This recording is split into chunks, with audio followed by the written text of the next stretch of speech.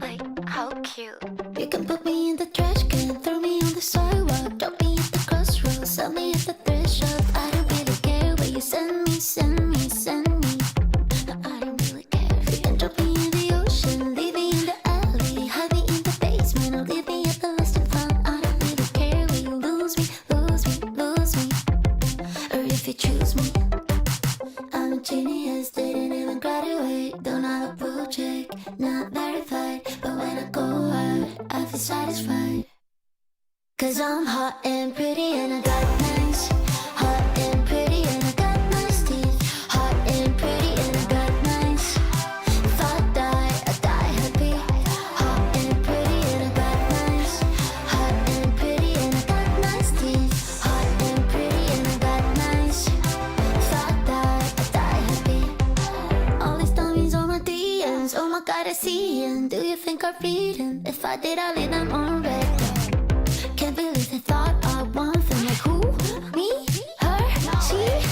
I don't really care if they hate me now. I'm on my way out, but you're way out my league. Cause I'm hot and pretty and I got nice. Hot and pretty and I got nice teeth. Hot and pretty and I got nice. If I die happy. Hot and pretty and I got nice. Hot and pretty and I got nice teeth. Hot and pretty and I got nice. If I die happy, happy. On the coffee you spilled, the text you never sent. Play this full of feelings where you never listen to the outfit that you loved, but your ex couldn't bear. Yeah. On the top you never closed, maybe your shirt, joke that went too far, crush you never named, lipstick on your mirror, staring at your face. Hot and pretty and I got nice. Hot and pretty and I got nice teeth. Hot and pretty and I got nice. If I die happy. Hot and pretty and I got nice. Hot and pretty and I got nice teeth. Hot and pretty and I got nice. If I die happy, happy.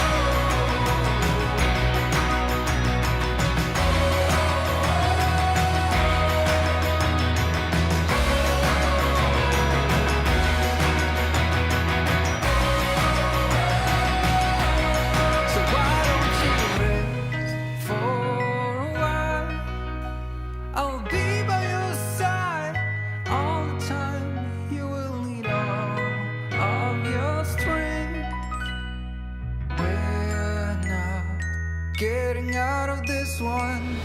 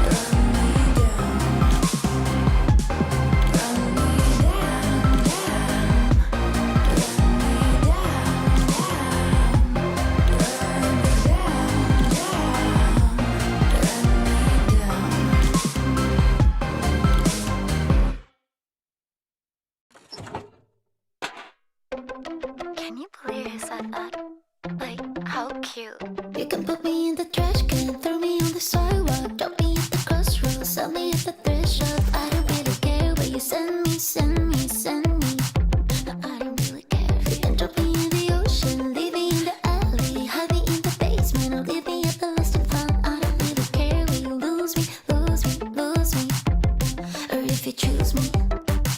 I'm a genius, didn't even graduate. Don't have a blue check, not verified. But when I go out, I feel satisfied. Cause I'm hot and pretty and I got nice. Hot and pretty and I got nice teeth. Hot and pretty and I got nice. If I die happy. Hot and pretty and I got nice. Hot and pretty and I got nice teeth. Hot and pretty and I got nice. If I die happy. All these dummies on my DMs. Oh my god, I see them. Do you think I'd read them? If I did, I'd leave them on red. Can't believe they thought I want them. Like who? Me? Her? She? I don't really care if they hate me now. I'm on my way out, but you're way out my league. Cause I'm hot and pretty and I got nice. Hot and pretty and I got nice teeth. Hot and pretty and I got nice. If I die happy. Hot and pretty and I got nice. Hot and pretty and I got nice teeth. Hot and pretty and I got nice. If I die happy, happy. On the coffee you spilled, the text you never sent. Play this fool, feel this where you never listen to the outfit that you loved, but your ex couldn't bear. Yeah. On the top you never closed, maybe overshared. Joke that went too far, crush you never named. Lipstick on your mirror, staring at your face. Hot and pretty and I got nice. Hot and pretty and I got nice teeth. Hot and pretty and I got nice. If I die happy. Hot and pretty and I got nice. Hot and pretty and I got nice teeth. Hot and pretty and I got nice. If I die happy, happy.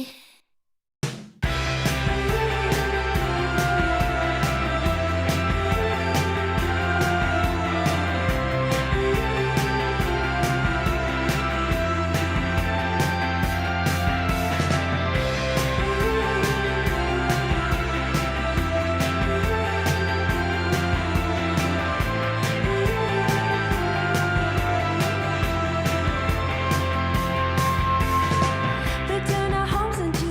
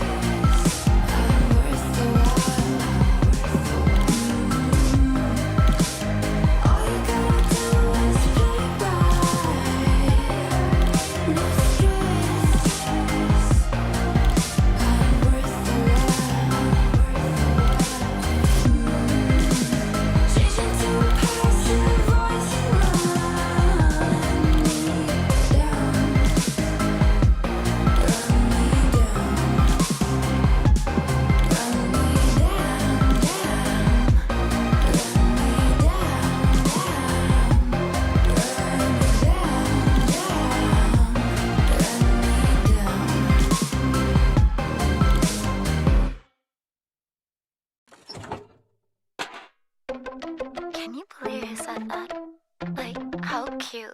You can put me in the trash can, throw me on the sidewalk, drop me at the crossroads, sell me at the thrift shop. I don't really care where you send me, send me, send me. No, I don't really care. You can drop me in the ocean, leave me in the alley, hide me in the basement, or leave me at the lost and found. I don't really care where you lose me, lose me, lose me, or if you choose me. I'm a genius, didn't even graduate, don't have a blue check, not verified, but when I go out, I feel satisfied. Cause I'm hot and pretty and I got nice.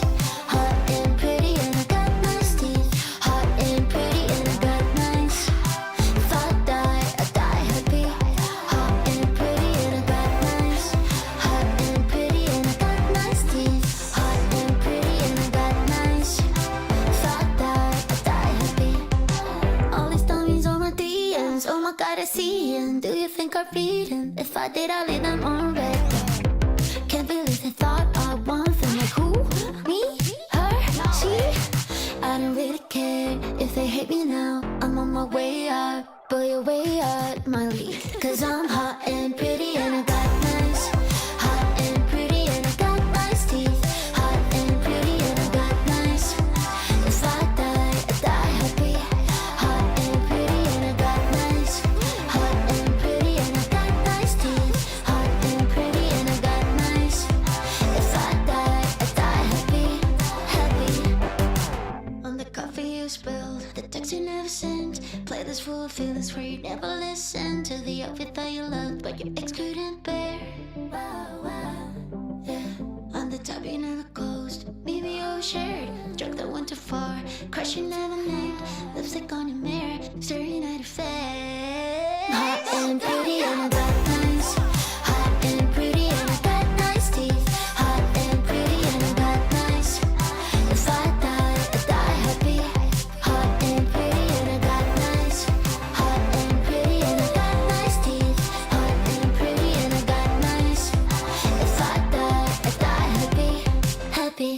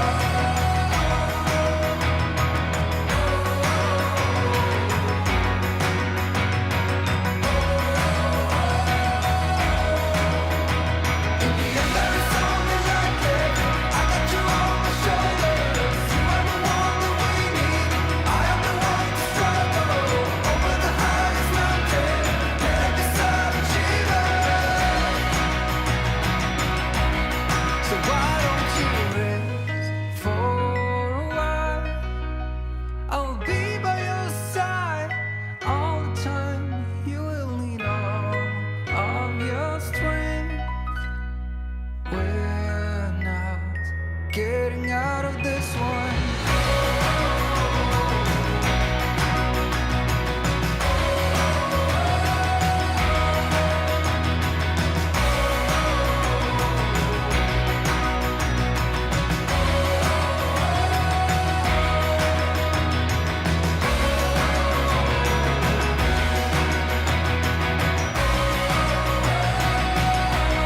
So why don't you rest for a while?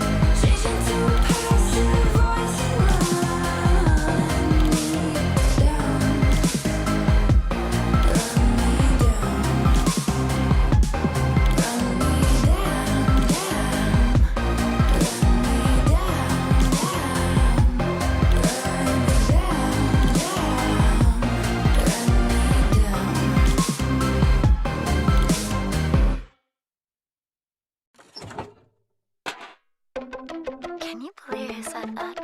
Like, how cute.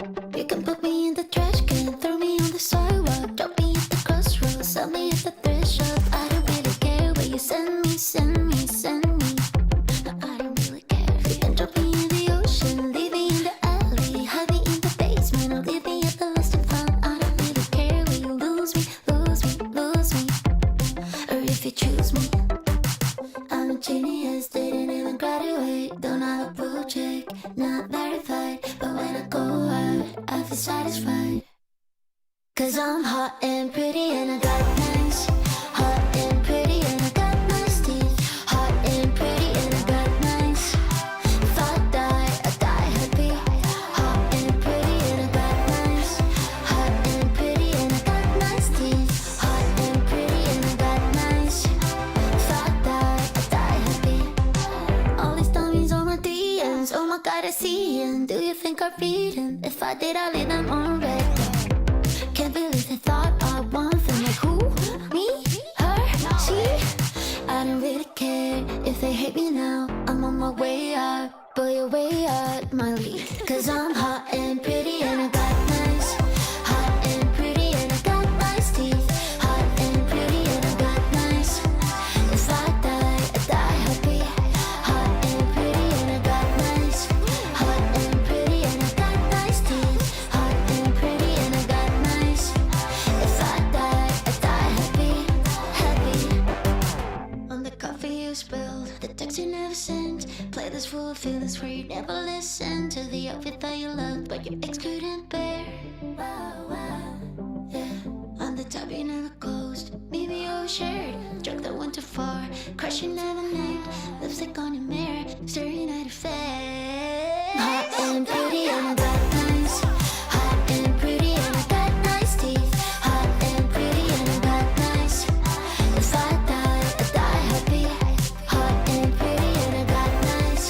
Hot and pretty and I got nice teeth. Hot and pretty and I got nice. If I die happy, happy.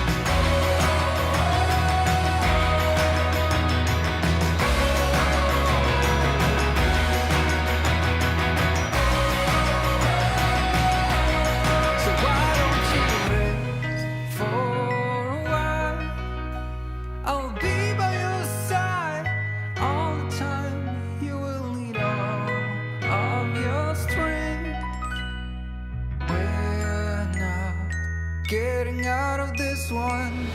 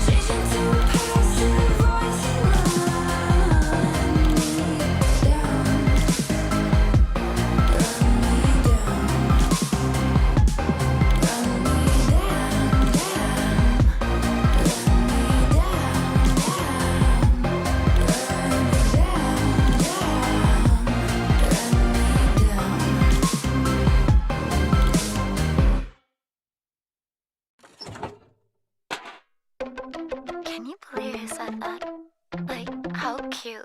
You can put me in the trash can, throw me on the sidewalk, drop me at the crossroads, sell me at the thrift shop. I don't really care where you send me, send me.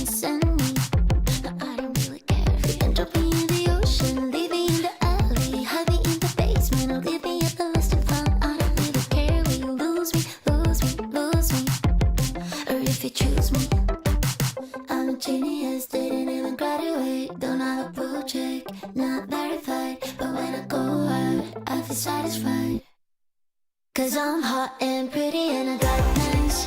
Hot and pretty and I got nice teeth. Hot and pretty and I got nice. If I die happy. Hot and pretty and I got nice.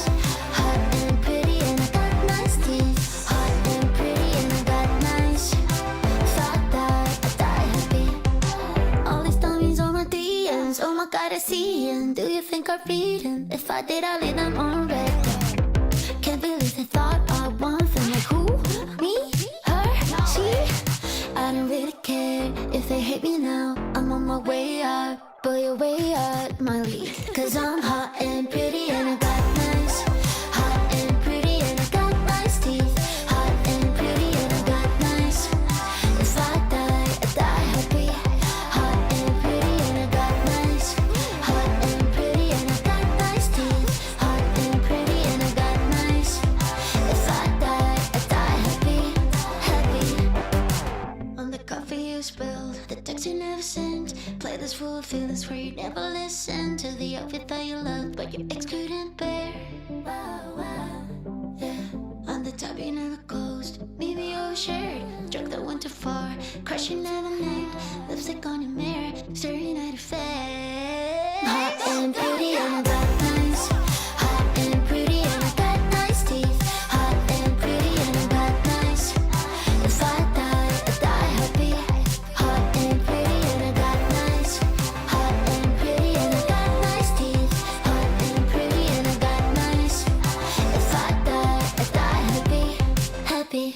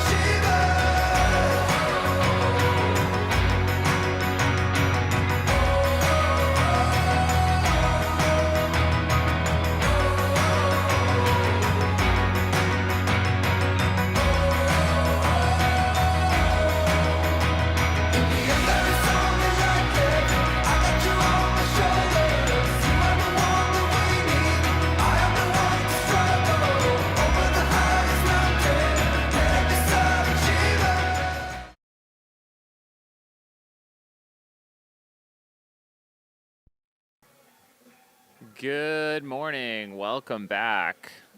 This is Jamil Curry here. We're coming to you live from across the years. We are here with our last person standing.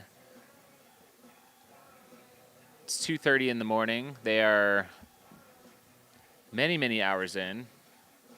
And I'm going to be bringing you guys some coverage here as we have down to our 3 final runners in this year's ATY Last Person Standing.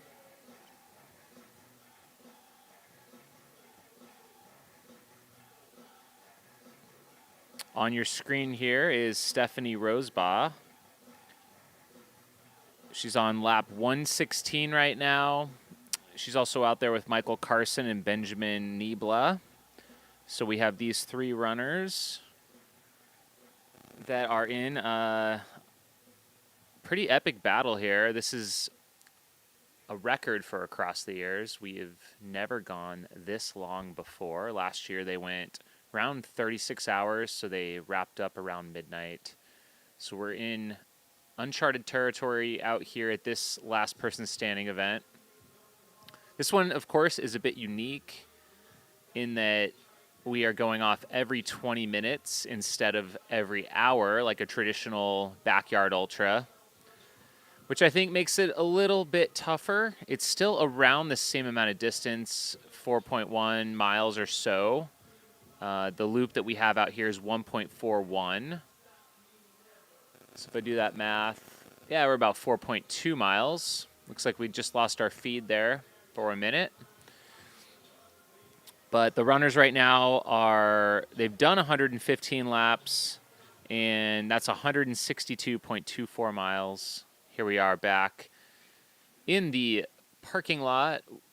We've got RVs and some campers on both sides of this stretch of the course. And she is approaching the stadium ballpark here in Peoria, Arizona. She'll be entering the main concourse where we are live broadcasting from here in just a minute. So these sorts of mileages are not unheard of for a traditional backyard ultra that goes once every hour, but like I was saying, this one has a little bit less room for error.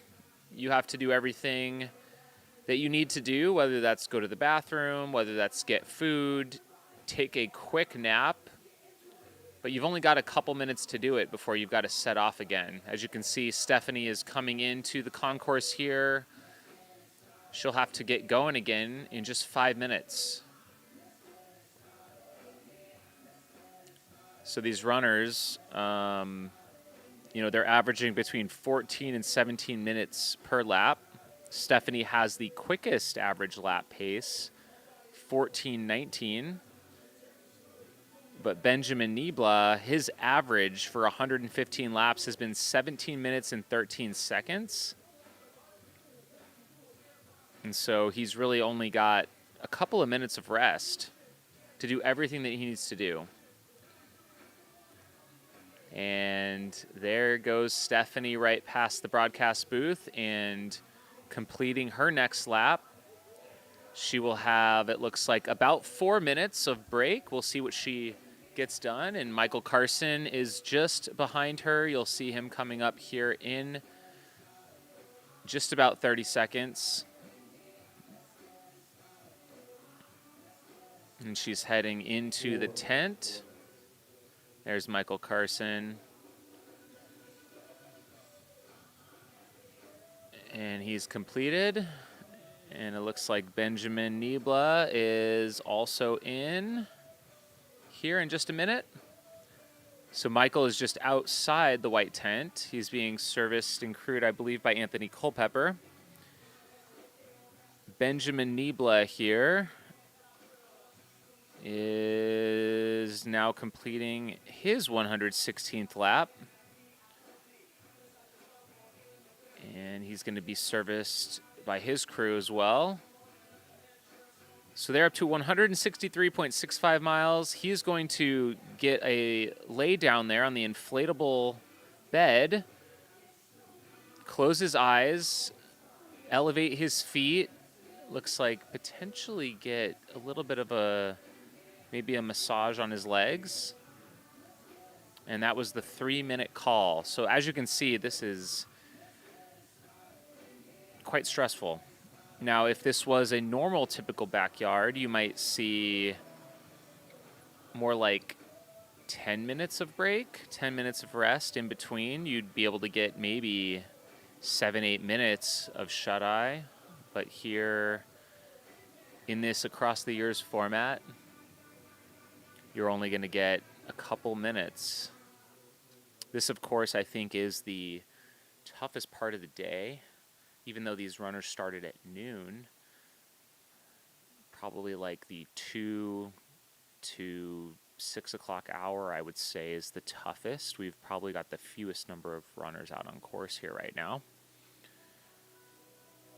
And they are just fighting sleepiness, the relentlessness of all of this sort of a deal.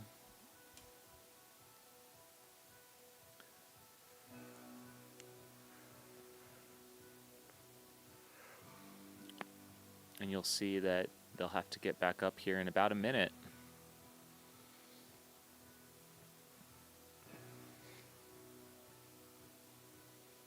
Stephanie also laying down in that recliner chair, getting her legs worked on a little bit as well.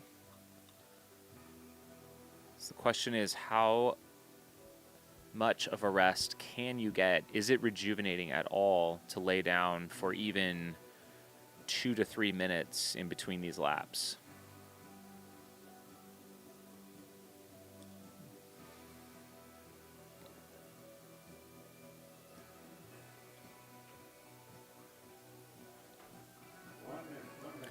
That was the 1-minute call. We just heard it. All 3 runners, I believe, will get back up. And don't forget, we have got a lot of other races going on. That was one of our 100-mile runners that just went past. Got the 6-day runners out here as well. All right, Benjamin's up. We've got less than 30 seconds. Stephanie's still taking every second she can get.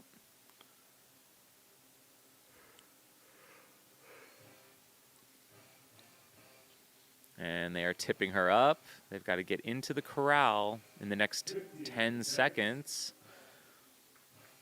And let's see, we've got 1, we got 2, and we got 3.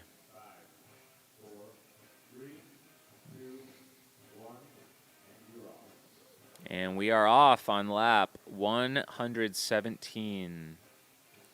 All 3, and they are off and running.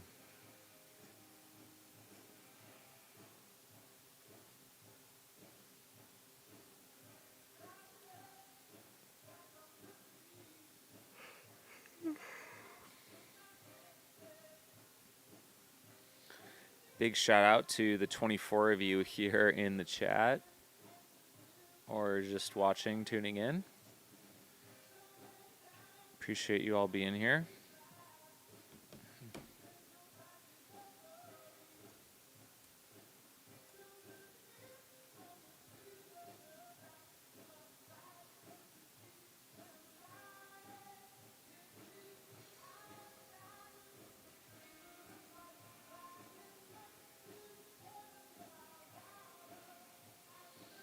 It's a pretty pleasant night out here. It's 59 degrees out here in Peoria.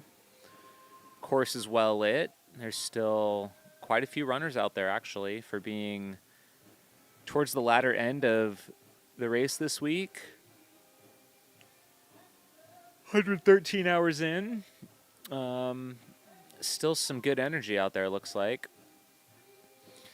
When I see 113 hours on the clock, I think, wow, that's getting towards the latter stages of the Cocodona 250, actually, with the 125-hour cutoff.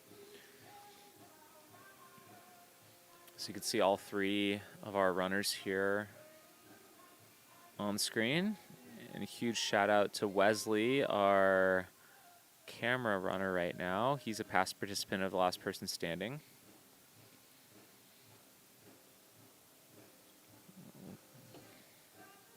This is really the time when you do want that that runner cam, because it is pretty exciting right now.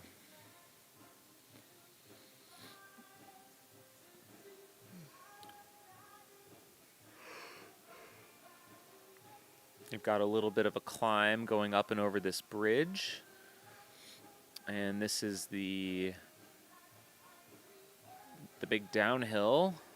Probably one of the most challenging parts of the course for most people, especially if you're out here for 6 days. You've got pretty steep descent. Got a couple really sharp corners here they're going to have to navigate. Definitely helps keep things interesting out there. So coming through this section, we've got our aid station village, the main blue tent's where all of our food is. Then the white tent just past it is our mess hall. We've got the live stream playing in there. And it's a great gathering spot. Got a heater in there. You can kind of get in out of the cold for a few minutes while you're eating your dinner or your breakfast. Zach Mayfield in the chat. What is up, Zach? We miss you out here, buddy. Maybe next year.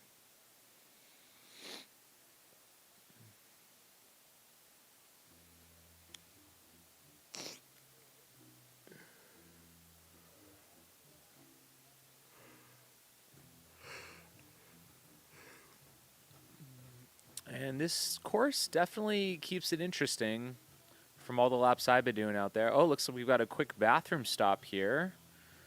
So that is one of the things that you might have to do if you're in the last person standing. You might need to take a quick restroom break.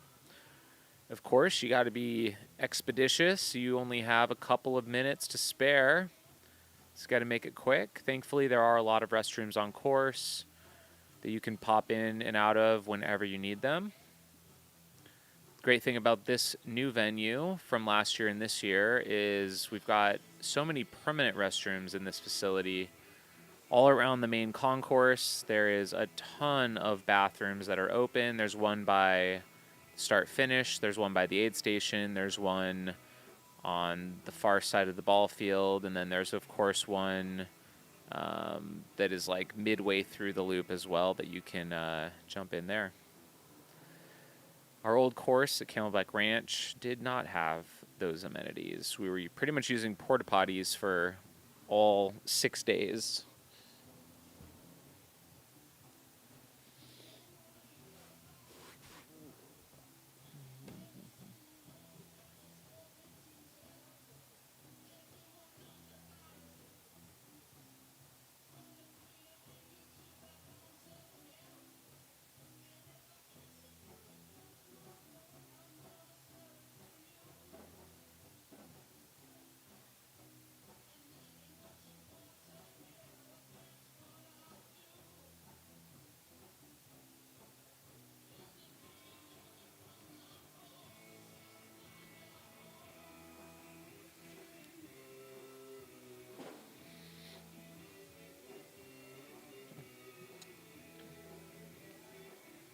For just tuning in,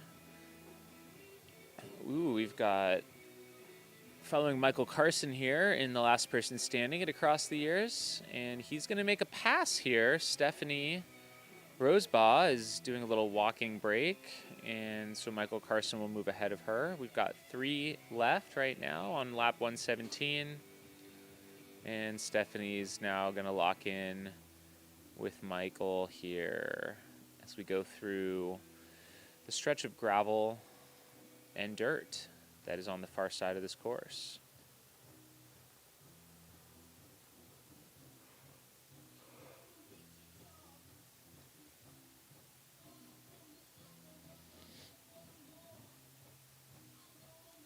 We've got 24 of you watching. If you are, give us a sign of life. Let us know where you're tuning in from this morning, if you're in the United States or maybe you're elsewhere around the world. Appreciate you being here, joining us. We want to thank Mount to Coast for helping to sponsor Across the Years. They've been great partners for this one. If If you haven't tried their shoes out, highly recommend checking out the H1. I think it's actually one of the most perfect shoes for this course, as we do have a perfect hybrid course out here at Peoria Sports Complex. We've got a mix of gravel, dirt, asphalt, concrete, pretty much all the surfaces here. It's a pretty good option.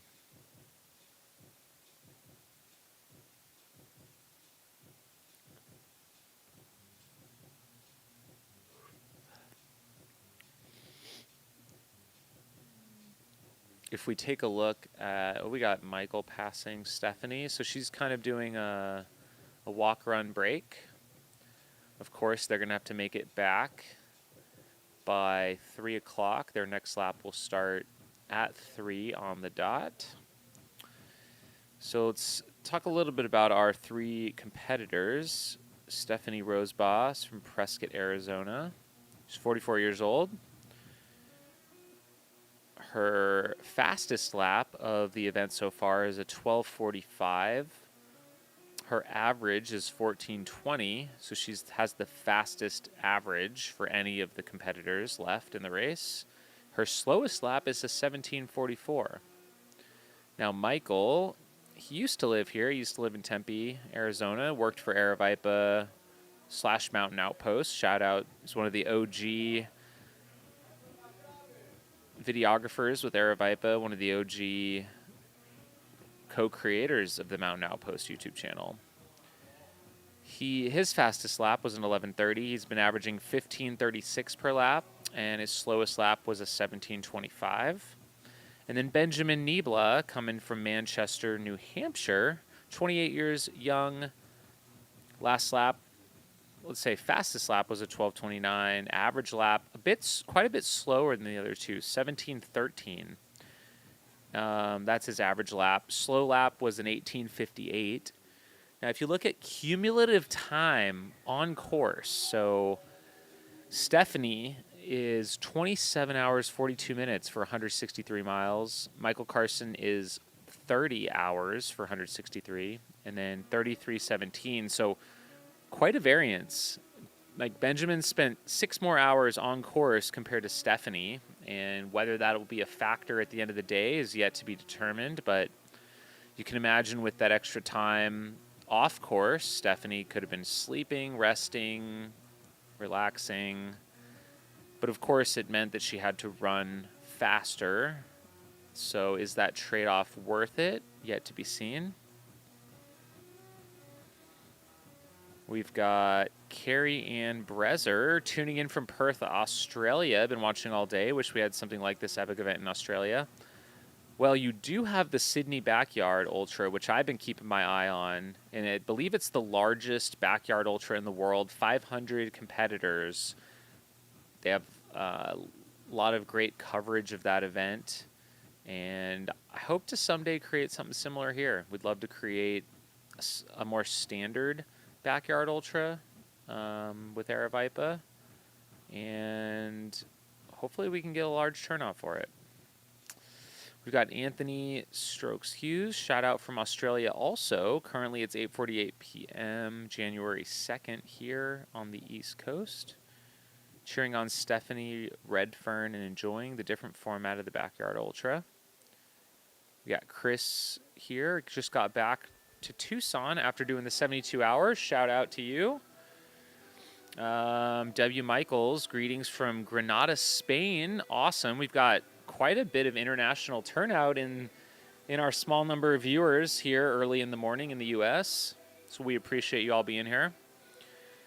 We got Chris saying ATY is a great event. I strongly recommend you go next year if you never have. And it's great. It's a long-standing tradition. It's really how I got my start in the ultra world. Such a great, approachable event for really all runners. Like, everyone can find something here, of all ages, of all abilities. You can come out and do a 6-hour. You can do a marathon. You can go for 6 days, do a 100 or 200 miler in a controlled environment. Low pressure. It's great. Good time. And you can do a last person standing. So straight ahead of Michael, we were talking about this earlier, but that is one of the other restrooms. So inside that building, there are men's and women's restrooms right on course, in addition to the porta johns that you can access a little more conveniently. But you can wash your hands, wash your face inside the real bathrooms, which is a huge amenity here at Peoria Sports Complex compared to what we had at Camelback Ranch. Camelback Ranch had one bathroom that was kind of like in the middle of the course, a little bit off the beaten path. But that was really the only place you could wash up. Was not super convenient. So we're definitely grateful to be this new venue.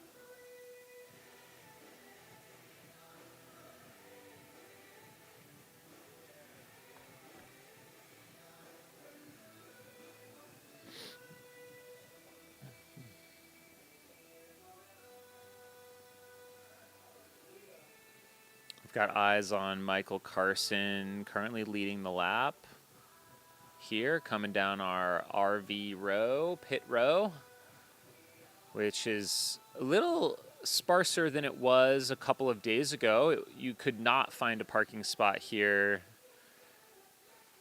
on the 31st, but now it's opened up just a little bit more, but there's still plenty of people out here. Of course, this is our second to last night for this year's Across the Years. We've got one more full night tomorrow night before we wrap things up on January 3rd for another outstanding edition of Across the Years. Honestly, it's been some of the best weather we've probably had. Not super hot. And pretty mild at night, 60 degrees right now.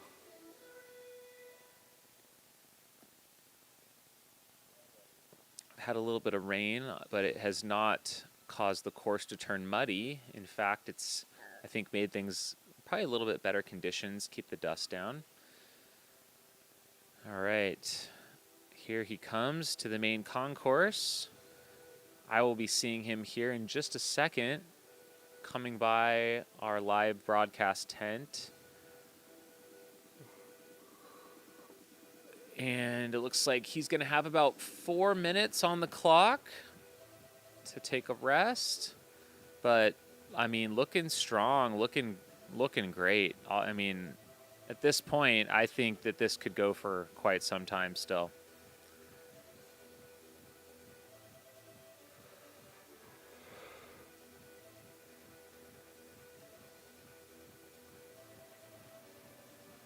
And we got to shout out Wesley, our camera operator. He is getting some solid mileage in right now.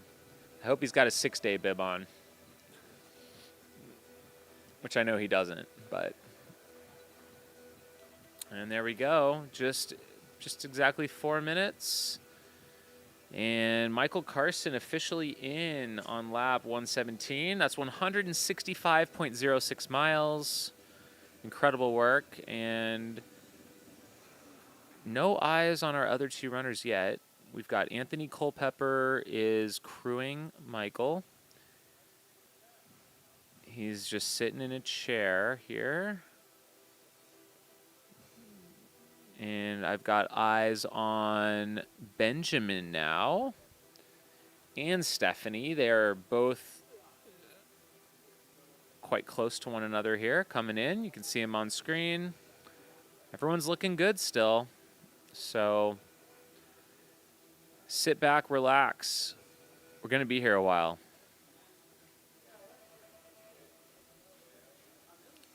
Stephanie walking this one in. It's tough to say what's going through their heads right now. You never know you could be looking strong but mentally broken. We'll see.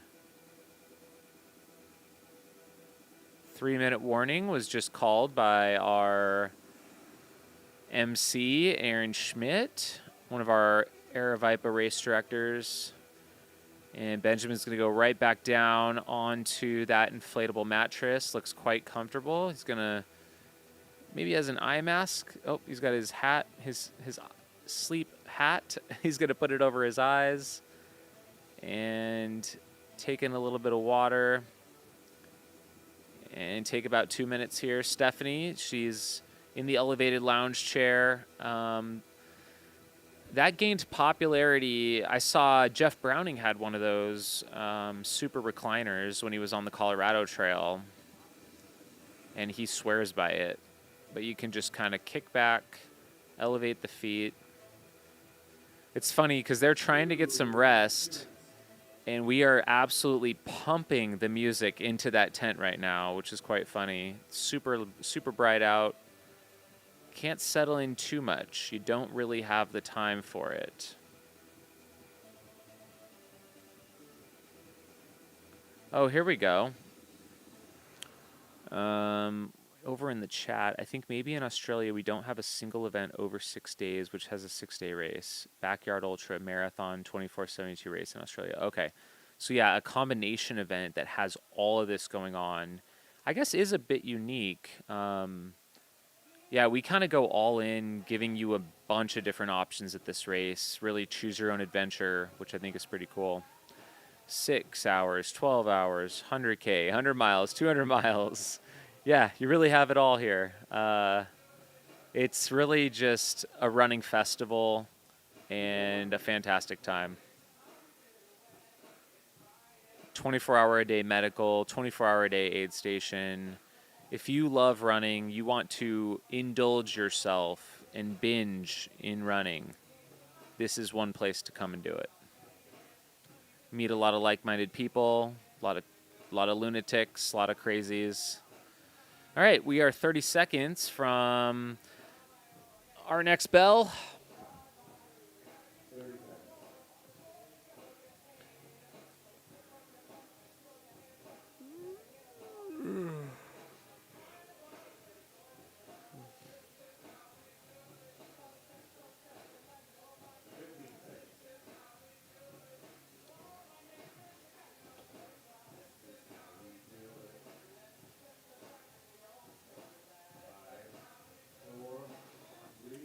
And we got all three in the corral.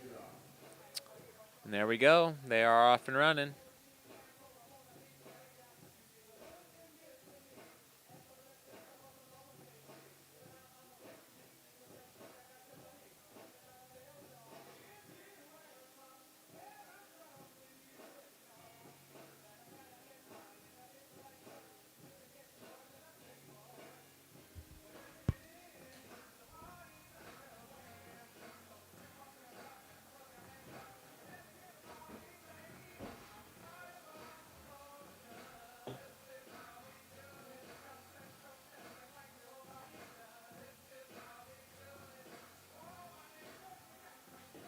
Going to the couch, a little more comfortable.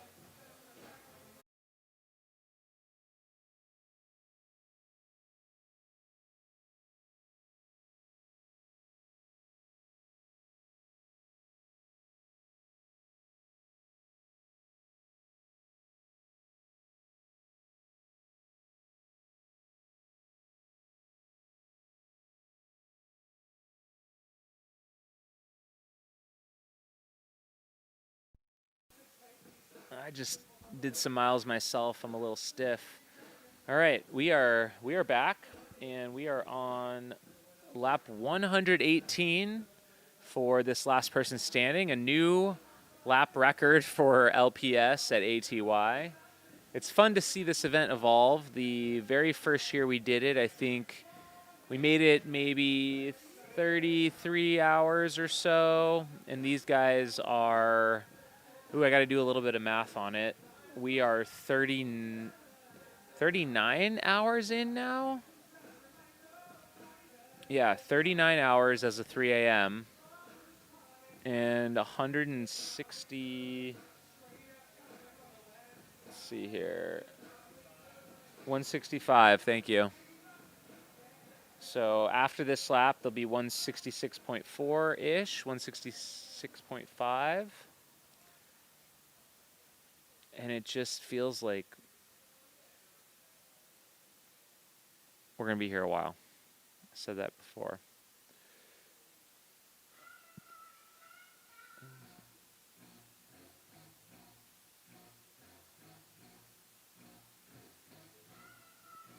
If you are interested in Across the Years next year, we are probably going to open up registration here in the next day or two. We want to get it opened up, get some good momentum going for next year. It's been a little bit of an adjustment to the new venue. We were at the previous venue, Camelback Ranch, which is another spring training grounds. This one, of course, is part of the this is the San Diego Padres and Seattle Mariners, part of the Cactus League for Major League Baseball. Spring training is split between Arizona and Florida. And we were previously at Camelback Ranch, which is probably only about 15-minute drive from here, a little bit south off the 101 freeway. Really not that far away at all. They are home of the Dodgers and White Sox, and we were there for well over a decade, I think like 12 years maybe. We really grew up with them over the years. We had it quite dialed, but had a curveball thrown at us going into last year's race. They have one of those holiday light shows you can bring your family to, and they booted us out, so we got connected in with quite a few other ballparks. We toured one in Surprise, one in Mesa, one in Scottsdale. Yeah, we kind of looked at most of them, and Peoria, I think, had one of the best options for us. And I mean, the biggest thing is that they were receptive to hosting us. They wanted us here, which makes a huge difference. And so here we are. And I think last year was, again, a bit of a learning curve for us, getting used to the new venue. We've already made quite a number of changes this year with a few of the layout pieces. I think the biggest one of note is the aid station location. Used to be right across from the start finish, right by the live stream tent, and now it's been moved. But I'm kind of digging it. It'll be interesting to hear the feedback from our staff and from the runners. But I think it's kind of nice that you come right down that ramp. It gives something else going on there. It gives a ton of good energy over there. Helps break it up a little bit. And what I've heard is people are actually getting bonus laps or extra mileage because they have to go get the food. And by the time you get the food, you're already part of the way through a lap. So you might as well just keep going, get another lap done. These lights, I believe, are a new addition this year. It's kind of a fun light tunnel. And here you go. We got Michael and Stephanie neck and neck here on this lap. Still surprised how good they look, how strong they are running right now. Like, you could not tell that they are 165 miles in to a run here in 2026.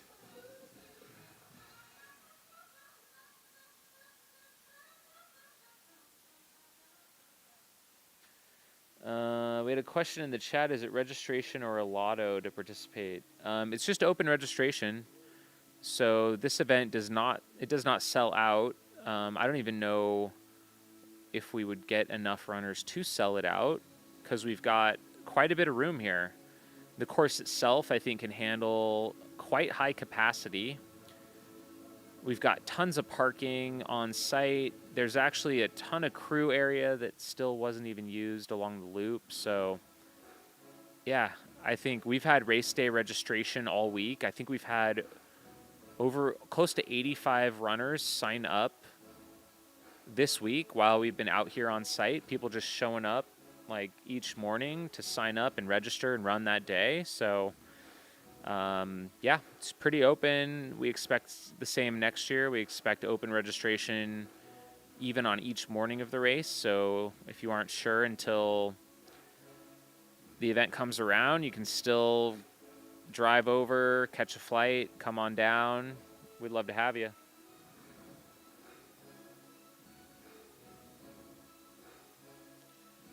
Sounds like we got some feedback here in the chat. The course changes were so nice. Enjoyed the new location for the aid station. So, yeah, it's always kind of interesting. You know, a couple of these things were outside of our control, moving venues and also moving the aid station completely outside of our control. But there's always a silver lining, and sometimes you end up with something better that you didn't expect. Man, I'm just loving that we have these views. I'm super grateful for Wesley being out there right now. And Connor's phone. Shout out to Connor, producer. He's lending his phone to the cause.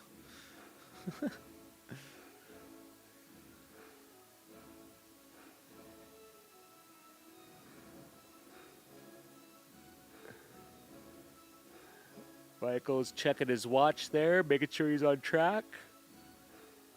The thing that's fun about this short of a loop, and after you've done this many of them, is what I've found when I participated in this event before. You start to pick certain landmarks on the loop that you can keep track of how you're doing. So, you know, when he's checking his watch there, he might know, okay, this is a third of the way through, or this is halfway through. Oh, I need to be here at this time, like 5 or 8 or 10 minutes in, so that I know I'm going to get back around with enough time to do what I need to do in the inner loophole. Need to rest, need to get fueled up, all those good things. All right, shout out. We got 34 people in the chat now. Of course, I guess it is about 5 in the morning over on the East Coast. So if those of you from the East Coast are tuning in, welcome. You're starting your day with us. We're still kind of in the middle of the night.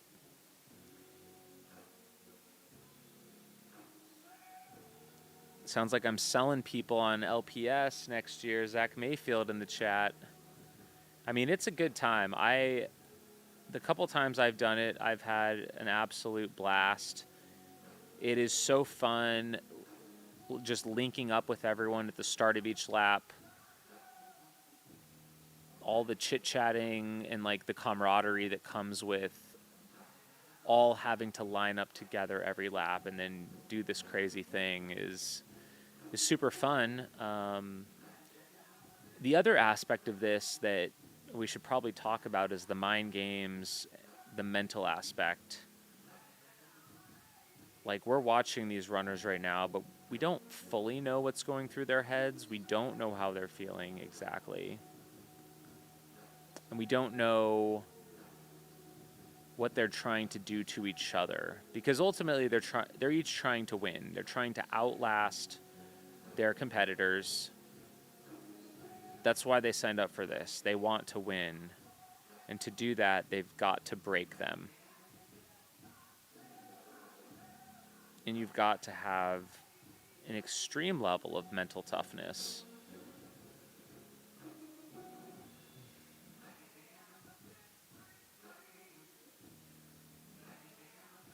It's awesome. We've got just such great feedback in the chat here, too, saying that it's a great venue, easy access.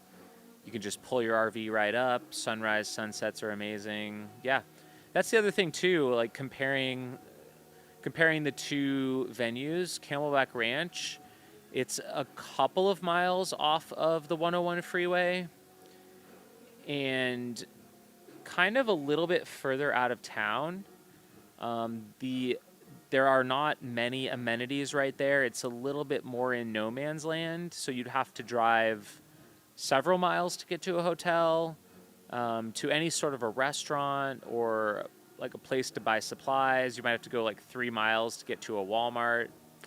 Here in Peoria, we're actually in P83. It's Peoria's entertainment district.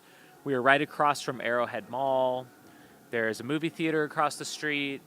There's restaurants within eyesight of the course. There's hotels like just a block away. The parking lot is incredibly easy to access right in the front of the venue. So many great things for runners experience, not just at the race, but surrounding the event. You know, if you want to kind of fly in, catch an Uber to a hotel, you can just walk over. You don't even need to rent a car. Whereas Camelback Ranch is definitely a bit more challenging. If you did want to stay in a hotel, you'd have to rent a car, drive to it. Not quite as convenient.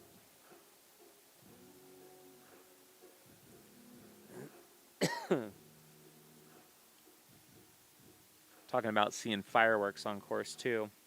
But that is the nice thing, I think. We were just talking about Laz and the other backyard ultras. Like, I think those are pretty fun to watch, especially with the type of coverage that I've seen at some of these races. You kind of remember to tune in each hour. Maybe you pull up the live stream with a couple minutes to go or as it's going off. But really, there's not a lot going on in between. I love having the follow cam on course. But then having the lineups like every 20 minutes, I think just makes it that much more spectator friendly and engaging, because we basically have more chances for drama, more chances to kind of group up and have people running with each other a lot more than, say, the one that starts every hour.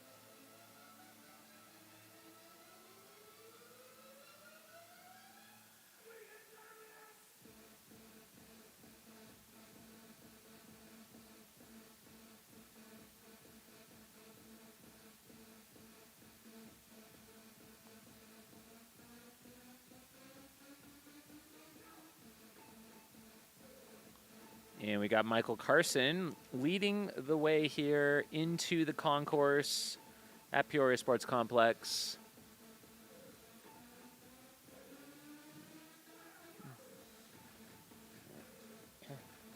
We got a question here about car camping.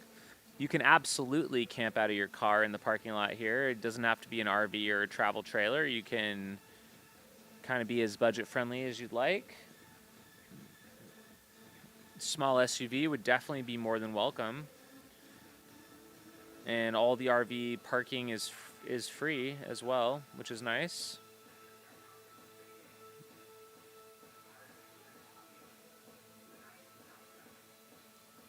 And here he comes. He's past the live stream tent, coming into the finish line.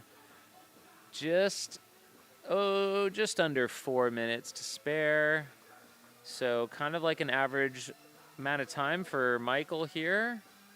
He's coming through, and right behind him we've got, looks like Benjamin coming up next.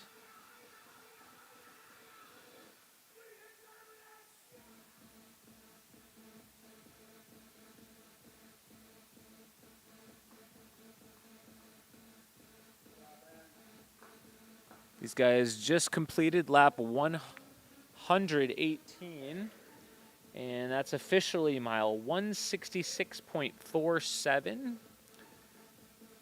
No sign of Stephanie yet. Benjamin is on the mattress, feet kicked up. Speaking of that, I'm about to do the same myself.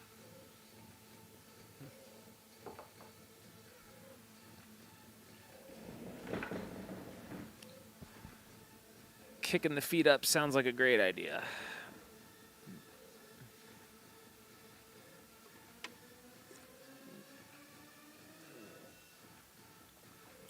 All right, so we have our two men are in. Stephanie is not yet. We are still awaiting her arrival.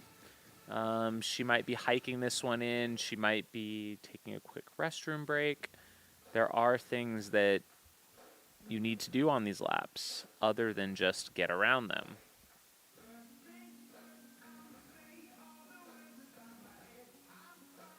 Looks like we got 2 minutes to go. And Stephanie is jogging past the live stream tent now. You can see on screen that far side, you got the Mountain Outpost tent and that big white tent under the Samuel Adams advertisement. That's where we're broadcasting from. Got a great vantage point. And she is in. See what happens here.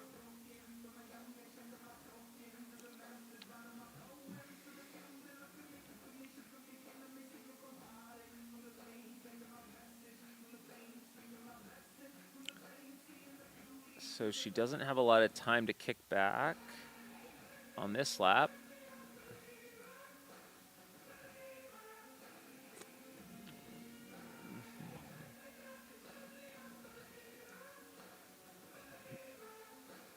They all look tired, but still strong.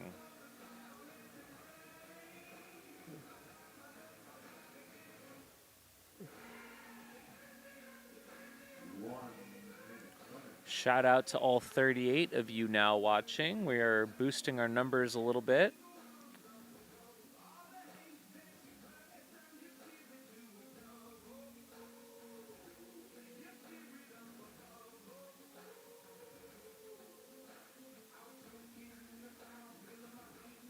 All right, we've got 30 seconds to start our next lap. 30 seconds. Lap 119.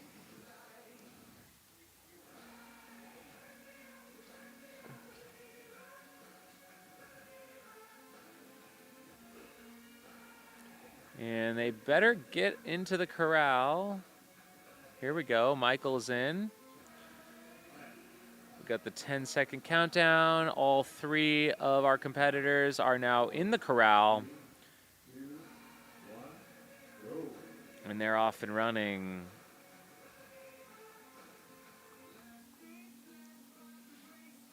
Okay, here we go. Lap 119.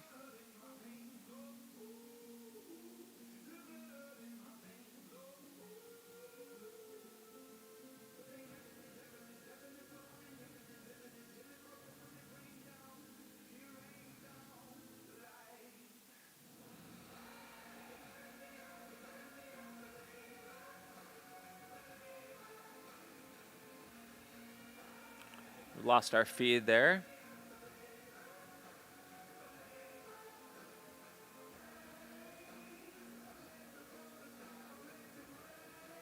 And we are back.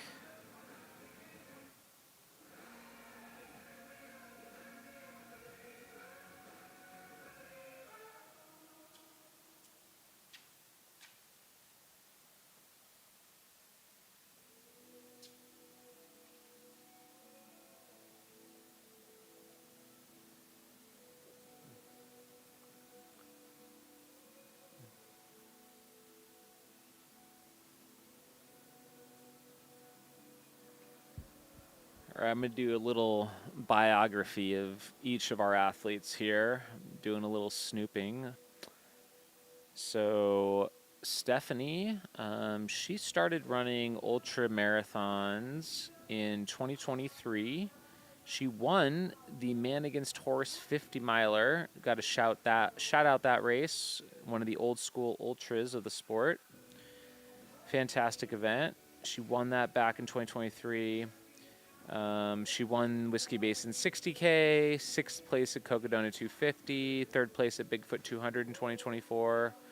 She won Saddles 100. She was third overall at Across the Year's Last Person Standing last year with 142 miles. She was fourth at the Tahoe 200 this year, first at Jackrabbit Jubilee 12-hour, and then most recently was fifth overall at Babbitt's Backyard Ultra. She went 158 miles there. So definitely no stranger to this sort of a thing, both last person standing events and long multi-day ultras, having experience at Cocodona where she was out there for 84 hours. Tahoe, she's out there for 70 hours. Bigfoot, she's out there for 61 hours. So we're only 39 hours in right now. So you can imagine that, you know, this is not at her limit right here, right now.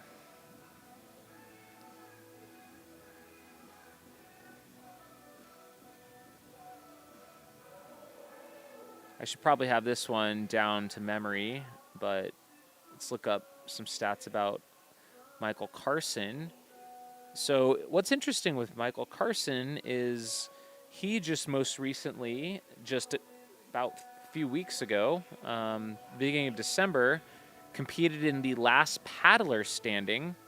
So this is a similar event, except instead of running or being on foot, you're actually doing a stand-up paddleboard on a lake in Florida. And they do a loop in the bay there, similar type of format, but he went, looks like 153 miles as part of that event. Looks like he was sixth overall. This summer, he did Vol State, which is the 500K road race across Tennessee. He was second place, third overall, 5 days, 7 hours, 9 minutes.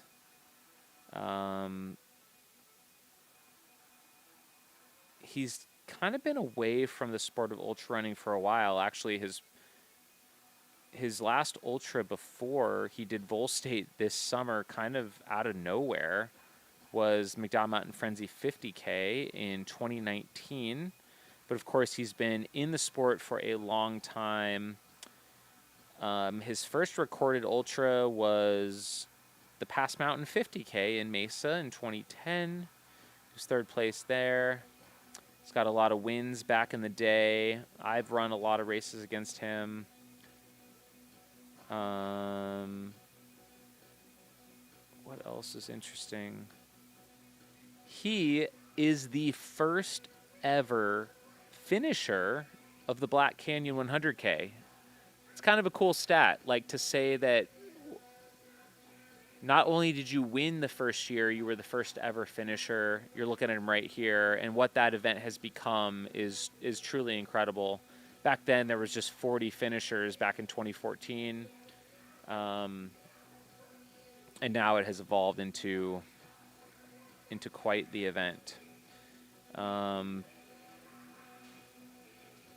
So yeah, Michael Carson, experienced veteran of the sport. He signed up for last annual Heart of the South 350 miler next summer, but he is here today, 39 hours into last person standing here at ATY. And again, also no stranger to multi-day, no stranger to suffering, no stranger to this type of surface. It's really in his wheelhouse, and I mean, he's looking good right now.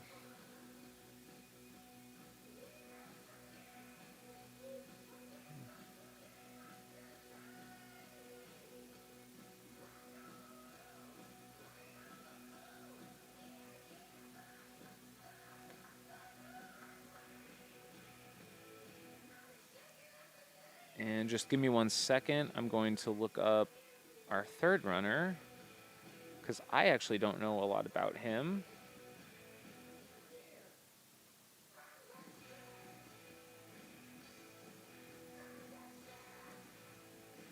Benjamin Niebla, 28 years old, from New Hampshire.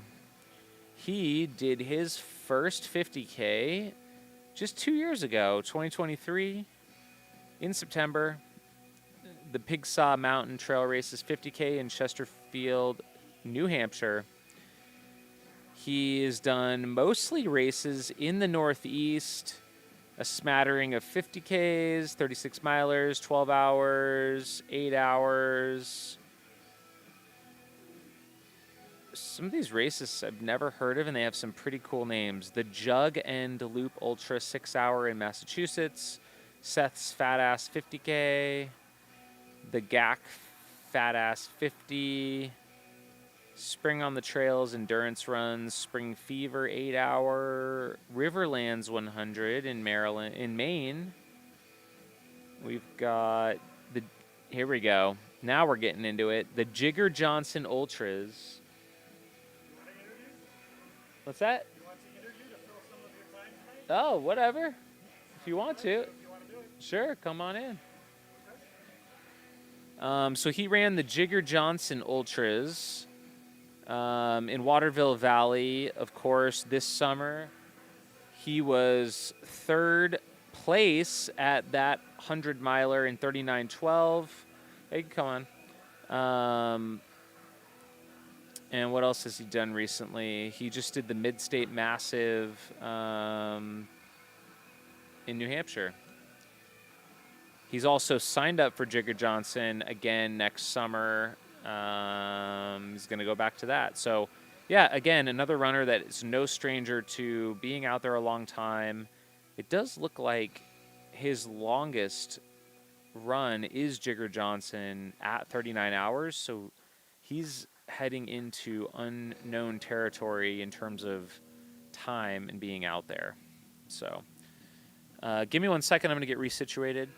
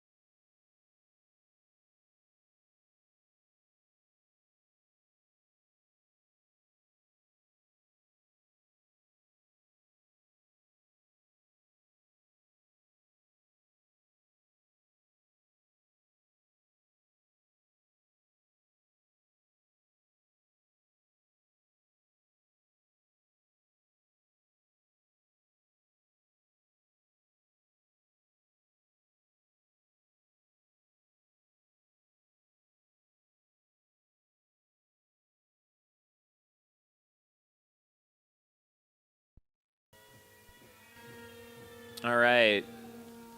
If you are tuning in, we appreciate you being here. We've got 30 people, looks like now.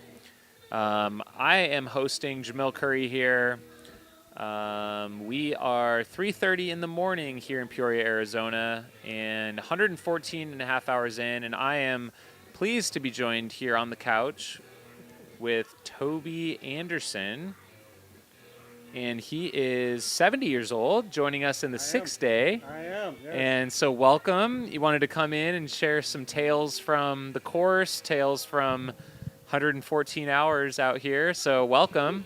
Thank you. Hopefully, do I need Go to ahead keep and talk close? into the mic, All right. yeah. Well, thanks for doing it on impromptu. I try Yeah. to live life with no regrets. Love I it. said, oh, I want to talk to Jamil. Nice. And I talked to you and saw your son running the course, several loops. I'm just so impressed. It's in the genes. It's in the blood. Yeah. He is fast. Yeah. Yeah, it's cool. I really do not try and pressure him at all. Running's my thing, and if he wants that to be his thing, that's cool. If not, that's cool too. But he did 31 miles, 32 miles when he was 6, so 3 years my ago. Gosh. But then he didn't come last year or the year before.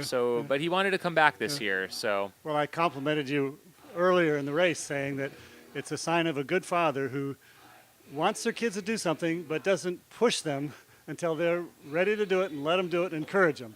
that's right. So You're a good dad. I can Thanks, appreciate it. Yeah, but he'll. I think he's coming back tomorrow or later today to get his 50 miles in, tell. which is Good. pretty cool. That's good. He's excited about it. Yeah. Yeah.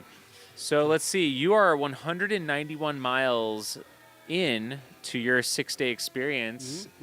Tell us about your race or your history. Why are you Sure. out here? Where do you want to start? That's a lot of territory. I guess one thing would be that your listeners might appreciate is I've developed a term called dreamers and doers. And besides relationships, like being a good dad, which is obviously the most important thing, dreamers and doers is a phrase that, if most people don't even dream of the possibilities in life, like doing across the years for 6 days. It's just not even in their brain set. And then many who dream it, they never have the dedication or whatever it takes to actually do it. And on this course today, I met a lot of dreamers and doers, and it's very exciting to see people that have a passion for something and then go out and make it happen. And they're just happier people. It's tough, Yeah. but that's okay too. So, Yeah, I mean, the people that are out here at 3 a.m. doing laps, they're doers, that's for sure. That's right. And it's like my philosophy I developed in the last several nights is if I'm awake, I'm moving. And I don't sleep so much. I don't sleep very much. And so I just get up and go. But so, yeah, one thing I wanted to share is everyone has a story of how they got here. And I love to talk to people on the trail about what their story is.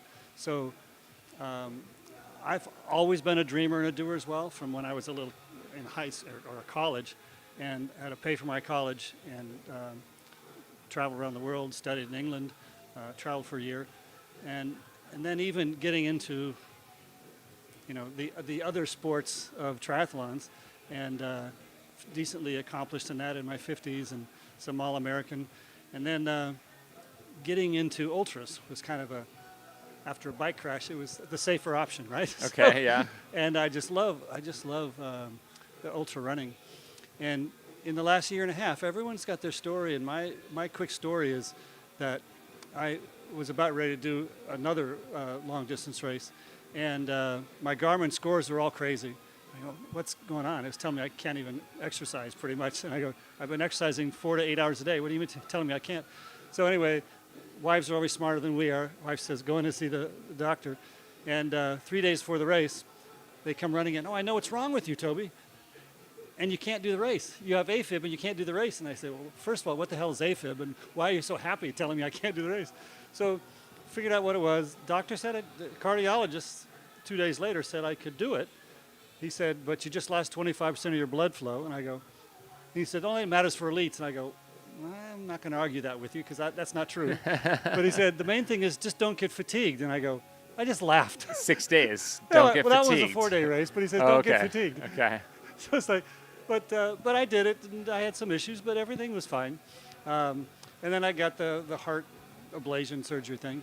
And then I broke my back.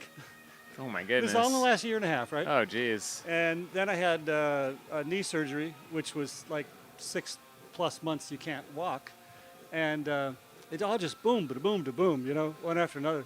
But and then I said, well, I'm going to go do the Camino within 2 months after or so, having my knee put back together. And so I hiked 550 miles of that. So that's perfect training for your race. That's right. So, a month later or so, I came here to do this. And so that's enough about me on that. But the race here, as I said the other day to you, it's an amazing facility. You have an amazing crew. I don't know how you did it, but every crew member I've met, they love being here. They're excited about helping us. They're doing whatever they can to help us, and at everything that happens. And you do it personally. I suggested one thing that I thought could improve because I was trying to think of something I could suggest to you, and I thought of something, and man, by the next lap, you'd already had it happen. And I go, how did you do that? I so don't even fast? think it's funny because I don't even think I told anyone. Was it the trash can Yeah, idea? yeah. I think I came around and it was just there and I Oh. hadn't even told anyone yet. See? So someone else had That's heard a it. sign of a good crew, right? It was good pretty people. great. You're Yeah. getting the right people in here. Yeah. And it's just wonderful. Yeah. And the spirit of the people here is pretty amazing as well. It's somewhat like the Camino, where you get to know people, and it's kind of like Yes. what's on the Camino stays in the Camino. Sort of with this race Yeah. as well. You talk to people about their life, and it's there's some very interesting stories and very fascinating people out there. Yeah. It's not just about pain and suffering. It's Yeah. at all. You know, it's about people. Well, and there's people who have been coming to this event and doing events like this that kind of do the circuit for decades Oh, together, yeah. you know, Oh, which is amazing. I won't tell you which grandfather of your community I said this to, but I went up to him and complimented him that he was the ultra running community. I said, everyone knows you, everyone looks up to you, everyone respects you. And he started crying Wow. and thanked me for those words. And it was like, whoa, it meant a lot to him. And I've tried to go up and talk to a number of people. The Jester, of course. Yeah. You know, he's become a good, I don't know what you call it, friend on the trail. I don't Yeah. know. But we have a lot of similar goals and things to do and what we want to do in our life. So I'm going to help him however I can. But he's just a wonderful soul. You Yeah. know? And the reasons why he dresses up like that, I think is wonderful. So it comes from a good heart. Yeah. You know, so it's a good community here. Nice. Thanks for helping making it happen. Yeah, of course. So, Yeah, I mean, I just fell in love with the sport and knew I wanted to do it. Yeah, So here we yeah, are. We're yeah. still doing it 20 years Yeah. later. yeah, and I'm impressed. I don't know that much about how you turned your racing business into such a larger business as you're doing it. And sometime off air, I'd love to hear about that. Yeah. But I think what you've done is amazing. And you're the kind of person you need doing that, not, I don't know, some investment bankers doing it, you know, somebody who lives it, the sport. Yeah. Yeah, it's a unique thing for sure, but it's just always just followed the passion, you know? Yeah. And- That's And I just like doing new things and pushing myself, and I think I'm always looking for the next thing. So Yeah, that's yeah. what keeps me going. And I know. then we end up with live streams and I think all it's kinds fantastic. of crazy stuff. I think it's fantastic. So it's a lot of fun. Yeah. So what's your setup like out here? How are you? Are you sleeping out here? Or you got an RV? Are you in a hotel? No, Or are you it's just kind of like floating around? I'm sleeping. I brought my tent. Nice. It's sort of like the Caminos where you sleep in the albergues, you know, the youth hostels, which I haven't done for 50 years. But I'm doing that same thing here, so I'm all set up. I met some other friends right next to us, so we're all camp buddies now, and it works great. You have a tent city. I love that name. Yeah, all Tent set City. up, so you can rent a tent. It's also the name of like a detention center out here, so maybe we need like a better name. Yeah, I don't maybe know. so. I don't Maybe think I was that's consulted on the name of That's probably the a good area. idea, you know. We could come up with something I a little think so. little flashier, I think maybe. so too. Give it kind of some appeal to it. But it is nice to have a whole bunch of tents set up so you don't have to bring your tent yourself. Yeah, It's yeah. a nice feature. Yeah. And then also renting the tables, Yeah. renting a cot, renting a sleeping bag. I mean, that's just wonderful. Yeah. And it's right on the race course, so you don't have to walk, you know, even 20 yards. You know, you Right. can walk 5 yards or. Well, yeah, you don't want to do bonus miles that don't not that count, way. right? Like Not that way. we all do enough bonus, just not running the perfect tangents already. You know, I've seen a lot of that. It's like, why are people going like that when they go like that? That doesn't make sense to me. They're They not- didn't- they They didn't didn't- do cross country in high school. they didn't do like road races or No, cross country they didn't. races. Yeah. So the setup is great, and I have to tease you too. I was thinking tonight, I just got back from a couple loops, and I'm in the tent trying to reset, right? And I'm thinking, oh, I'm hungry. It's 6:30. Damn that Jamil, he's gonna make me do another loop just to get my dinner. That's pretty smart. Keeps me moving. Well, that is something that's funny that I've heard a lot with us moving the aid station because Yeah, it was like right there Yeah, last year, and the facility made us move it. But it has had that little bonus of Yeah. like I think people are getting a little like extra laps in Yeah, because they I want to think go so, get too. food. I think so too. And then like once you get food, you might as well complete the Then lap out. That's right. You got Yeah. a little extra energy, and you're ready to go, and you got to finish. Because Yeah. I've heard dozens of people say that if I'm going to get food, I'm going to do another lap. If Yeah. I'm going to take a shower, I'm going to do another lap. Well, in here, I think when it was so close, and even at the old facility at Camelback Ranch, we were like, you know, within sight of the finish line. So I think people would almost like waste mileage. They would like finish Yeah. a lap, go back Yeah. to food. They would Yeah. go backwards. It's Yeah. I love the phrase, like everything you may want or need is ahead of you. So Yes, just keep yes, going yes. and get it, you know? They said that Don't at go the beginning of the race. backwards. Yeah. Just keep going forwards yep, and you'll yep. eventually get to what you Yep. need. I have a buddy who's, he says, forward is a pace.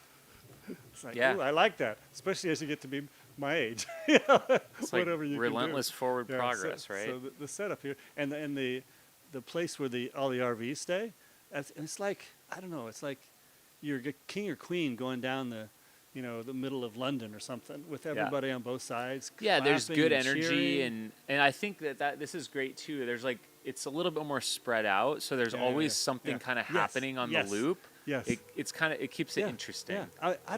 I didn't use any music or news or Yeah. in my ears at all because there's always people and people passing you passing people, and you get to know them, and you stick with them for a while. I walked probably an hour with Jeter the other night, and it's like the miles just floated away. I Totally. didn't even notice.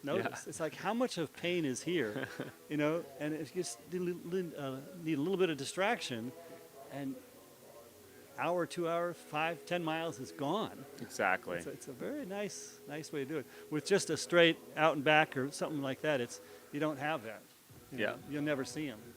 And seeing the last man standing there, Yeah. that is incredible to be a part of watching them every loop going around. Yeah. Well, it gives Ooh. like a whole new energy, I think, to the race course does. too, because you have the pack of people going around, Right, and right. it's Right, just every day at 9 o'clock, another pack Yeah. is coming. Well, and that too. Yeah. Yeah, There's yeah. fresh blood, but then the last person standing kind of Yeah. gives something to watch Yeah. and keep track of. And to see their personality and how their personality goes into their stride and their pace, and the ones that, that person's complaining. That person says to me they're suffering. They're not going to last. Yeah. You got to get out of that mindset. Oh, so much of last person standing is mental and the Well. mind games. I mean, everything's mental, but What do they say? 90% is mental, and the Yeah. other 10% is in your brain. yeah, right. Yeah, exactly. Yeah, it is. So the other great one is goes something. This isn't mine, but it said something like.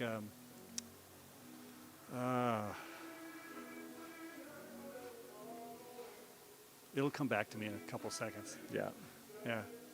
No, it'll come back to me. Being my age, you have the pleasure of picking up these little sayings over the decades, And then you got to sort through them in your brain. Yeah, and share them, right? As people struggle, to share Yeah. them, So, like one guy in the tent next to me, he says, I'm going to be out here because my buddy is out here. And I'm going to be out here as long as she's out here, Nice. And that's good. That's It's a awesome. good spirit. So, Do you have any mileage goals coming into this event? yeah, that's a good question. My first goal in every event I do is no long-term injury. There you go. Right, I always do that one. And then I have a lot of process goals, because I think they're probably more important than the end goal, right? Process goals would be something like, when I'm awake, I'm moving, right? That's a process goal. I'm going to mitigate every problem before it happens. I'm going to rest before I need to rest because this total of rest will be less.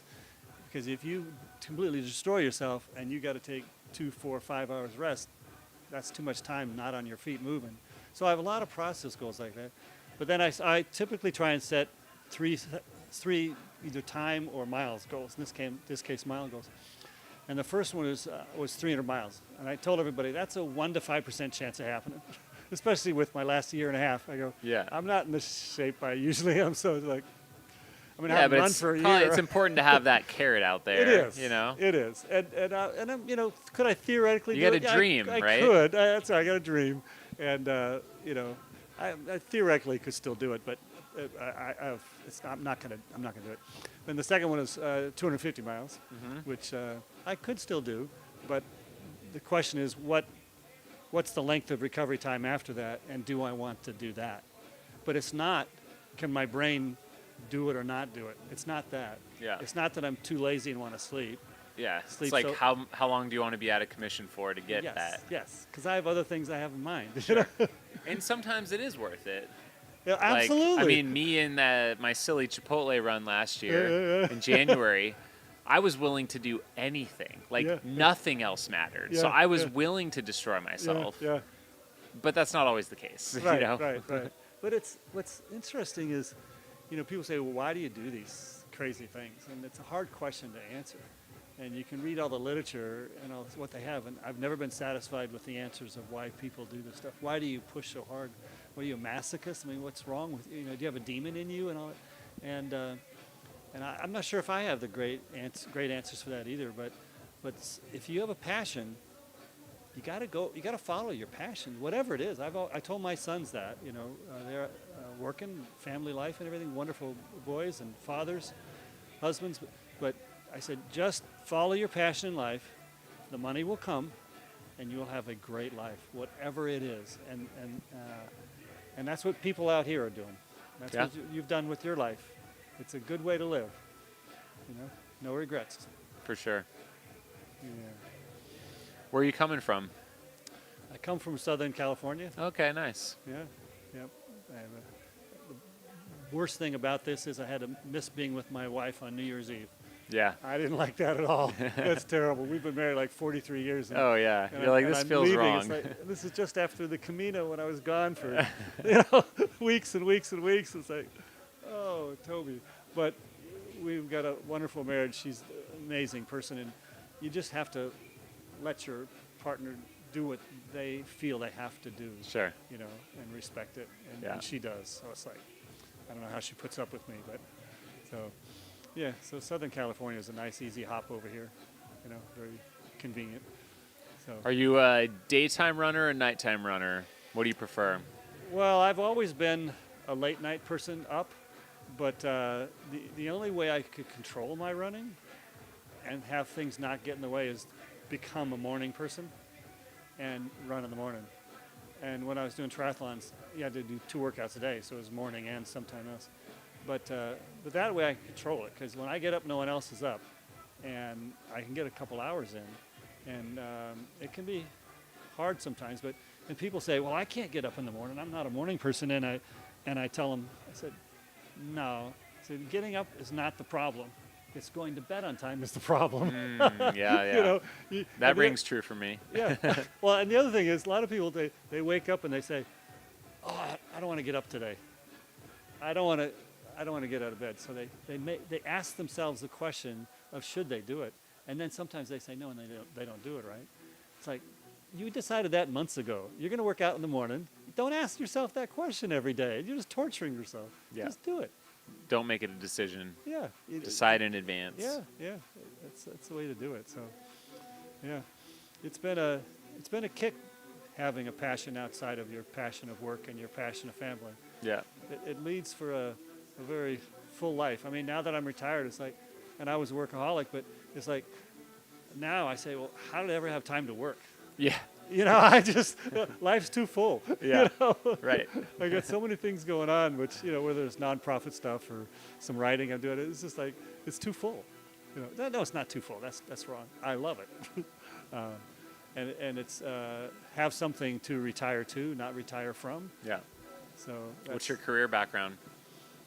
As in finance, accounting. Yeah. But I like the front view mirror, or the front windshield instead of the back. So not so much the accounting. I like, where should a company go? Nice. Right?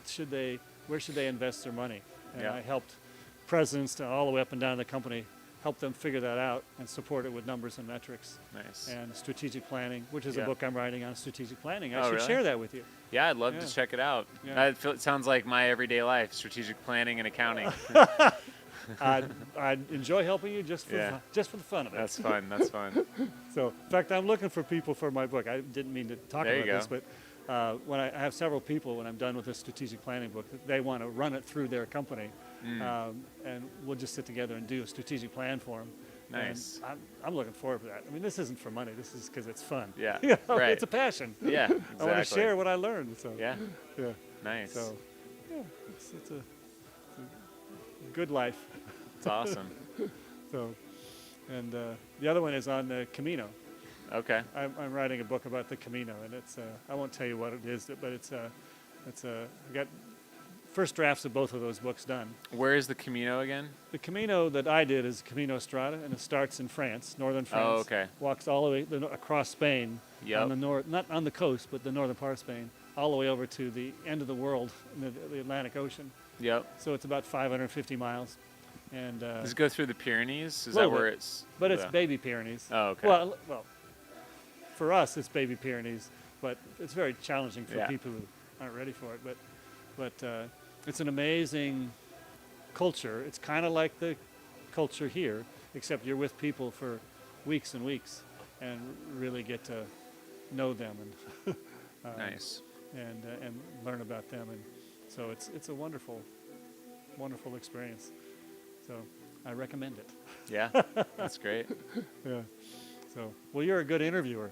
Oh, thanks. I didn't know what I was going to say. I said, We're oh, just- Jamil's we're up there. just- He's by we're just himself. hanging, How yeah. do you keep it live and active all night long? I don't know. Just say random stuff. I've done it for way too long. Yeah. I've actually not been on air a lot lately, which has been kind of nice, but this is fun jumping back in. Yeah. Well, you're a brand, right? I Yeah. mean, you as a person is a brand. Yeah, right. Right? Yeah. Because you've done so much stuff in the media, Yeah, and you know you come up on TV. Jamil. yeah. I've been all over YouTube for better or for worse. Yeah. Yeah. Oh, absolutely for better. I think Yeah. it's good. I mean, you can and you're monetizing the brand, as they say in business speak. So I'm excited to watch it over the next couple of decades Yeah. for you. Well, thank you. Appreciate it.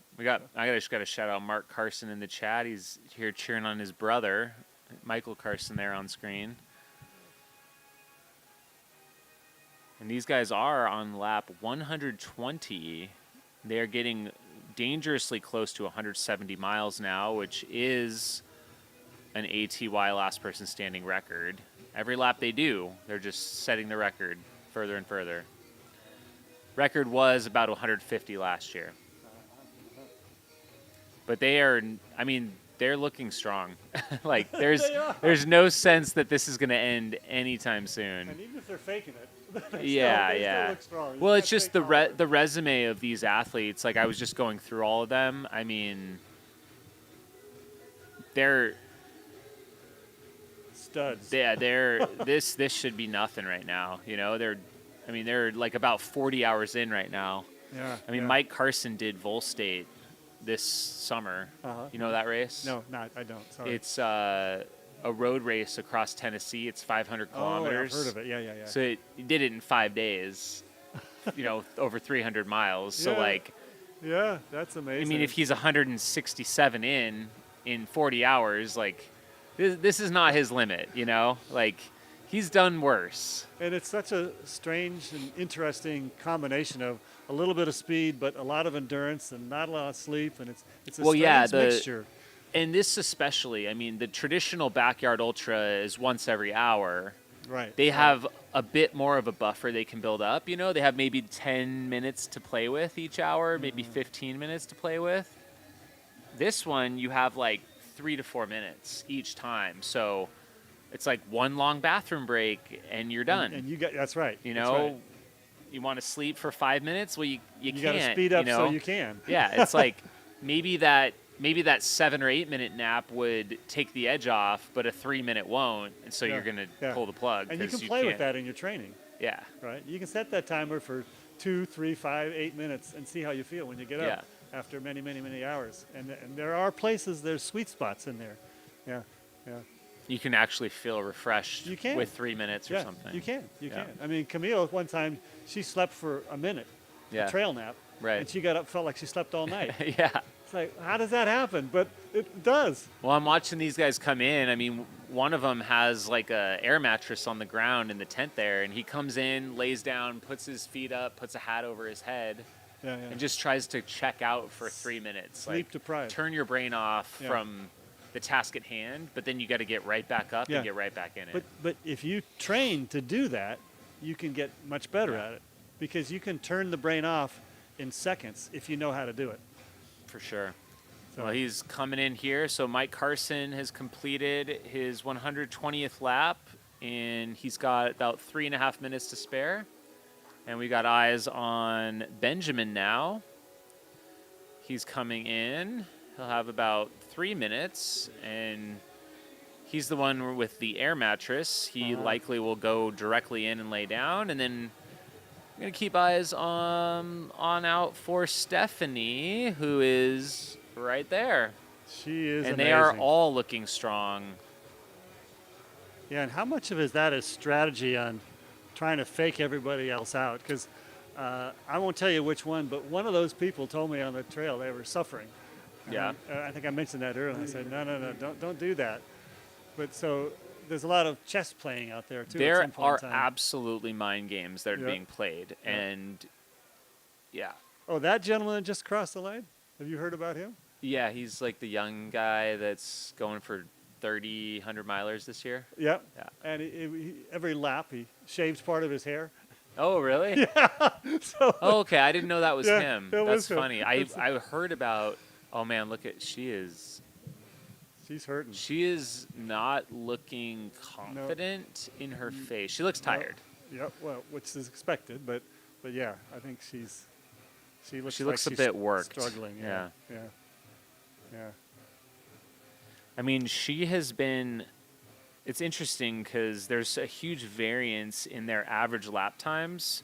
So she has the fastest average lap time of the three of them. So she's done the 169 miles now in 28 hours and 52 minutes of running. Wow. Whereas Benjamin, the guy in third, it's taken him 34 hours. So, like 5.5 That's hours. a huge difference. 5.5. He's spent 5.5 more hours on course than her. So it's like, it's a balance between did she go too quick, Right. or is she actually put that rest Right. time to good use? Yeah. I don't know. Yeah.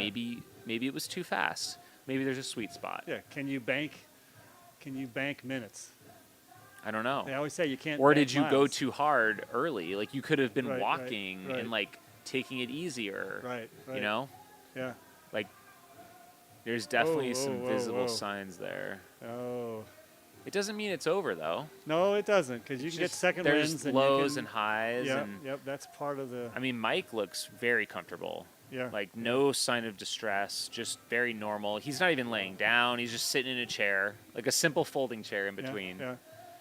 But if that's what's comfortable, I mean, she's got a nice comfort Yeah. chair that she can relax in and. Well, and stay you can warm like in, lay back and elevate your feet Right. directly in the chair, which is pretty cool. which is critical Yeah. as well. Get the blood out. And then you can see Benjamin in the background with his feet up on the chair. He's laying down every lap right now. This is a good time to do that, though. I mean, yeah. you Or know, your 4 in the biorhythm clock. morning. Yeah, like this you- is the hardest yeah, time. Yeah. Like between now and probably the next hour Yeah. It's or where your two. body wants to Yeah. relax. Once the sun comes back up, It's it could change everything for the better.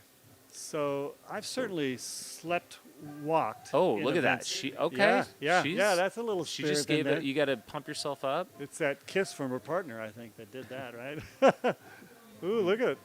Little Mike's attitude lined up. there. I There like we it. go. I All like it. three. And she even bent over, okay. So we just hit 40 Ooh. hours. And we We have are at three. 169.29 miles. Lap 121. New benchmark has been reached here at the ATY last person standing. So do you know if they try and sleep run during this? I don't think so. I mean, not in this. Like, Yeah. I think you would stumble your way to a missed lap. But you can play with it. You know? I you see- kind of yeah. shut one eye and Yeah. and relax part of Little your bit. brain somehow and still run and be safe. I you mean, know? I see some of the 6-day runners doing that. They end up kind of dragging their, stumbling Yeah, against yeah. a fence, you know, Yeah, yep, been there, done that. bumping but, against a fence. but sometimes that's just what you need to keep alive for a while for another Yeah. loop, you know. But down to 3 when we started, wasn't there more than 3? No, it's been 3 for It's a been long 3 for a while? time. Oh, okay, Yeah, Okay. it's Man. been 3. Let's see, we had a dropout at 108 laps, Oh, okay. Okay. which would have been 4 hours ago. And do they run through that to get food, or do they have all their own food pretty much? They can. So I think most of them just do their own thing. I haven't seen them go in there, But like they're obviously welcome to. Yeah, yeah, yeah. Of course. Yeah. Takes a little bit of time, but it's set up so nice. You got Yeah. a whole long set But of table there. it's and early all on the labeled as to lap. what You can want. just you can just breeze right through Yeah, and get what you yeah, need. So yeah.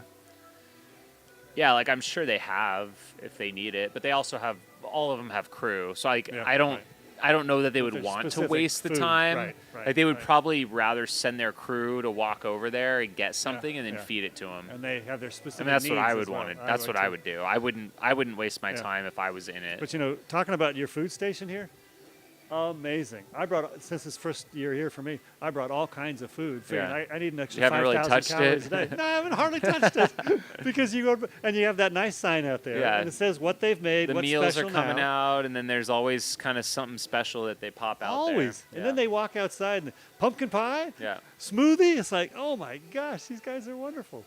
So it's a little surprise what you're going to get.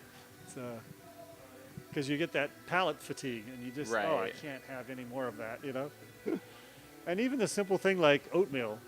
They have Yeah. like 5 different things you can Oatmeal put on the bar. oatmeal. Yeah, the oatmeal bar. Yeah, Yeah. it's wonderful. Yeah. So it's like, it's almost Well, we've like had a somebody lot of- who likes ultra running runs this race. Yeah. Something like that, Yo, great work out there, man. Thanks, man. I think I hit about a marathon today. That's Doing awesome. Steadicam. That's great. Should I? Oh, I mean, you're welcome to be here as long as you'd like. But Well, I think you can also get some laps in. I got to get some laps. Yeah, yeah. in. I Don't got a don't let few us goals here. ruin your race. Well, I thank appreciate you so much. It was great chatting with you, Toby. Good luck with your race, All right. and Well, thank it you was very it was much. awesome chatting. You can go back and listen to it. It'll be archived on the YouTube channel. Oh, okay. Thank you. Yeah. All right. Thank you. Hour 1:15, 1:14.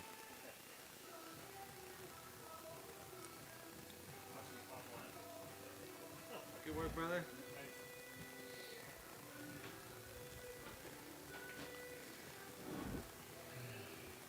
So I'm curious what it looks like to you from here, following how things are going back and forth. From what I could Steady tell, cam. I mean, it looks like they're trading back and forth a little between like Michael and Stephanie, Yeah. but I couldn't really tell. Like, I don't know what's going on in their heads or like what's out there. Do you have any insights I from being do, out yeah. there? Yeah, Perfect. Let's hear it. definitely. So I would say about an hour and a half to 2 hours ago, Benjamin, he looked like he was crashing out, and he just got second wind. He came back to life. Like, he was happy and like kind of bubbly almost. And he's kept it up. I was wondering if that was going to be like a high and then a crash. Yeah.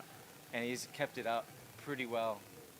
And Michael, as I was filming him on this last one, he told me that he had transcended pain. He doesn't feel Yeah. it anymore, and it doesn't matter. Yeah. It sounds about right. Yeah. Transcendence. I love it.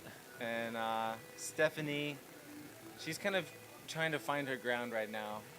That's what it looks like. Yeah, Yep. I'm I getting feel- the sense that she's in a bit of a rough patch right now. she is. Benjamin, it seems like he's like maybe always, I don't know, it's tough to say. A little bit back, but maybe maybe it's just smart pacing. I don't know. But he's coming in, he goes right to lay down. He's trying to get that little bit of like shut eye or like Yeah. turn your brain off Yeah, and like put the hat down, almost like, turn your brain off. yeah, where it's like, okay, I'm gonna just like let my mind go blank for like 3 minutes, so I'm transporting myself away from what I have to do, and then I have to get right back in it, like snap back in it. But for like probably 2 minutes per lap, he's turning his brain off in that tent Yeah, as much as you can. Yeah. Still, you're still in it, but he's definitely in it, and he's got more of a shuffle than everybody else, which is fine. He's yeah, moving because at- Michael has just like a amazing running stride right now. He Like does. he looks so good. It's probably hard to tell on the camera, but on the back stretch when we're approaching the RV section, I was finding it a little tough to keep up with him a little, He was cruising. He was yeah, cruising. Absolutely. He kind of pulled away. I'm like, do I want to push a little harder to keep Maybe up I'll with him? fall back to the next runner. I'm going to cut the hypotenuse on this triangle he's got to run and catch up with him there. Mhm.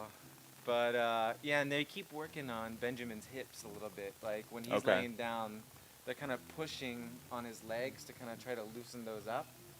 So I feel like they're trying to like keep something that's tight, which is why he is doing the shuffle. And they're working on him with the rollers and everything like that. Yeah, as much as you can in like 2 minutes. Exactly. You know, Exactly. not a lot of time. Yeah. Yeah. Yeah, and kind of Stephanie's kind of wearing on her sleeve right now when she comes into the aid station. She's kind of everyone else is like pretty stoic. Yes, you could tell the last few laps she's a little bit worked Yeah. and maybe trying to find it. She for a while she was coming in and like laying back and almost kicking back in the same way that Benjamin was. Yeah. But the last couple ones she seems a little more out of sorts. Yeah. So I think she's flipping through her techniques right now, trying to find the one that's gonna stick. yeah. Yeah. I mean, obviously, she's got a ton of experience. She's gone way further than this before Yeah. in time and distance. Yeah, a month ago. Well, yeah, okay. She did 277 in Marble Falls at a backyard there. 277 Yeah. miles? Okay, that one wasn't on Ultra Sign Up. No. Okay. Yeah. She crushed it out Jeez. there. So that was the second, right? There's 7 silver ticket Biggs Backyards, U.S. team qualifiers, whatever you want to call them. Automatic bid entry onto the U.S. national backyard team. The first one was Babbitt's in September, end of September. Yeah. The second one was in Marble Falls, Texas in November. Okay. So she did both of those. Okay. I think she made it to like 212 at Babbitt's. And then she really wants to make it to the team. Okay. So she just went straight for the next qualifier. But she didn't get it. She was the assist. She's 2 places out right now from at-large bid. on Okay. that team. So there's 8 at-large spots, and I think the qualifying is like 300-ish right now to get an at-large. So she did 158 at Babbitt's. No, are you sure? 158. That's what this says. Okay, that might be true. You might be right about that. Okay. In my head, it was bigger. 229 was the winner, it says. That's right. Yeah, Ryan Snickles. She was the top female She was top female, yeah. by a lot, yeah. And she was coming in first every lap there with like 15 minutes to spare. She needs to maybe chill a little bit. Yeah. I don't want to tell her what to do, but maybe. Yeah. She likes to front run. She was also front running here, That's what she did last year here too. but if you're not winning and you're front running, Yeah. maybe you should chill a little bit. I feel like she's just got a pace, and that's what she goes. Just go a at. little bit easier, maybe, because if you're burning yourself out, it's like it's a pass-fail experience, right? There's no prize for second place. No, there's not. Yeah. I mean, maybe there is at these at-large spots, but still, you want that win, right? You want that ticket. You want the ticket. So you got to play to win. You got to do. play. You do. I'm sure she'll figure it out. She will. Yeah. She's determined. Yeah, I was messing with her a little bit last year on that. Yeah. I'd pretend like I was gonna like speed ahead, take off, and then she'd run past me. Yeah, talk and about the straight. mind games that happen out there. Like, are you seeing mind games right now, or are people just kind of... It's really subtle for Yeah. any games. Like no one's Right, there's not a lot of games right now. They're just... No, there's some fist bumping happening, Okay. trading spots. Like there was one lap I did where every possible pair combination of running together was happening. So they're pretty cooperative, I'd say, but it's pretty. At this point, you don't really have a lot of extra energy to talk. Right. So there's very minimal conversation happening, and there's a lot of people on the course, of course, encouraging them, and there's Yeah. not a lot of like them saying like thanks back typically. Although I will say Benjamin, with his energy, He's got good boost. energy right now. Yeah, he's the most talkative back to people of the 3 of them. They're probably going to have a good boost once the sun comes back up, I would imagine. Well, this is the lowest patch by far. Second night, that's tough. 3 a.m. Yeah, that's 3 hard. a.m. That's 4 the a.m. worst. is the hardest by far, yeah. But I will say, it being like the darkest part of the year, basically, waiting till like 7 a.m. for the sun is tough. It's a lot of hours of darkness. It's Like a lot we're of like hours. 14 hours of darkness right now. Makes it extra hard. Yeah. But yeah, they probably still have what, like 2.5 hours right now till like we get a semblance of light, or close to 3. 2.5 at least. Definitely 2.5. You might start seeing something. Yep. Yeah. Yeah, I think the most of the mind games that are happening are someone kind of running ahead a little bit, just kind of keeping the pace up, Yeah. or I don't know. That may or may not be like on purpose to like It's not. puff your chest out. It's just I want to be efficient and I want to have 4 minutes of rest instead of 2. I also think it's pace They're all pretty conscious of like pace variation to like work different muscles. So I know there's like little surges here and there. Yeah. And Stephanie's doing a lot more walking now than she did. So That's what it seems like. yeah, she can't. Michael's more consistent right now on his laps. Like he'll walk that first slope, but then it seems like he runs most of the rest of it. Yeah, he does. He doesn't stop. Definitely. And then has a good pace at the end too. Like once it kind of opens up by the flags and the RVs, he's kind of cruising at that He point. seems to get like a gravitational attraction Yeah. to the finish line. Yeah. You know, the tractor beams are out, Yeah. pulling him in. Do you see him checking his watch at the same exact spots each lap? Or not necessarily? Oh, Because that's something I know, like I've done in these Yeah. sort of ones where Yeah. you kind of know, like your splits for like a certain mark, and everyone may have their own, but like just like do a quick spot check, like am I on track? Benjamin is the most watch checking that I've seen. Okay. I don't remember actually seeing Michael check his watch, but my memory is not super strong right now for those little movements. I was kind of spacing out towards. I the was end looking a little bit at that, but I saw him look once, and I was just wondering if that was the spot he would do it on every lap. there. Yeah. I do hear Stephanie kind of self-talking a little bit about kind of self-flagellating in a certain way, saying I gotta get faster, this isn't quite it, stuff like that. She's trying to psych herself up.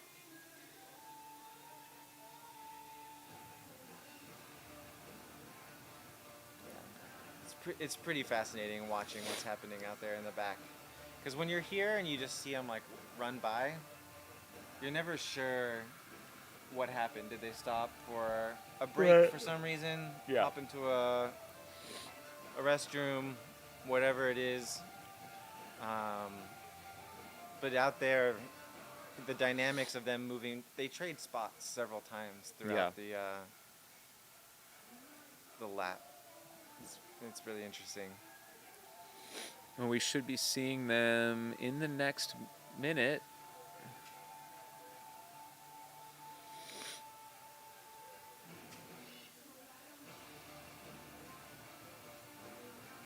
Who do you think it's going to be? Mike Carson? I think he's Well, we're led the going last by 4 or feel 5. right now. Yeah. Probably. Mike, and then Benjamin, then Stephanie.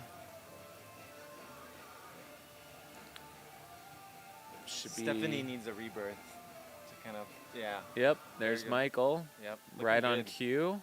He'll have just about 4 minutes, so he's very, very, very consistent right now.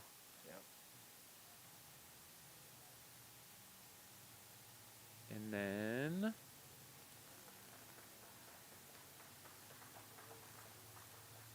probably about now.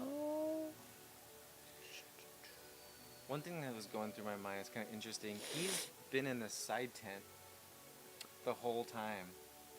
Even from the very beginning. Yeah. Interesting. He likes it over there. He likes and it he over just there. sits in a little folding chair. He does. He's not laying down. No. He does prop his legs up. Okay. It's darker over there. Yeah. Okay, yep, there we go. Benjamin next. Oh, and Stephanie's right behind her. Oh, and she's She's a bit faster this lap. She's mixing walking in. Okay, so they're gonna have about 3 minutes.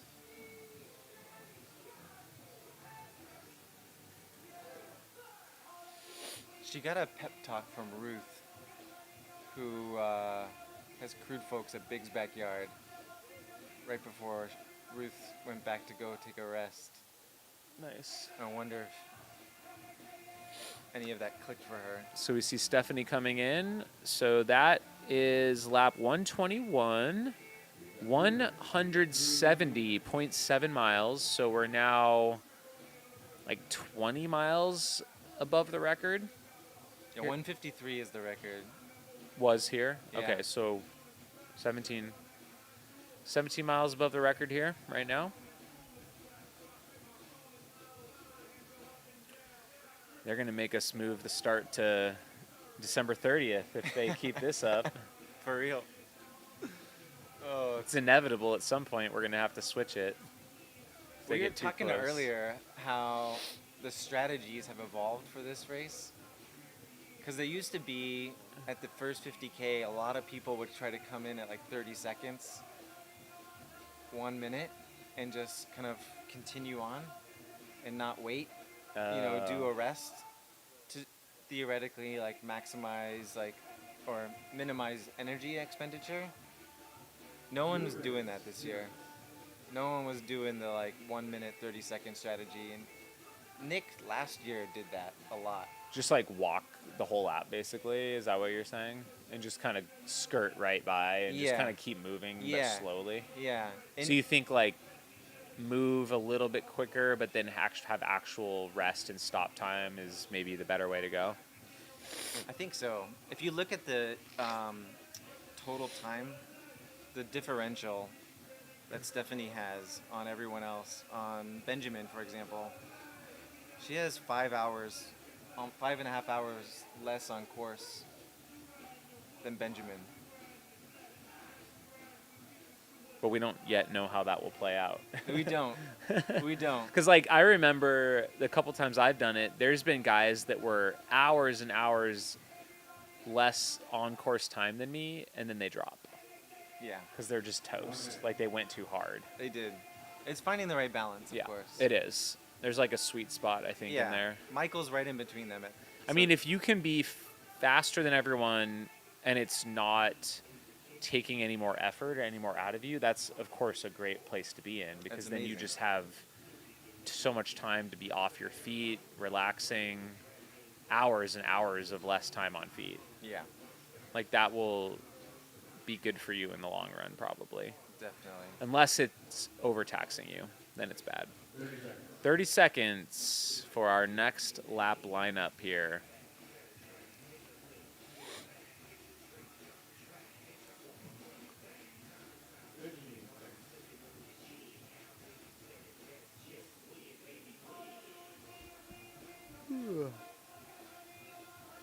All right.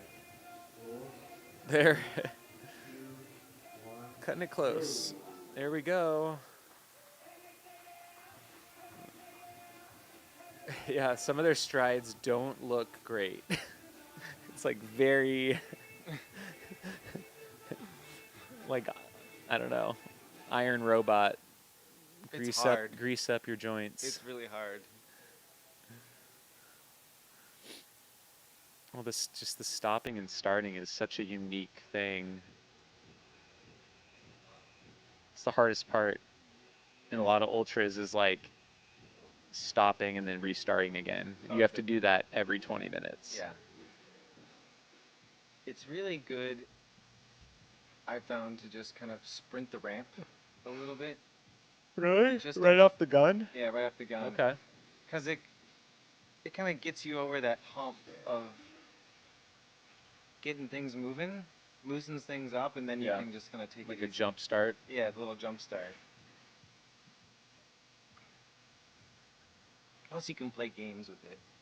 Kind of have fun.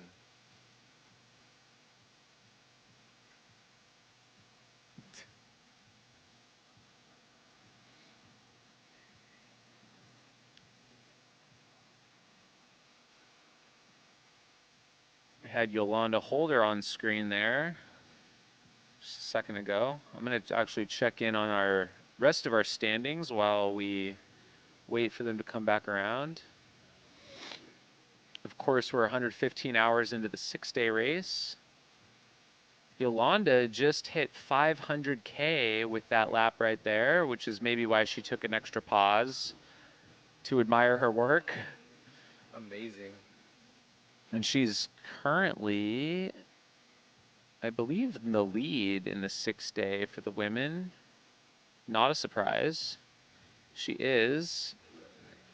She's got about an 11-mile lead over Melissa right now, and she's 4th overall. Our leader for the men, Justin Montag, is at 369 miles. B. Brandt, second in 331 miles, and Stephen Redfern has 323 miles. B. Brandt was in third until recently. Okay. Has really surged He was ahead now. about 5 laps behind Steven around midnight. Wow. Steven might have taken a break. Yeah, it's a big move. It does look like Stevenson's been off course for about 4 hours now. Yeah. Justin's been off course for 40 minutes now. The leader.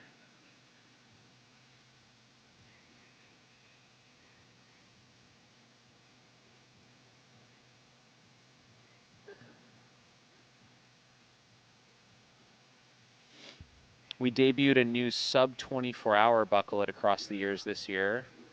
And it looks like in our 100-mile race, we had about 14 people earn that. And 3 of them were just 30 minutes under 24 hours. So maybe that was a little bit of an extra incentive for them to push it hard at the end there.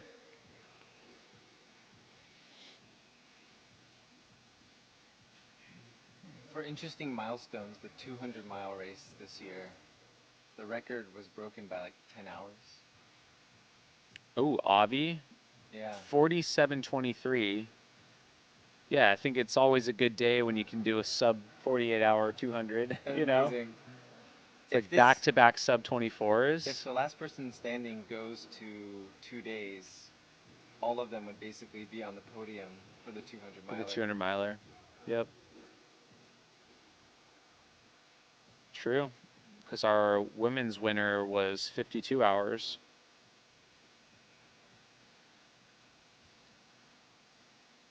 And we've had 10 people finish the 200 miler so far, ranging in times from 47 to 99 hours. And we still have, let's see, 1, 2, it's like 5 people still working towards it.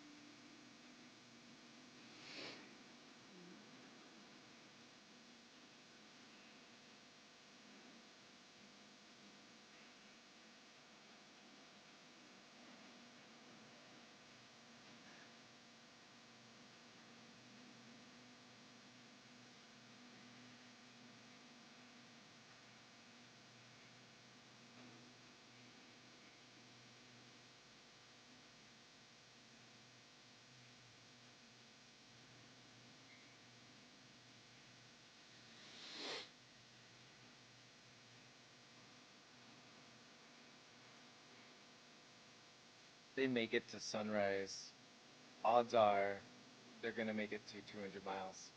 Yeah, I would agree with that.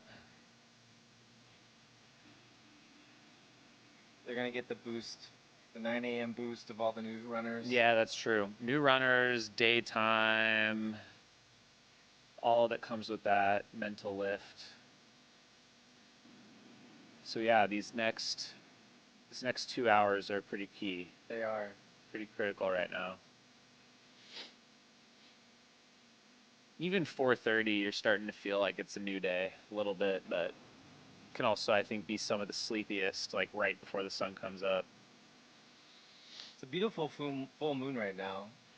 The clouds are out, Yeah, just kind of around it, and you get a bit of a moonbow. nice. Well, the course is pretty well lit, actually. It doesn't feel like you're just out in the woods, like in the No. dark, No, it circling. And there's still a fair number of other runners out there. Like it probably There are. doesn't feel too desolate. They're spread out quite well, Yeah, actually. it always seems like there's someone coming through the start finish line here. Yeah. There's definitely always like a next person to aim at.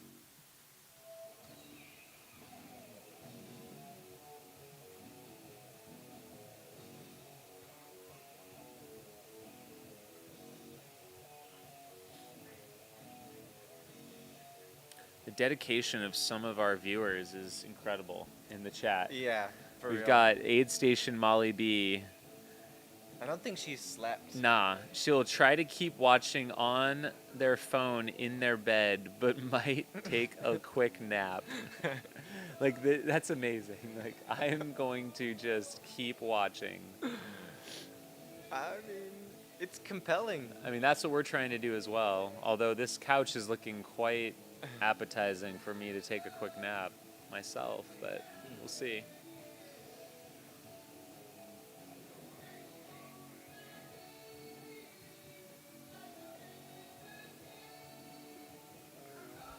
Actually, we go to the bathroom real quick.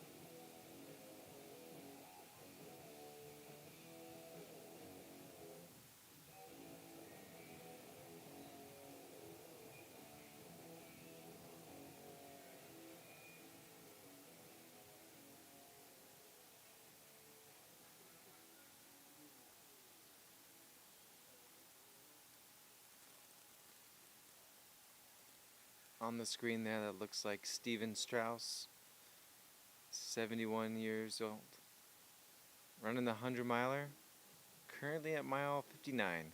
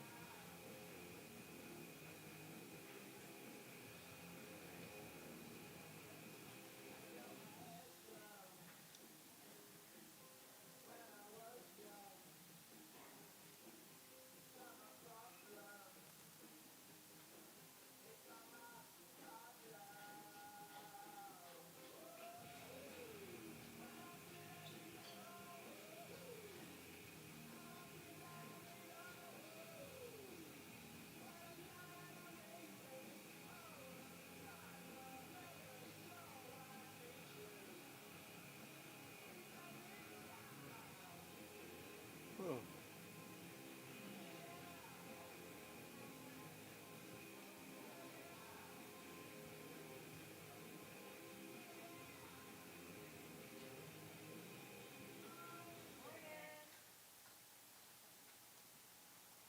One of the gentlemen that just crossed the start-finish line, Raul Martin, 293 miles, few more laps till 300.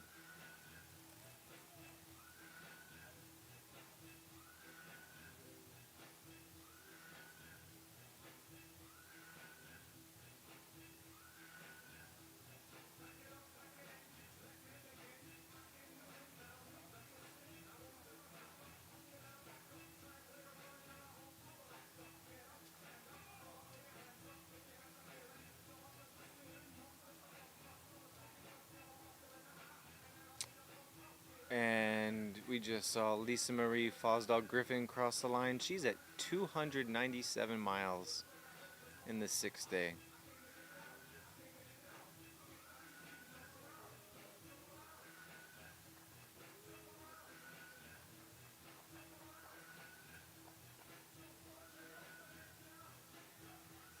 And that was Michael crossing the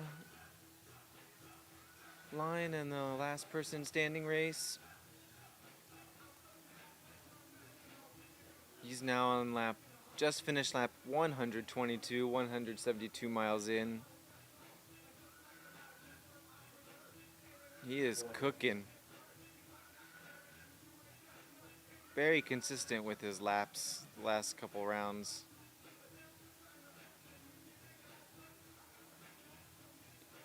Low 16s, high 15s.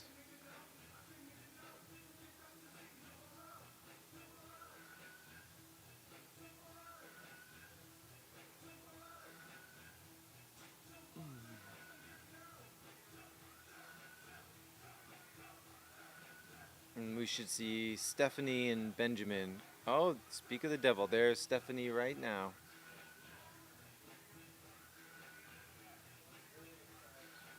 And Benjamin right behind her.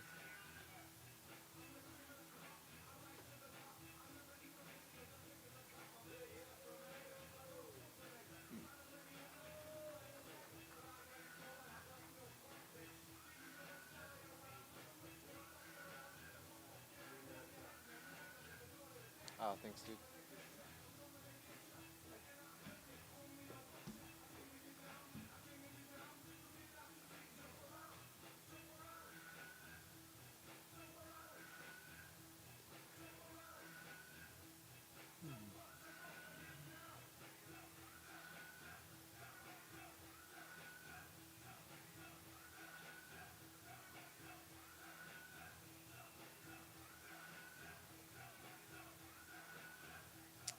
all sweet. Got some footage inside the tent. That's Benjamin getting some new footwear going. Fresh socks, fresh shoes.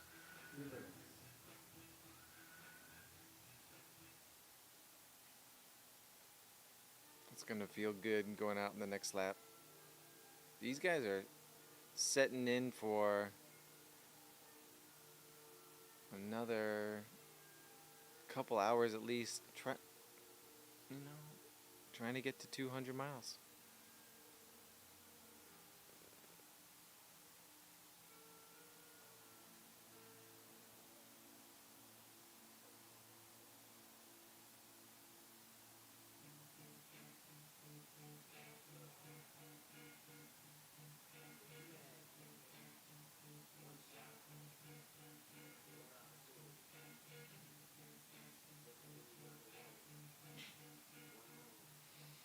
That's Michael on the screen. He's kind of got a aid station tent all to himself there on the side of the main big tent, the white tent, where Stephanie and Benjamin are set up.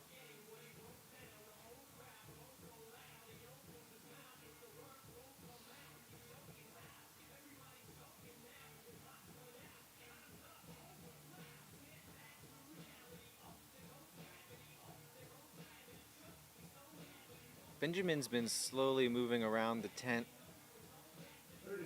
Looks like he's got a spot towards the front now. He was in the back right behind Stephanie. And he's ready to roll for the next lap.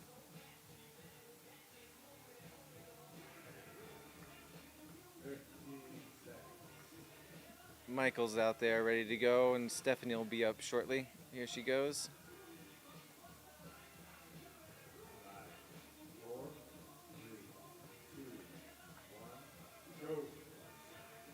All right, let's go.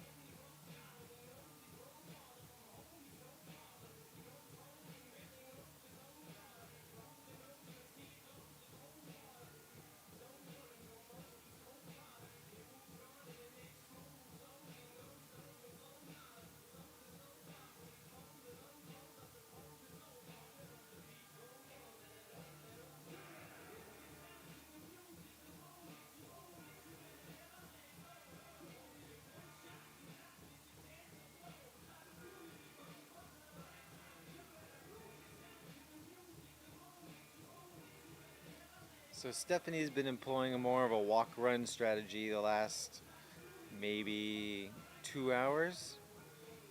So the rhythm seems to go, she holds back for a little bit. Benjamin and Michael make a little bit of a gap. Then on the backside, when we pass the aid station, she'll have been running a little bit faster pace than Michael and Ben and catch up with them.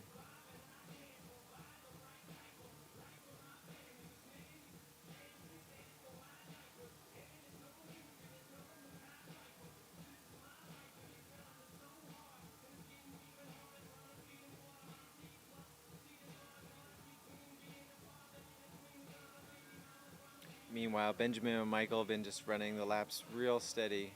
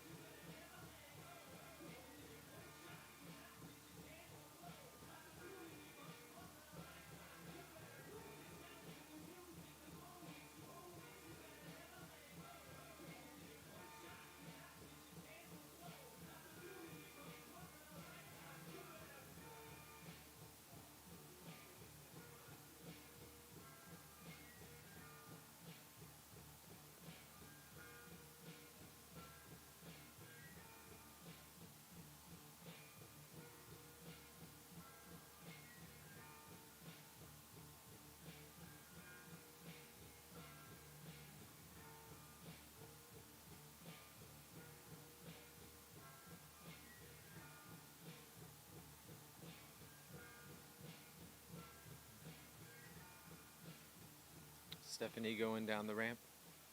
Are you live? Yeah. What's going? Yeah, what's going on?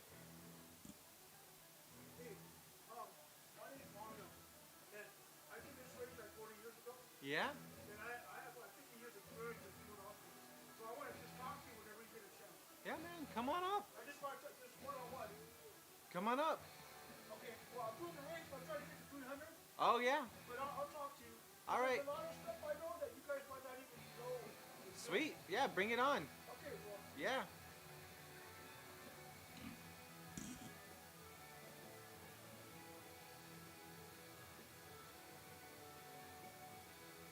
All right, Stephanie's picked up her stride.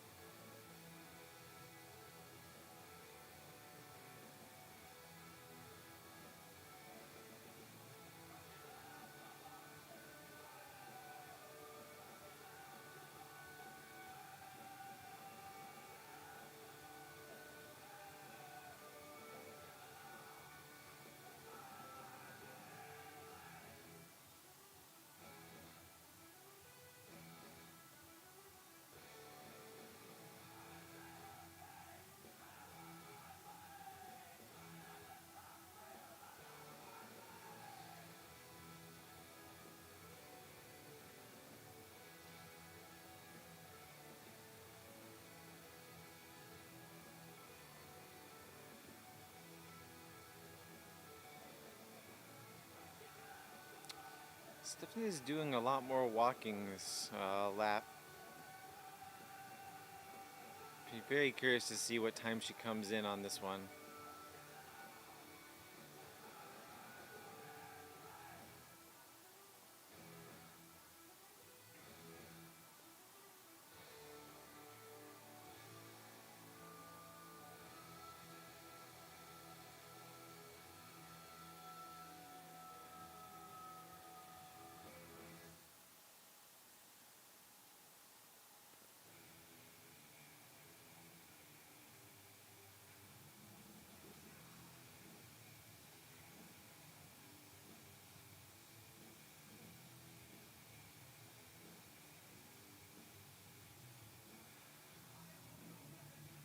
Say she's about a third of the way through the loop.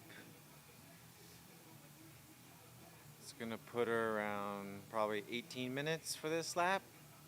She maintains a consistent pace.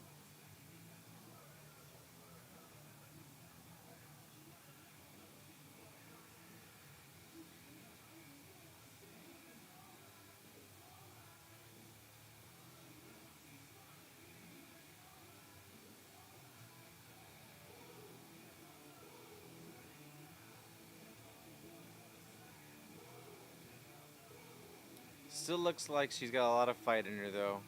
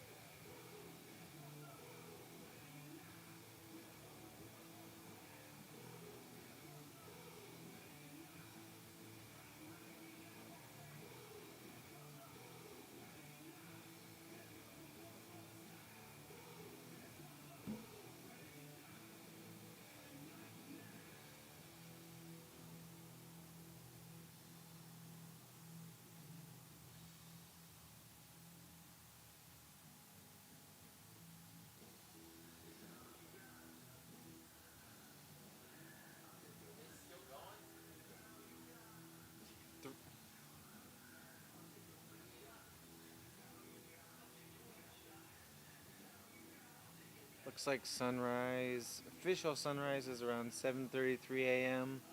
probably start to get light around 7. So we've got, after this lap, 2 hours, which means 6 laps until daytime.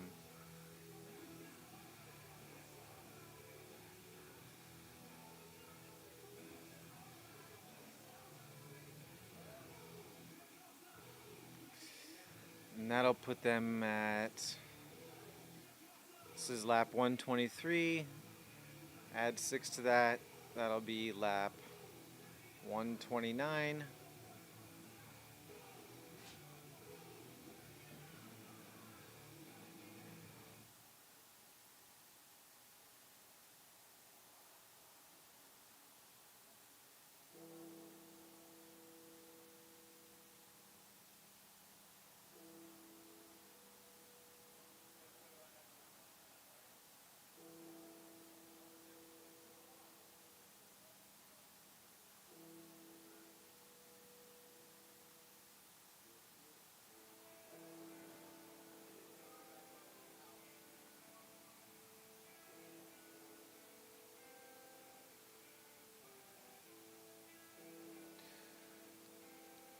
Our follow cam is following Stephanie through the back side of the course.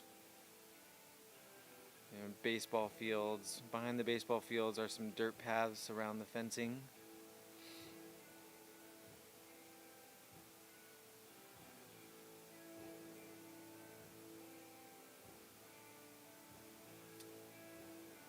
There's the gap between the two ball fields, so she's got to go around the next ball field. Then she'll hit Tent City, then the flag straightaway, then the parking lot, and then finally the corridor in the sports complex to the start-finish line. She's probably at the halfway mark now. We are 10 minutes, 28 seconds, 30 seconds into this lap. She's gonna need to pick up the pace a little bit to get back in time.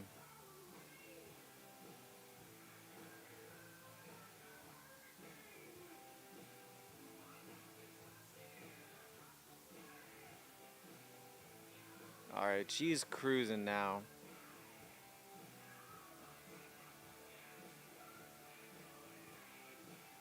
I'm sure she's fully aware of where she's at in terms of time.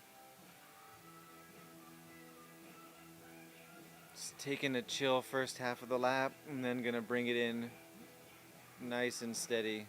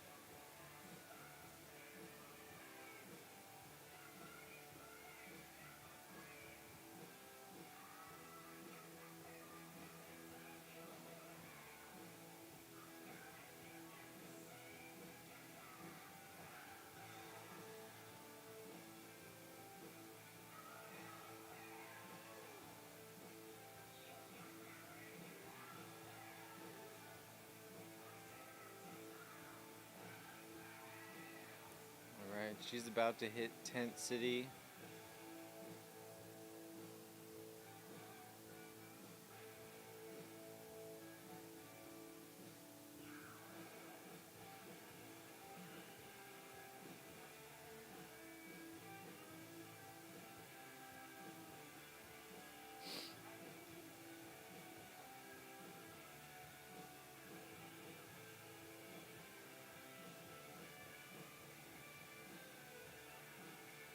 In the meantime, in the 6-day race, looks like Steven Redfern's back at it. He just completed lap 230 for 324 miles in 3rd place.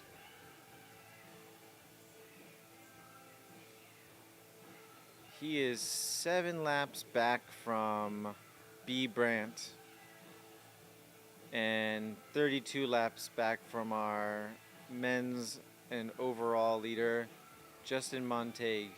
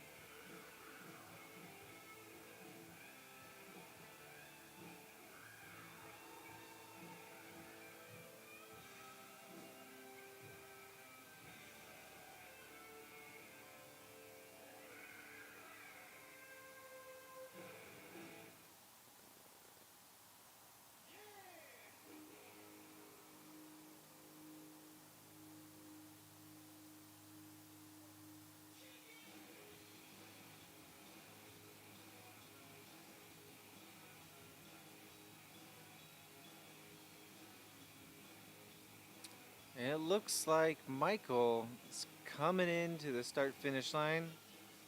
There he goes, cruising in at a 15-minute lap. He just keeps getting faster. He truly feels no pain anymore.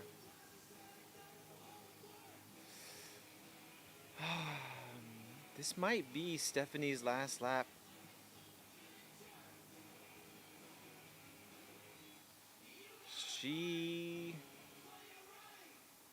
Okay.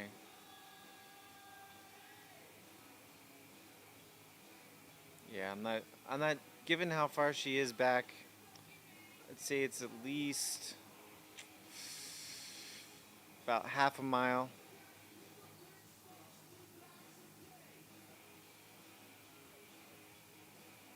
She's probably gonna have 4 minutes to do that half mile. It's about an 8-minute mile.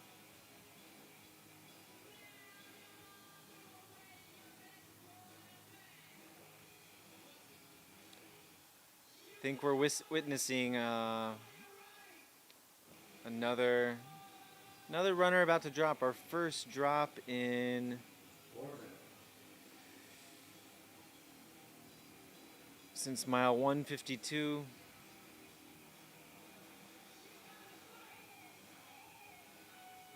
I hope that isn't the case, but it's kind of hard to see how she's going to be able to get back to the start finish line in the next 3 minutes 30 seconds.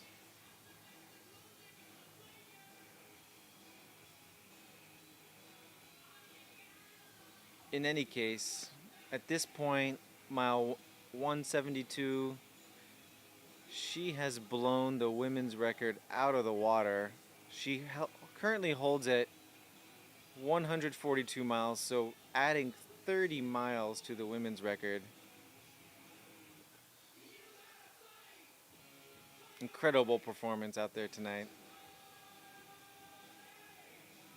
3 minutes.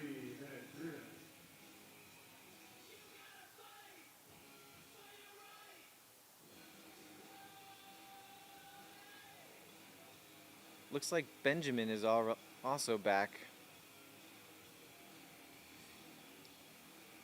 He came in at 16:18.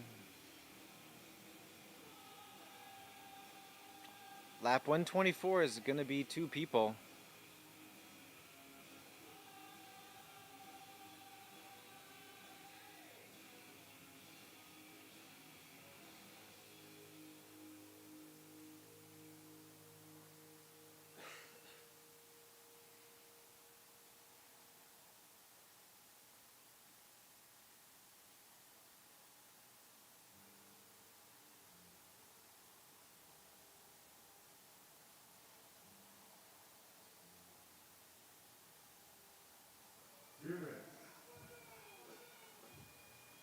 And I don't think these guys are going to quit anytime soon. If they both make it through the next hour and a half, I don't see this race ending before noon.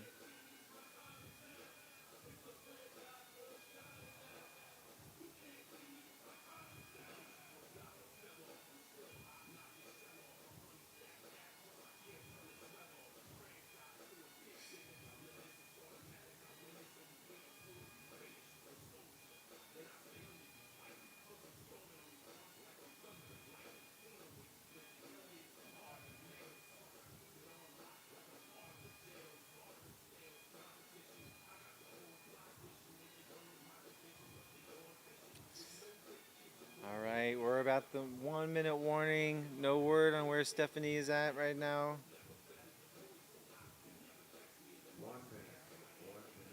If she doesn't make it up into the complex in the next 40 seconds, takes about 20 seconds to get. Stephanie's about to drop. Yeah. Do you guys know what's going on? She stopped to use the facilities about half a mile out right before the flat, like you start hitting the flag section. And live stream hasn't shown her since.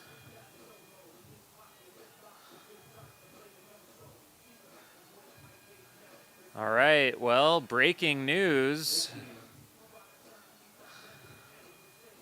She was walking a lot of that lap, and she didn't hit the transponder out there till about 11 minutes.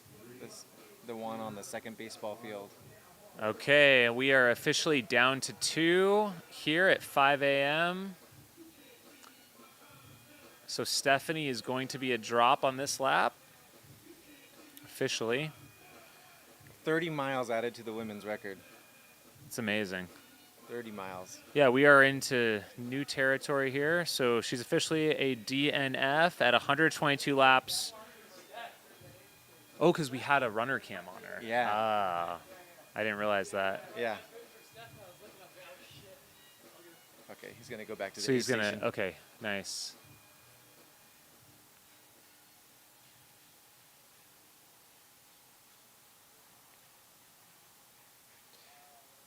Yeah, I was just saying that if these guys make it through the next hour, I don't see this race ending before noon, like we were talking about.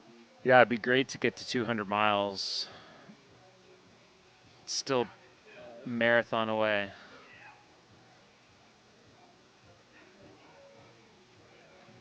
On the last lap, Michael came in right at 15 minutes. He just seems to be getting faster. Yeah, he's good. He said he has a little bit of a blister issue. He said it doesn't matter, but his crew said he's going to take care of it on their next lap, Okay. which is probably smart.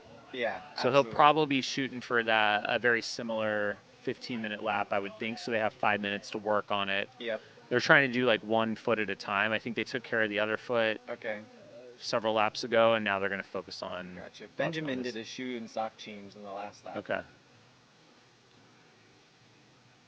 right. Follow cam's going up the ramp. Try and find these guys.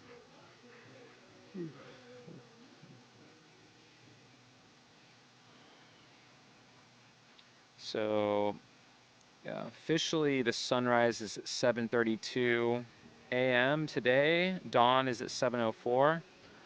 We'll probably be seeing some light here in the next 90 minutes or so in the sky. As expected, Michael Carson is your lead runner here.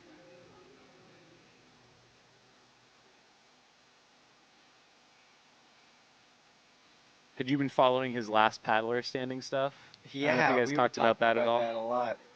It's pretty interesting. It's really interesting. There's some interesting, like, differences in terms of rules about the last paddler standing. There's environmental conditions that come into play. And With like storms on the water and stuff.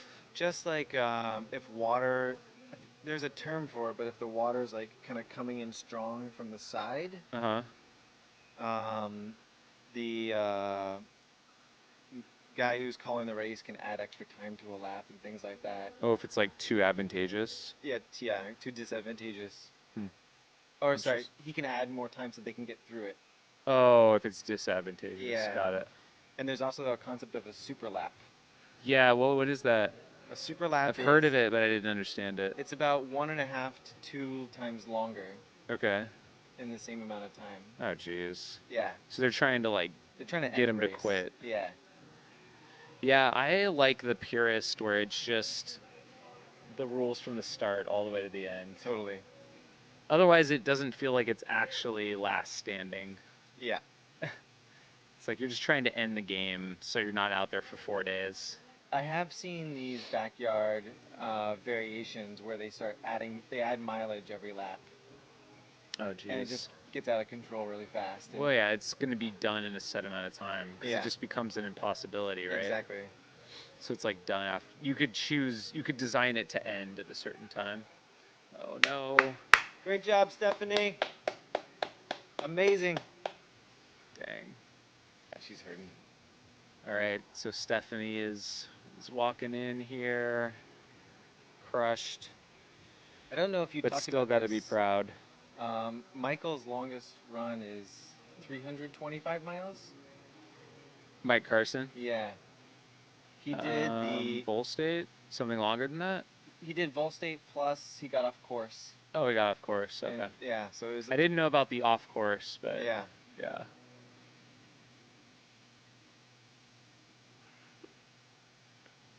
That full moon is awesome.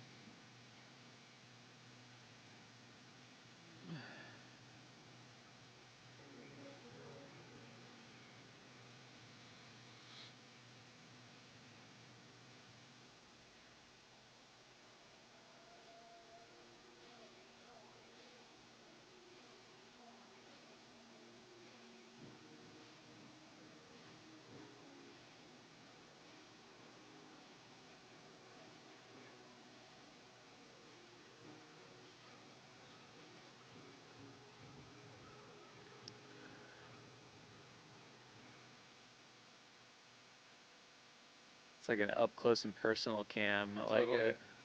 It's like really feels like I'm there.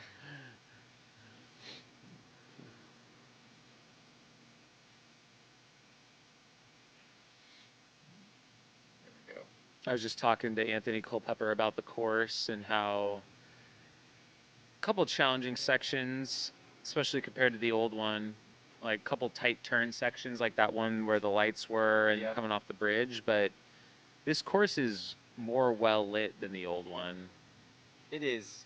And the old which one, is kind of the nice. backside where there's the dirt parking lot, could be pretty dark Yeah, for long and stretches. through the trees also. Yeah. But this one feels like pretty, yeah, quite well lit the whole way around.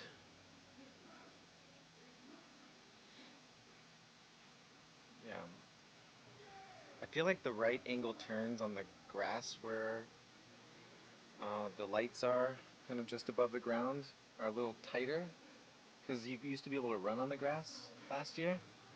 Mm, which they don't want. They don't want that. Wait, I don't think you were supposed to be running You on weren't it. supposed to. It So wasn't marked it was as probably such. one of those facility changes or adjustments. It's beautiful, beautiful lawn. It is a beautiful lawn. When uh, when I was Yeah, it'd be nice if it was a little bit softer of a turn and a little bit wider. it is a pinch point when If there's they a lot could of only let concourse. me to do some designing. We just need some like nice contouring gravel paths in a Absolutely. couple spots. Absolutely. We'll see. Nothing's impossible. Maybe we can get like a landscape architect out here or something. That would be amazing. When I heard about the course change last year and saw the course preview with how much pavement was on it, it made me apprehensive. Yeah, It didn't end up being a big deal in the end. yeah.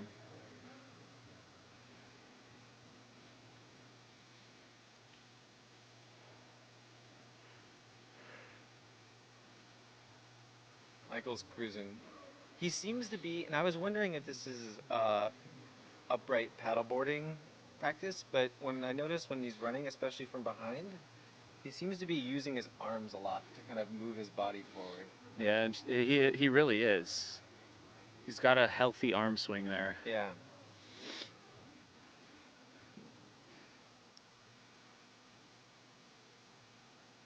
I don't know if that's a recent transformation from him or if it's always been that way. Yeah. Maybe have to pull up some archived videos from long ago, see if we have anything.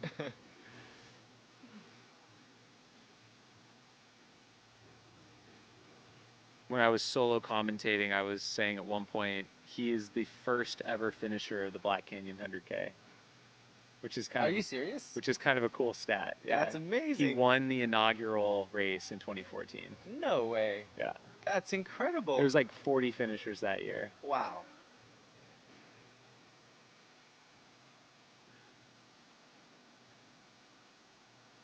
I feel like that's a pretty cool thing that you can be able to say. Absolutely.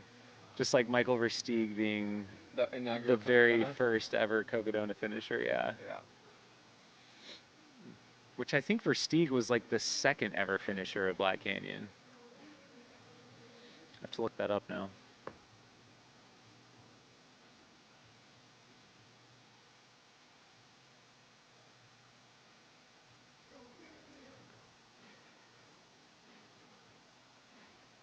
Yep, he was. Wow. Michael Carson won in 10 hours, 7 minutes. That's a stout time. And then Mike Versteeg 10:28. But now they're For running 2014? like low 7 hour. I mean, every year it gets a little faster. Yeah. Over a decade.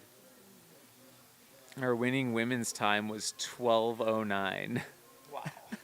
And now they're running 8, sub 8. Wow.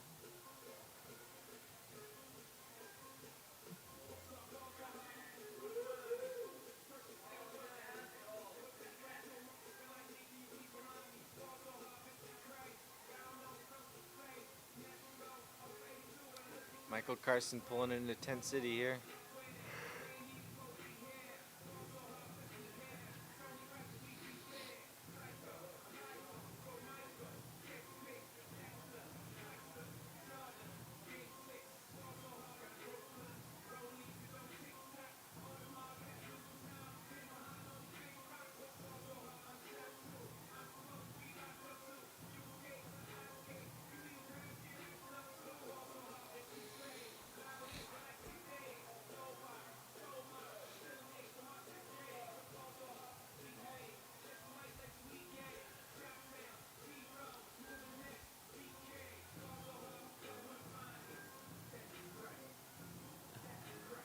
A lot of love in the chat for Mike Carson here. Gotta love it. The last, I don't know, 18 hours, he's had a lot of activity in the chat. Yeah. We got a lot of Primarily supporters. from Mark Carson, but also others. We love the support. I asked what his emoji was, but no one bit.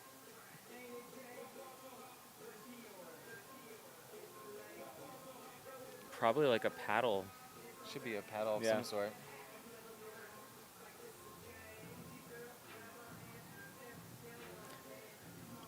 Mike was one of the originators of Mountain Outpost.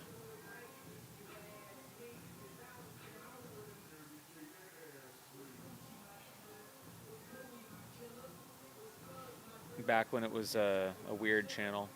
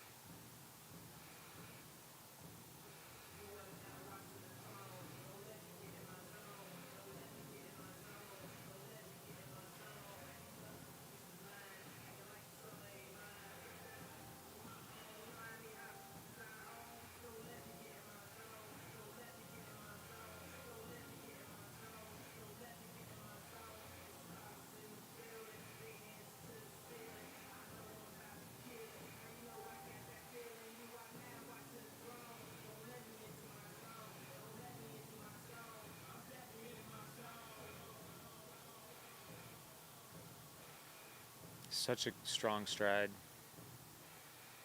Yeah.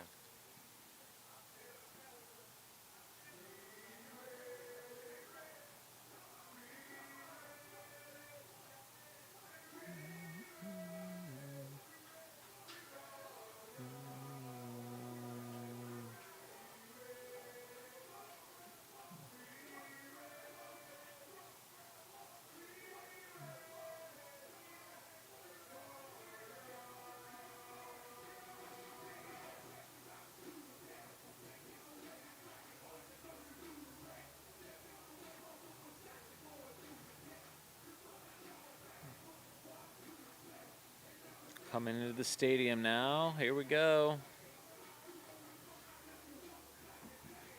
Right on time.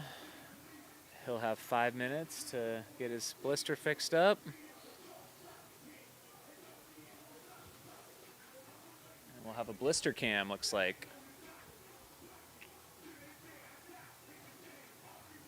When I saw the shoe change from Benjamin last lap, I was like, these guys are settling in for the long haul.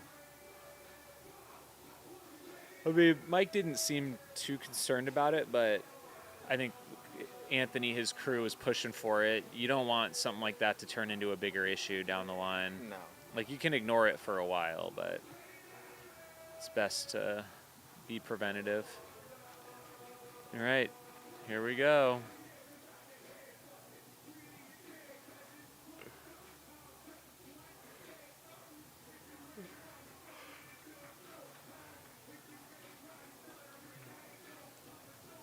If you're just tuning in, we are watching Mike Carson, our leader, I guess, in the last person standing. We're going off every 20 minutes here, so he's got just under 5 minutes to spare. We are down to 2. Stephanie, who was our lead woman, dropped after this last lap. Oh, we lost our feed there. I think it went, he like put it on the table. We crashed out.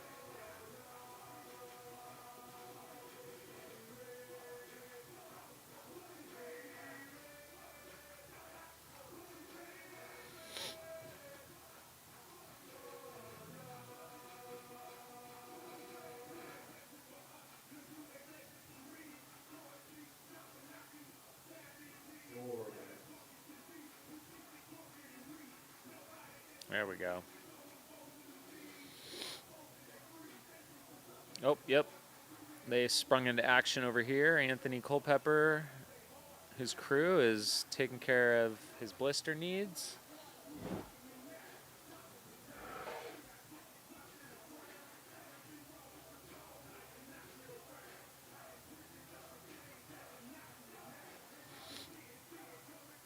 Plenty of time. And here comes Benjamin, looking actually quite strong as well. Yeah, he with had a some lot of big arm energy. swings too. Absolutely. He's looking stronger than I've seen him. Must be those fresh shoes. There you go. Did you see what he put on? Or what he's been running in? I think he was running an Asics earlier. Okay.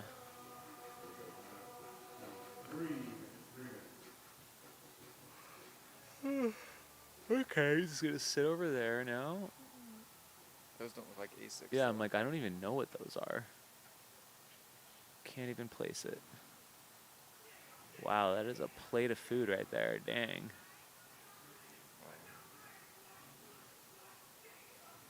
It's impressive that how much he's able to eat right now. He looks very coherent. It's not easy to eat that much food at this point in a race.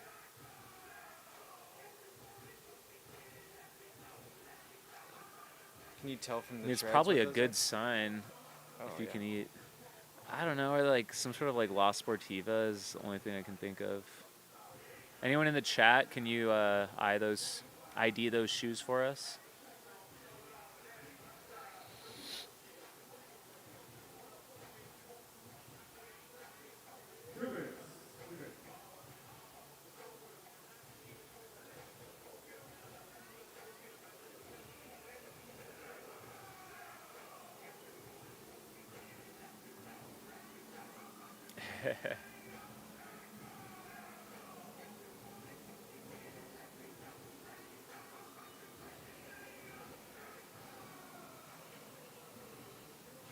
I know Mike Carson's in the Mount to Coast H1. You called it.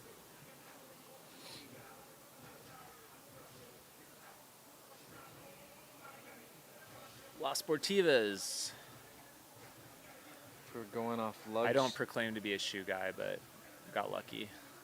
Looks like the lugs. The lug pattern. It looked very aggressive.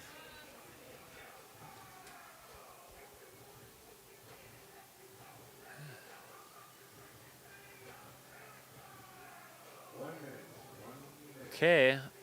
Carson's put back together. He's eating pancakes. Both of them are eating well. Both of them are moving well.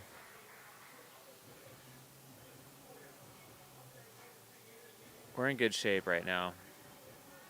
He's trying to figure out what liquids to drink before he jumps back up on that line. He reached for the coffee, put it down. There's probably some liquid nutrition in that one. Yeah.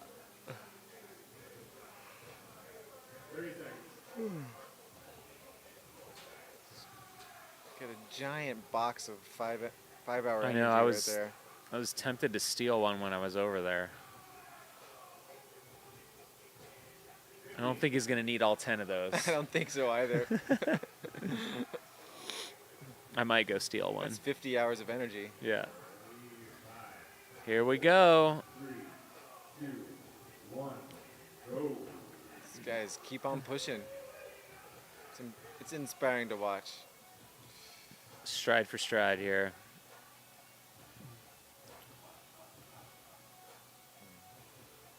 They both got like the long socks on too. It's kind of funny. All right, this is lap 125. This will bring them over. They're almost at 175 miles right now, so they'll be over 176 when this lap is complete. And it seems like both these guys are have rallied through the early hours here, and I think they're going to make it to sunrise just fine.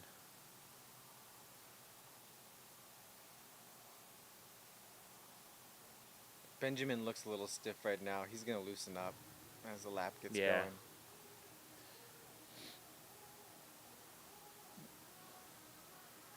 Oh yeah, I love the shots like this when you can get them both in view.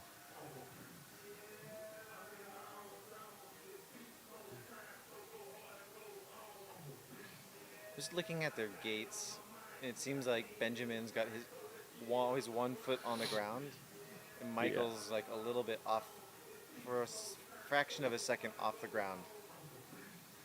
More of a true running stride. Yeah.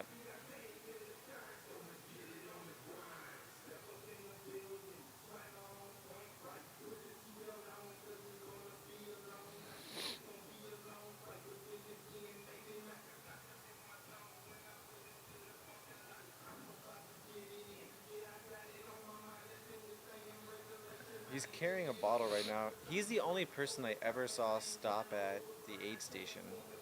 Really? Yeah. Filling up for water. Interesting. Hydrate or die. Absolutely.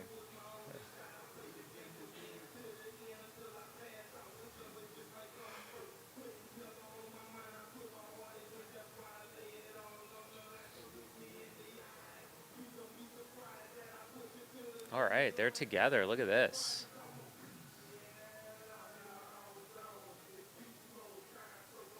Feels a little new, them running this Yeah. close.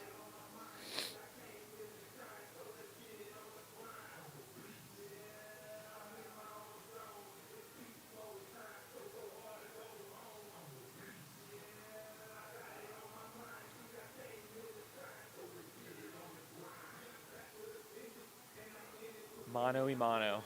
I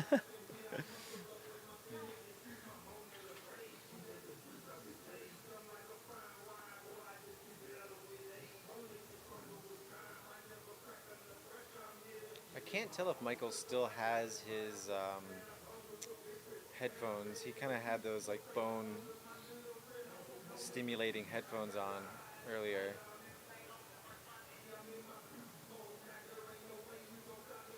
Benjamin doesn't have anything in. Yeah, I think he does still have them. Does he? Oh, Michael does? I think so. Yeah. It is a little tough to tell.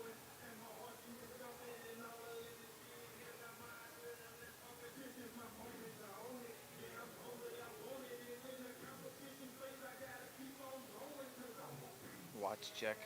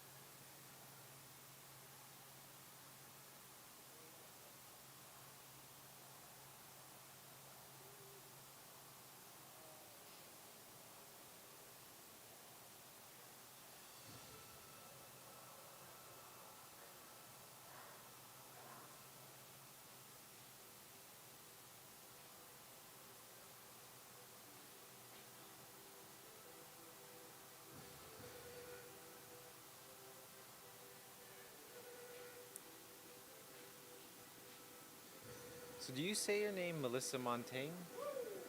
You don't know? I don't know how to say it Yeah? properly. She was at 300 for a long time. This is the first time in like a long number of hours, I've seen her register on the start finish for a new lap. Oh, really? Yeah. She's moving good when she went past.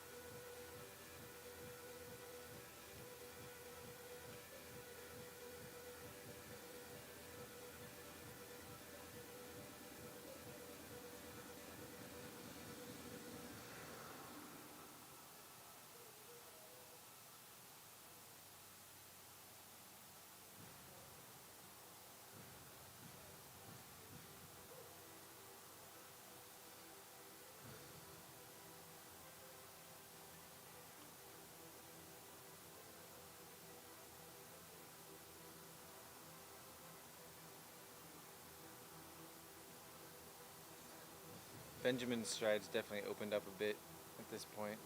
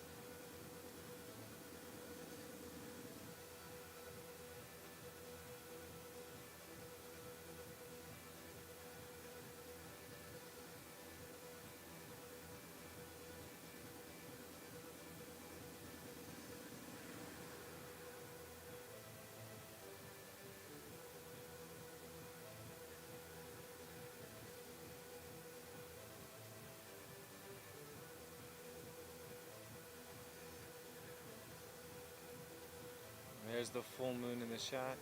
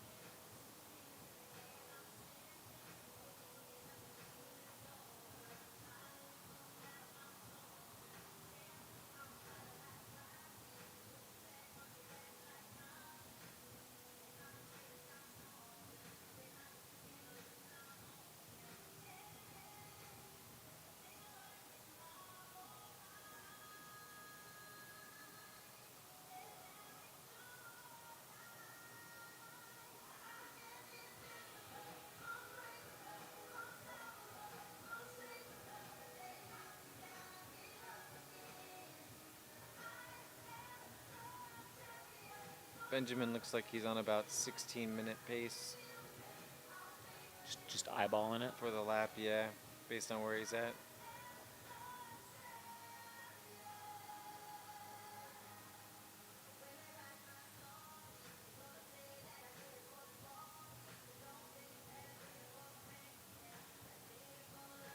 Maybe 17.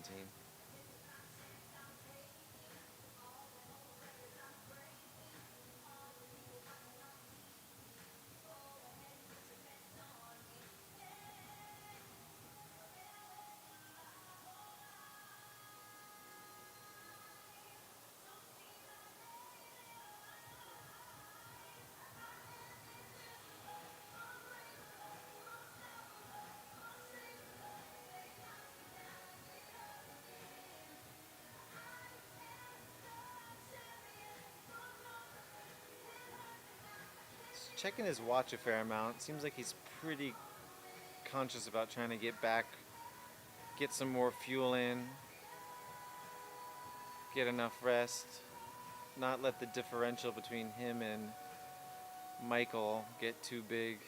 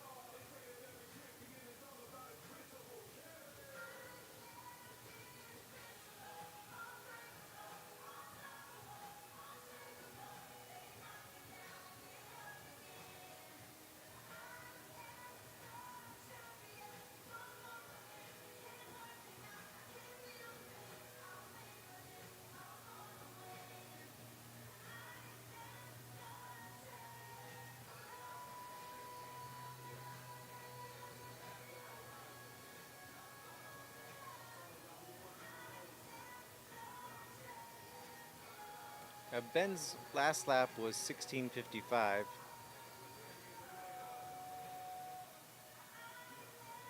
Probably come in about right at the same time.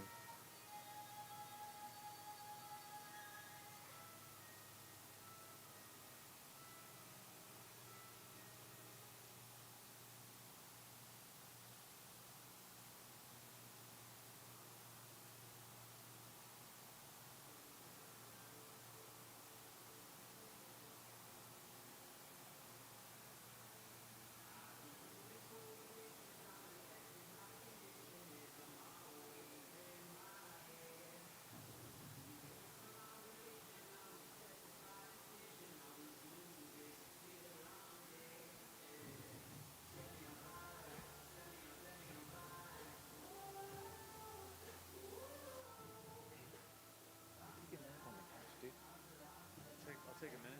Yeah.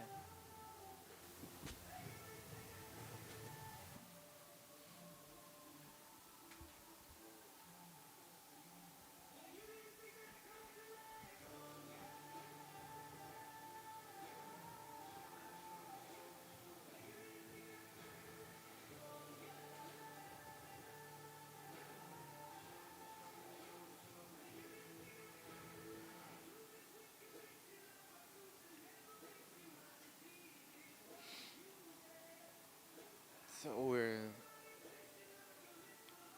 approaching 14 minutes on this lap. We're watching Benjamin cruise through the last section of this lap. Expecting Michael to come by anytime, any second now.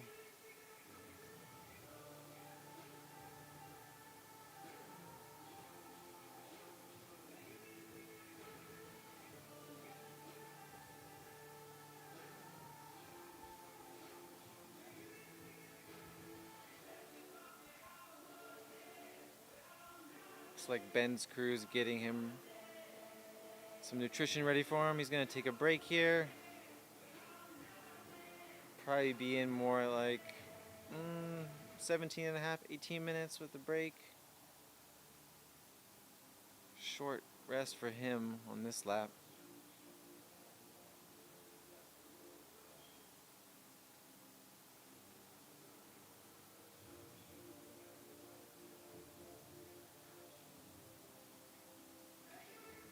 All right, ready to roll. Oh, he's gonna take some time. Wash his hands. Yeah. Freshen up a bit.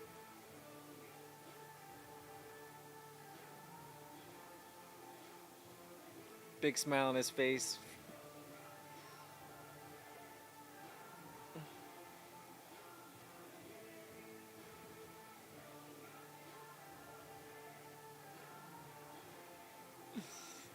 Oh.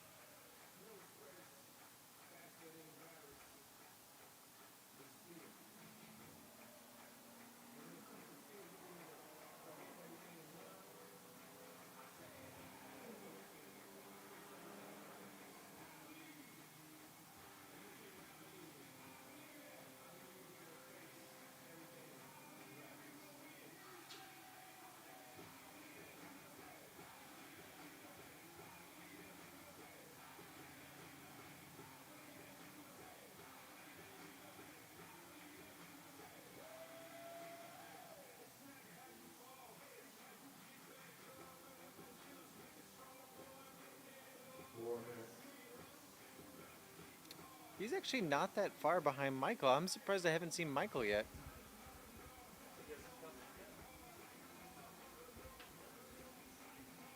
No. I thought Michael was ahead of him.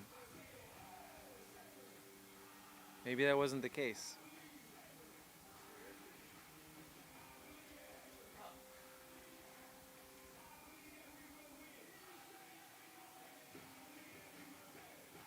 Oh, there he is. He was just behind him. Yeah, it looked like he looked back and he was a bit faster, but he was nowhere. Yeah, that's interesting. Wow.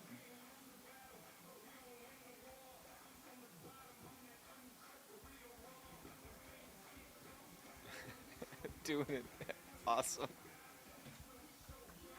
right, that is lap 125 for both these gentlemen. 176 miles in the books. Yep.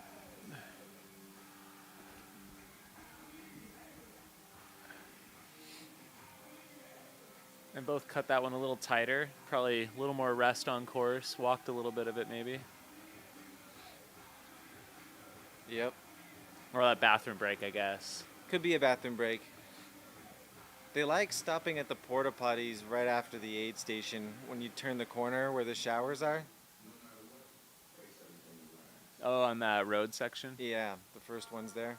Kind of get it done early. Exactly. There we go. Using his hat as an eye mask. Yeah, he's been doing that. Classic. He's been doing that all.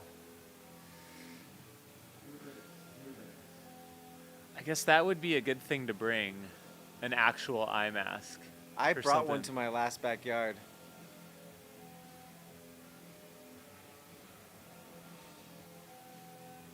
Tyler, when he was taking rest breaks the first night, he had on like soundproof, like Yeah. when you're running your leaf blower type earmuffs. And your crew just rattles you when you're ready. Yeah, Well, I think those chairs, like the chair that Stephanie has, is a pretty good idea. Where How you can so? just sit back and then you can just recline back and have your feet prop up. Oh, the gravity chairs? The gravity chair, yeah. Yeah, those are amazing. That seems like the way to go It is. for a backyard, you know? For a backyard, yeah. That, an eye mask, maybe some headphones or some earphones or whatever. Interestingly, of the last 5 people, the 2 that didn't have a gravity chair are the ones in the race still. There you go. It's too comfortable. It's too exactly. That was something that Anthony said. They're like Michael Carson's outside the main tent. You know, it's like a little bit colder, like a little bit less comforting, Yep. and maybe that's a good thing. And he's sitting on those hard plastic chairs. Hard plastic chair, yeah. Don't get too comfortable.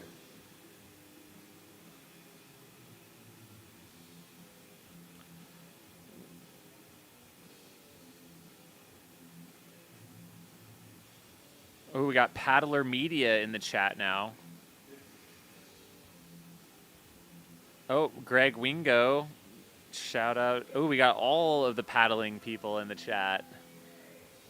Welcome, welcome, welcome. And they're off.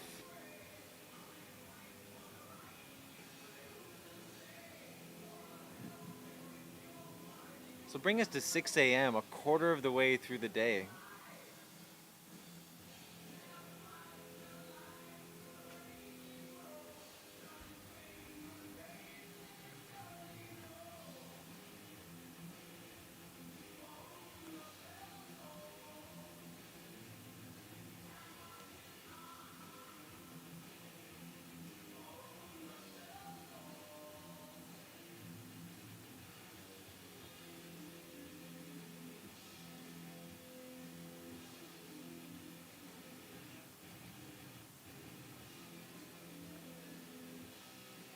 Both these guys pumping their arms real strong. It's awesome.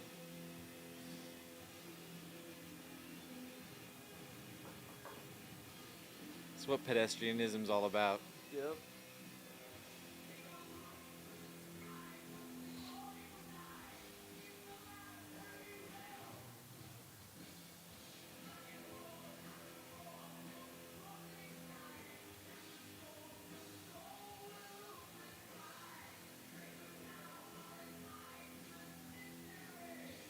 Yolanda Holder just crossed the finish line. She's now at 316 miles for the 6 day.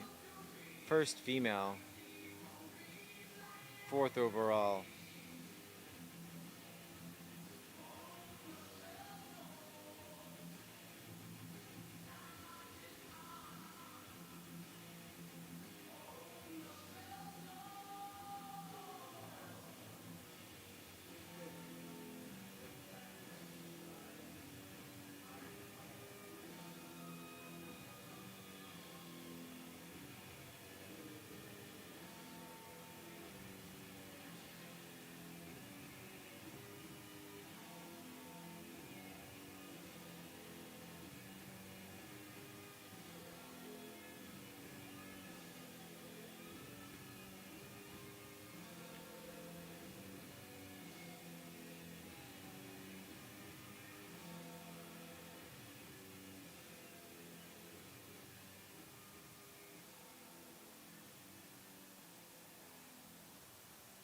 And they're still running down the ramp.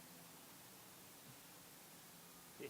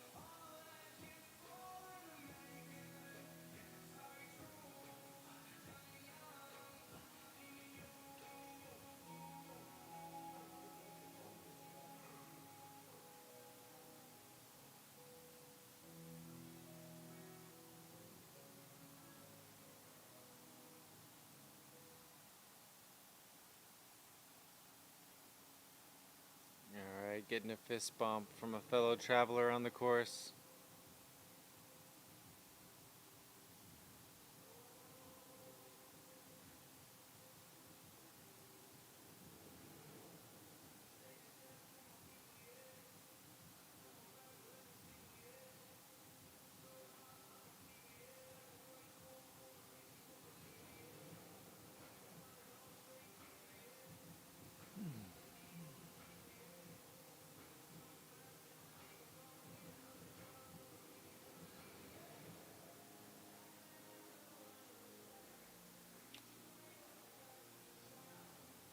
Fred Case, who just crossed the finish line, is now 1 lap away from completing his 100-mile race at the age of 70.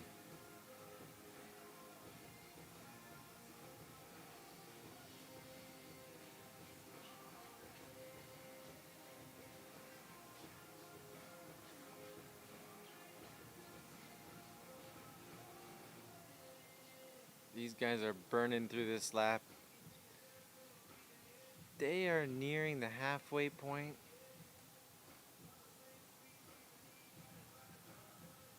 That's 7 minutes, 20 seconds in.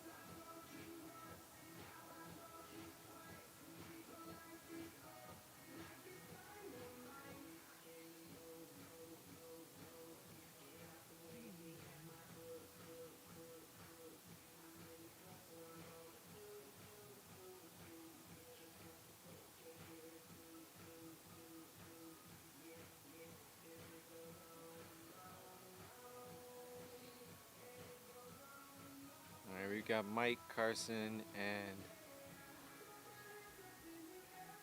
Benjamin Niebla here on our screen, basically running together. Mike, I don't know, about 10 meters or so behind Ben. Cruising through Tent City.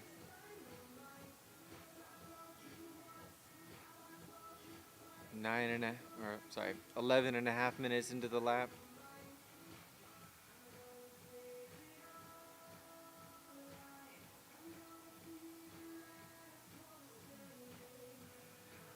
Going straight for the dirt when they have the option.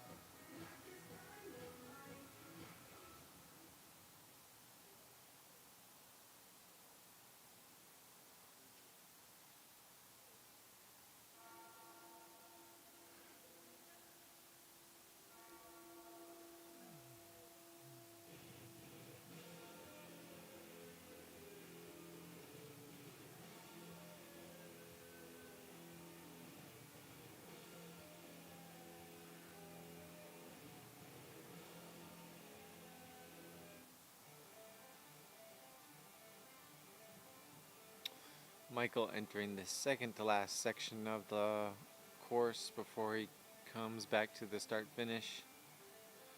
You've got the RV parking lot. Once you get through the RV parking lot, you've got the corridor through the sports complex, ending at the start finish line.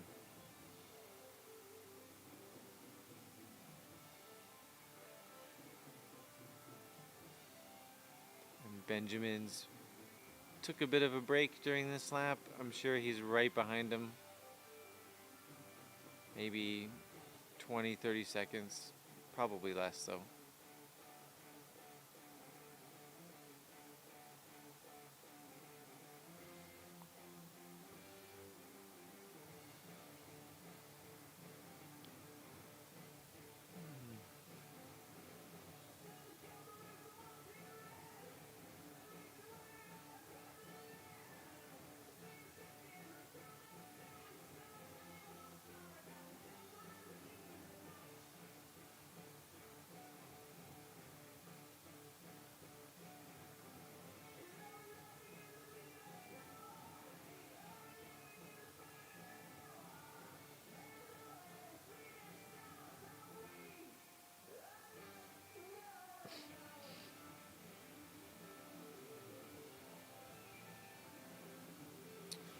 Here comes Michael into the sports complex.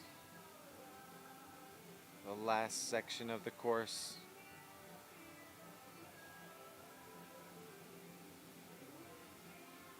Looks like he'll be at around just under 16 minutes. Or maybe right at 16 minutes.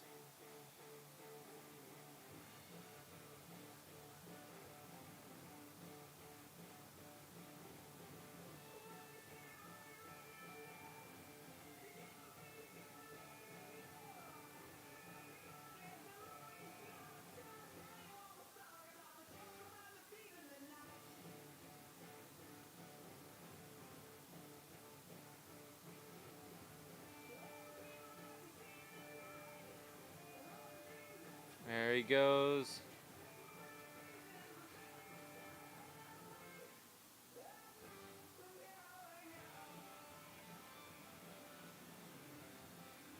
Let's see how far back Benjamin is from Michael. Michael crossing at 16:08, and here's Benjamin about 15 seconds behind him, 20 seconds.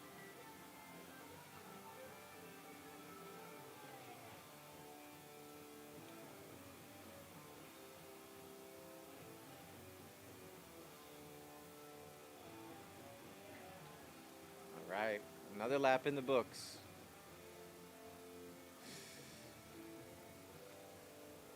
That was lap 126 putting us at 177 miles.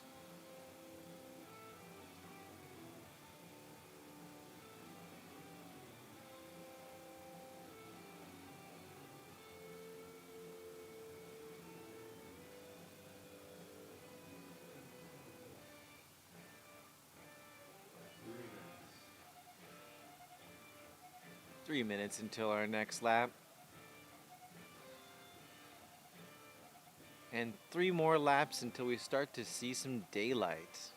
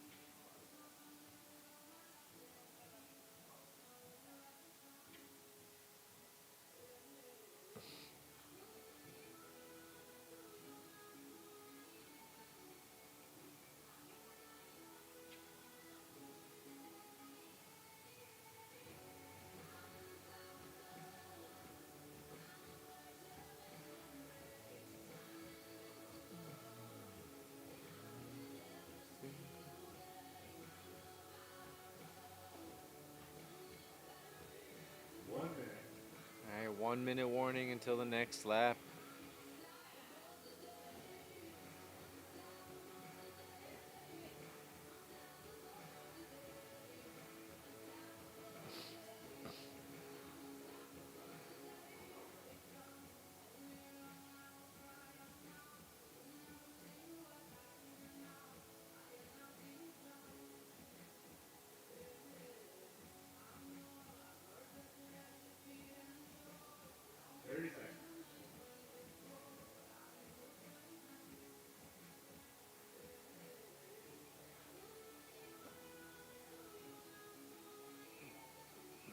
Benjamin seems to be still strong at his eating game. Ready to roll. 10 seconds to go, and here comes Michael.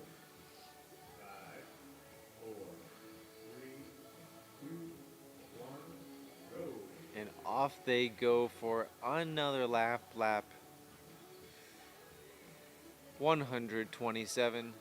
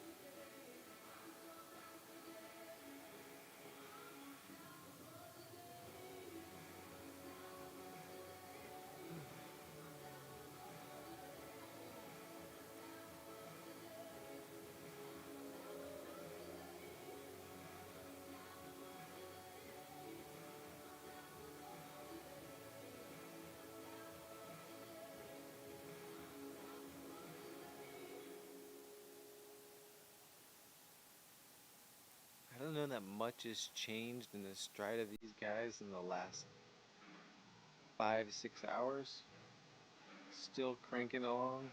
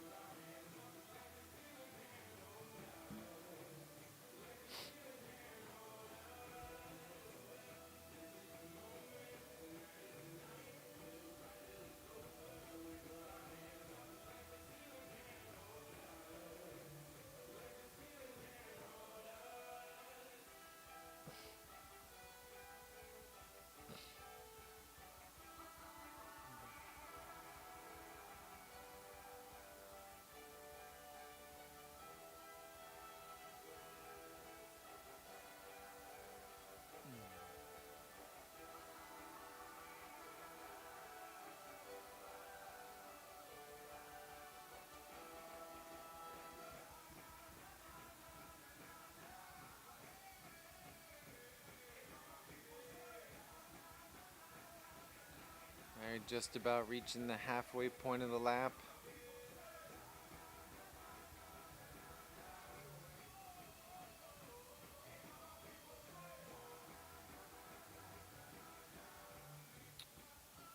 Little bit slower than last time.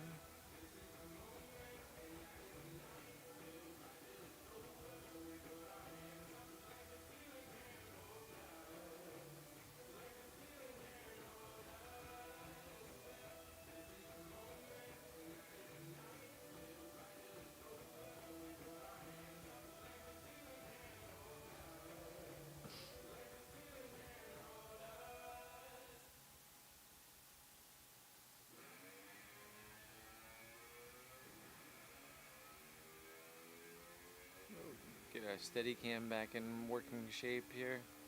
There we go. Oh.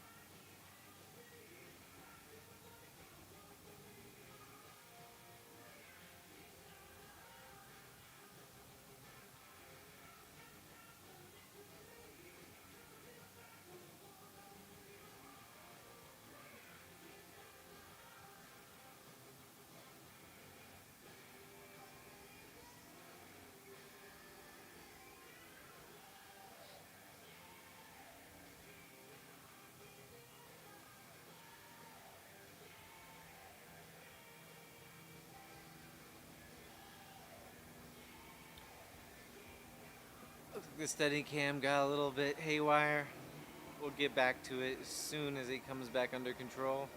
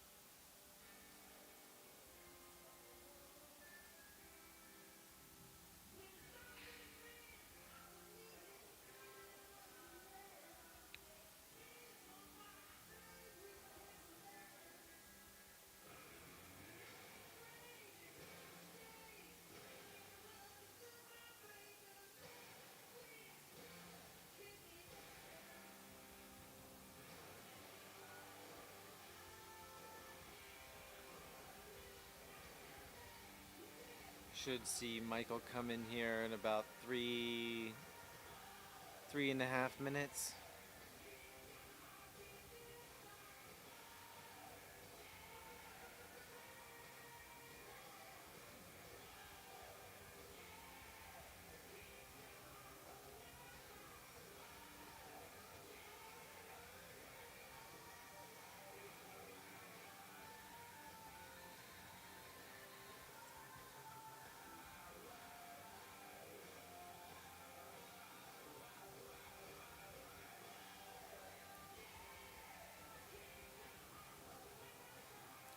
Melissa Montague, the number 2 female in the 6-day event, crossing the finish line at 308 miles. And Justin Montague passing through 371 miles in first place overall.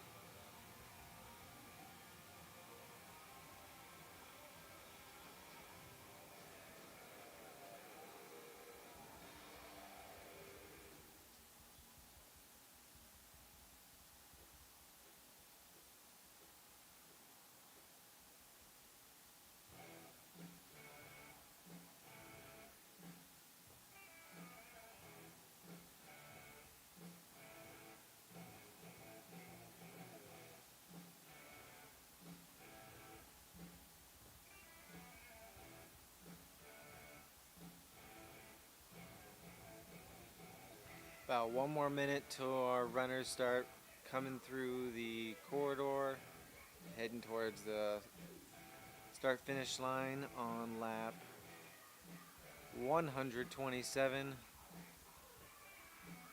Very close to the 180 mark after this lap.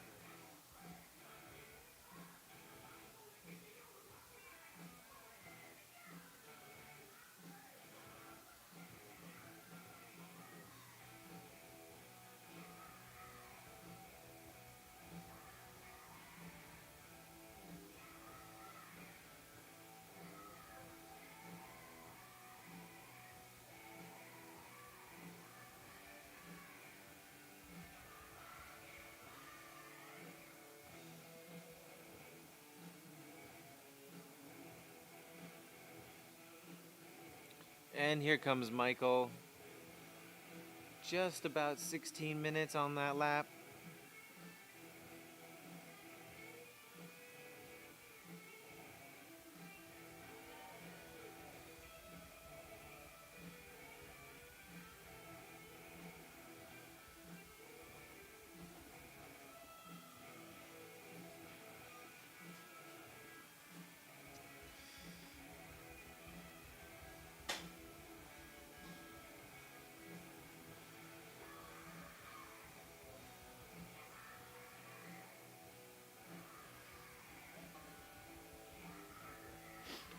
And Benjamin coming on through around 16:45, 17 minutes.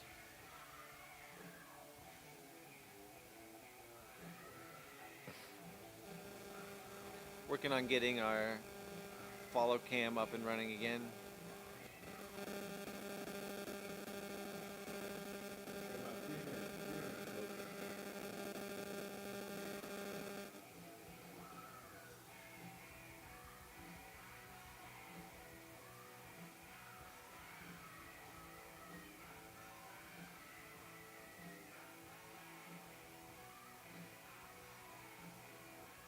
And they're at 179 miles.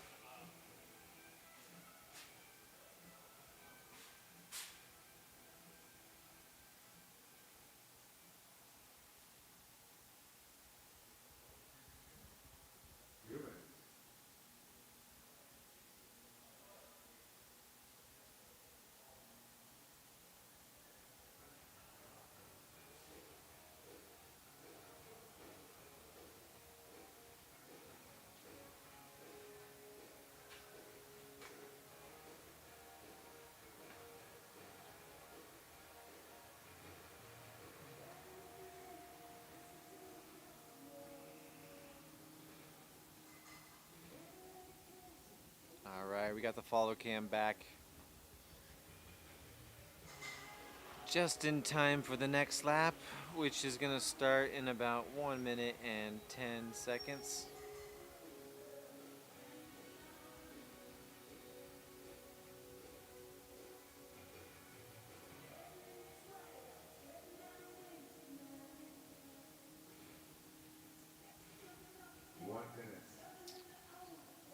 Ben taking a lay down rest with his feet propped up on the chair.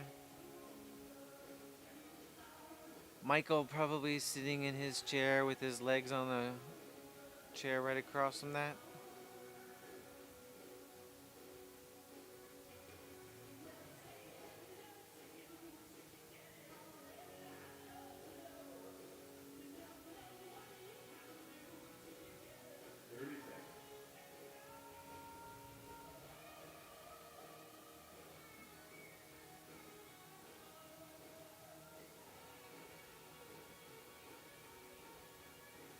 "15 seconds.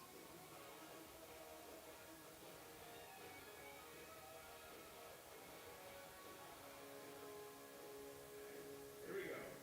5, 4, 3, 2, 1, and you're off. And they're off.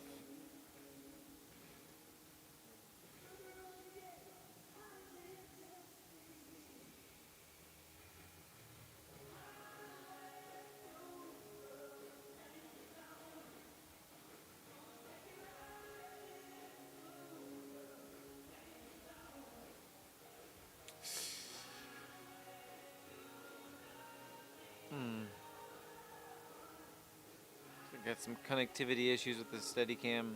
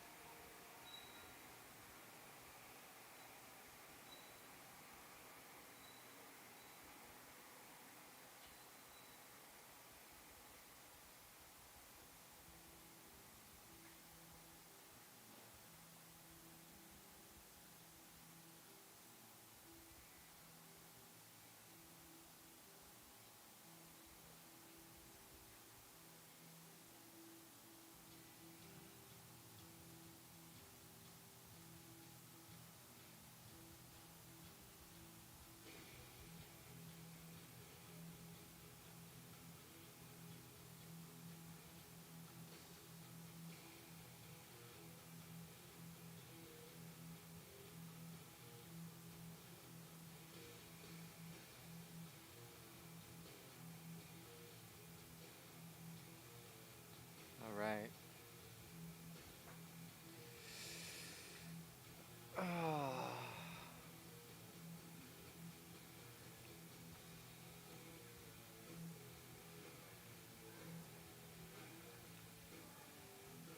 We are 179 miles and 127 laps into the last person standing here at Across the Years. 3 minutes into the 128th lap, we have Michael Carson from Rainbow City, Alabama, and Benjamin Niebla from Manchester, New Hampshire, duking it out. See which one is going to take home the crown.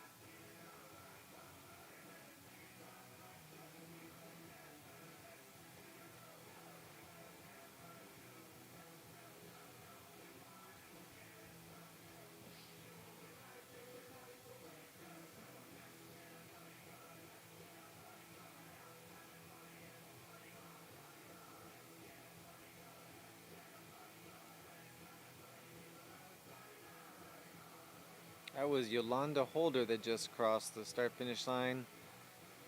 First place woman at 318 miles, fourth overall in the 6-day race.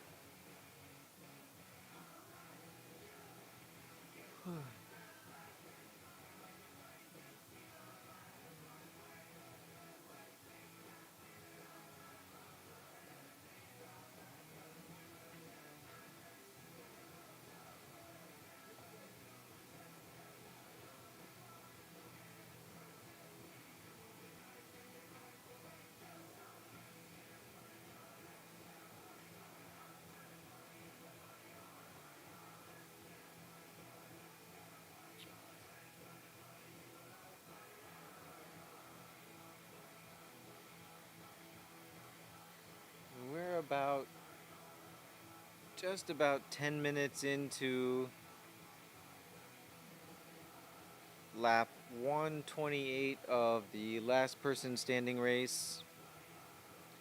That'll bring us above 181 miles.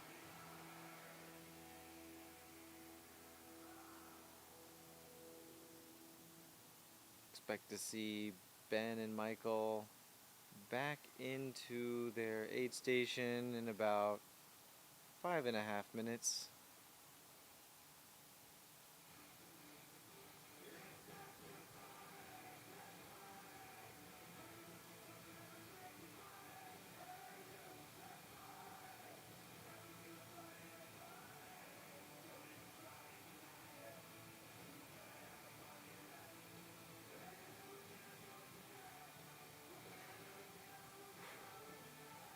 And at the end of the next lap, we're going to start getting some daylight.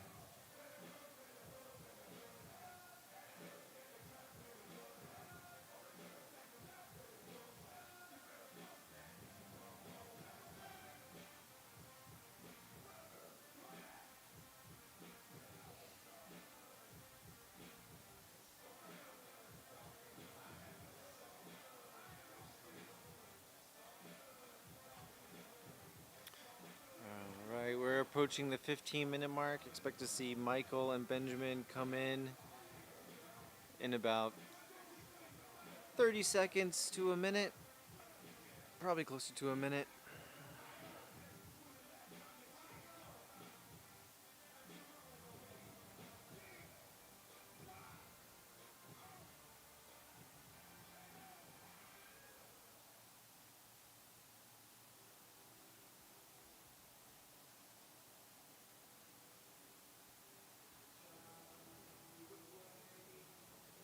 Oh, there it goes. Michael coming in right at the 16-minute mark.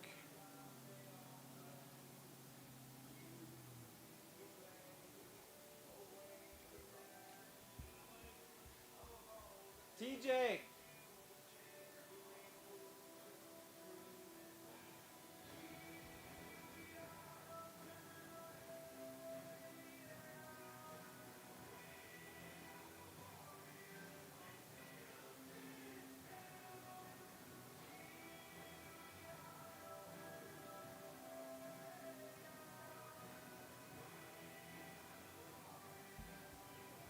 And here comes Benjamin.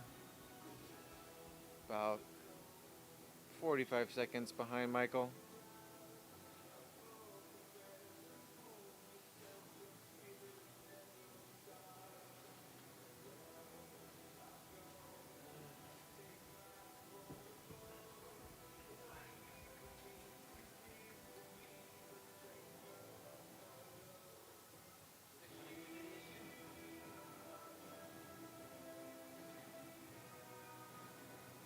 Three minutes.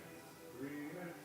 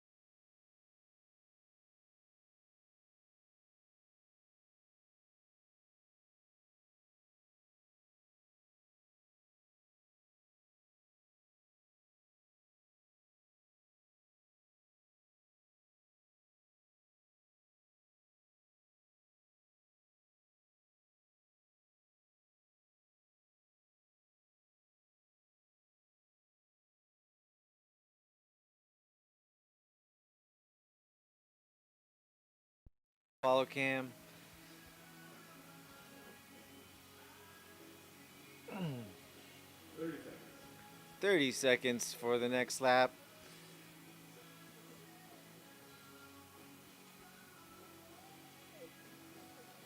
We're at mile 180.58, 128 laps in.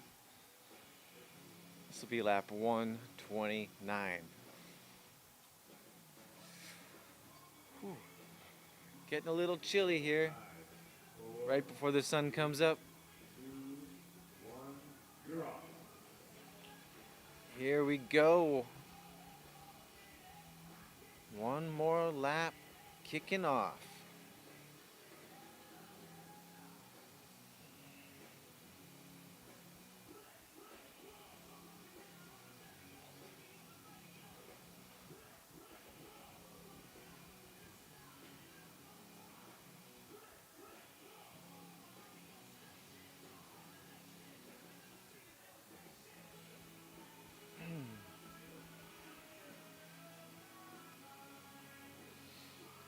Can start to see that early morning glow in the sky.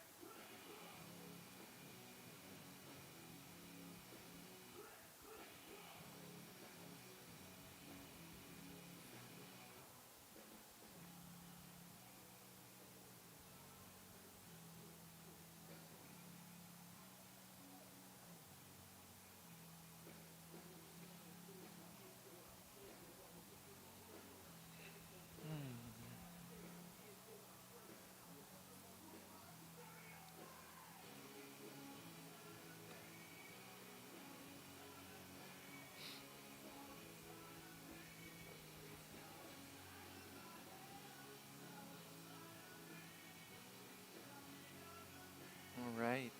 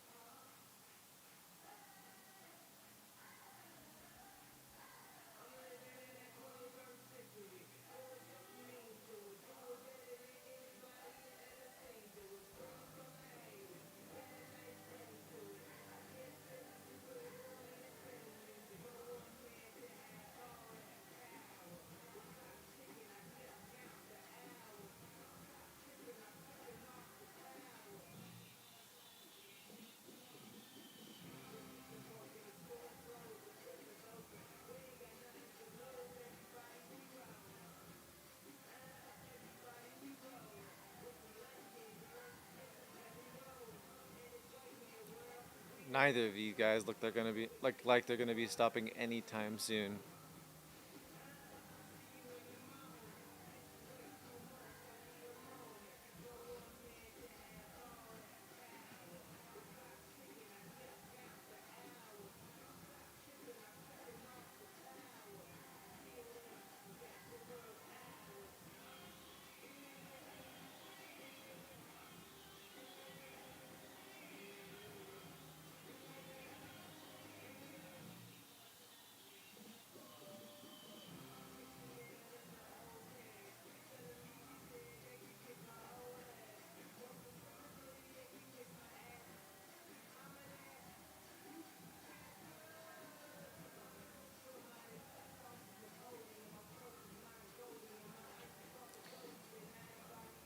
If you're just joining us, we are watching Michael Carson out on lap 129 of the last person standing race here at Across the Years.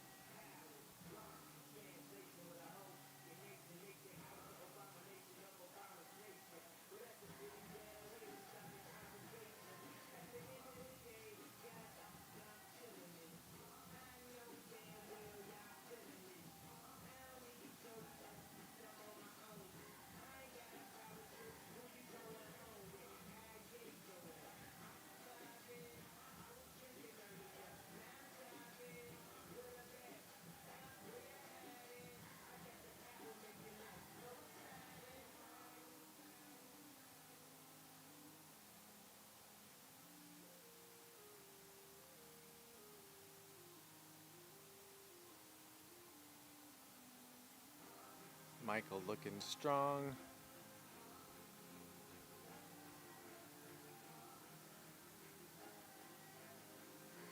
And we just had Raul Martin in the 6-day cross the timing mat.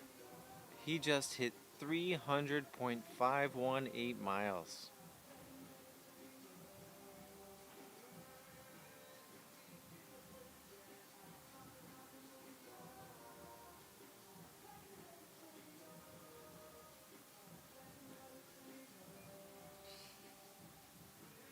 And Stephen Redfern, also in the 6-day, just crossed 331 miles. He is starting to move up. He is about 4 laps behind B. Brandt, who is in the second place position overall for the 6-day.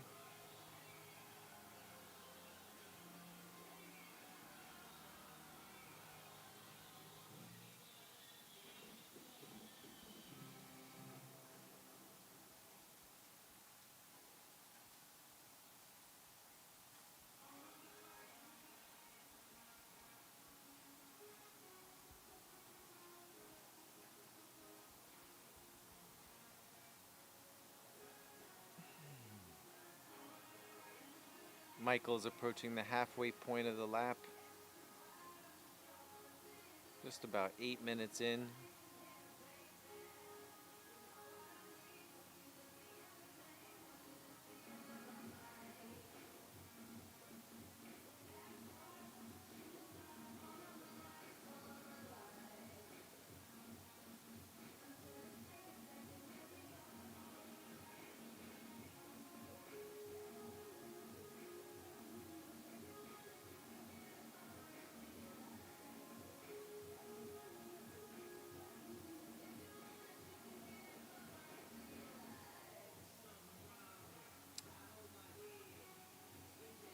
His gait hasn't changed a lick in the last 6-7 hours.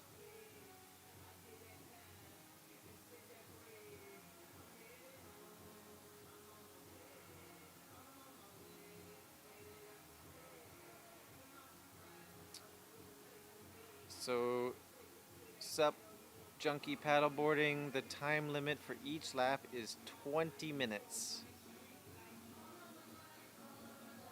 The standard backyard format is 4.16 miles or 4 and 1/6 miles, 4 and 1, I forget exactly the fraction, but it basically adds up to 100 miles over 24 hours, 4.16 miles over an hour. At across the years, the loop is 1.4 miles, which is roughly a third of that. So the laps are 20 minutes instead of an hour.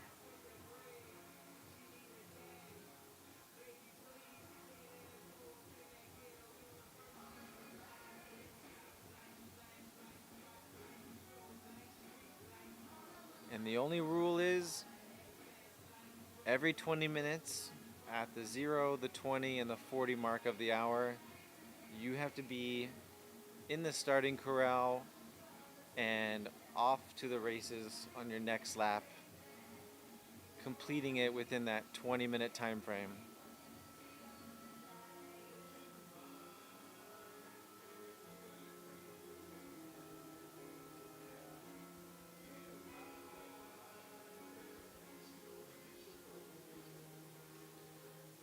And that was my alarm that just went off. It's time to wake up. It's 6:50. Little does my alarm know, I've been up all night.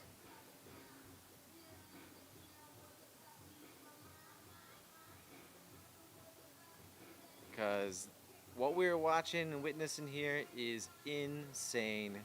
These guys are at 180.58 miles. That is 27 miles past the previous record set last year. They are on lap 129. We are going to hit daylight at the end of this lap. Official sunrise is in 30 minutes. Dawn basically starts right now. It's going to give these guys a huge energy boost. And for those of you who don't know about across the years, every day at 9 a.m. a new wave of runners starts. So you're going to see people lining up for the marathon, for the 6 hour, for the 12 hour, for the 24 hour. I don't think anyone's lining up for the 100 mile. Certainly not for the 200 mile. There isn't enough time left for the 48-72 hour, and the 6 day is ongoing. So the shorter races, people are going to line up at 9 a.m. to kick off the final 24 hours of Across the Years. There's going to be a lot more activity on course, a lot more people. Mine are going to be blown if these guys are still going at 9 a.m. when the next round of runners starts off. It's going to be fun to watch. It's going to give these guys a lot of energy. And then we're going to cruise right on till noon, because at noon we hit 200 miles for this race. It's been talked about a lot over the years. When are we going to hit 200 miles? Is this the year? My money's on yes. Definitely going to happen this year. I don't see either of these guys breaking their form. They're coming in with 4 minutes to go. That's a lot of time in this race. 4 minutes. Plenty of time to shove some food in your face, drink something, lay back for a nap, put your feet up, and then do it all over again.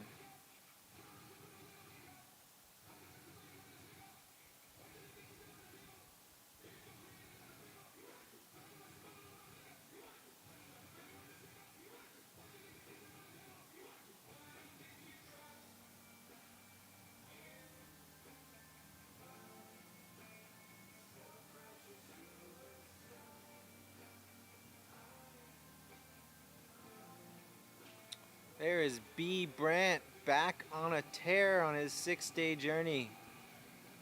So for those of you who don't know, we've got a lot of simultaneous races going. We've got the 6-day race. B. Brandt back on course. Just hit 377 miles. Stephen Redfern in third place was coming up behind him. Looks like B. Brandt took a nap for an hour or so. Stephen Redfern was catching up, but B. Brandt's back out to maintain his position at second place overall on the 6-day. He's hit 240 laps for 338 miles. He is well behind the leader, Justin Montague, 265 laps, 373 miles.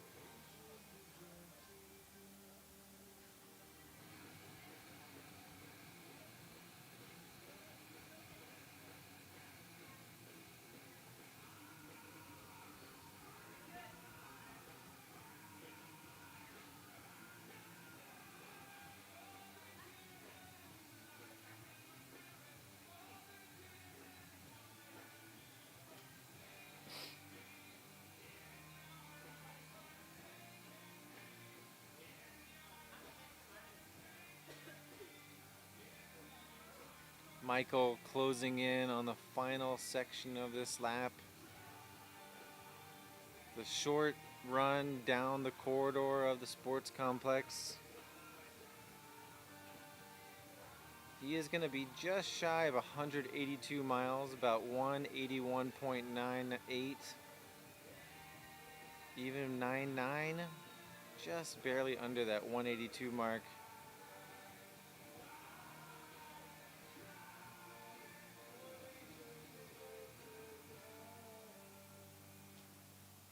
Michael coming into view, passing the live stream posts,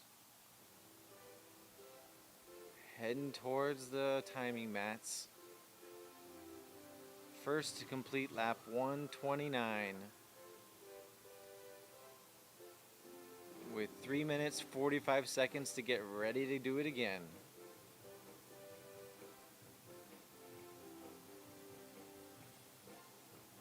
Benjamin's probably not that far behind him.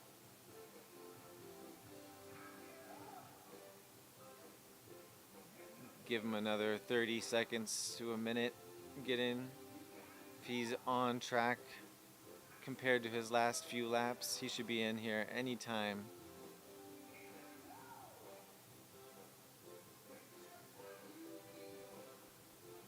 Here he is, looking just as strong as he has the last, I don't know, 4 hours. He had a bit of a rebirth around 1 a.m., 2 a.m. He was flagging hard.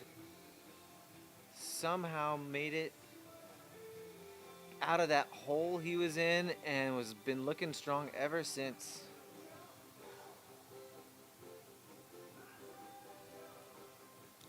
His crew's got him ready. Get some nutrition down. Lay down, put his feet up. Give his brain a rest so he can come right out. Go for another lap.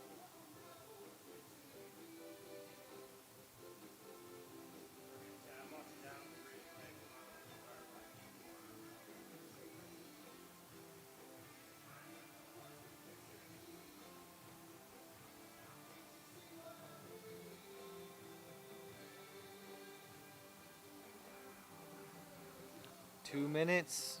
2 minutes. Just look at the spread. All kinds of goodies available to these guys.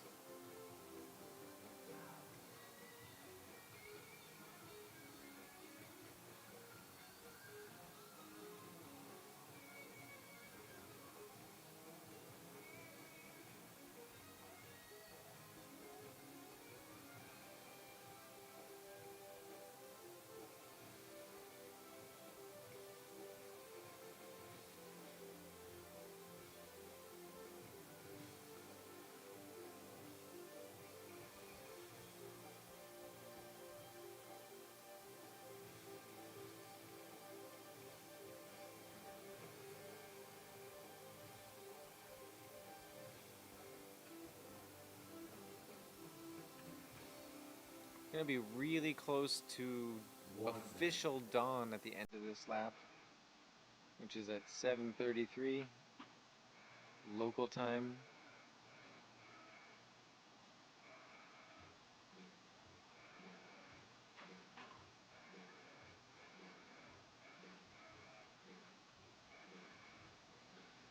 Michael Lopresti just cruised through the timing mat. 299.107 miles in the 6th day. 30 seconds. Another runner about to cross that 300-mile mark in that race.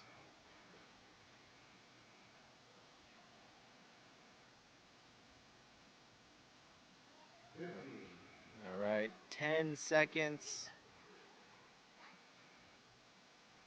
Benjamin's up, ready to go. So is Michael. We've got the countdown. 3, 2, 1, and go. And away we go. Lap 130 and the last person standing, obliterating the previous course record, 153 miles. These guys are going to hit 182, 183.4 miles. 183.4 miles at the end of this lap.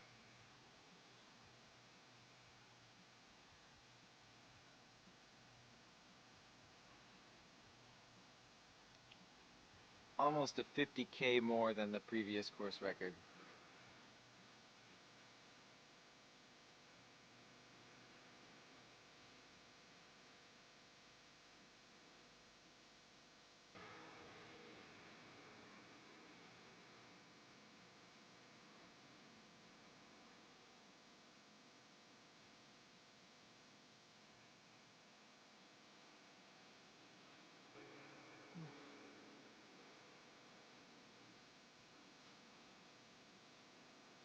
No one's stopping anytime soon.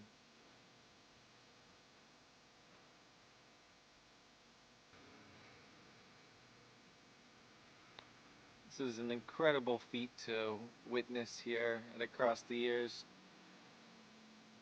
In what is now 2026, the 2026 portion of the 2025-2026 Across the Years.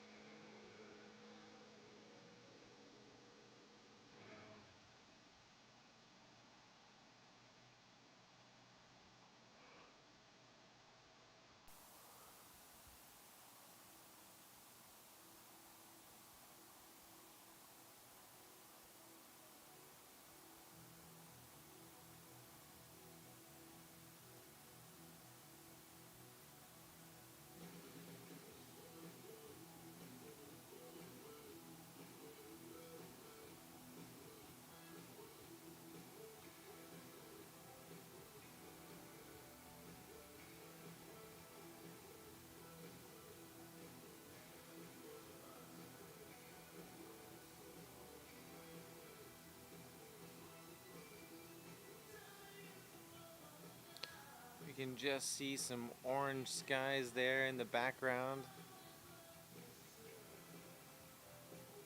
Sunrise is upon us.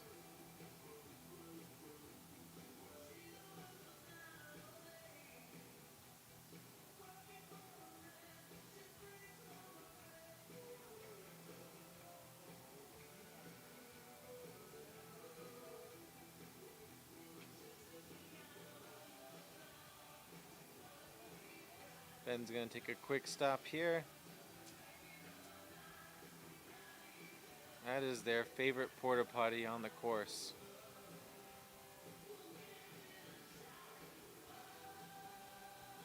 Michael's gonna continue on, so we'll follow him for the time being.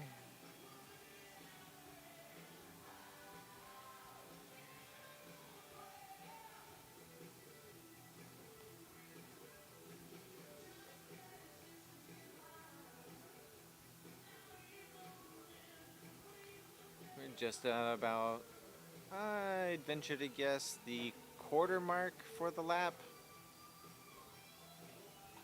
Maybe a little bit further, 4 minutes, 44 seconds. We've been coming in at around 16 minutes. They're keeping the same pace. They are just past the quarter mark right now.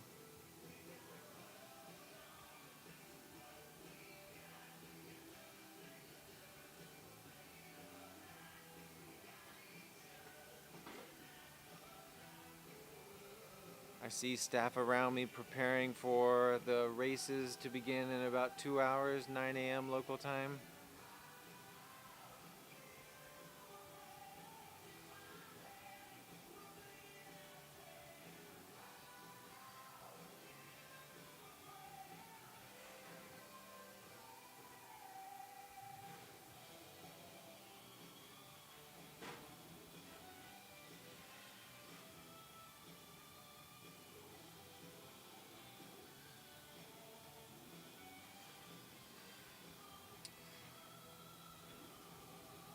At Kupson's Saya 351.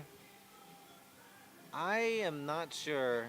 Stephanie is probably passed out, taking on some well-deserved sleep.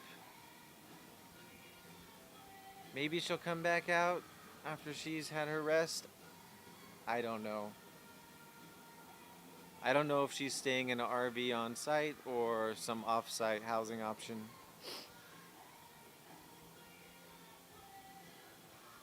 If you follow her on Instagram, I'm sure you'll get a lowdown on what went through her mind during this race. She does a good job posting up race recaps on her Instagram account.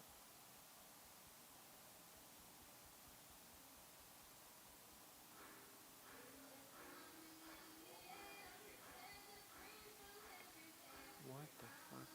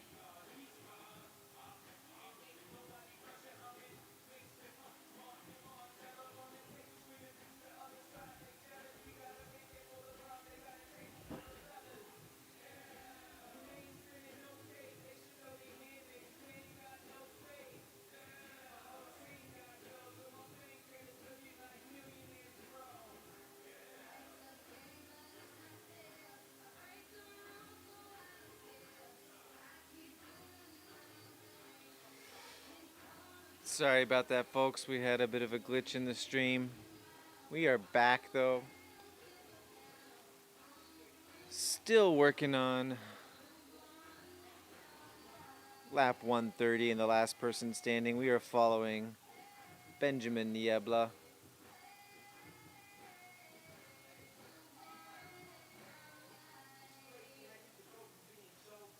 Just about halfway done with this lap.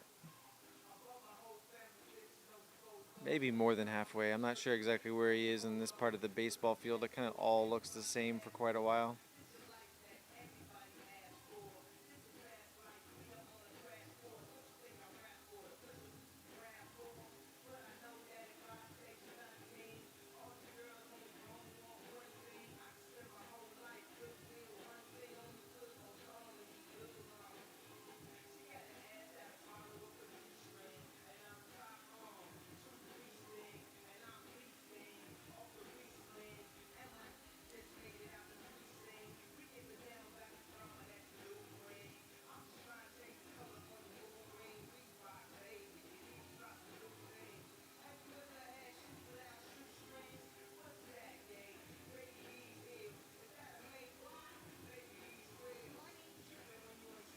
Hello.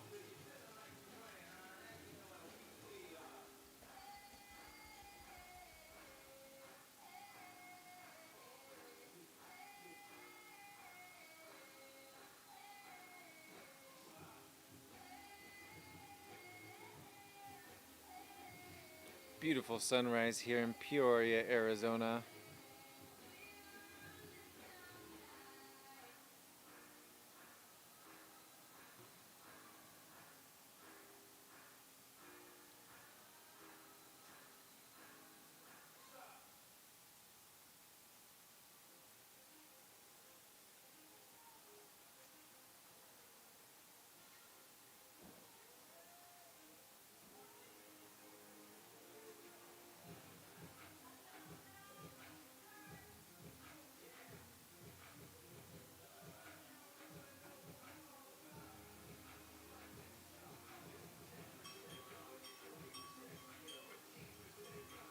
Benjamin's about to head through Tent City.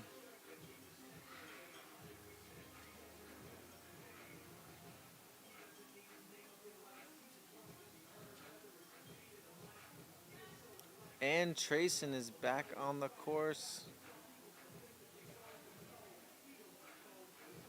in her quest to complete 100 miles. Let's see where she stands right now.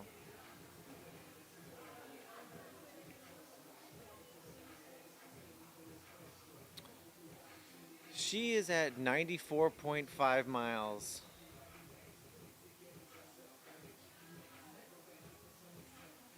I believe that puts her, 67 laps, 71 laps for the 100. She's about to complete lap 68. She'll need just 3 more for 100 miles. Her goal, my understanding was her goal was a 50K. She blew past that a long time ago. Now that she's back out on course, she's gonna crush this 100-miler. She's been doing about 1 hour, 20-minute laps, give or take. Finishes this one here with 3 to go. It's about 4.5 hours. It'll probably be a massive celebration when that happens. So tune in, set your alarm clock for, let's see, just before noon local time, 11, let's say set it for 11:30, keep the live stream on. Last person standing will probably be going at that point still. Be nearing the 200-mile mark.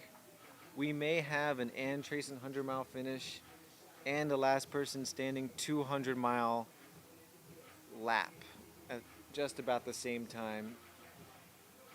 Huge if it happens.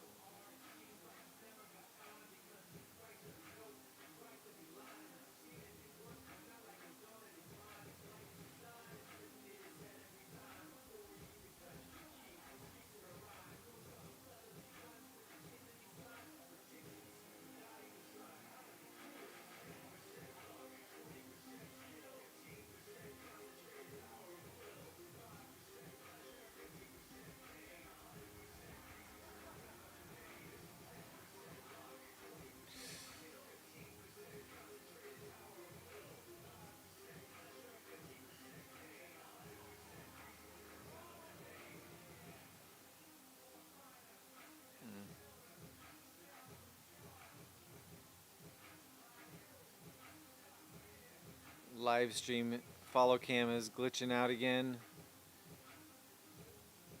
Here we have on the start finish cam Ann Trayson in the red puffy coat with the white hat and the walker. Follow cam is back. Excellent.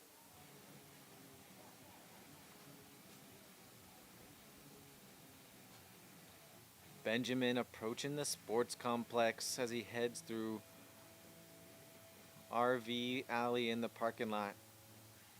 Lots of campers parked there. Folks doing the 6-day, multi-day events.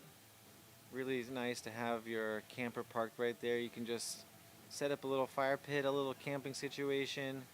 Pull your car right in next to it. B. Brandt back on the prowl in the 6th day. Out to maintain his second place position. When he crosses the finish line here, he's going to be at 340 miles. Way to go, B. Brandt.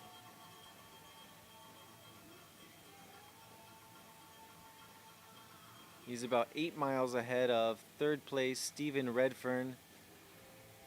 Benjamin now in the sports complex, about to complete lap 130. Probably hitting somewhere close to 17 minutes, slowing down just a little bit compared to the last couple hours where they were coming in around 16 minutes. I wonder if the daylight will give these guys a little bit of a boost and we'll start seeing some times back in the 16 range after this 17-minute lap.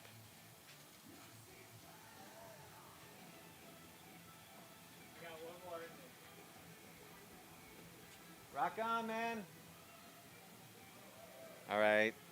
Our follow cam says he's got one more in him. That'll bring us to 7:40 through the official sunrise time at 7:33. We got 3 minutes until the next lap, waiting for Michael.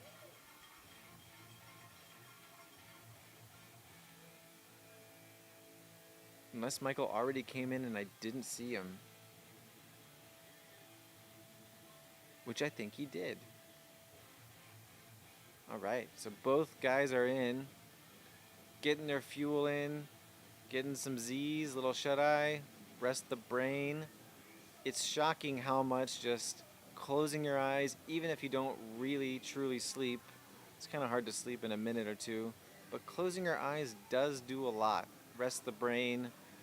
You wake up magically refreshed, ready to slam a cruise through another lap.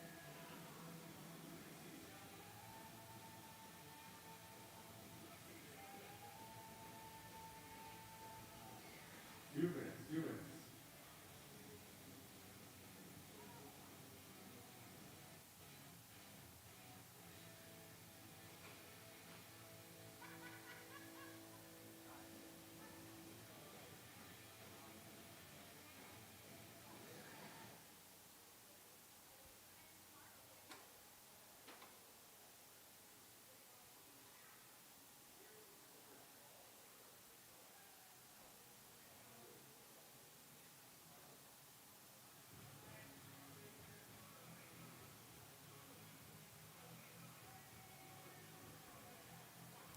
So for those of you just catching up with the last person standing race here at Across the Years, we sit with 2 people left. The win and the assist, who is it gonna be? Our last drop was Stephanie Rosebaugh.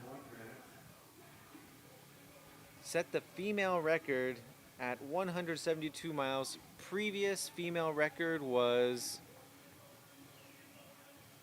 Stephanie from last year at 142, so a 30-mile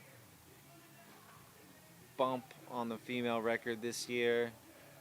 She dropped at mile 172. We're currently at 183, about 11 miles ago.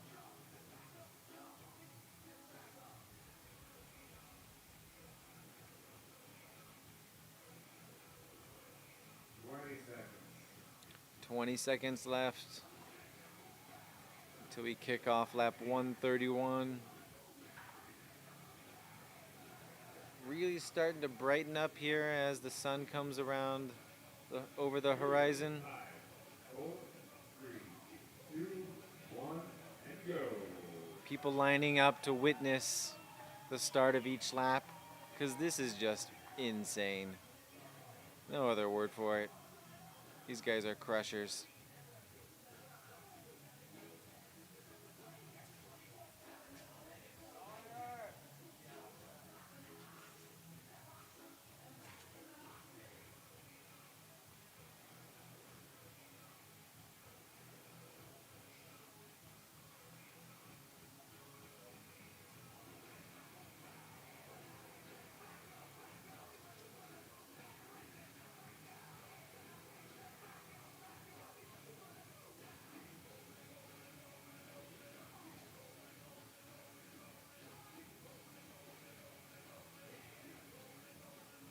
Both guys using their arms, pumping those arms,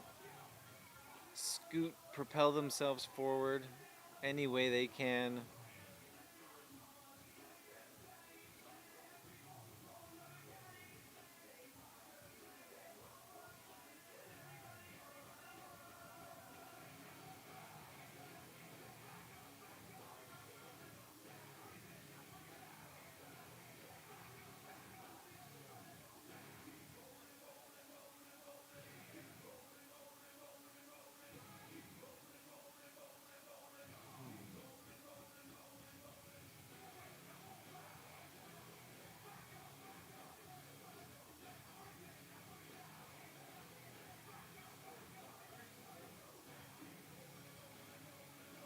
Looks like they just passed Ann Trayson.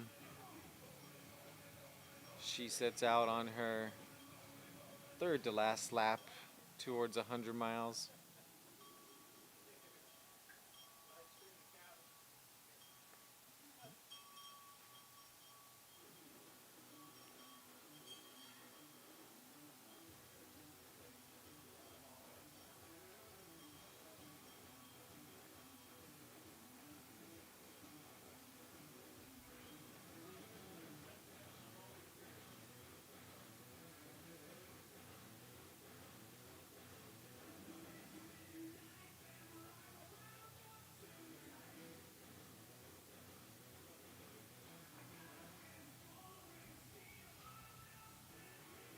I got to imagine with all this light coming out of the darkness, it's got to lift these guys' spirits a lot.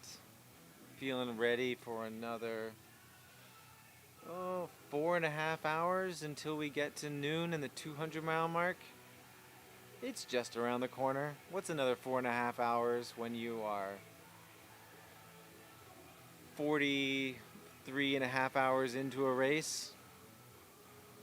No biggie.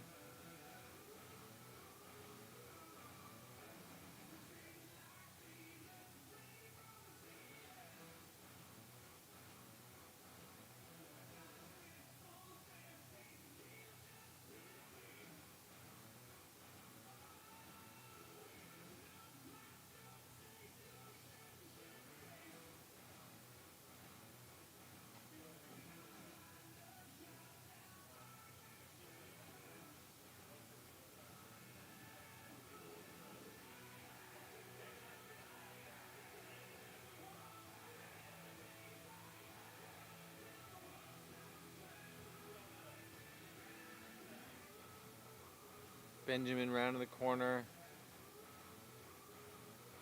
Michael right behind him. Benjamin gonna take a pit stop at their favorite porta potties. Michael's gonna continue on this time.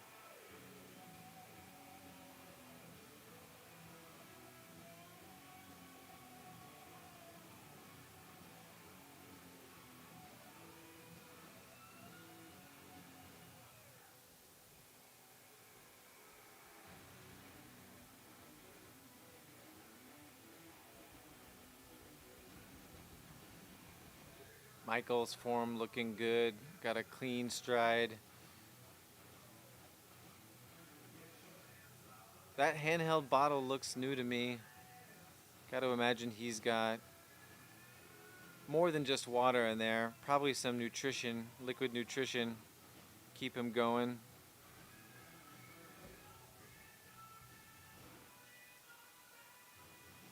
Also wearing a belt. Not quite sure what's in that. Never saw him reach into the belt. Maybe it's one of those break glass in case of emergency belts. Feeling really down, pop a caffeine pill type situation.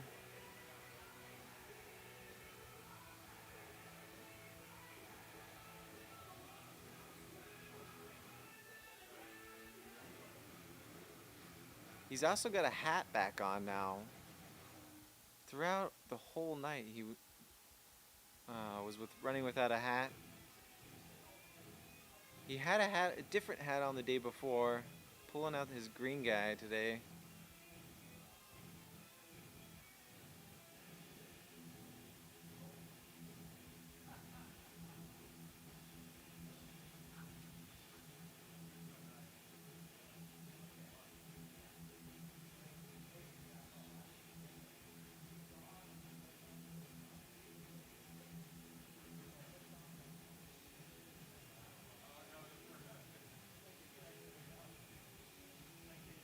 Michael's also wearing some bone conduction earpiece.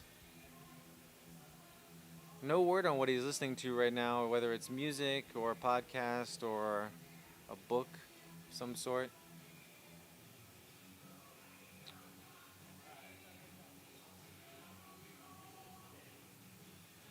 Our men's 6-day overall leader is about to cross the timing mats. It's gonna bring him to just on a little over 376. 267 laps.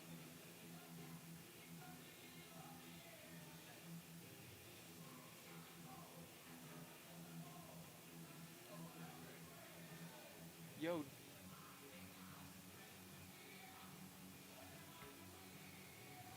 This is his last steady cam that he's doing. You ready to do some loops? All right. Two dudes, man. It's gonna go to 200. Yeah. Benjamin and Michael. Yeah. Stephanie bowed out at 172. They're about to hit almost 185. Jamil.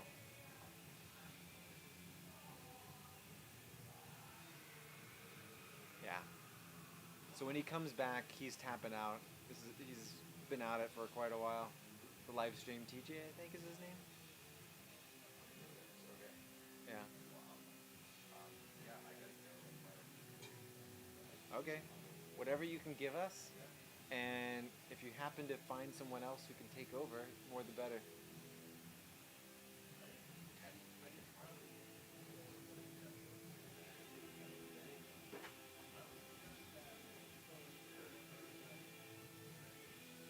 All right, sorry about that. Just discussing live streaming logistics. Definitely want to keep you guys tuned in, locked in here with us as we follow these amazing runners around the course yet again. Our current follow cam has been following them for a good chunk of time now. He's tapping out. It's hard to hold that camera up for a couple hours and run, especially when you have a lot of miles on your feet from previous days at the course. We appreciate everything we can get footage-wise here. So it looks like we have someone lined up ready to take over, at least for a round or two. Maybe find someone to fill in after him.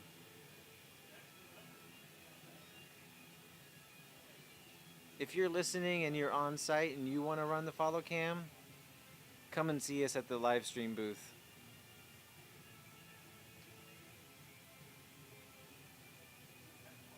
It's not hard to do. You just point your phone wherever you want to shoot the picture. The Steadicam will take care of everything else.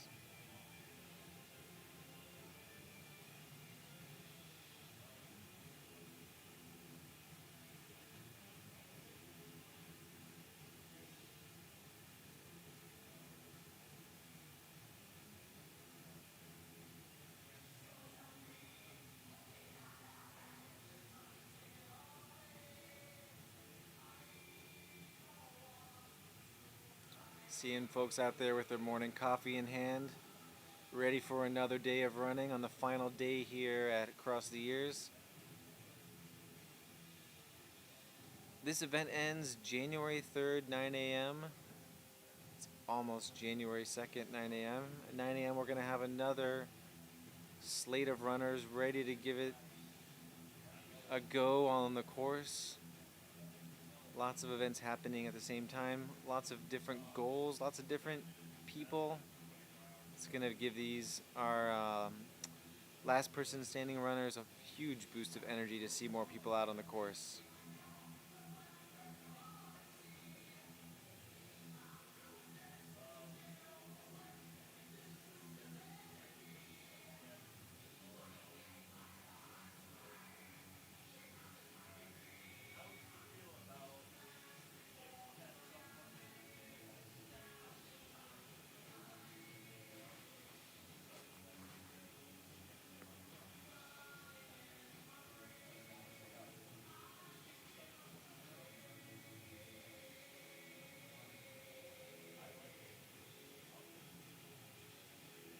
Michael heading down the last straightaway in Tent City. before he makes a left down, for lack of a better name for it, Flag Alley. Then comes the RV parking lot, and then the end of the lap, the corridor in the sports complex. Here he is making a left down a sidewalk lined by flags of all the participants here today, or here at the race, I should say, not just today.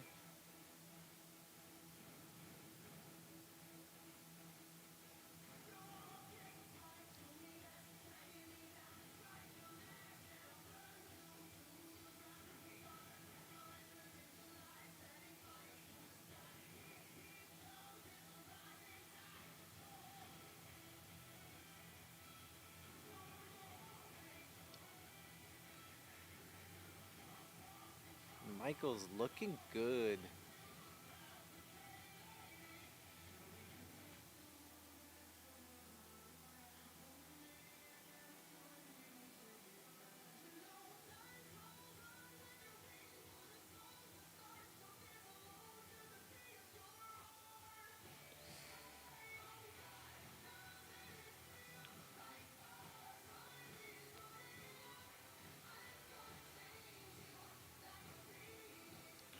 Word in the chat that Nicholas Steele is doubling up with a 100-mile and a 24-hour. 2 laps to go in his 100-mile. Let's see where he's been at for his lap times.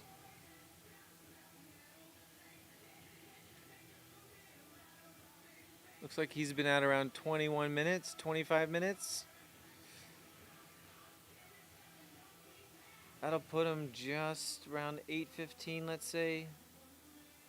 He'll have 45 minutes to take a break before he starts his 24-hour.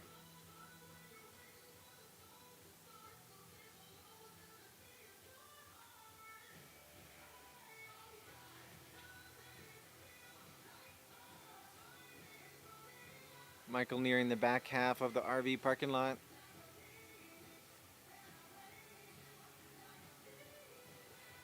Then he'll take a left through the sports complex, come around, and then head over to through the timing mat, sit down, take a break for a few minutes, get some food, get some liquids in, maybe even close his eyes, put his feet up, and do it all again in 2 minutes. 2 minutes or so after that.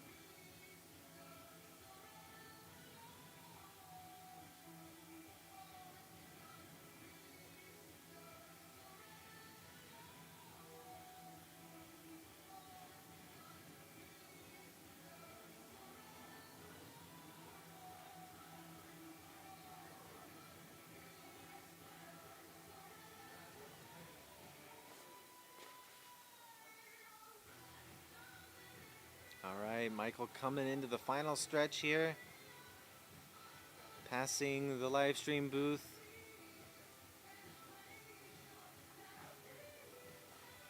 Expect Benjamin to be soon after him.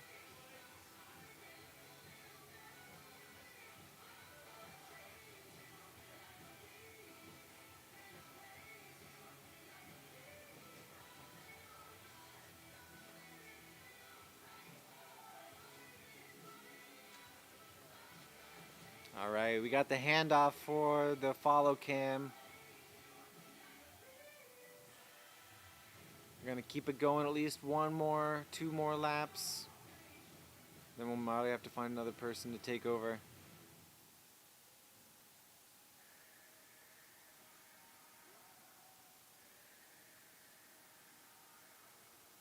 Not exactly sure where Benjamin is. Oh, there. As soon as I say that, he pops right into view. Coming across the start-finish line in about 30 seconds. Give him 3 minutes. Get himself together, refreshed for the next lap. which is going to be lap 131. Sorry, 132. 131 was the lap we just finished. 184.81 miles.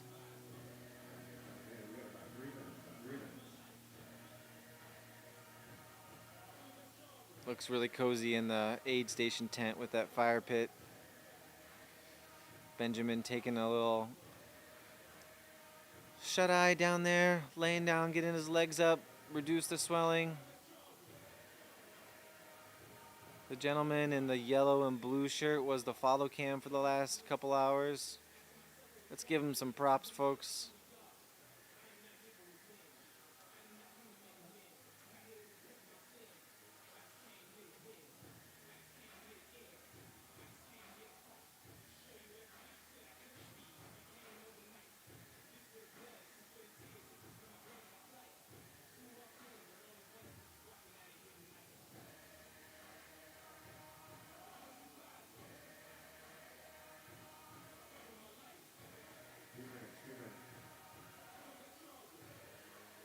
Looks like they're working on Benjamin's legs a little bit. Keeping him loose. Get those juices flowing.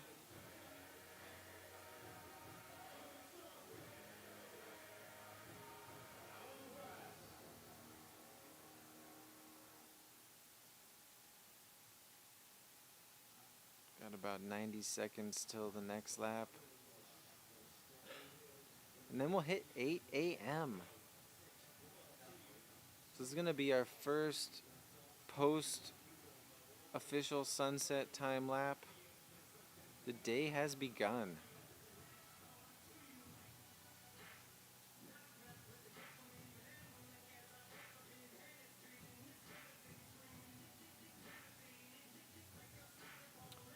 So Carrie Mang 2586.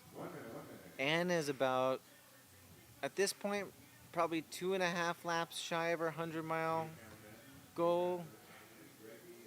She's doing hour 20 laps. She set out on this last lap, well, maybe a third of the way, about 30 minutes ago, I want to say. I could be wrong. It's hard to remember all the events happening at once here. In any case, I was projecting around 11:45 she hits the 100-mile mark based on her 120 splits.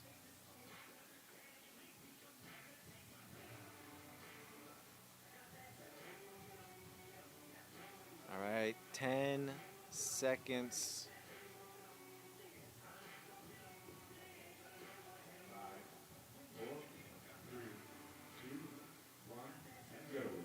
All right, and they are off. Lap 132.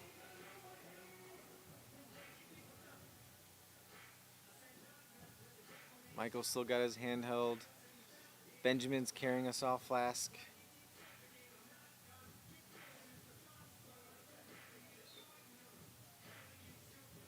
Got to imagine both of those bottles got some kind of nutrition in them. Keep these guys. Oh, Benjamin fumbled the soft flask. Keep these guys full of energy, ready to go till the 200-mile mark at least. And then we'll see how far it goes from there. It does have to end at some point, but we don't know when that is going to be.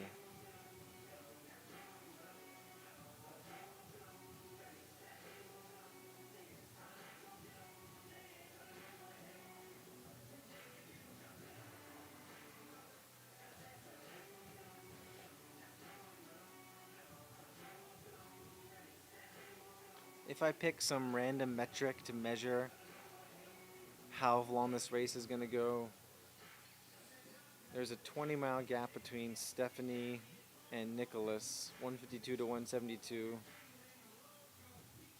Put us at 192 if we extrapolate. But I think these guys are going to go to 200. You don't think you get to 192 and stop. You're going to go to 200 at least. question is, when you hit 200, what happens to your mind and body? Does that feel like a goal? If so, it may be the beginning of the end. But these guys are not really changed form at all in the last 40 plus miles. I don't think hitting 200 is going to affect them at all.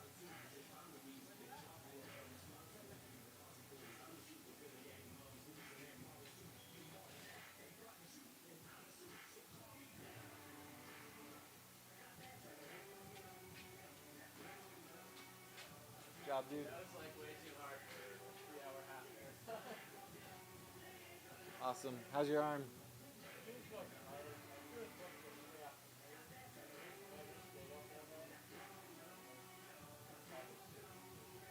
What's up, Jamil?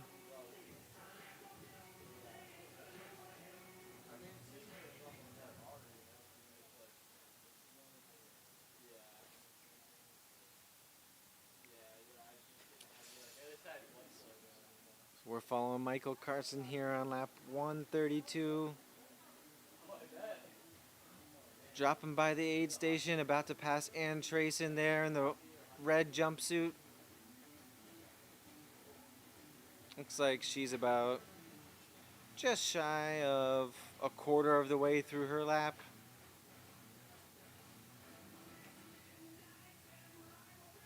Three laps to go for her till the 100-mile mark.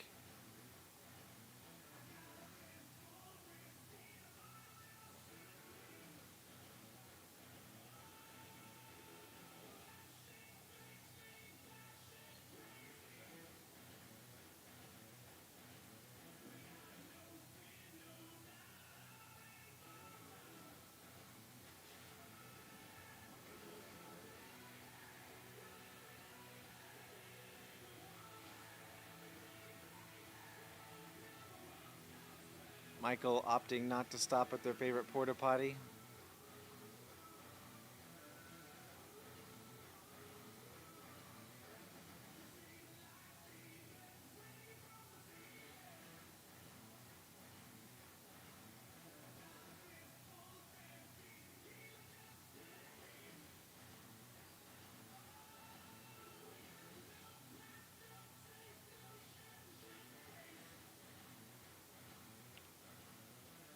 So 118 hours is since the start of the race.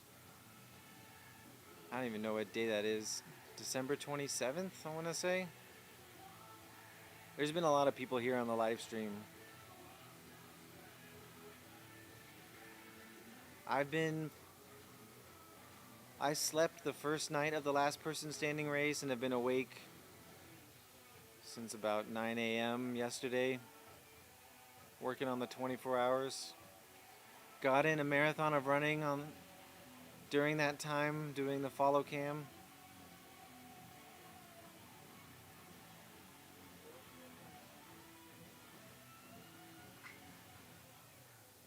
My live stream partner during a lot of it, Shad, just woke up.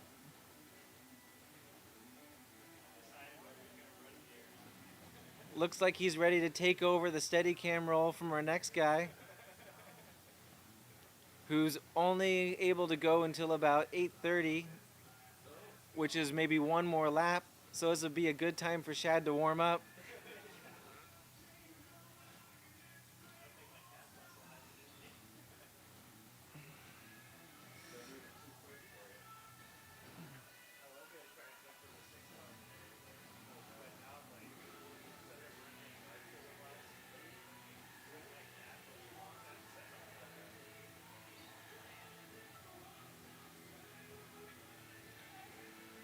We got one more lap on our current follow cam guy. We need someone to take over and bring us in approximately to noon somehow.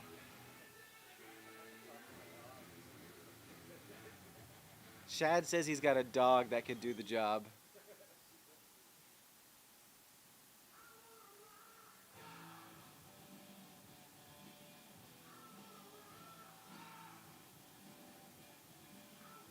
See the sun peeking up over the horizon there on our follow cam.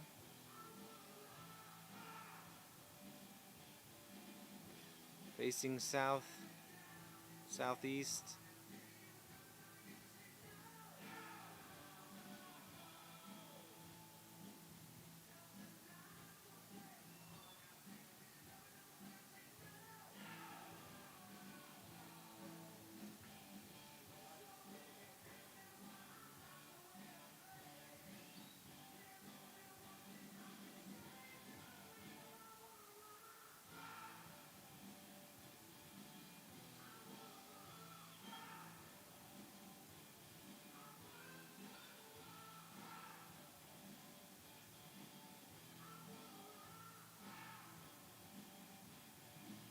Michael looking no different than he did 4, 5, 6 hours ago.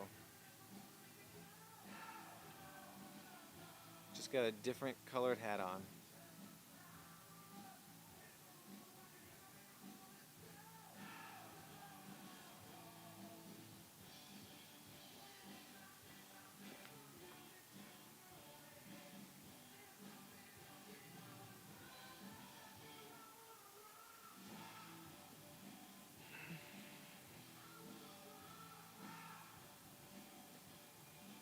Yo, you up from running some laps with the Steadicam?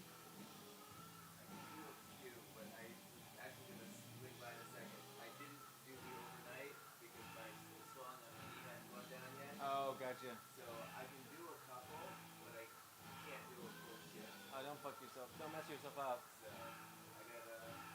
I think it's a bruise underneath the knee. Oh yeah. And this surface. Yeah. If it was all dirt, I'd be like, hell yeah. I gotcha. But yeah, I woke up at like 3 o'clock in the morning and was like, oh yeah, I feel that slowing everybody. Yeah, yeah. Don't mess yourself up. Mostly down at this point, so if this really would help, I'd have no problem doing it like 3 or 4 laps. Okay.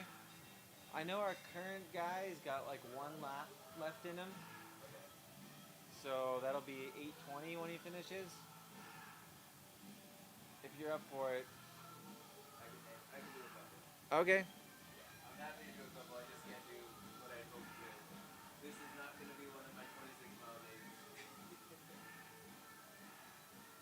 Figured I'd come and sit people on for a couple minutes. Sweet. And then probably around, well, I'll probably do it just after the mat starts. Take off on my own. Head units to next. Oh, nice. But yeah, so when he finishes, I'll stop back in like 15 minutes, 20 minutes. Yeah. You may have to get your phone set up and everything with. I've got the link and everything. Oh, you do? Okay. Yeah, I was so bummed because I wanted to get the miles in. It's like, no, this is a bad idea.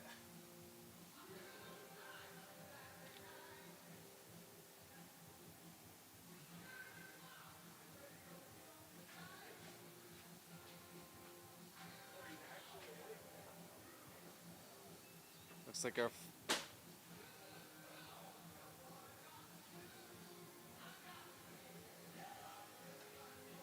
Michael heading through the last section of the dirt around the ball field.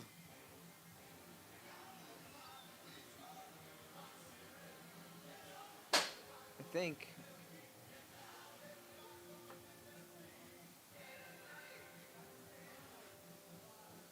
Yeah.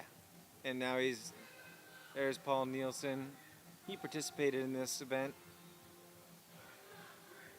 Heading through Tent City now. Well into the back half of this lap.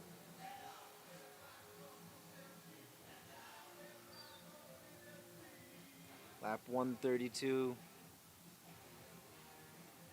This is going to bring him over 186 miles.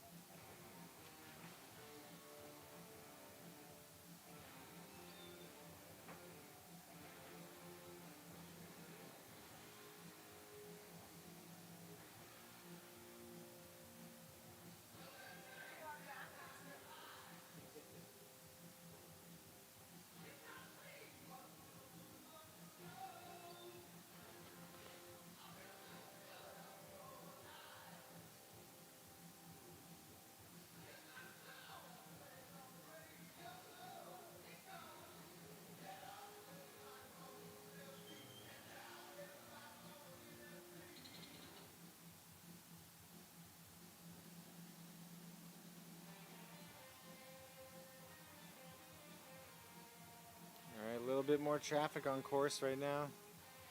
People waking up.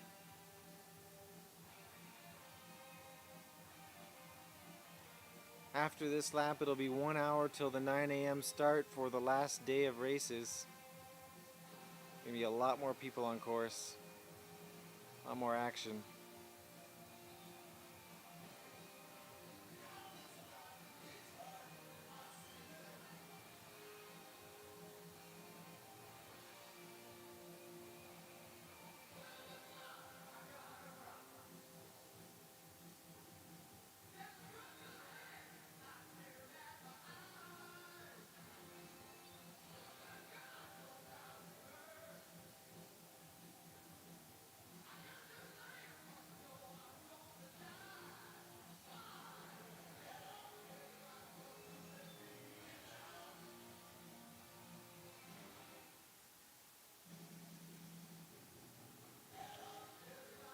All right.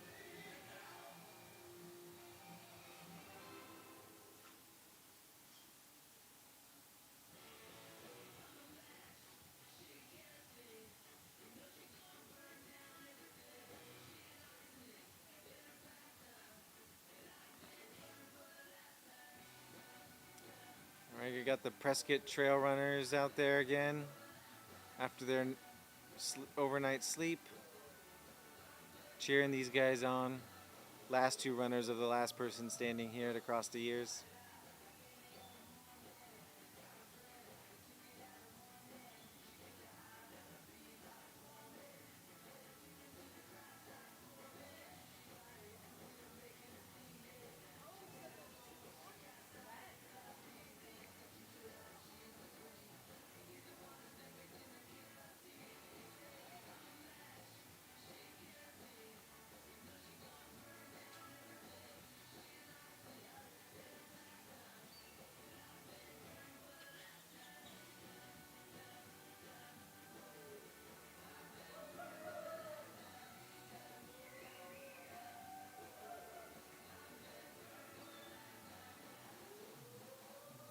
That was Nicholas Steele that just crossed the start-finish line, finishing his 100 miler. He's got an hour to turn it around before he starts his 24-hour.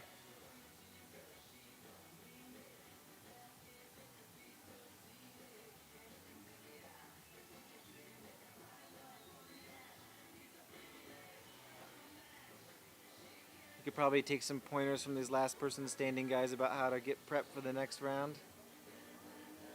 And we've got B. Brandt about to mark another lap, notch one on his belt. Second place in the overall standings for the 6th day.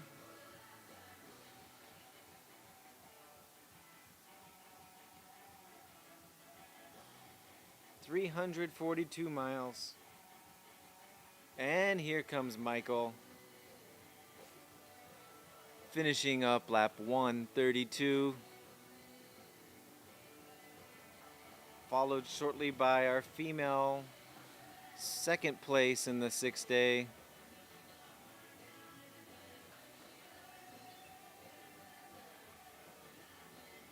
Melissa Montague.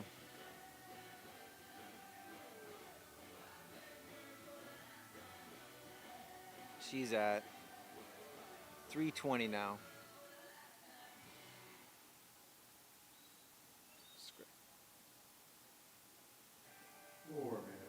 Sorry about that, 316. That is bad math on my part. I've been up for 24 hours.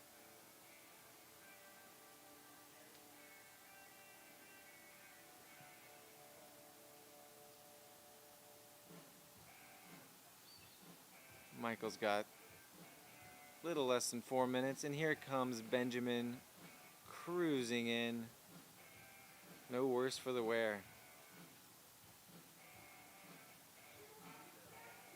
He'll have a little over 3 minutes just to get ready for the next lap.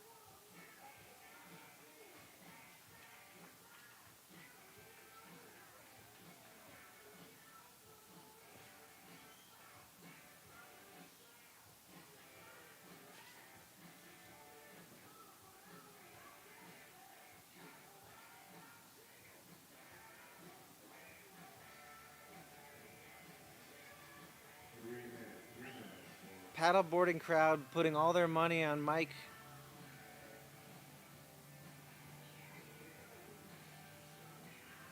Betting the farm, everything they got.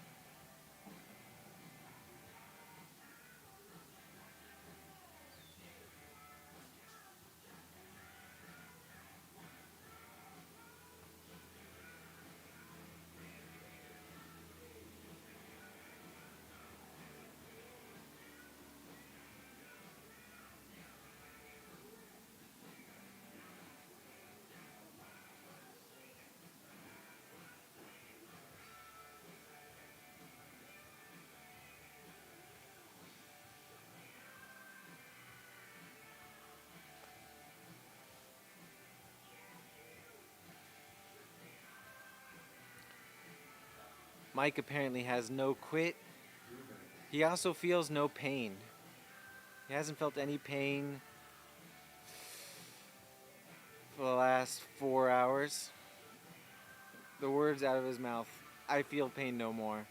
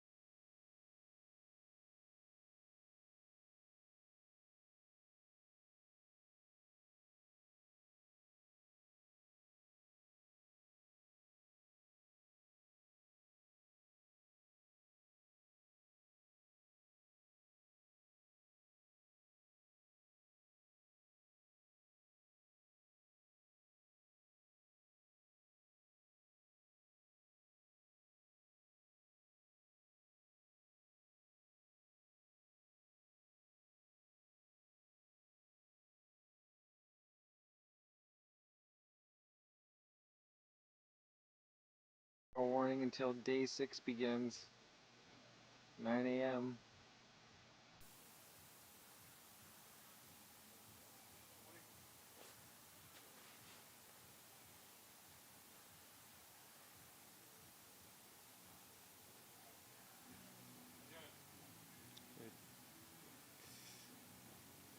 Right now we're following Benjamin Niebla, cruising around the outfield at the beginning of lap 133. Beautiful blue skies, some nice puffy clouds on the horizon, sun coming up. It's gonna be a great day.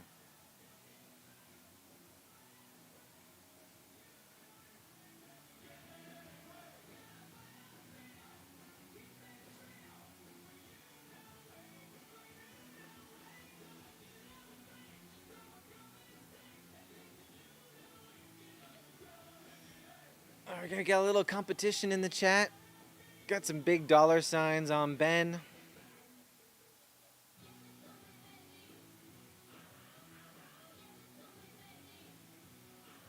And we got a split screen going on.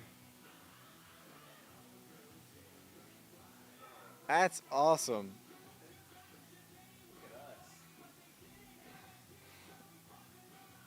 Talk about excellent surprise as we prepare for day 6. Camera ops on both guys within feet of each other. Look at that. Amazing.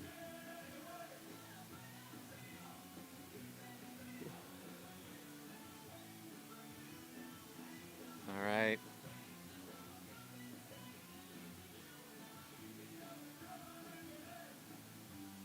More follow cam guys than we can count.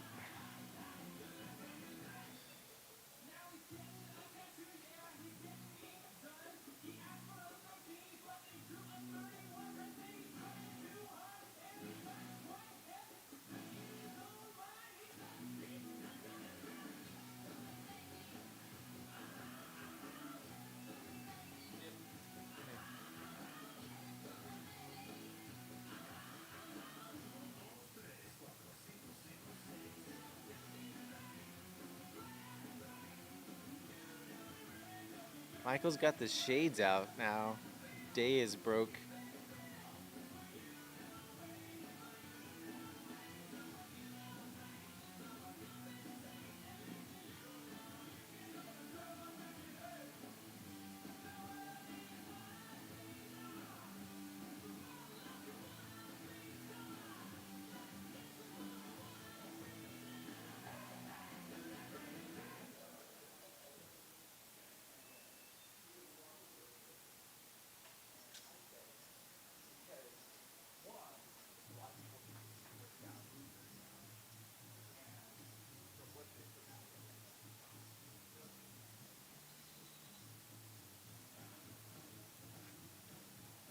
Got 92 folks on the stream right now. If you're just watching, we are witnessing the last 2 gentlemen left and the last person standing here at Across the Years. Working on lap 133. 47 hours in.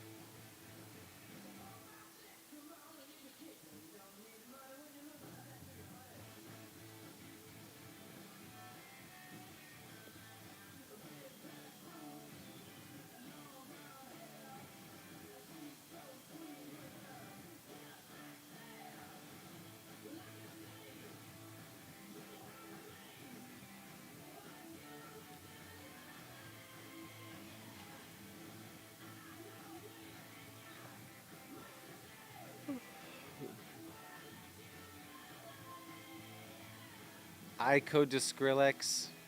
The 6 days have been pretty interesting. It definitely has been a game of sleep versus making progress on your laps. In the men's race, there was a pass last night as B. Brandt made up some significant ground on Stephen Redfern, passing him around midnight,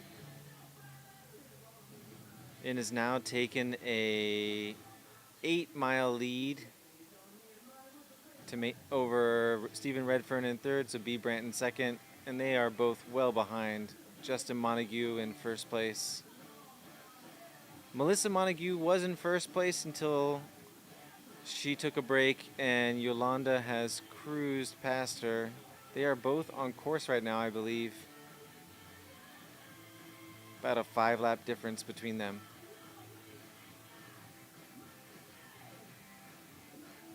"25 hours to go in that race. I do wonder if one of them has banked enough sleep to just keep it going for the next 25 hours. We'll have to wait and find out.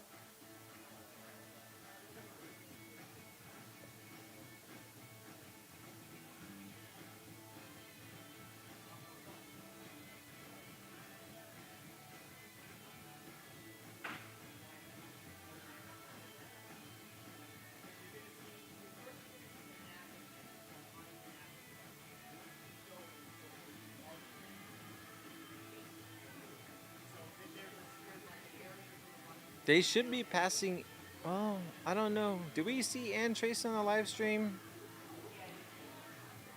She was about a quarter of the way through last time they went through. I feel like they would have passed her by now.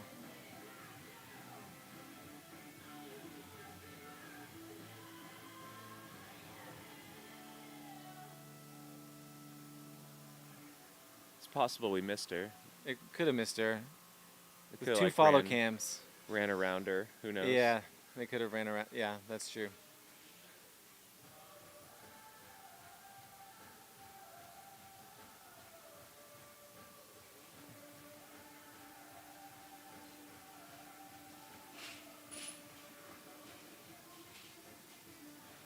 What section was she on? Just past the aid station.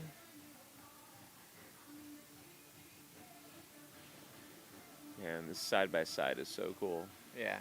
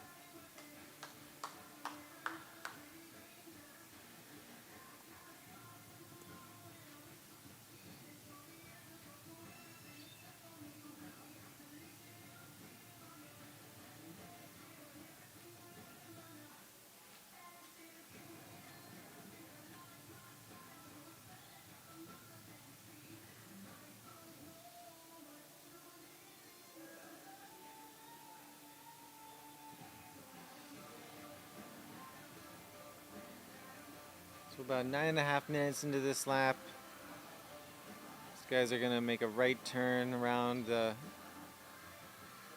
backside outfield of this ballpark, baseball field right here. Just past the halfway point. Good chunk away past the halfway point.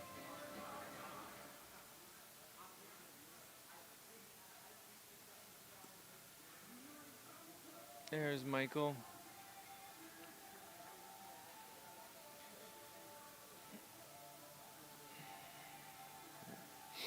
Looks like the dirt's nice and wet. Not too wet that it's muddy, but wet enough that there's not going to be a lot of dust when day 6 kicks off in about 50 minutes. Pretty much ideal conditions.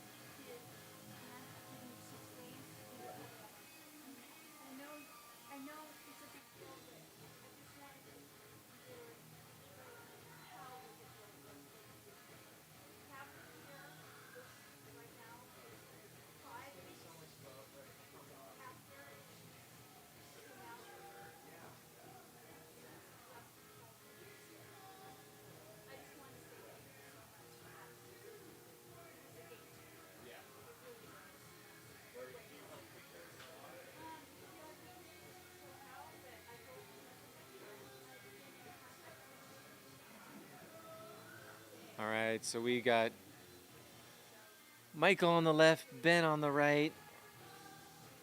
Michael taking a left turn down the flag straightaway. Ben right behind him.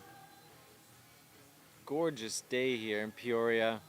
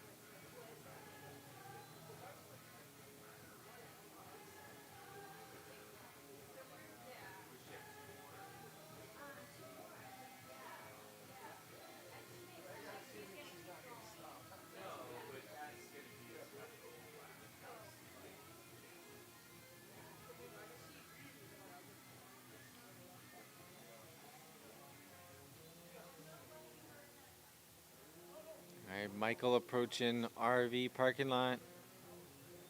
Ben just entering the parking lot.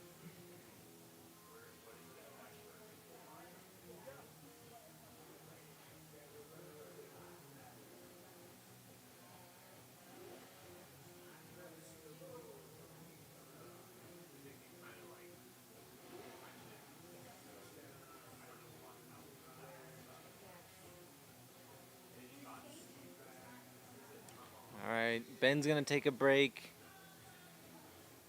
Pretty sure Michael's just heading steady back towards the aid station, where you'll come in, probably get just shy of a 4-minute break before heading out on the next lap.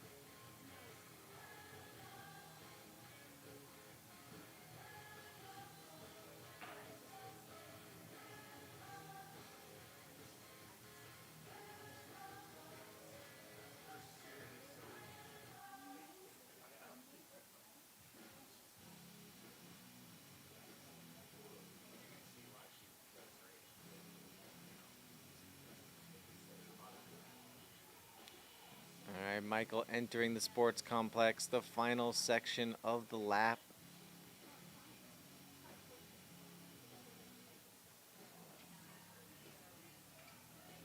Ben not too far behind him.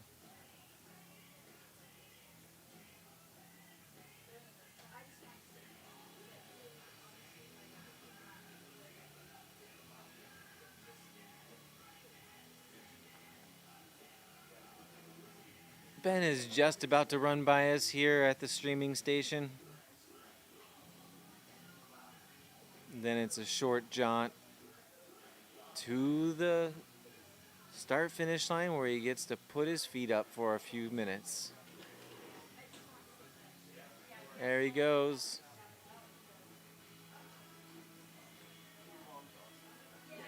And there goes our 6-day leader, Justin Montague.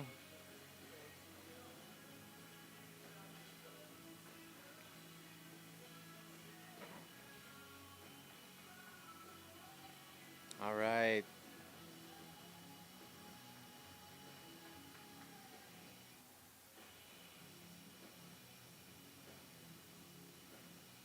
Michael's heading to his crew, sitting down, putting his feet up. Ben is shortly, maybe like 45 seconds right behind him.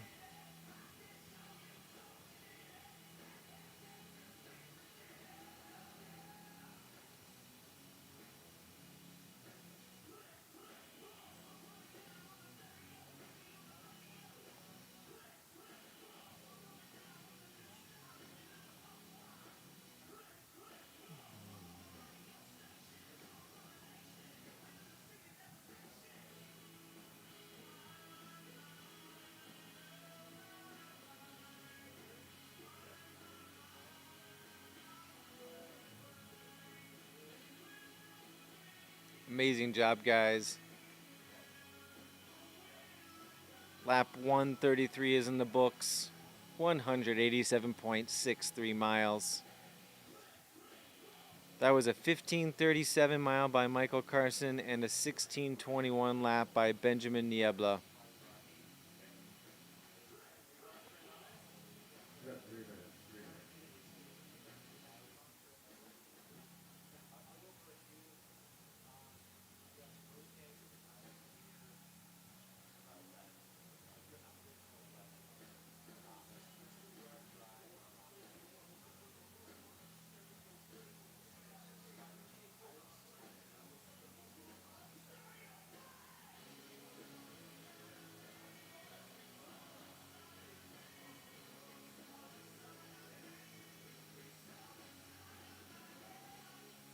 All right, we got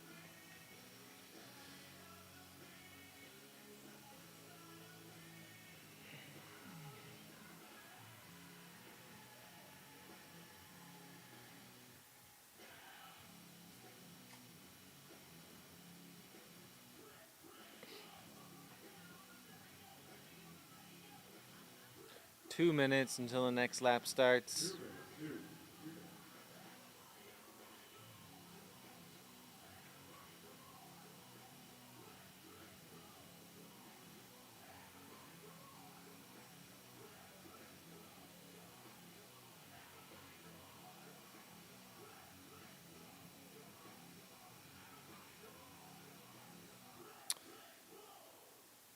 During that lap, Michael Lowe Presti in the 6-day blew past the 300-mile mark and is now at 303.34 miles. And B. Brandt in this 6-day, number 2 overall, about to cross that start-finish line. He's got the long blonde hair and all black, carrying a drink.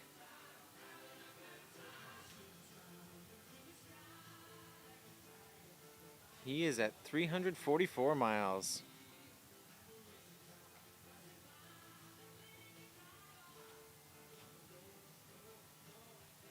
We got 45 seconds. And we got 45 seconds until the next lap.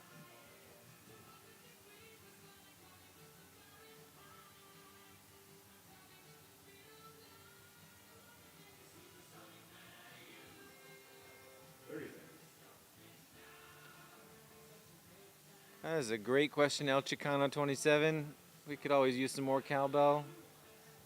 We do have Ed the Jester on course, who carries in one hand a cowbell and the other hand a train whistle.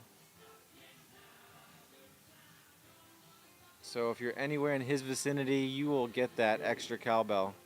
5, 4, These guys are about to head out, 2, 1, and go. and they're off.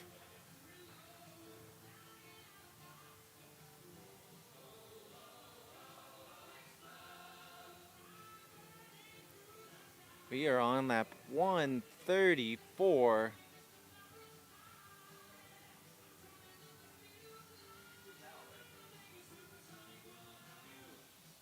Amazing, amazing work, guys.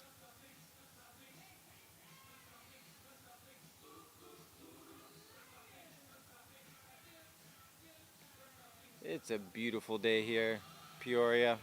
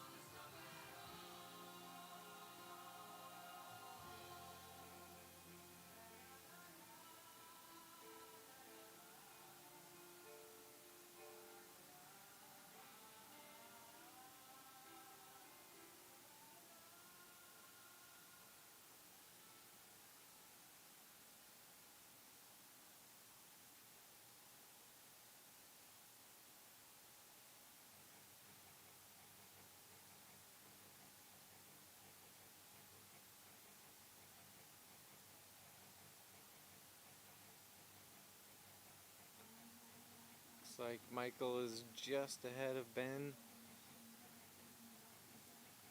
as they enter the ramp.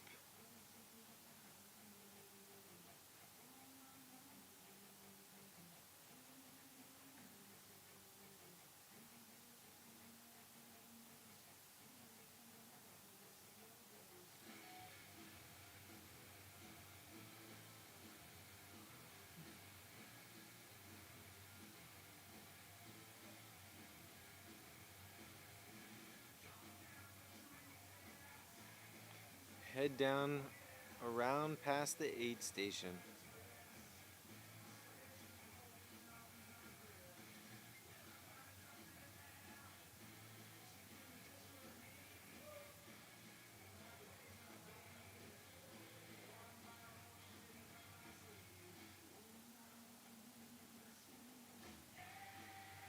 And we're back to the split screen.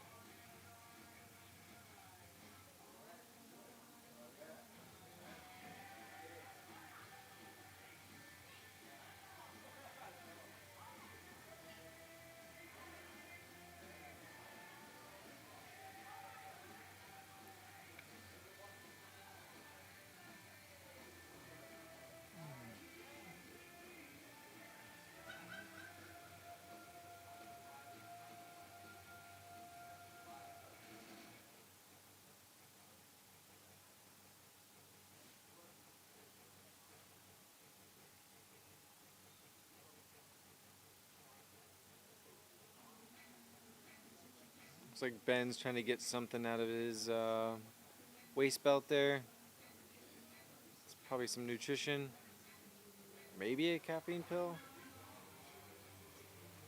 Or put something back in it.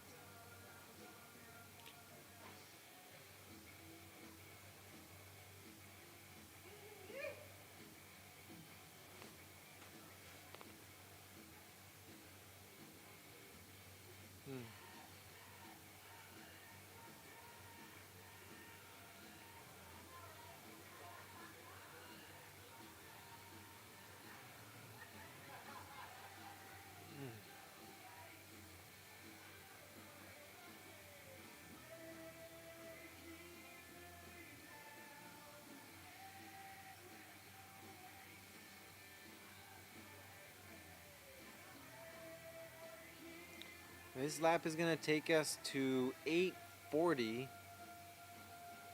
We'll have just one more lap until day 6 starts at 9 a.m. when a whole slew of new runners are going to kick off their day and brand new races.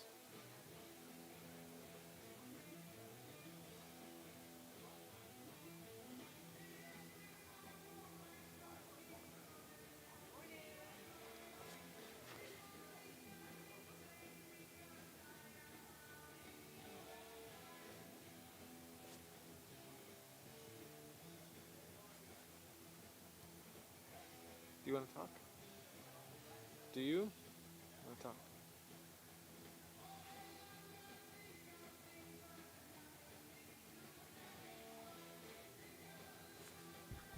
Do you want to talk at all? Or are you okay?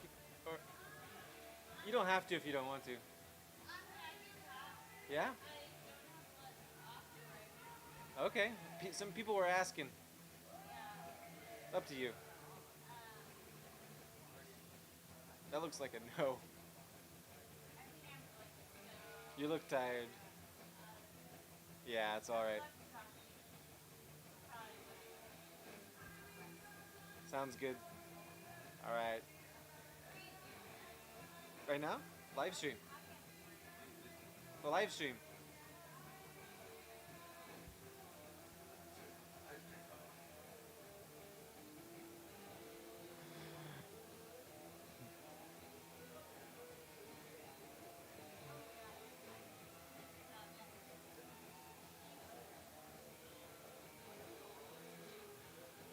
All right. Stephanie just walked by. She is still looking a bit out of it and isn't quite ready to come on the live stream to talk about how her race went. She made it to mile 172, lap 122. Basically 15 miles ago, give or take a little bit more than that. She'll be back. Give you guys a lowdown on what happened out there. She blew the women's record out of the water by 30 miles. She previously also had the women's record, so she has the top 2 results for women in the across the years, last person standing.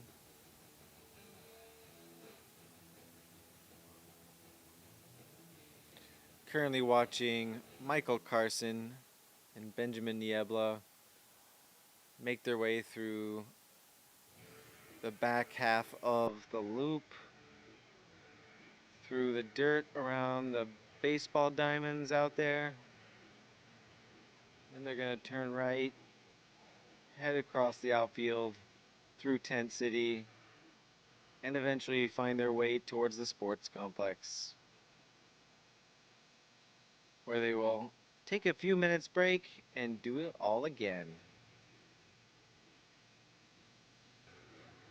just like they have for the last 47 and a half hours.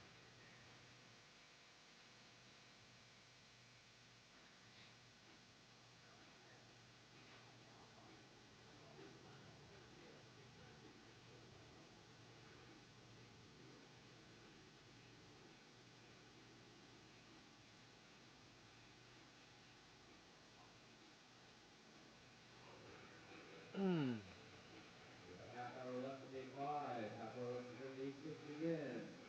Make sure you get all your packages and your shoe tag. The Peoria tennis close 9 o'clock for your first pregame. Half hour left. Sun is well above the horizon now, since we're about an hour after our 7:33 sunrise.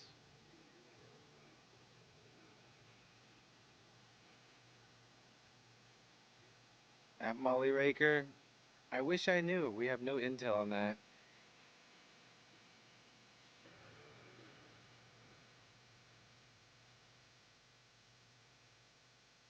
I was wondering the same thing myself a couple hours ago.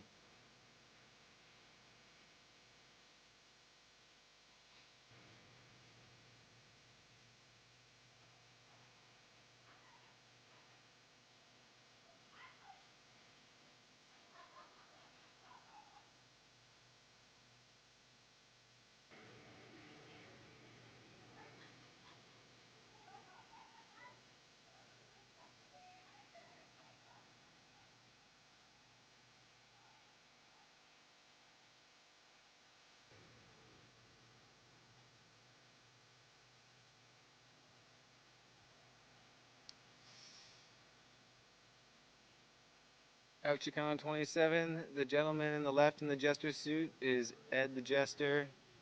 He is going to bring your cowbell.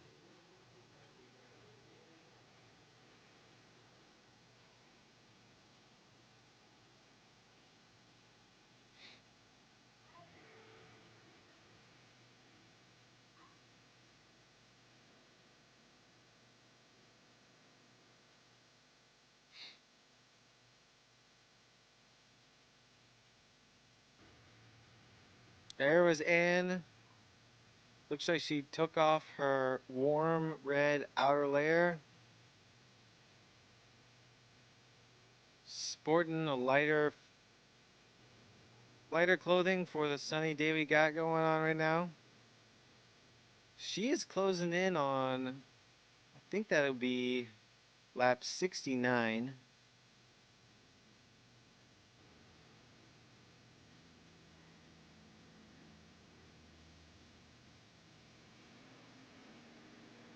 Which would mean that would be 2 laps away from 100 miles.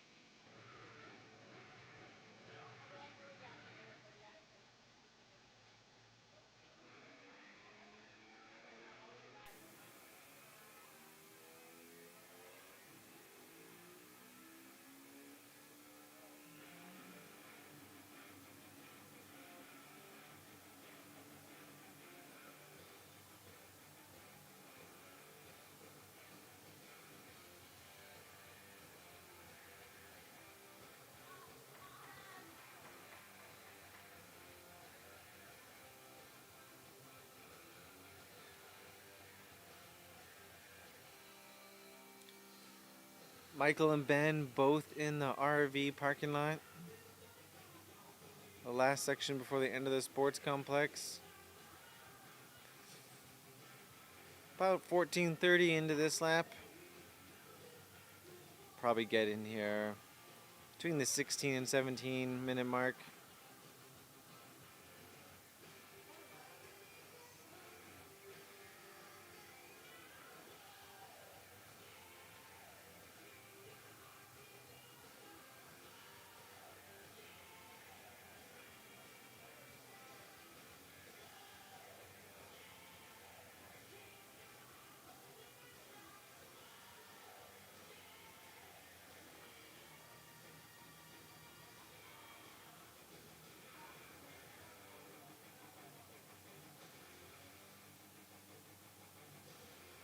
Michael may be back before the 16-minute mark.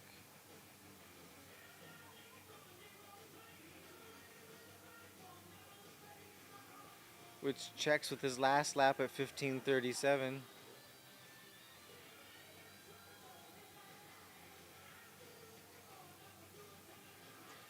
Here he is passing the live stream booth.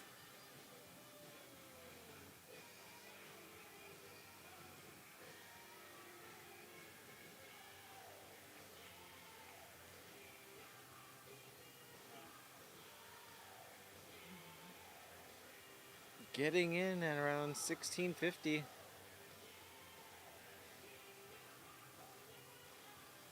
And Ben hot on his heels.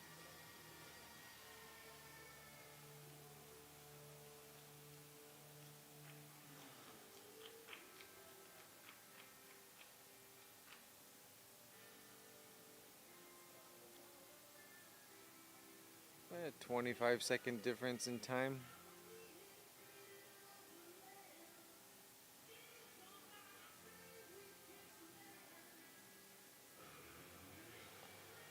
That is the end of lap 134, aka 189.04 miles.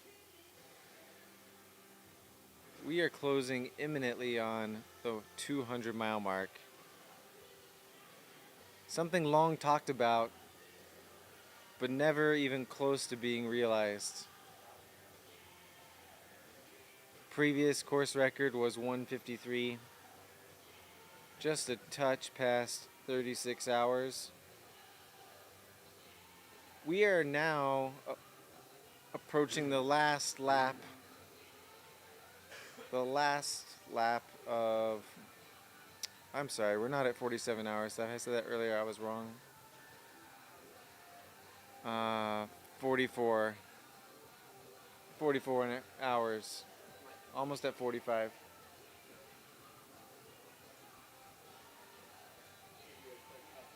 Oh, absolutely. So we got our follow cam in here. Give us a quick update about what's going on. Yeah, so the first 2 laps I was mostly with Michael, and he's in a lot of pain, but he's still going. He's telling his body to shut up. He's telling his mind to shut up? His body to shut up. His body to shut up. Yeah, and then Benjamin's been very quiet. Again, like these guys are, I don't have any idea, 180, something like that. 189.04. Holy.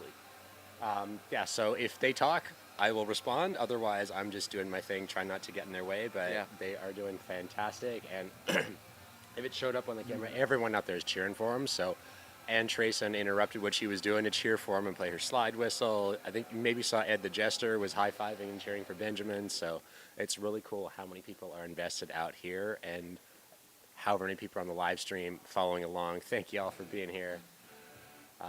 Yeah, it's pretty fun. Breakfast is an oatmeal bar and pancakes and blueberry pancakes. Speaking of which, Figured, there is no way I can carry a plate and do this, but if you want to switch for one, let me know. I did a marathon yesterday doing the follow cam. Yeah. I wish I could. Yeah. Awesome. All right, I'm going to go back out there. Thanks, Sick. everyone, for watching. Thanks, Wes, for being here. Very much appreciate the update. Thank you. Don't worry about it. It's all good.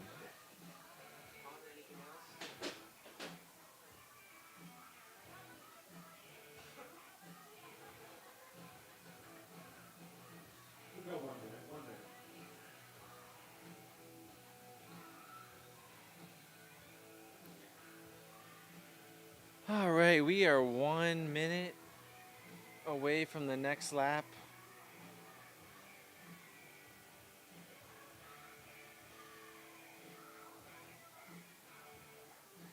By the time these guys arrive after the end of the next lap, it's going to be a crowd of people at the start-finish waiting to get their race on.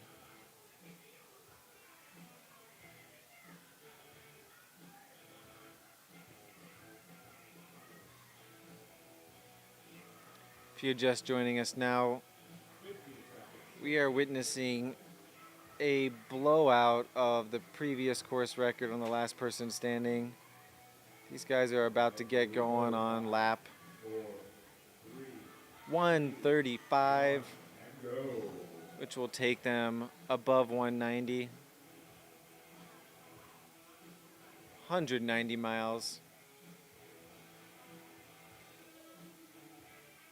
If they do reach 200, that'll be a 48-hour, 200 miler, putting them at spots 2 and 3 if they were running the 200. Number 1 overall in the 200 race is at 47.5 hours.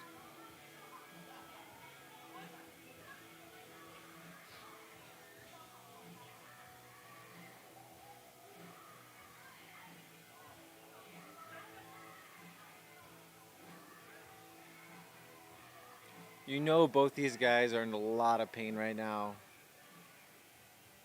They're not listening to it. Here's up in 20 minutes. 19 minutes for day 5 to be over. Day 6 will begin at 9 o'clock. We'll have a race 3 fitting here. The start finish line about 10 minutes till.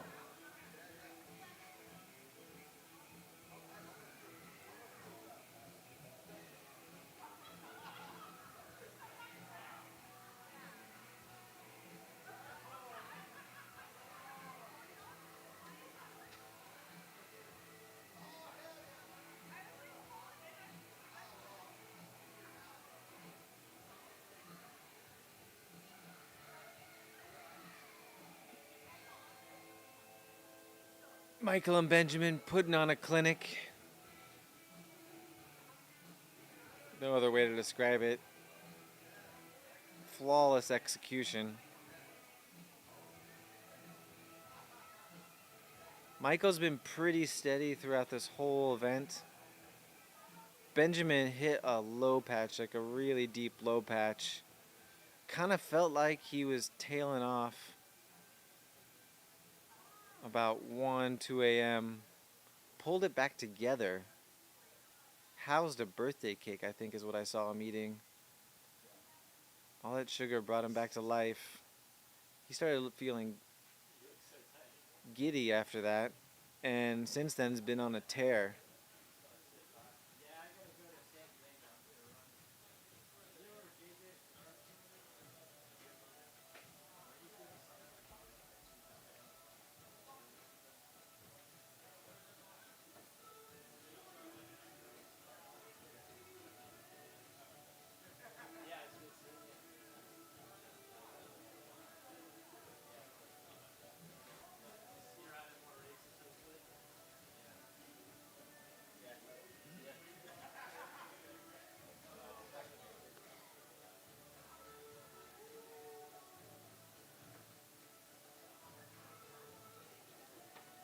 We got some folks getting ready to start their 9 a.m. race, doing some stretching here out on the side. Later on, man. Thanks. Later on.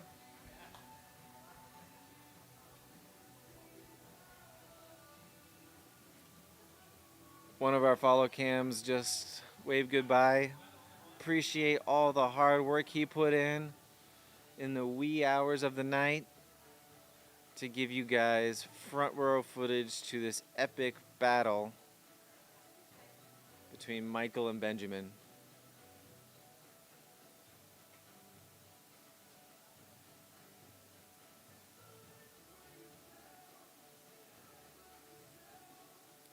So for the last, I don't know, 8 plus, let's call it 12 hours, Michael and Benjamin have been the fastest guys out on the course.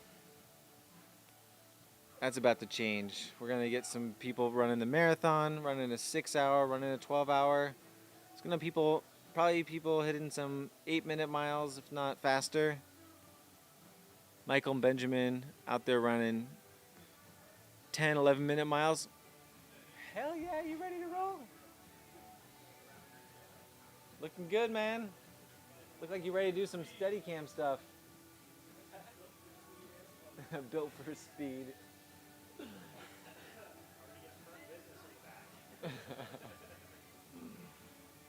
Are you gonna take a camera? No. Damn.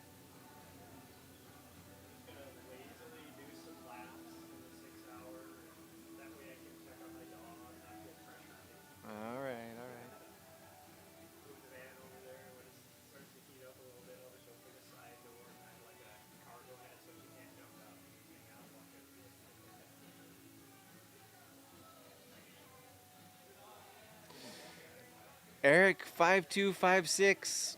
Is the humidity high? I don't know. Not really noticing it right now, to be honest myself, but I'm not out on the course. Last night, when I was out running with him around, let's say, midnight to 4 a.m., I was in short sleeves. I don't know if that was because of humidity or not.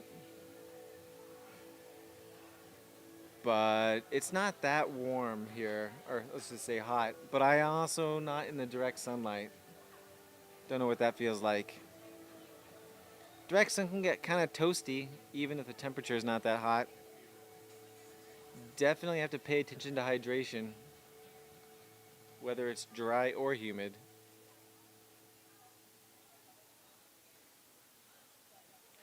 And it hasn't really rained that much. We had maybe one spell of hard rain yesterday. Not for very long. Otherwise, it's just been sprinkling, leaving the perfect amount of water on the course so that the dirt sections around the ball fields in the second half of the loop aren't super dusty, because that can really mess with you. If your throat gets scratchy, kind of stuffs up your breathing. I'd say conditions are ideal right now.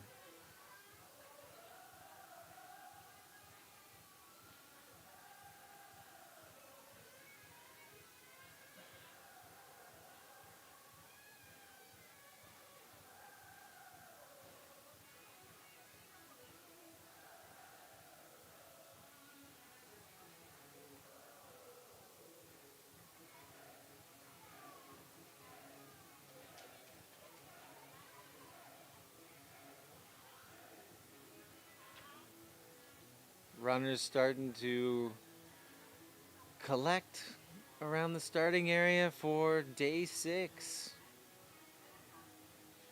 About 13 minutes away from day 6.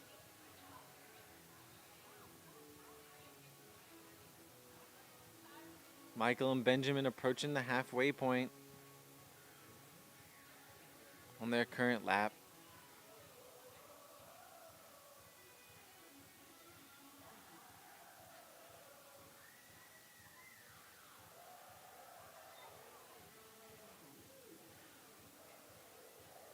Someone cruising right past Michael. Probably trying to get a last lap in before day 5 closes in about 12 minutes, 12 and a half minutes. At the pace he was going at, if he keeps it up, he's sure to make it back in time. What's up, man? How you doing? You ready to start your 24? Ready to start the 24. Kick ass. Get after it. Yeah, I'm probably going to set out probably at the same pace as Okay. and then eventually settle into it again. So what are you shaving this round? What's that? What are you shaving this round? Like what distance I was running? No, shaving. Shaving? Yeah. Oh, nothing. Okay. No, there isn't anything left to shave. I'm going to trim this up later. But All right, all right. yeah. Cool.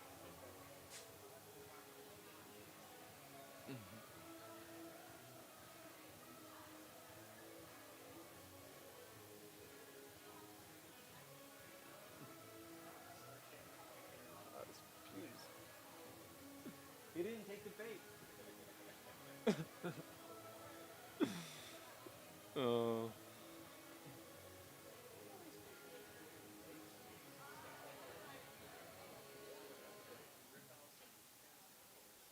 Oh yeah. It's going down, man.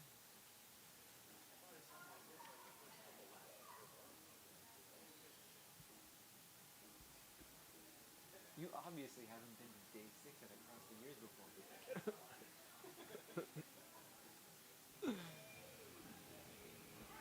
All right. Looks like they're rounding the last part of the dirt section here.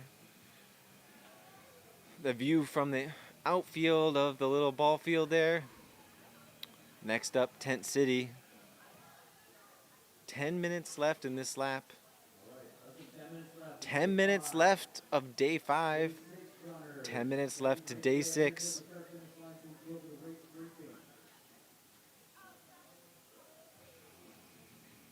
And Anne appearing in the corner of my eye, dressed super snazzy, looking amazing.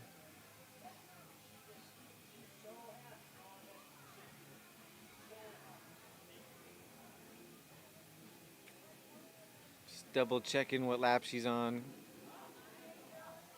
This will be lap 69. 71 laps for 100 miles. 2 to go after this one. When she crosses the start finish line, I'll give you guys a lap split. Her last lap might take longer because she's just gonna savor it. Lots of people are gonna congratulate her. Again, we still have races happening right now, so we should leave room for the runners coming through. We still have the last person standing for an out here too, so make sure they have But space. I predicted she would finish the 100 mile around 11:45. If she's going off 120 splits, Outpost around the complex. she crosses it here any minute. There are no DNFs.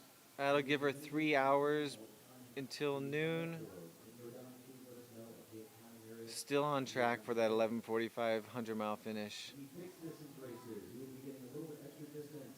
When you know, if the race is scheduled, you have to come back here to start finish line for the race to be over. When you complete the amount of complete race, you have to finish the amount of laps and the amount of time you were given. If you need to quit any time before your race is over, please let us know. I'll get the time stamp.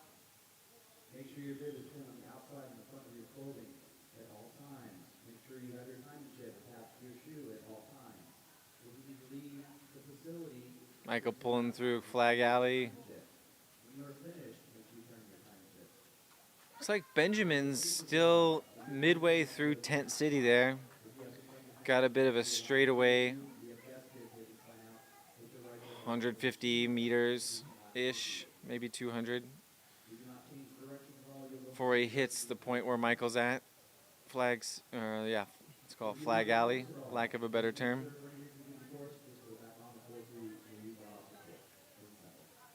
When you are finished with your race, make sure you grab your awards. There's also 100 mile, 200 mile, 300 mile, 400 mile, and 500 mile finishes. And there's a sub 24-hour 100 mile buckle for that extra challenge. There's the 1-8 station, you'll see that we do on our course today. That's all your food. Dude who was ripping laps past Michael, now coming in through the start finish.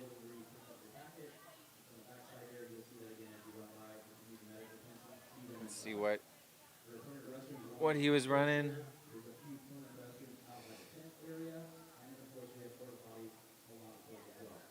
Gonna say that was Al Johnson. 48-hour, 111 miles. Way to squeeze in that last lap, Al. Nice work.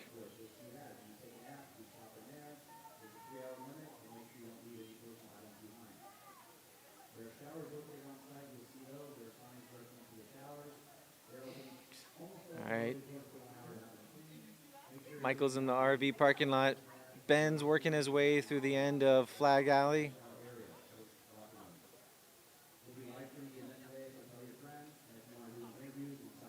About another, let's say, like minute-ish separation there. It's basically what's been happening the last couple laps. If you want to sign up for the banquet, the sign-up sheet is inside registration, and that's where we combine and do all the awards, and offer the snacks, food, cake, And our 6-day men's overall is about to complete another lap. Justin Montague.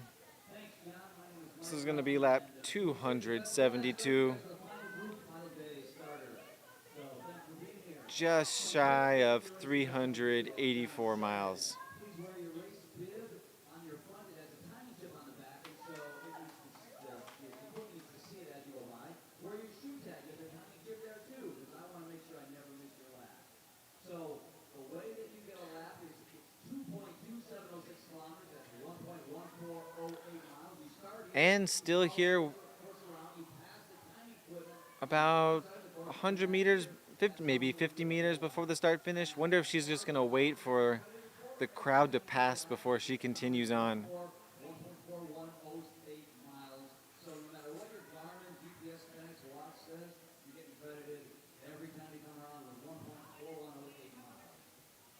And here comes Michael. A touch under 16 minutes. Looking strong.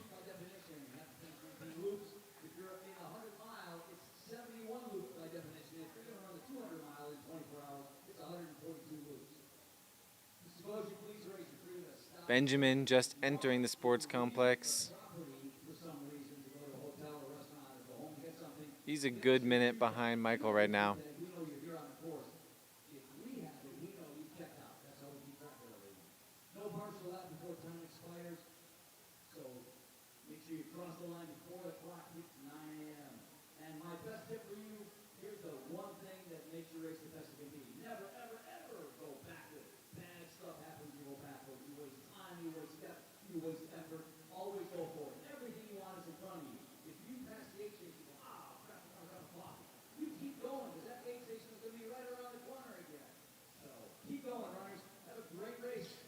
And here comes Benjamin. Passing the live stream booth, passing Ann, and about to hit the timing mats. Right at 57 minutes. 3 minutes to go in this lap. 3 minutes until day 6. Slowed down by about 30 seconds on this lap. Probably try to get in there and regroup a little bit. Get some energy, get a little pep in the step. Michael looking calm, collected. Says he's feeling a lot of pain. It doesn't show.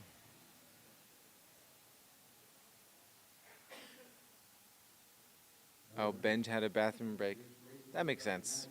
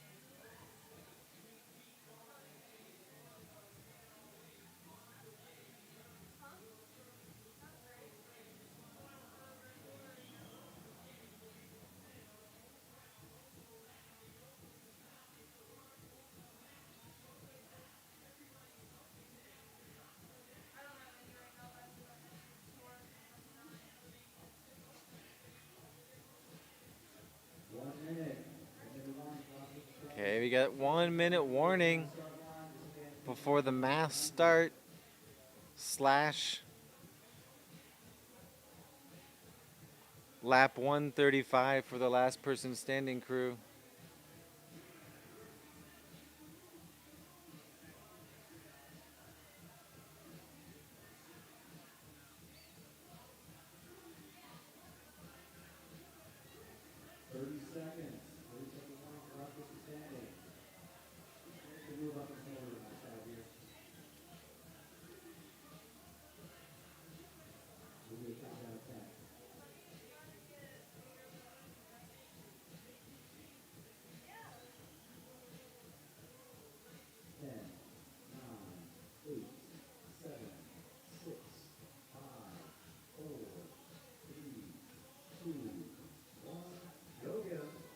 And they're off.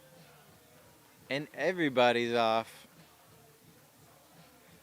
It's going to be a bit of a traffic jam going down that ramp on the backside of this outfield.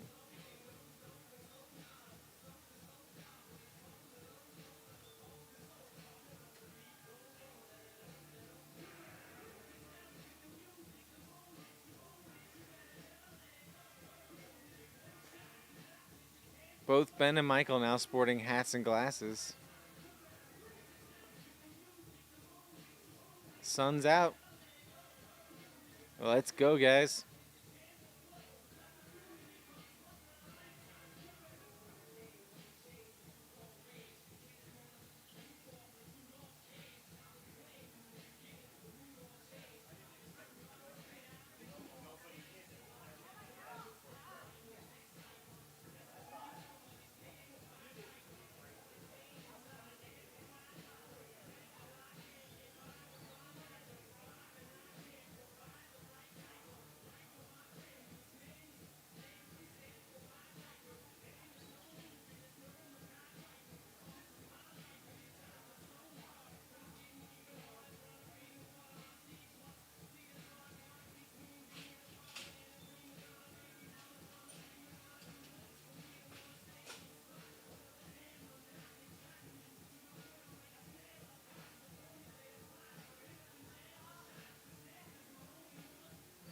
And Anna's off on her next lap, completing 69. This is lap 70, the penultimate lap to reach 100 miles.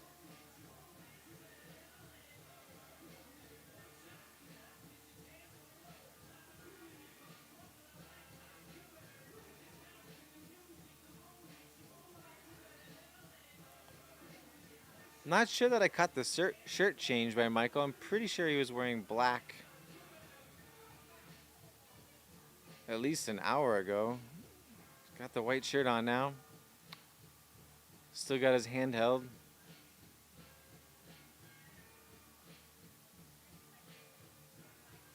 Looks like Ben's put his soft flask away either in his belt pack or left it in the tent.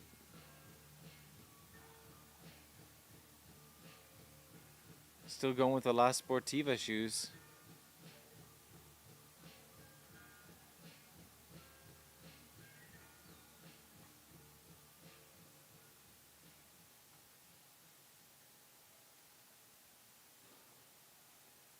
And they are rounding past the aid station. The mass crowd that took off the start of day 6.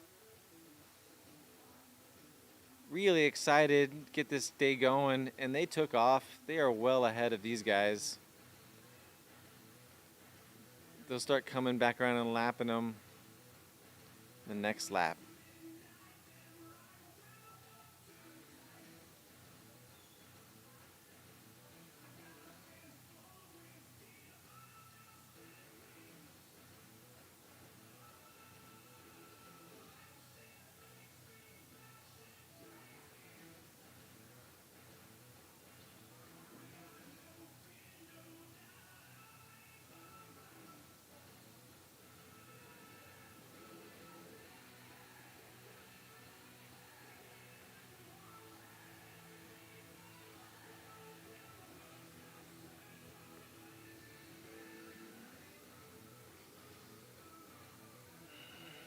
A lot of new faces in the live stream now that day 6 has started.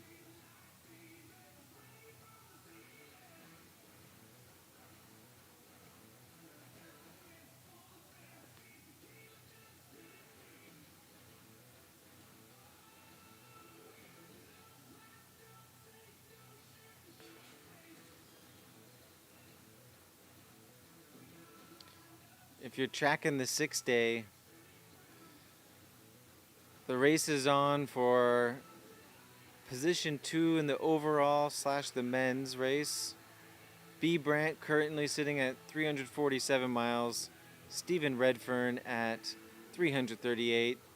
In the women's race, Yolanda Holder hanging on to first place at 325.9 miles. And Melissa Montague, 320.27 miles. That is a 4-lap differential.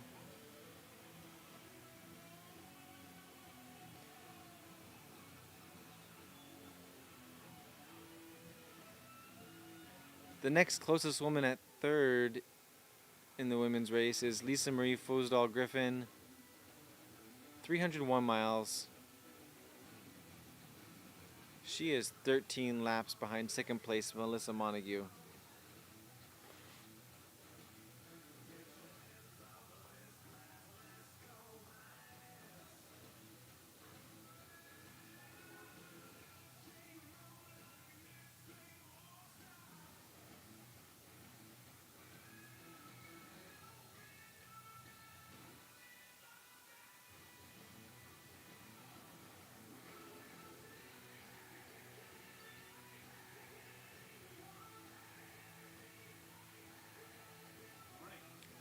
Okay. And compared to the last couple laps, Benjamin's got a bit more pep in his step and is ahead of Michael through this section.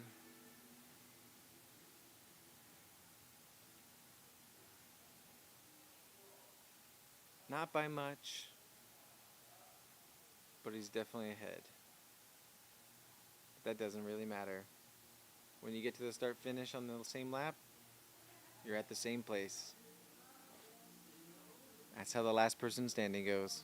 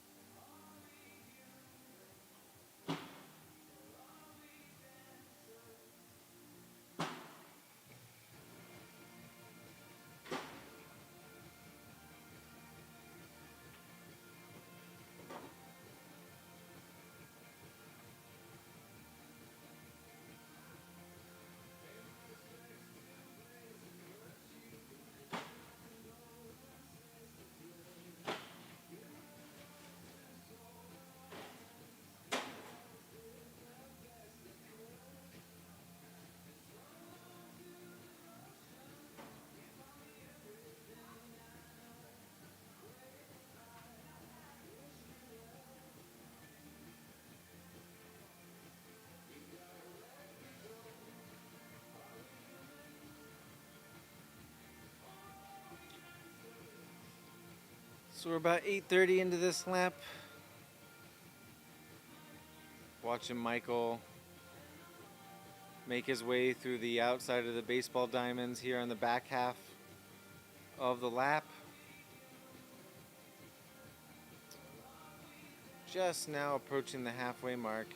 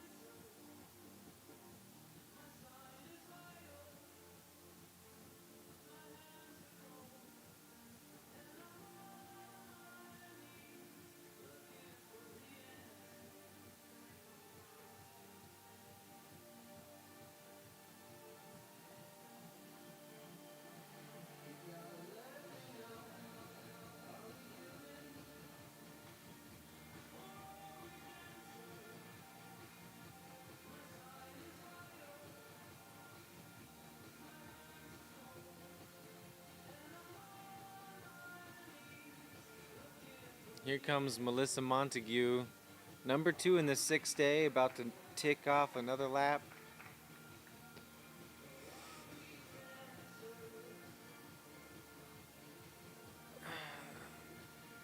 That'll put her within 3 laps of first place. Not quite sure where Yolanda Holder is on the lap, her current lap.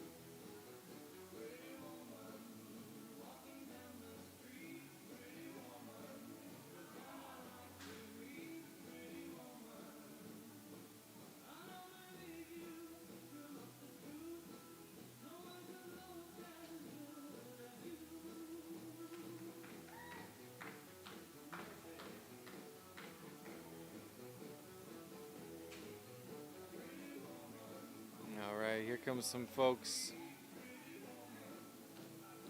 through their first lap on day 6.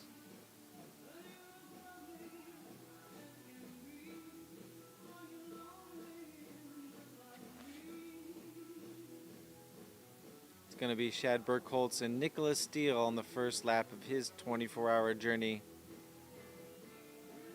after his 100-mile day yesterday.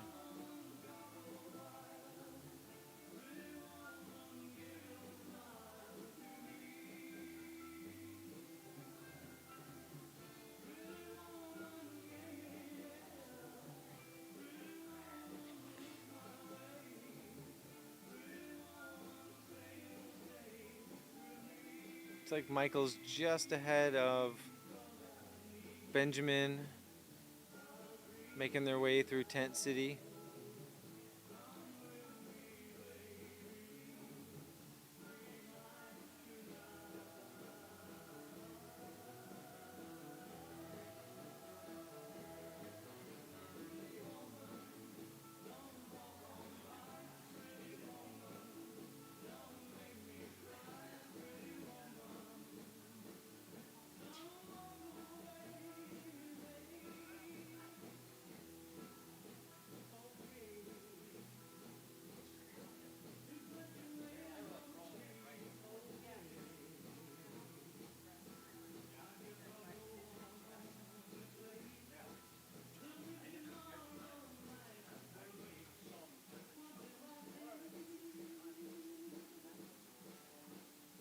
Both runners now in Flag Alley.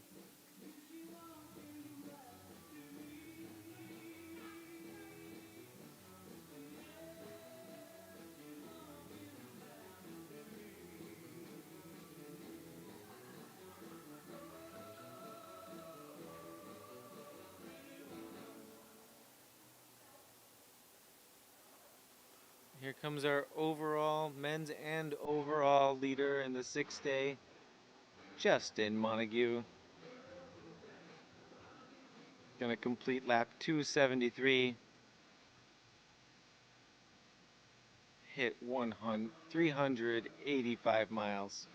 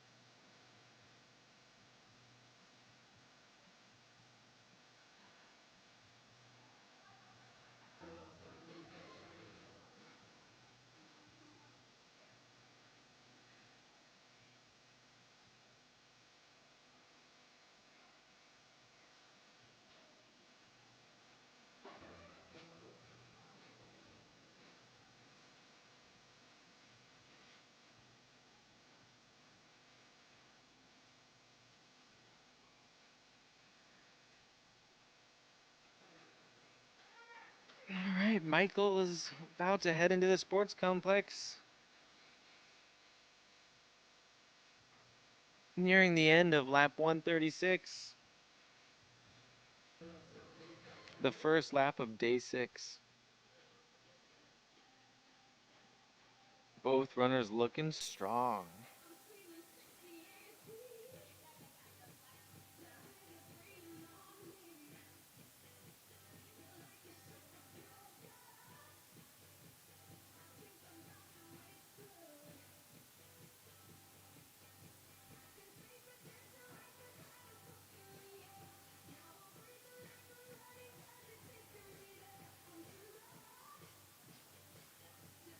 Rock on, Michael.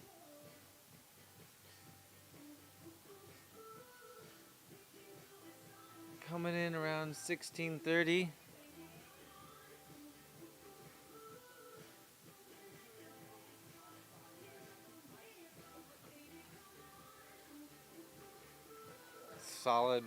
solid lap.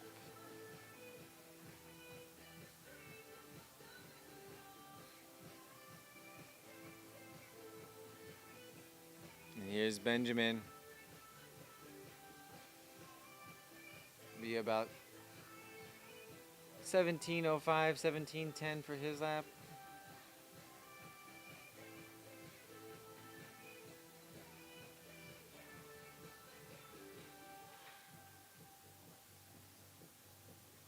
All right, gentlemen, 3 minutes. 3 minutes. Ain't nothing stopping these guys.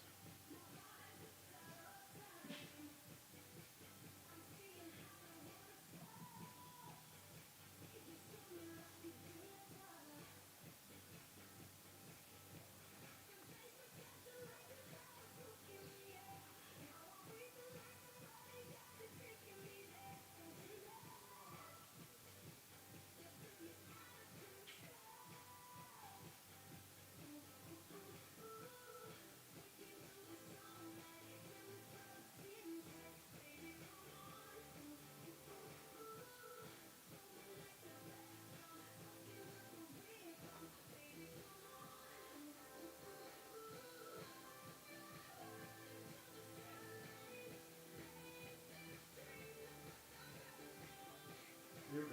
2 minutes.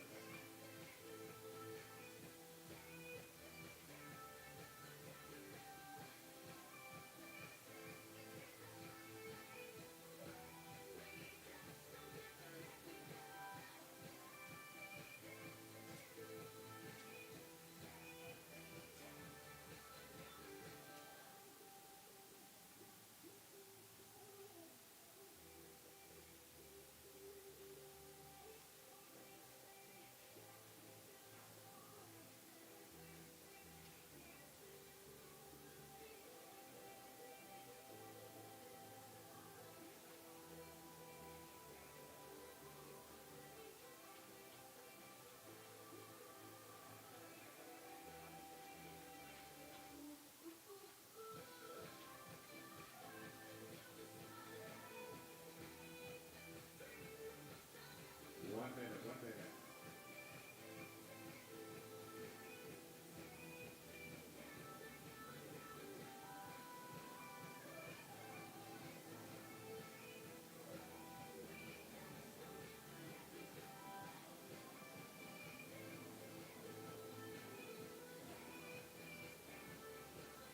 Oh. Looks like we just might have lost the live stream connection. 30 seconds. 30 seconds. Or sorry, the follow cam.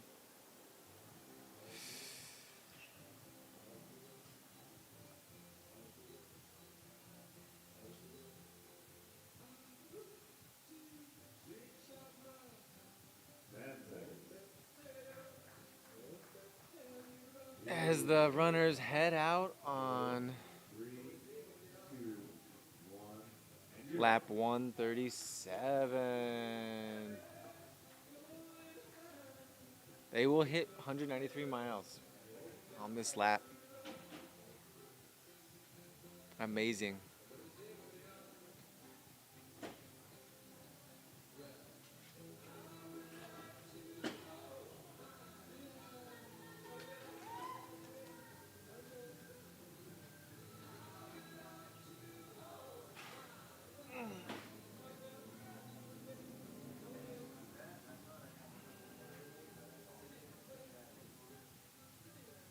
Oh, we got the live stream. We got a follow cam heading out after them. Shouldn't take too long for him to catch up. Stay tuned.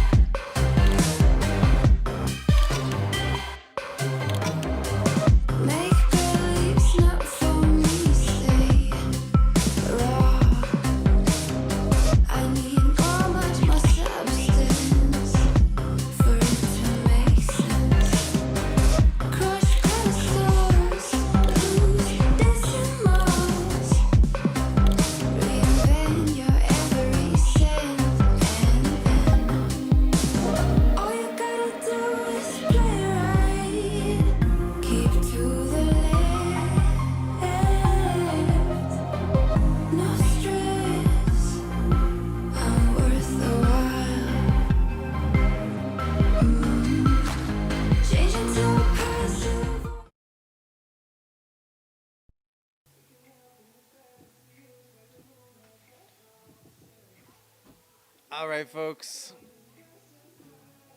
This is Wesley Smith here. I've been up for more than a day now. As much as I want to just hang out here forever, body's starting to give out a little bit. Put a marathon on my legs. A lot of time on feet. Need some sleep. But keep the stream on. There's some epic stuff going on here today. We got Ann Trayson finishing her 100-mile, or she probably will continue on at around 11:45. She got 2 laps to go. She's on her 70th lap. And then Benjamin and Michael. Who knows when they're going to end? Got a really good feeling that they're going to go until noon. Hit that 200-mile mark. Everyone's been wondering, is it possible in this format with the 20-minute loops? I think these guys have shown it is possible. Not far away now. So keep that stream going, and I'll check you guys next year. Peace.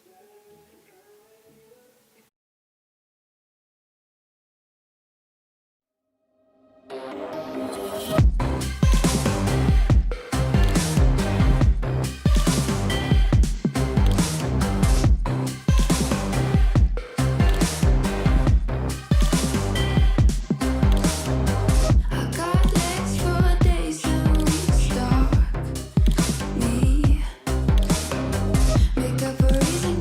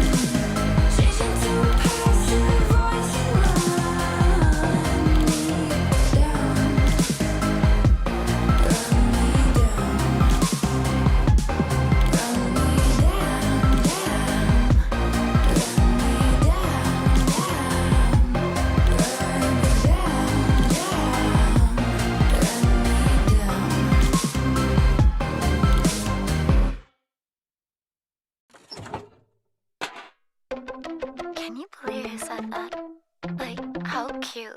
You can put me in the trash can, throw me on the sidewalk, drop me at the crossroads, sell me at the thrift shop. I don't really care where you send me, send me, send me.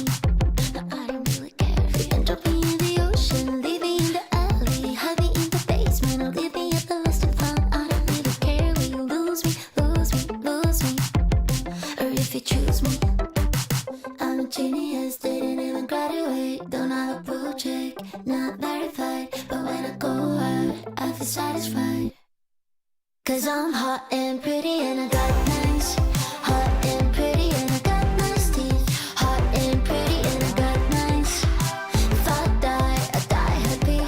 Hot and pretty and I got nice. Hot and pretty and I got nice teeth. Hot and pretty and I got nice. If I die happy. All these dummies on my DMs. Oh my god, I see them. Do you think I'd read them? If I did, I'd leave them on red. Can't believe they thought I want them. Like who? Me? Her? She? I don't really care if they hate me now. I'm on my way out, but you're way out my league. Cause I'm hot and pretty and I got nice. Hot and pretty and I got nice teeth. Hot and pretty and I got nice. If I die happy. Hot and pretty and I got nice. Hot and pretty and I got nice teeth. Hot and pretty and I got nice. If I die happy, happy. On the coffee you spilled, the text you never sent. Play this full of feelings where you never listen to the outfit that you loved, but your ex couldn't bear. Wow, wow, yeah. On the top you never closed, maybe overshared. Joke that went too far, crush you never named. Lipstick on your mirror, staring at your face. Hot and pretty and I got nice. Hot and pretty and I got nice teeth. Hot and pretty and I got nice. If I die happy. Hot and pretty and I got nice. Hot and pretty and I got nice teeth. Hot and pretty and I got nice. If I die happy, happy.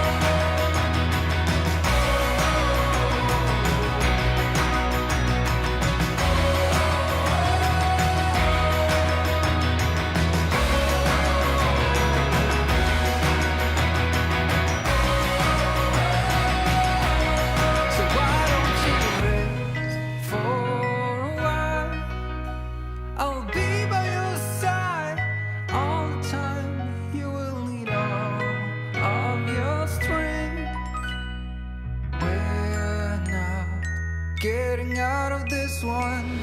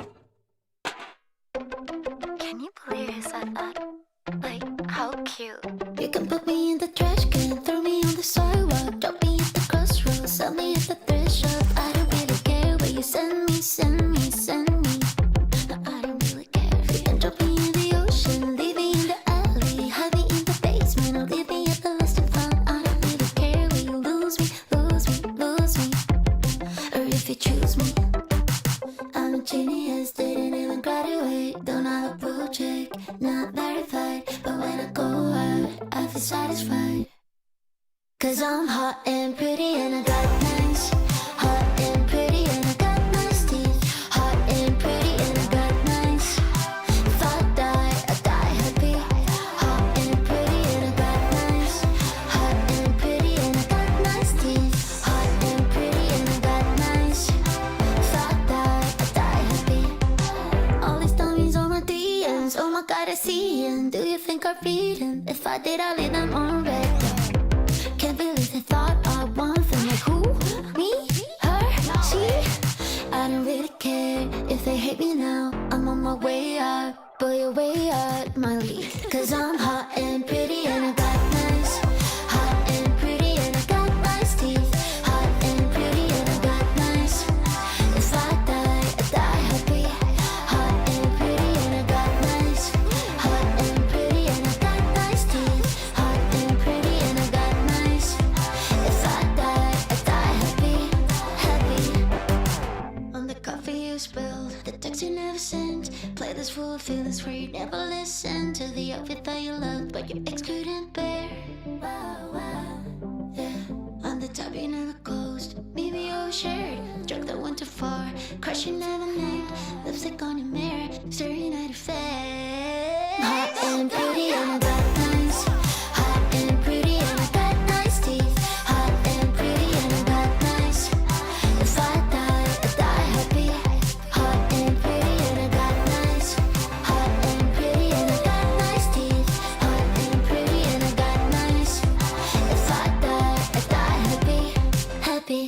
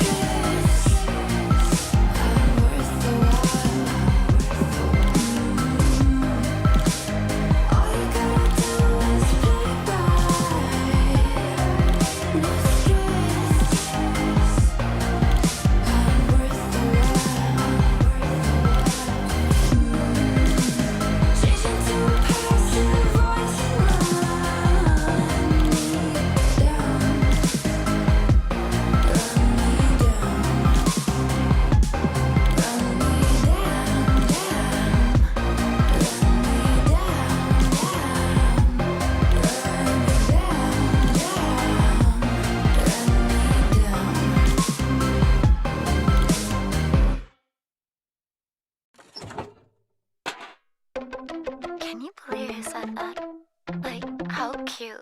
You can put me in the trash can, throw me on the sidewalk, drop me at the crossroads, sell me at the thrift shop. I don't really care where you send me, send me, send me.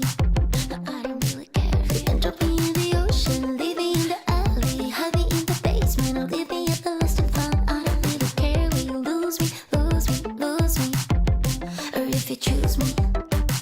I'm a genius, didn't even graduate, don't have a blue check, not verified, but when I go out, I feel satisfied. Cause I'm hot and pretty and I got nice, hot and pretty and I got nice teeth, hot and pretty and I got nice. If I die happy, hot and pretty and I got nice, hot and pretty and I got nice teeth, hot and pretty and I got nice. If I die happy. All these dummies on my DMs, oh my god, I see 'em. Do you think I'd read 'em? If I did, I'd leave them on red.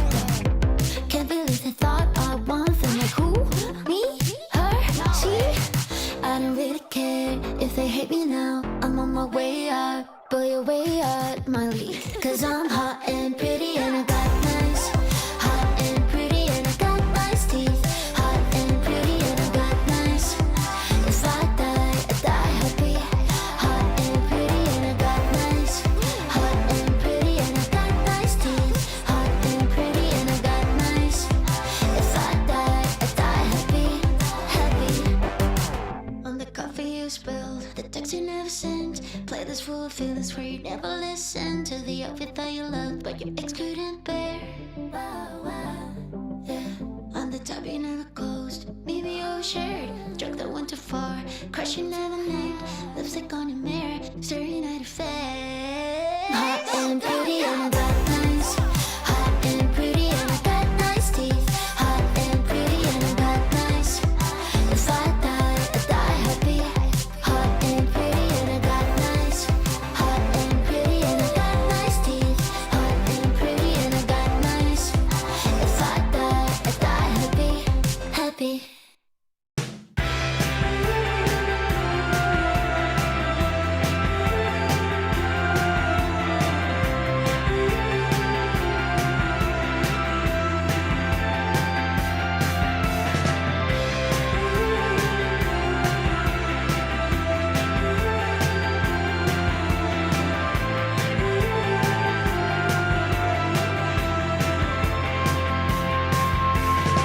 They turn our homes into ashes. We fled out the back door. We ran towards the city lights. Oh, the city lights. Still not used to all this concrete. Abandoned cars in the outskirts where we sit and eat. We sleep in the backseat. Oh.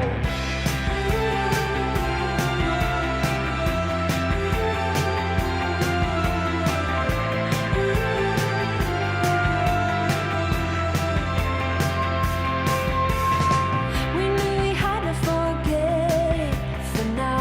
In order to survive, we put our past aside just to stay alive.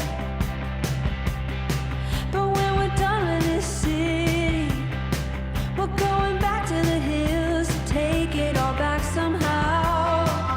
We're taking it back somehow. Oh no, we don't need another wolf at the door. Oh no, we don't need another wolf at the door. Oh no, we've been through all this so many times before. Oh no, we don't need another wolf at the door. Just like an old elephant, we're going back to the start. Find a place in the shade. Oh, in the shade.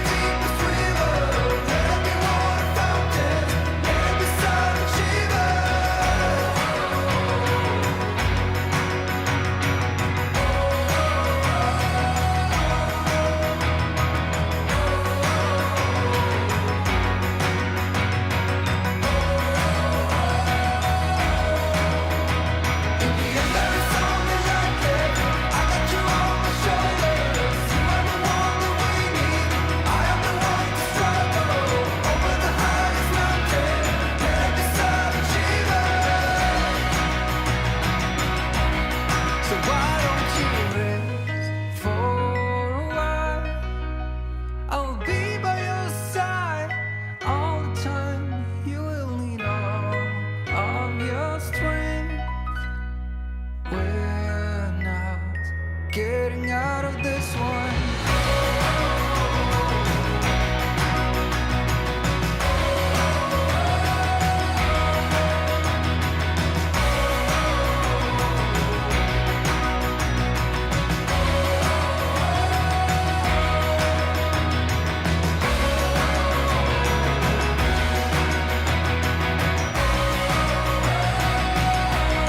So why don't you rest for a while? I'll be by your side all the time. You will need all of your strength. We're not getting out of this one.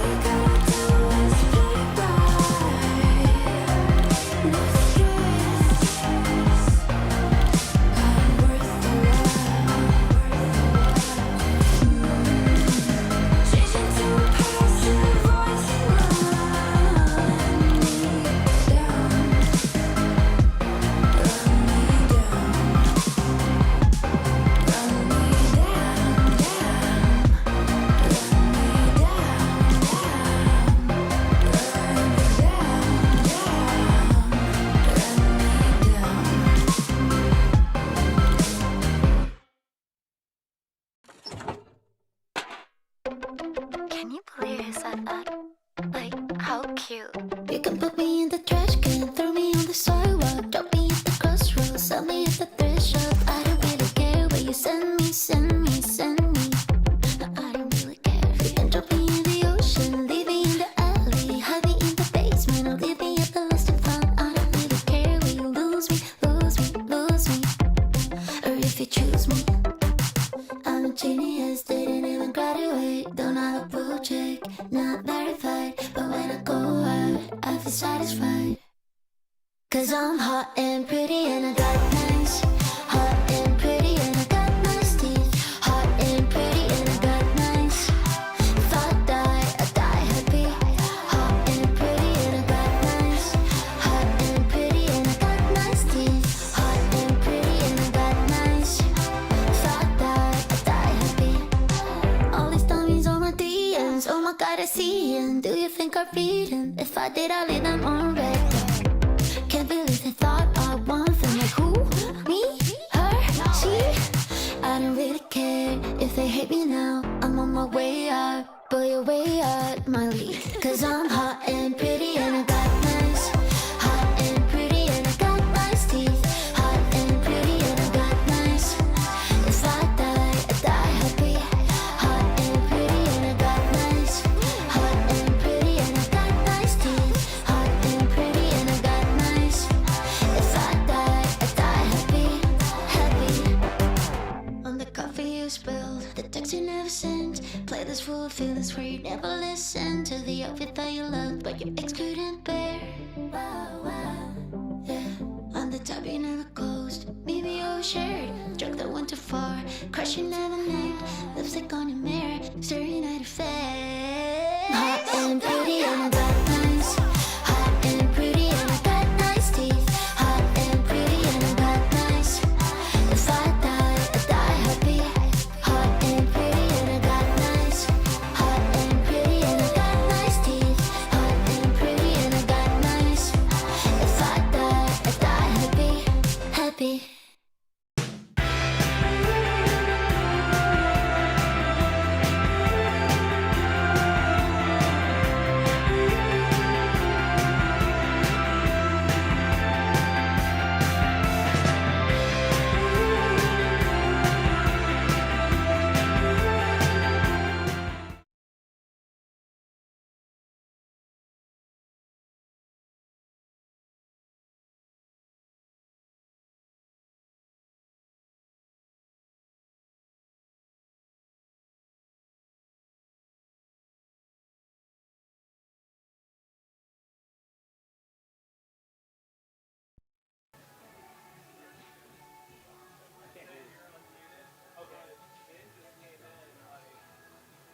With 15 seconds left, and just had to loop around and start the next yard.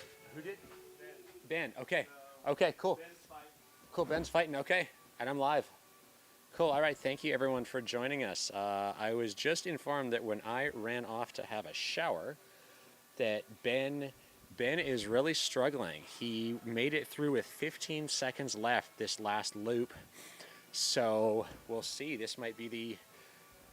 We'll see. We'll see. Thank you so much for joining us. We are 5 minutes in to this current loop. I'm just trying to get my tracker up. I actually had a live stream cam was running around out there up till about 10 minutes ago. So we're on lap 140 there at 196 miles. You're currently looking at Benjamin Niebla from Manchester, New Hampshire, out here to test his grit. And so far he's got 196 miles in this last person standing. It is 10:26 local time on, I don't even know what day, Friday apparently. I couldn't tell you. My name is Greggy Verrigan. I'm here in the studio. We have Connor Dyer producing, and Kelsey McGill, aka Snotfish, now has a runner camera out there. There's a few of us that have been trading off that runner cam as phones die and things. So want to shout out, send a big thank you to a number of people that helped us out over the last couple days. Wesley Smith was in the studio for a long time doing commentary, had a runner cam. He told me he ran a marathon yesterday with a runner cam. I don't even know, I can't remember now, but I had double digits from having the camera just today.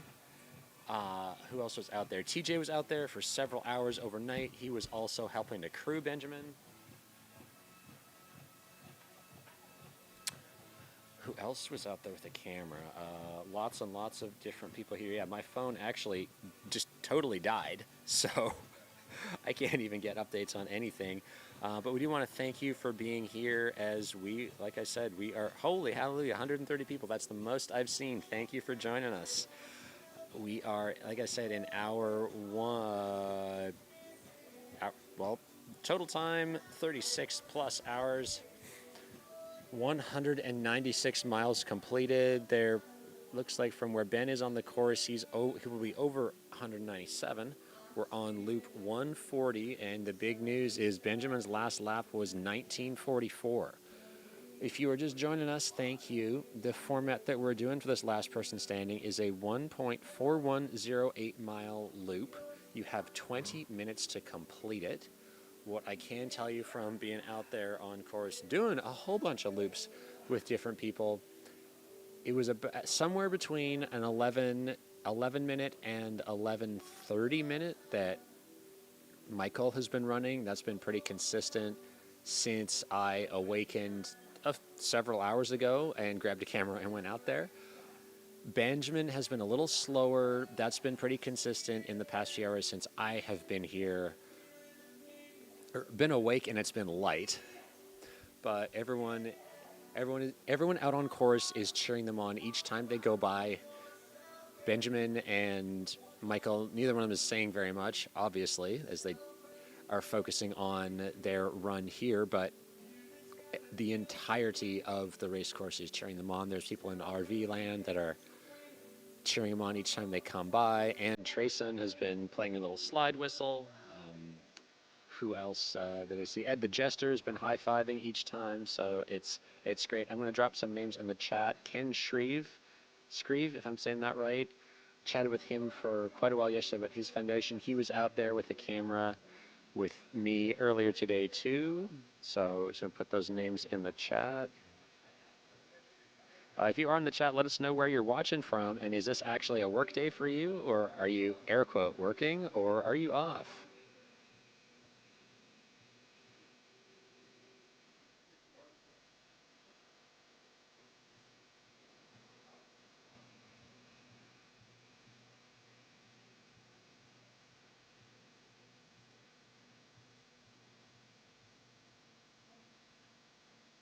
So yeah, real update. So that is Ben Niebla, who we're watching in the all black. We got one camera and two runners, so Kelsey has got the camera on Ben. Michael Carson is out there, big time paddler. He's got a neon green cap on, so we may see him depending on how the course goes. Actually, it's kind of unlikely we'll see him again, just thinking real quick. Yeah, Ann Trayson is out there. Ann Trayson was at the aid station when I grabbed myself a quick coffee and ran over. She has the coolest pants. I think she told me they're either ghetto pants or gangsta pants. What's up, Troy? What's up, dudes? Ghetto pants or gangster pants that she got off Amazon. She told me she thought they would fit me, and it would be really fun if I had a pair. But Ann Trayson here rocking it out. And I just want to get a look and see what Ann's actual mileage is. Ann's doing the 6th day. Great to see her out here enjoying ultras in a different way. 98.7. So this is going to get her a 100-mile buckle when she crosses that finish line. She was just sitting at the aid station. Oh, wow. So we potentially are going to see that finish in the next shortly here as Ann comes around. 71 laps gets you a 100-mile buckle for this event. And our last person standing are currently approaching the 200-mile buckle. You want to come on? For sure? Yeah, Connor, we're going to have a guest.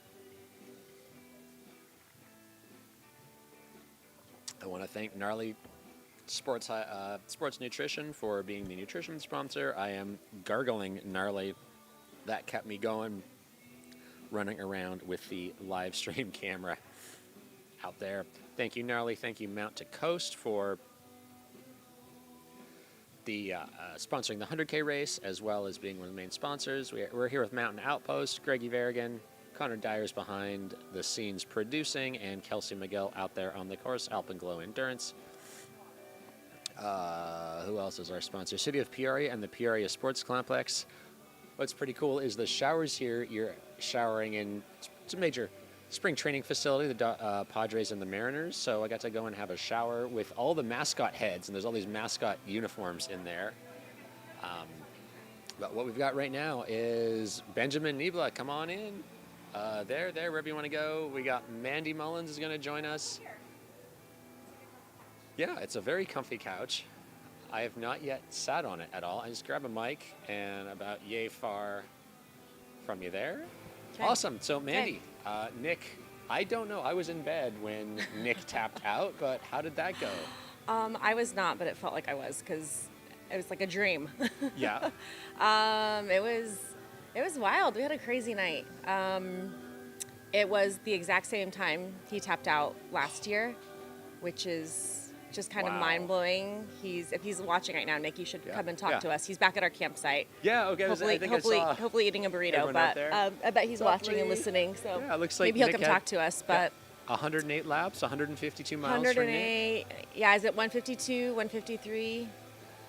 Yeah, wow. Yeah, so he was feeling pretty good. I think like all of them, right? Just beat up, and just the legs were just slowing down. Just couldn't go any faster was kind of his remark. Digestion and everything was going good. He was taking in a decent amount of calories and liquids, but just slowing down and just felt like he couldn't keep up. And I think when Maya went down, it was oh no. Uh-oh. I think this morning he said these things come in pairs. Like if one person's gonna go, who's next? And he said he kind of had that gut feeling of like, oh no, I'm next. And I just couldn't make the legs go any faster. And it was repeat of last year of 45 seconds a little too late coming in, and that's it. Yeah, and that's what we're looking for.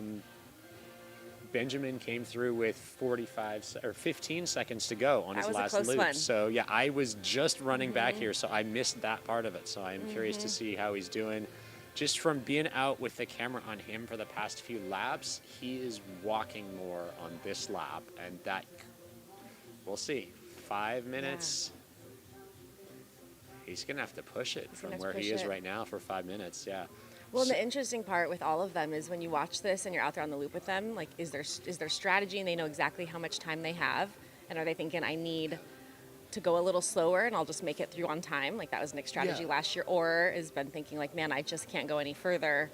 I have to walk and I might not make it. So it's, that's the crazy thing to watch with every single one of these loops. Well, yeah, and with 1.4 miles and 20 minutes, you can't really walk the loop fast enough. You have to run at some point, whereas the old course, you could do a walking lap and a fast walking lap, but you could do it. You can't do that here.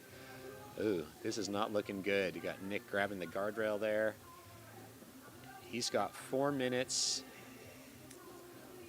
I want to say it's about, once he hits the end of the flags, it's somewhere in the neighborhood of 0.4 of a mile. So I know, he would have to push it. Yeah, the past few laps being out there, Michael was running between 11 and 12-minute miles consistently, and mentioned something about his body just had a pace and knew the pace, and this is the pace. Yeah. This doesn't look so good, but how are you doing today? It's amazing. You got a full ultra of awakeness. There's Michael passing by us right now, so he's going to come in with almost 4 minutes to spare. Some really good times to spare. He's been pretty consistent with that gap the whole time, 4 to 5 minutes. Yeah, I'm good. I'm grateful for some sleep. You've seen all the kids running around. Yes, so the games have started back up again. Yeah. So the Rosenbach kids and my kids and Wes's kids have been running around and keeping us parents on our toes, as well as crewing. So it was a sleepless week for us. But grateful for last night, being able to actually crawl into the camper bed and get some rest. Yeah. All right, looks like he's making it almost to the end of the flags. He's going to try. There's Yolanda. Yeah, and like I said, everybody out on course knows that the last person is there. knows that they're coming by, cheering them on. We got Ed the Jester is walking by the background here. Every time we passed him, he had a high five for Did he? Benjamin, so that was really cool to see. Yeah. Yeah, I'm I wondering know. what that experience is like for them out there. I've never really heard that from Nick, like how they become recognizable over time. Like Yes. they're no longer just part of the other Yeah. races. People Yeah. know, oh, Yeah. this is You're the guy. You're one of the crazy guys, like the extra crazy. Although I don't know with all the different formats here, like what's more wild, doing this or it could be any, and everyone 6 thinks days. the other distances that they're not Yeah. doing is crazy, Yeah. and that they're quote normal. I mean, Ann Trayson is out on her 100-mile lap, Yeah. so when she crosses the finish, it'll be her 100-mile. Yeah. I know Jamil was out there with her. I saw Nick Curry just go by, but everybody Okay. you get to know everybody. Yeah, you do. And it's like people are people. They really are. My son was running the 14 miles the other day, and Ann Trayson came and sat next to him at our campsite. And he was complaining about how he was only going to do 14 miles because our oldest did 32 miles. Yeah. And Ann said, you know, in the sweetest voice, honey, whatever mile you did today, whatever distance you got out of this race, that's what you were meant to do. Yeah. It was the sweetest thing ever. And, you know, he doesn't know Yeah. who he's talking to. Yeah, and just the lady with the funny pants. yeah, the lady with the funny pants. I don't know. She's pushing a chair around here. I hope Ben's just reflecting Wow. on what he's done, and he's this done, is the yeah. furthest he's ever gone. I was talking to his crew. Okay. It sounds like maybe he's never done more than 150 and we got- or I think 150 I maybe. think 100, something like that. Yeah, I don't even know too much. Yeah, And I think 150. So 150, yeah. he has gone further than he's ever gone, and he's looked really strong the entire time. He seemed to be really positive. He's looked good. He's just trucking away. And I noticed two previous winners just went booking it that way to run with him. So Okay. Paul and Wesley are heading out there. Shout out to Wesley, who ran a marathon with the camera yesterday. He's got 90 seconds.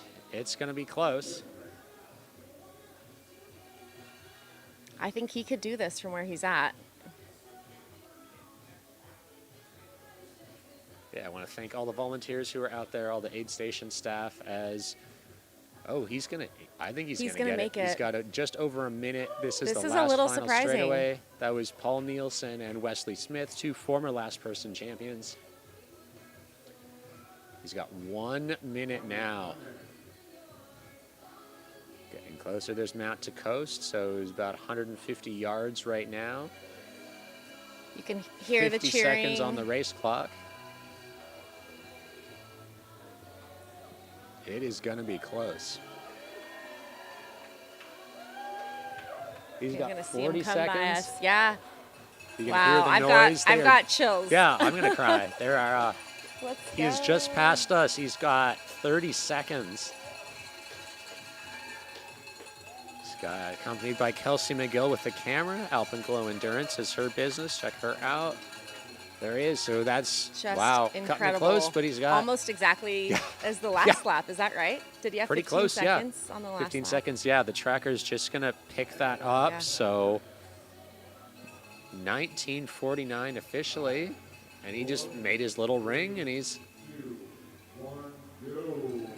back there. There they go. Wow. Cutting it close, giving his crew some anxiety, but he's back out again. Yeah, so the crew's I been don't pretty even know that guy's name, but he's been there, and I've heard think the it's David. I might be getting it wrong. hydration We strategy. spent a lot of time together living in that tent for Oh, the God, last yeah. 3 days. But he is really dialed in crew. It sounds like they're Yes. friends, and he has a plan for him every time he comes in. Ben would come in and he would tell him, okay, this time you're going to lay down for this amount of time. Here's this, this, this. So he's got a really great crew that's taking good care of That him. makes a big difference. Yeah. Yeah, it's incredible. I saw Stephanie's crew was there packing stuff up some point a little while ago, but I don't even remember when. But yeah, she just looked exhausted. and- Yeah, yeah, she's exhausted. It's such a time warp, and I think the timeline of it all is pretty funny too. Like you don't remember what time anything happened. That's kind of how we're all feeling today. Like, it's at one point. Again, I was out there with the cameras, like, I'm not talking. If you want to talk to me, happy to chat. Yeah. I am not starting any conversations. And who was it? Michael is like, what day is today? oh yeah, Is it Thursday? It's Mhm. Friday. Okay. Friday. Okay. we had that exact same Thanks. conversation last night. Yeah, I think it was Wes and Tyler and I were talking about what day it was, and someone thought it was Thursday, the other thought it was Friday, and we were like, it doesn't matter. We're here until we're not here, and then we'll Yeah. figure it out. Then we'll go back to real life pretty soon. Yeah. And he just got some words of encouragement from Ed. Yeah, Ed has been on his team for a while. I know Paul Nielsen. Paul's campsite is right at the corner when you first hit Okay. the tent area. So he's got his little propane fire out there. He's making coffee, but waiting to say hi and film a video. He's like, I'm not ignoring you, Greggy. I'm focusing on this. So that is Benjamin, who we've got out there. Really cool story. The guy in the background there with the red shorts and, we got a bathroom break. This might be the end of it. He didn't take a bathroom break on that last lap. He did not take a He bathroom does not. break. He does It not was really very have quick time. bathroom breaks he was doing when I was out there earlier. Thank you, Kelsey. So that guy who's running away from the camera there in the cool red shorts, he is the youngest. What is he? He's got 1,800 milers. He's trying to be the youngest person to do 100 milers. Is this Nicholas Steele? Yes. Yeah. Yeah. I've heard Yeah. this Yes. story. Were you watching him cut his hair yesterday? Yes. Yeah. So we were sitting here. I was like, Looks like a there's new a guy a at the new garbage guy. can with cutting. What is he doing? He's cutting his hair. So when we got the whole story, each lap, he let his hair grow for a year and then cut his hair each lap and had a new haircut. And then I've only seen him with a hat since that. So I presume he's bald now, but I don't is. know. But it was a different person each lap. Yeah. Which would be kind Incredible. of interesting. That would throw you off, especially if he was doing a race like this. Well, yeah, like, yeah, 'cause- wait, that's not the same guy that started the Yeah, race. and I was This like, is okay, cheating. and like in my head, if I don't know your name, it's like, oh, like Smiley Blonde, Yeah. or like the girl or the woman in the fishnet thing, and like Anne is, oh, woman with a walker. Oh, now that's Anne. Okay, but then it hit a point of like, Yeah. who's that? I know I'm knowing the guy who cut the hair, and people are telling me about this 23. I'm like, who's the 23-year-old that's doing all these things? Yeah. I mean, there's a guy cutting. Oh, that's the guy. The guy cutting But his it hair. took a day to figure that out. Is there a reason behind the cutting of the hair? We'll have to. If there is, I totally forget I because so think many other someone things have told me happened. there was some sort of an awareness. We actually had this conversation last night Yeah. at like 2 Yeah, a.m. yeah, in the exactly. tent. I don't remember and it what was happened on what day he's raising anymore. awareness for something, and we don't remember what it was, but we're aware. So Something- part yeah. of it's working. But we'll have to find out that story. Maybe someone Yeah. watching the stream knows his reason why for the Shane hair was cutting. reason- yeah, I mean, I remember Ken, who was out here with the camera, till his, hey, nice work, Shad. Shad from live stream. It's going to be coming through your screen pretty soon. Lost my train of thought. Ken Shreve, who talked yeah. to me about the 250 marathons in 2026, and he had a camera, and he's like, I got to go because I got to be in Las Cruces by 5 to get my packet to run a marathon tomorrow. It's crazy. Like, Back to back. so many cool stories that you would never not have any idea of. It's a guy in black is out there running, and here's the story behind everything. Here's what's happening. Like just Yeah. so inspirational to It see and is. hear these stories and to be able to share it in the chat and like tell about Hank's story for raising money. He raised 150 grand last Yeah. year. Yeah, this that's year, cool. whatever.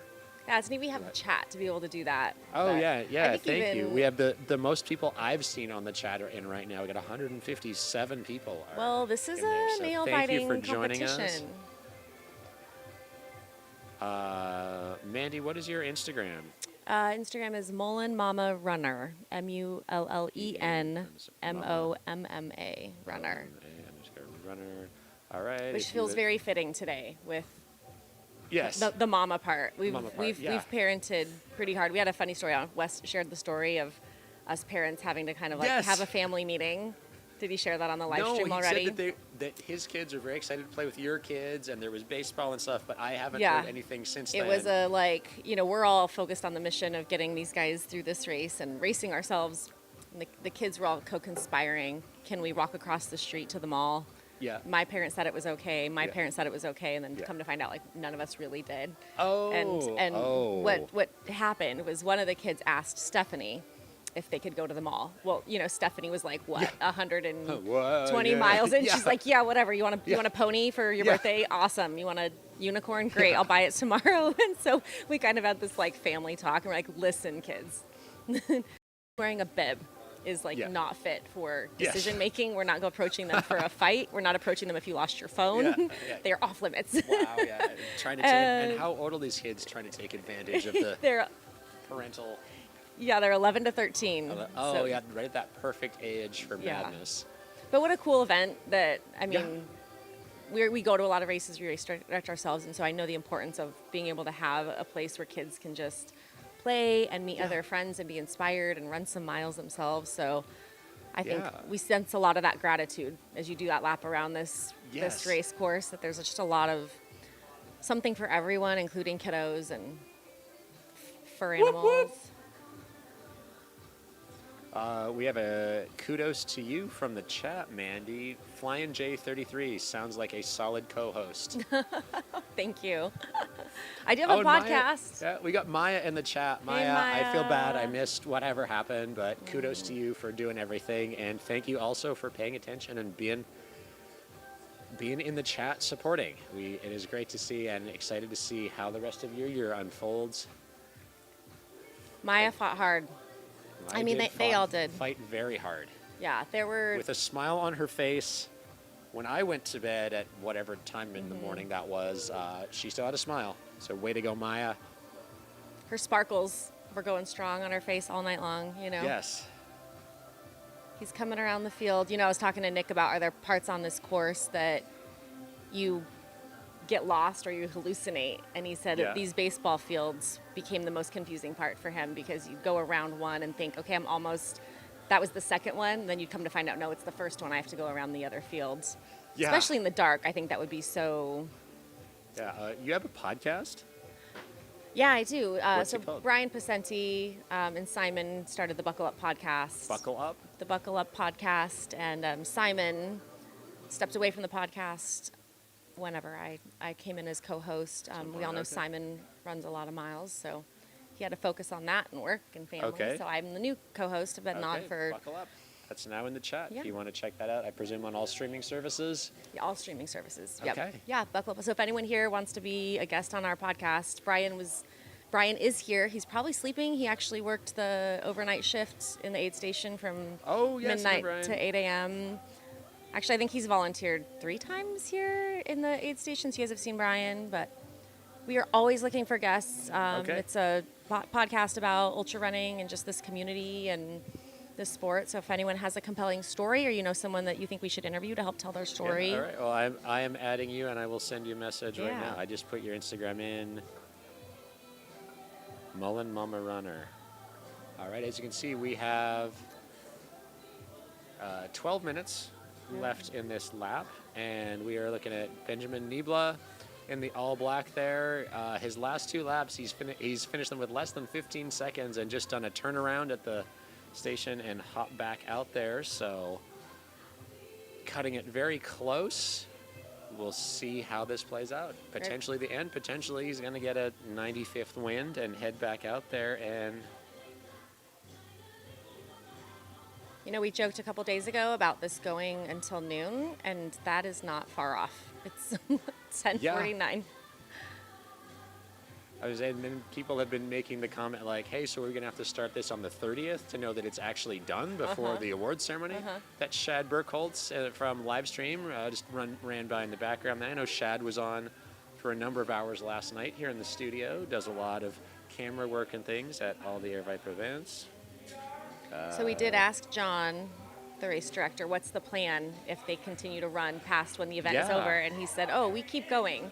You know, even if teardown is happening on teardown's other parts of the happening. course, like this race will continue on. So these athletes know that. There is no other alternate end to this other than really the last person standing. Yeah, just keep going and going and going. Nothing outlasts Energizer. Yeah, again, thanks to our sponsors, Gnarly Sports Nutrition. You are keeping me alive with the hydrate. I love that. I don't know if it's pink. Every time I go over, I'm like, I need to find out if it's the raspberry or the pink grapefruit. Every time I forget, but Pink Gnarly has kept me alive this week, so thank you. Yes, I agree. Thank you. And big shout out to all our aid station staff and volunteers too. I've already forgotten your names, even though I was there shortly ago, but I know Hannah, Catherine, Patty, and Jen, Aravaipa staff, have done a great job of keeping people fed, so we appreciate it. Funny enough, all the last person people have their own aid station, and there was so much food in that aid station last night. You couldn't move around between bodies and chairs and food. Yeah, it was wild. The first night was crazy trying to manage, and then we got that rain in. So all of a sudden we're trying to cram further into that tent so that we're not getting wet. But you never know what your athlete's going to need. You never know. No. So you kind of have to have a small menu going at all time. I will say the food options though at this race are really great, and I liked the new location of the aid station. I think a lot of us Yeah. were really concerned about that, having been here before and knowing that it was right next to the aid to our tent. Yeah. That was really easy, and so when we saw it on the other side of the concourse, it was like, oh my gosh, how am I going to get? Yeah.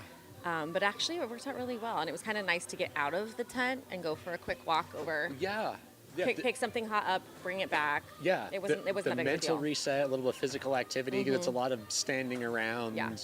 kind of having a conversation, but not really. And It becomes a weird space in there. Like I look at that tent today and I'm like, I don't know that I want to go back in there. I've spent and a it lot looks of time so in weird there. now that there's not people everywhere. It's like, oh, there was when I went in the first today. I was like, oh, it's so different.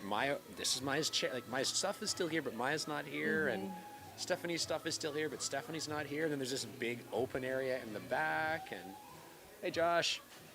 Yeah, and Morning, shout out to Josh Josh. Coleman for running around with the live stream camera. Yeah, Josh as on well. our podcast. Yeah. I don't know what episode it was. Okay, I sent you a message as we were Oh, chatting. cool. So Yeah, we'd love to have you that'd on. be great. Again, we got Ben and the Jester, Ed Eddinghausen, multiple world records for 100 milers. There's a gigantic collection of buckles at his table by his car out there. Did you lift him up? I have looked on Ultrasign Up. It's Oh bonkers. no, lifted the medals up. Oh no. So I he just said ran he by said it. they're 35 pounds each. Oh my god. So you could go out and 35 do some pounds bicep of curls buckles. if you're here. Go Wow. find them and bicep curl those. Yeah. Wow. Happy New Year, everyone. Happy Friday. It's a maybe working day, maybe not working day, maybe air quote working day. So thank you for joining us. Really quick, as predicted, Hovland 100 is sold out. There's 46 spots left in the Jackass Night Race. So, yep, any of us who bet on that yesterday, it is gone. It's gone. But get on the wait list. You can be number 93 on the wait list. Okay. Is that how fast does that one move? It moves. Does It it moves a move lot, fast? Okay. especially in the late summer. Like once it gets to be September, I had a friend that ran it a couple years ago. This is the 2024 year. She was 300 and something on the wait list in Okay. August and sent me a text October 2nd saying like, I just got invited, Well, that's pretty quick. but so if you are thinking about it and want to do it, just keep your training up as if you were, because once it hits, there's injuries, Yeah. weddings happen, pregnancies happen, lots of stuff happens, and Yeah. then if you can, on possibly a month or 3 weeks or 2 weeks notice, do a 100 miler, Yeah. you'll get in. Yeah. If you have, that was a mindset I had, so Yep. yeah. Kind of like any It'll wait work. list these days, I Yeah, guess. any wait list. Yeah, Yeah. I'm on the wait list for Cocodona. Oh, I'm yeah. 89. Well, I was 89, but I Yeah, hear it that moved. it moved. It moved up. Josh It told moved me up that one. We're going to look right buff. now. It moved I up think- because Troy was 73 and now he's 72. Okay. And Tony was 104 and now Okay, he's so yeah, not. I've Let's moved see. up. So same. I'm training like I'm in. I told them if I don't get in, they just need to drop me off like 200 miles at least from home and tell me to Yeah. run home. Yeah. Okay. So what we got is Ben, and Ben he's got 5.5 minutes. It is going to be tough from where he is there on the course. He's just coming into the tent village. He's going to keep trying. He's got Ed with him. What do you think Ed is You were saying to him? 87th. 87th. Okay. 87th, So yeah. we moved 2 spots. Ed was just being supportive. I don't know Ed's background if he's the East Coast as well, but the little blurb thing that we have here for Ben's talking points are from Beast from the East, just trying to, East Coast grown, trying to test my grit in a race. Clearly tested his grit. Yeah, Some of that East Coast camaraderie, maybe. that could be it. Could be anything. Yeah. They may have shared some miles early on. I don't know if they know each. You never know who knows who I from something know. else out here. Yeah, and- that's a good point. There you go. There goes Nick Scott, and he's got some parrots on his shirt, and I can't quite tell if that's like salt shakers or things. But 4 minutes for Ben here to finish off this lap. Thank you, Kelsey, for getting these great camera shots out there. I'm going to put Kelsey's Instagram in the feed there. She's also a run coach.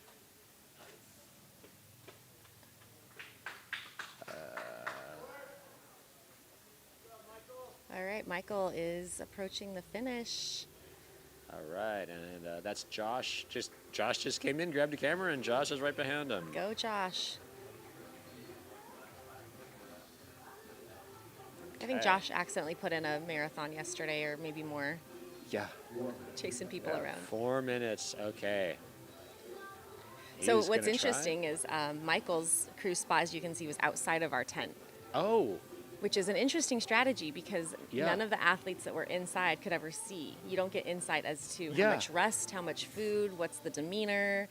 Yeah. And the time crunch is so small that even crew, like, we can't go You and can't. No, peek you around. have your 3 minutes, Yeah. 5 minutes, 90 seconds. So he was kind of a mystery to all of It us. was a mystery, yeah. And I remember at some point last night around 9, I was over there with the camera because I did about 10 miles, and he was having one foot worked on, and it became like, I want both. We don't have time to get the other sock off and put that on, so you got to do another lap. And then something else happened. I don't even remember, and I don't know what happened after that, but I know Yeah. he had a little bit of footwork at about 9 o'clock last night. Yeah. And he did tell me right when I started about 7 something today that he was hurting, but just telling his body to shut up.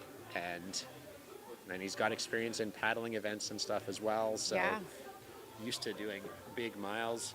Jester is coming up on 300 miles. And thank you in the chat there for all that javelina information, Chris Warden. Appreciate you being out here. Samantha Simsax wants to see you get out on the course and do some loops. Sam, I've Big done a races for lot you of this year. loops. I am so tired. I did 45 miles on Monday Oh, nice. during the 24-hour race, 24 hour? and then Awesome. I chased a lot of kids around, and I ran to the aid station a lot Yeah. with Sam to get Nick food. 30 miles going back and forth to the aid station. Yes, I know. I should have started my watch. All right, so we got Ben is just about to make his turn onto RV row there. I know just across, so Kelsey's got the camera right behind where Kelsey is. There's a tent. I have no idea anyone's names, but at that tent, they have had their buckles ringing the entire time. Anytime someone goes by, no matter They've who it been the is, they're there best. cheering. I know Kelsey's part of a big crew of 200s. Josh, Troy, Andy's got a camera up there. They're just about coming up to their spot. I know Kyla Marr with John G was out there supporting Shapiro.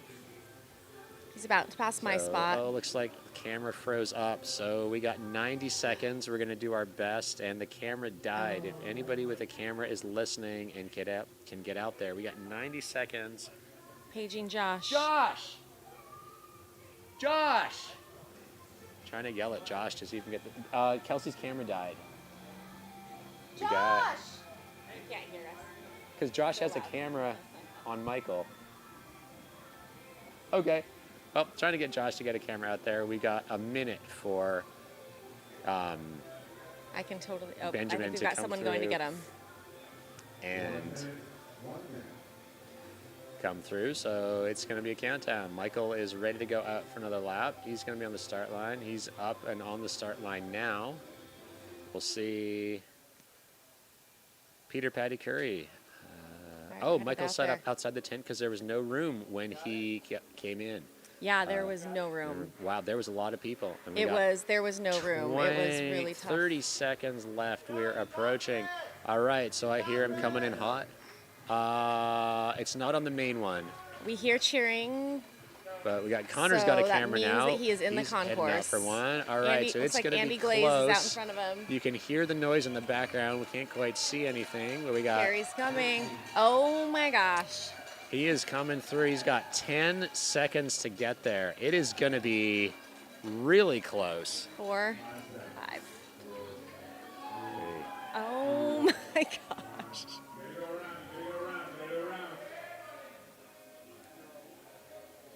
How does this work? Go. All right. That's so that was like an interesting. 11:59. I don't know, and I am not going to make any comment about that. Yeah, because you do have to go around the Yeah, barrel. you have to can't cross just and around. You have to Yeah. cross and go around. I kind of forgot about that piece. Nick had a couple of those last year. So I that remember was- come straight through around and right Yeah. in time, and Yeah. that So they're back out again. Okay, and so I see discussion at the finish line there. We got 2 cameras out there now. That's awesome. Thank you. I don't even know who's got the other camera, but thank you for whoever it is who's got the other camera. more cameras needed. And on that last lap, Ben did not. There was not a bathroom break, correct? That was No. just a straight through. No. So we are. He is not looking good now. That's the first facial expressions I've seen. I was about to say, if he keeps walking, he's probably going to get timed out from walking. But Yeah. Going to do all he can. That is the closest I've ever seen. It's the first time I've seen his body show the signs signs, of yeah. kind of that, like, oh my gosh, we've done Yeah. a thing and I might be done. Yeah, He's given it all. he is giving it all.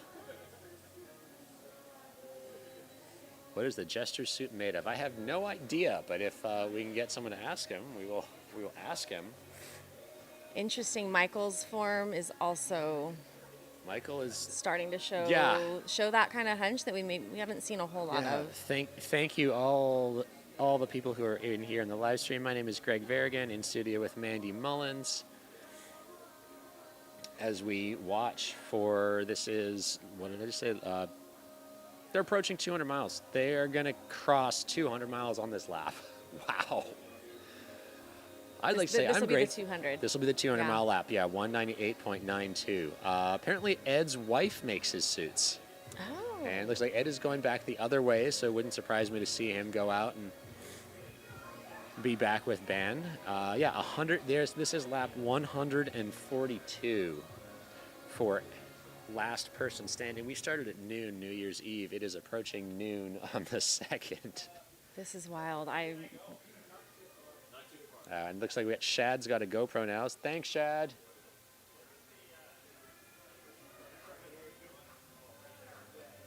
The coolest part about watching this culminate is these looped races just, we all know this, offer this opportunity for the community to be a part of every single mile. Like, no one's excluded, right? So people that are out there right now that started today or have been out for 6 days, like, they're a part of this journey for these guys of hitting 200 miles. The stories that have been shared, the memories made, the connections that'll just last forever. So it's just a cool moment to kind of take that all in. For me, as we wrap up this last person standing, since it's been a couple of days, just a lot of gratitude that we all get to gather together and do this. So thanks, Sarah Vipa, thanks Jamil and team, and you guys for making this all happen. Jamil is out on course somewhere. Last scene he was with Ann Trayson, who's whenever she gets here, that's her 100 mile. Okay.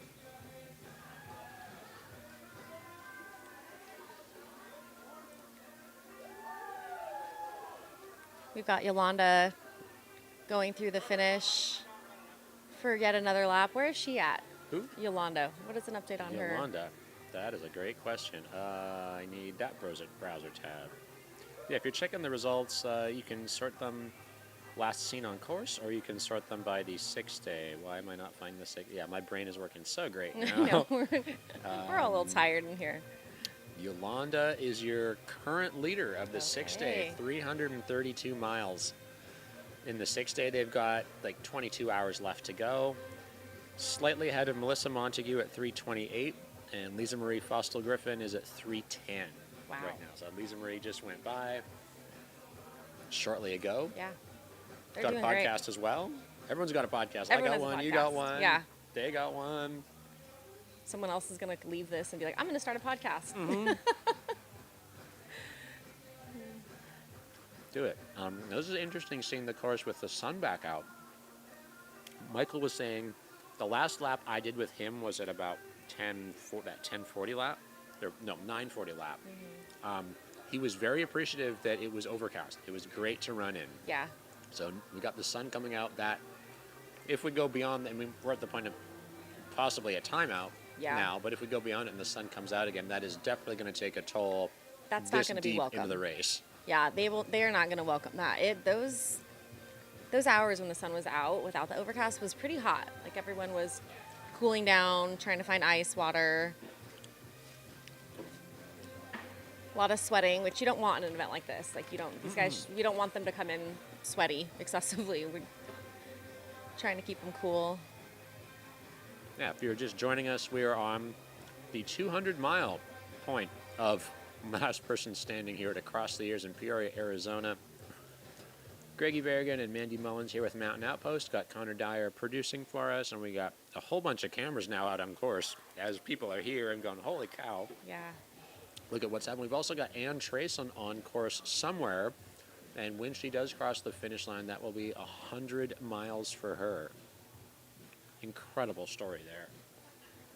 Yeah, and if you're taking a look at the course, It's one thing for the 100 miles and Anne's story, but this course, I cannot imagine how tough it is to Yeah. push that walker on that dirt, especially during dirt. those The rainy dirt. hours. Yeah, the mud, The everything. mud, yeah. I mean, we were thinking about her as it was raining. This is incredible and inspiring. There we go. I'm trying to get my multitask and see if I can give a total of how many miles I did total yeah. with different things here, if my brain can work Yeah, that I'm going to well. have to add mine up. But there, that is Nick Montague. Montague with Mountain Coast. Mount to Coast, the big sponsor of the race. He's in the 6th day. Justin Montague, my mistake. He is approaching 400 Yeah, miles. Justin here. 393.6. Again, just with the supportive nature of this and the nature of the race, every time that we went by Justin, hey, you're doing great, way to go. Yeah. Like, everybody is supportive out there. Yeah, Justin It's is really great. cool. Nick, my husband, was telling me that his goal was to thank me as many times as Justin was thanking his crew chief. So his crew chief is Thomas. They don't even know each other. They just met here for this race. And every time, so they're set up across from us, and every time he went by, it was, thank you, Thomas. Thank you, Yeah. Thomas, every single time. So much gratitude in this we environment. We might have Ann Trayson just coming down. There's a whole bunch of cheering in the concourse that I can't see what's happening right now. But yeah, big shout out to Mount to Coast being a sponsor, Gnarly Sports Nutrition, Peoria Sports Complex, the city of Peoria. Air Fibers got us hooked up with internet, and Squirrels Nut Butter. I know lots of people are using Squirrels. Is it Anne? It's Stephanie Anne Rosebaugh, coming. Squirrels Oh my athlete just gosh. tapped out, and this is Ann Trayson right here. So I'm just going to stop talking because you're not going to hear me over anything. But what an Let's inspirational just enjoy story! this moment. Ann Trayson is coming into the finish line. Thank you, John Nippers, for that donation. We appreciate it. You can hear all the noise. Oh. There's a camera on Ann. Wow.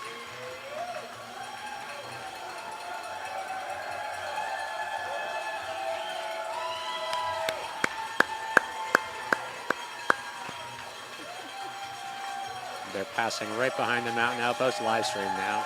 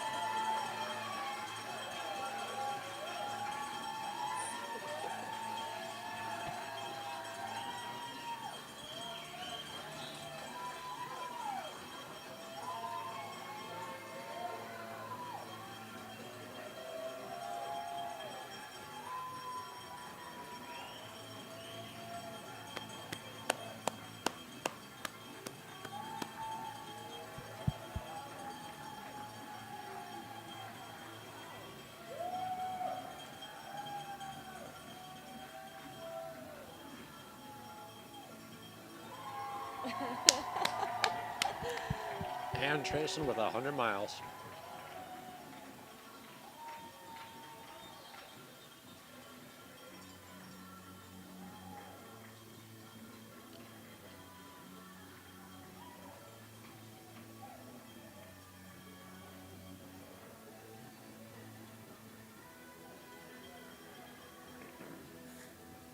Congratulations, Ann. What an inspiration. There were a lot of very happy smiles and tears in that crowd, and up here Yeah, and you can everywhere see in what that I'm moment, doing, and so- at home probably. Yeah. No, thank you everyone for watching. What a legend. And what a mental shift to push a walker 100 miles here in Peoria. Oh my gosh. All Yeah. right, and that takes us back to our last two standing. On the left, wearing the neon green hat, Alabama, Michael Carson. On the top right, Benjamin Niebla, and that was a very precarious last lap. We'll see how he does. He is definitely slowed down, Big thank you to our camera operators out there, Kelsey McGill. I don't even know who has the other camera. Shad Burkholz has a camera. And then the bottom one you've got, that's Mila Opalanik, just walked through in the green shirt. She's in the 6th day. But the bottom camera following Ann Trayson, who just completed 100 miles. My name is Greggy Verrigan, here in the studio with Mandy Mullins. It is a beautiful day in Peoria, Metro Phoenix area, 62 degrees. Beautiful day for running. Lots of things going on as we're in, I don't even know, hour 122 of last person standing. Wow. That's crazy. It's been wild. Thank you, Aid Station, for the delicious breakfast burrito. I'm not gonna lie, I'm kind of excited to leave here and go to a restaurant and have some food, or Yeah. you know, get out of here. But the aid station food has what been. is, can you tell us what Nick is delicious. craving? What will he crave? He's gonna crave a big salad. You know, so he's not taking in his normal greens during Yes. this. So that's gonna be my guess, is a big salad. Whatever the kids want. Honestly, Yeah. that's probably the first answer. Is Yeah. he'll eat a salad, but he is so grateful for the kids being here and being so supportive of his race that I think it's time to Yeah. figure out what they want to do. That's awesome. Yeah. You know? Try stuff you can't get back home in Colorado. Yeah, yep.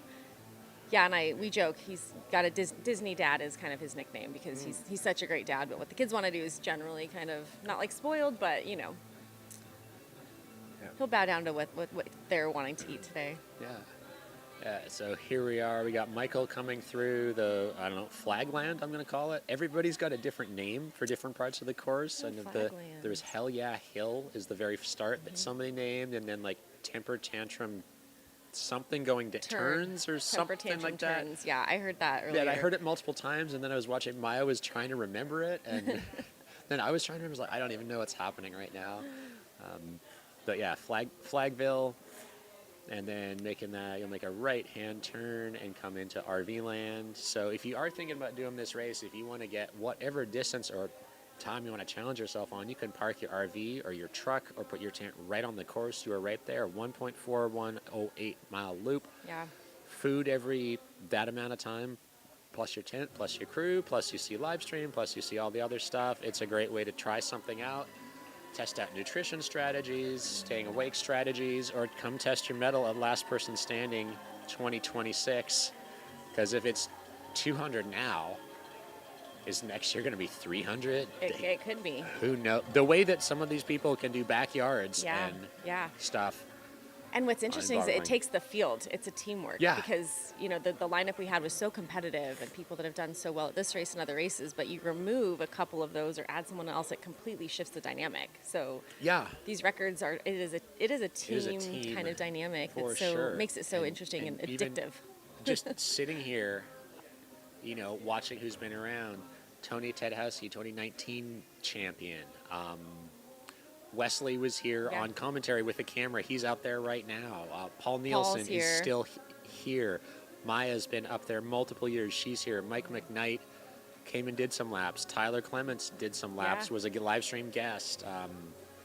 Danielle Redinger is also up there, you know, in the top 10. She was here yesterday till she wasn't here. It's incredible to see how many people are still out or keep coming back to try things and go. So we got Ben is on the right-hand side, passing through Tent Village over there, Tent City, and Michael is coming in through. So if you're looking over Michael's left shoulder, there's a big white tent that's going to just disappear off to the left of the frame and come back in. That is a nap tent. So if you are doing any of the other events, or we can't do it in this one, but you can just hop in there and take a nap. There's a 3-hour time limit. See, we got outhouses or bathrooms, multiple actual bathrooms with running Showers. water. Yeah. There's shower. Those are very nice showers. I washed one of Nick's shirts in the bathroom right here so that he could rewear it. Like Yeah. washed it, wring it out, let it dry. The amenities are awesome. Yeah, the showers are awesome. And actually, I don't know about the women's shower. The men's shower has all the mascot costumes. I don't heard know that. what Why didn't costume we area get it that? is, but and it's got the little thing for like you are Sophie the squirrel. Yeah. Sophia the squirrel loves this, this, this, and this. Oh, you're something the turtle. The turtle loves this, this, and this. And You guys are having too much Really? fun in All there. right, so we got clapping because Michael is going to be into our view momentarily. We are just off to the left of the screen there. You can see the live stream cameras. That's where we are. Nice work, Michael! Michael! And that is Josh Coleman with the camera. I know Josh wrote a book about moving forward with grief, so you can check that book out on Instagram. I'm going to put that in the show note, or live stream chat. It's not show notes, live stream chat. Nice work. He's still looking strong coming in. I'm sensing a little frustration, a little like those head shakes of like, what am I doing out here still? But he's still strong and moving fluidly. Okay, so let's put Josh's book in the live stream chat. All right, Benjamin We just got- got out of flag lane. Flag lane, yeah, coming into Like the candy RDs. cane lane. He might be slightly further ahead than last lap. He's got I think three minutes think to go. he is. I think we were about 2 minutes last time at this point. You know, we had an interesting conversation yesterday too about this event for people that are contemplating that a lot of people come back every year. Yes. Here in the tent, it kind of hit me that last year we started 2025 off with Wes and Tyler and others, and then we ended the year with those same people and Stephanie. Yeah. And we ended the year with those same people. And Yeah. throughout the rest of the year, we don't really see each other, maybe at other events, but our minds were kind of blown like, whoa. Yeah.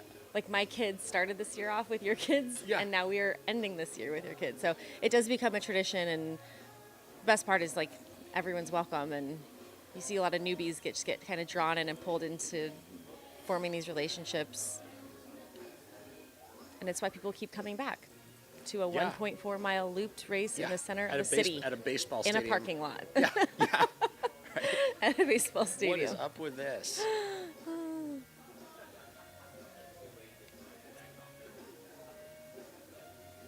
You can see he's coming through.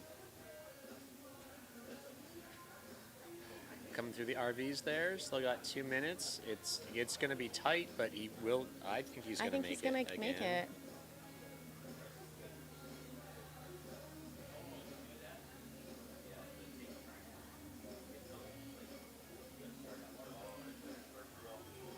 The other- Alright, just coming into the concourse here. He's got a minute and a half this time. It seems like there's more time than he had I last think he's lap. got more time. Maybe he got a little energy goo in there, some caffeine. It is just funny how these things go in waves. Yeah. You know, you can have bad laps, bad moments, especially with such a short lap. It can be a terrible lap onto a great one. It's kind of why you can't take any one moment too seriously in these events, because it's going to change. Like whatever's happening in the moment, it's not permanent. Yeah. If you're feeling really great, probably not permanent. Don't get married to that. If you're about to miss your lap, don't get obsessed with that, because Yeah, okay, We're he's watching- 1 minute out. Seems like he's got plenty of time this lap. Michael looks good. there you go, Ben. Yeah, thank you, Kelsey, for getting those great shots out there. Thank you, everyone, for watching us. And that is... Yeah, that was a 1958 previous loop for 30 Michael. seconds to go. He's got 30 seconds this one, so he ran a negative split. And they have now both crossed 200 miles in last person standing. Must be getting a little bit warm out there. All Looks like right. Michael's gonna leave with some. Michael's good, yeah. Jesse Ellis Cold out there with towels. photos. 5, 4, 3, 2, 1. You're off. And they're off again. Lap 143.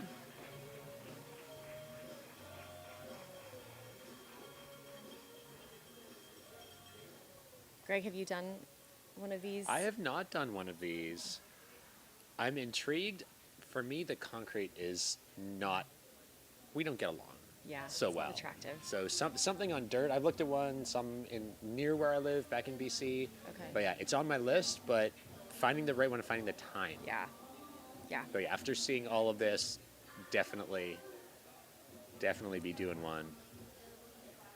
All right. Yeah. The concrete is hard, but the concrete's also reliable. You know, if Yeah. you have weather. Yes, yeah, especially like It's- where I currently am in southeastern British Columbia, Mm-hmm. snow, rain, wind, anything you can think of Montana, we get that. Yeah. So even a June 6-hour or 12-hour last person, you got to deal with everything. So Yeah. the benefit of this is it's Arizona. Even if it rains, it is not like like Right. seeing that little bit of rain. I was like, okay, I would barely put on a rain jacket Yeah, for yesterday's yeah. rain. But then you have other people, different perceptions, different experiences. Like, oh my God, it's the worst It's day ever, and I'm raining. like, it's just a Tuesday. Yeah. Yeah, we did see a dip in runners out there during that rain. It was an intense there was rain. there was a but- lot that hibernated for a little Yeah, while and yeah. then waited, and I'm impressed with how fast it's dried up. Yeah. I was curious to see what it would be like in the mud on the back side of the course when you're in the warning tracks and things, and it dried. I mean, Yeah, there were still a few puddles, and I ran through a few puddles, but arguably one of the most difficult spots was in here with those little dips in the concrete, Right. and then behind all the live stream cables. Yeah, was yeah. more treacherous than actually Yeah. being out on course. Yeah, all of our gear was getting wet in there. Yeah, I'm from Colorado, so the rain didn't really bother us. And I thought Nick would perform well in that for sure. But we put on a looped backyard ultra, and it's all on dirt. So when we get rain and weather on that race, it's not fun. Yeah, so my name is Greg Varigan. I'm here with Mandy Mullins. I have about 10 minutes, and then I need to get on. I actually have an appointment in Tucson at 2 p.m. that I You're made pushing thinking, it. what's going to happen here? But I am not missing having those needles put into my body. Yeah, don't miss that. Wow. How far is Tucson from here? My phone says it's 2 hours and 7 minutes to where I Okay. need to be, so I got about 10 more, and then I will take off. But I couldn't miss Ann's Well, I couldn't miss Ann's finish. There was a potential that this was going to end, and that 1 second, wow. That was wild. Yeah, that's a new record. I thought he missed it because the time had clicked over, Yeah. but it's like slightly different than the race clock. Yeah. That is right. Wow. Incredible. Yeah. So now we got to have people that are, maybe that's what I'll do. That'll be my strategy is how tight can you push that? Because I don't know if I could go 200, but I know that I could mess with it and be the person that crosses at 1958 every lap. Yeah. And, Yep. I mean, it may cause heart attacks in the live stream and everyone who's watching at home, but Yeah. I'd be fine. No, I don't like that strategy. That's what Nick did last year, and it was not fun. Yeah. That Oh, like so 30, much anxiety 30 for seconds you. to go every time, especially when you've got this hidden corner. You can't Yeah. unless we have the live cam going the whole time. It's hard to see what's going on out on the course. They're moving, and they're still relatively close together, kind of close to that aid station. Oh yeah, Ben's strategy has been drinking a lot. I haven't seen him eat much in the various times I've been in the tent, but I wasn't here for a lot of it. Michael, I've noticed eating more and a variety of things. What's intriguing to me, and like I'm not a huge gel person. I use gels because they're convenient, but I like food. Yeah. I like this egg burrito. Yeah. I haven't seen either one of them go for gels or things like that. It's been Oh. food or drinks. That is and interesting. I don't think I ever saw a gel either. I hadn't made the observation. So Yeah, I mean, calories in their drinks. I have them a lot because they're easy to fit in my vest Mm-hmm. and it's real quick and I don't care. It tastes like toothpaste to me. So I'm like, it's in its calories. It's great. I Right. will drink until the end of time. Like 7 bottles of hydrate, no problem. But Yeah. do I want to eat the gel? the No. gel. No, my Yeah, that might teeth be a- get sticky and that. So, and what's neat is I don't know how well it's going to show up on the camera, but Ben has a Ultraspire waist belt on right now, one of the big expandy pocket ones, and there's multiple different bottles that he's got in there. There was, I mean, then again, this is an hour and a half ago that I was out with the camera on him, but when he did have multiple things in there. I didn't see anything else besides those bottles, but as for what's in them, I don't know, but he is going on a more drinking strategy. Magic fairy dust Yeah. is what he's drinking. Yeah, there was a lot of mixing of drinks in the aid station last night for Benjamin by his crew. I think just a combination of electrolytes, caffeine. Yeah, we saw some food consumption from him, but it was just little bites. There was never anything really big and significant. Yeah. And like you said, I don't think I ever saw gels. Just going on the liquids here. Hi, Abby. Congratulations to Abby on her 400 or 48-hour race. Way to go, Abby. Okay.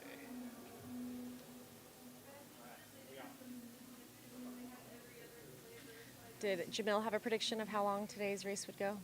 Today, I this think race. 200 was the like it could, I think we remember chatting like, oh, it could go to 200. Okay. Now that we've hit 200, it's like, oh. Yeah. I don't know. I mean, just in looking right now, it's either going to end. My thoughts, it's going to either end in the next 3 laps, or it's going to continue going. My bet is on Michael right now with how they look. Yeah. With that little bit of extra time, he's getting the rest. There's been no rest really for Benjamin. I have goosebumps again with all this cheering because you know what Yeah. that feels like when you're Yeah. just in that low spot and all you need is just that boost Cheers. of And you someone can- else believing Yeah. in you and Well, yeah, that and- pep in your step. I mean, he and just we- picked up his pace there. Yeah, and we can see with how Kelsey's got the camera how many people are just there supporting. Yeah, I mean, we're 6 minutes into the lap right now.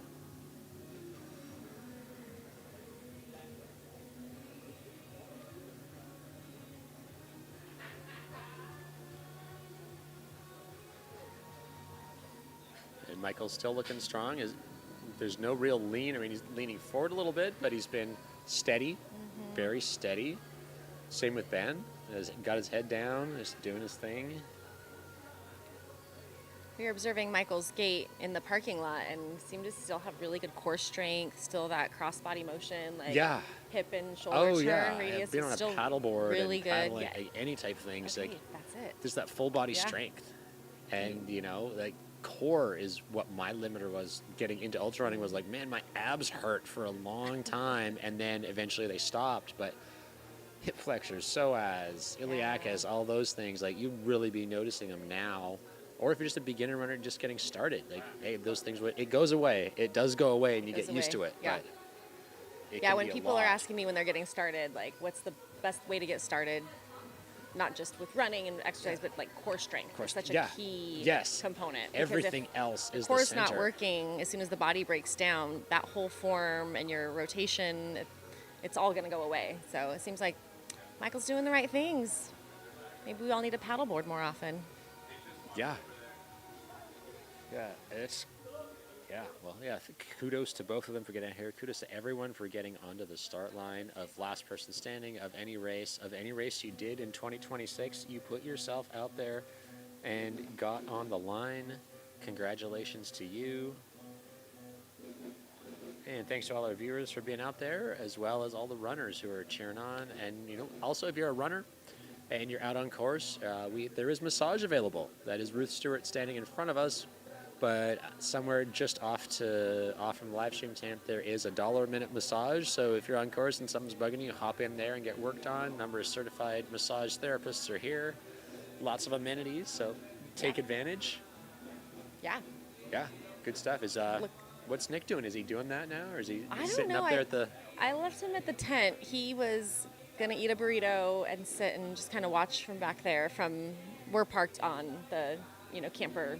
Yeah. RV lane is what you called it? Yes, yeah, I we're think parked so, on RV RV lane. lane. So Yeah. I would imagine he's just happy to just sit and be alive and awake, but not running. So Yeah. that's probably what he's doing, soaking this in, cheering these two on pretty big as they were coming by. He was excited to see how they perform. I'd imagine he's going to mosey up here soon.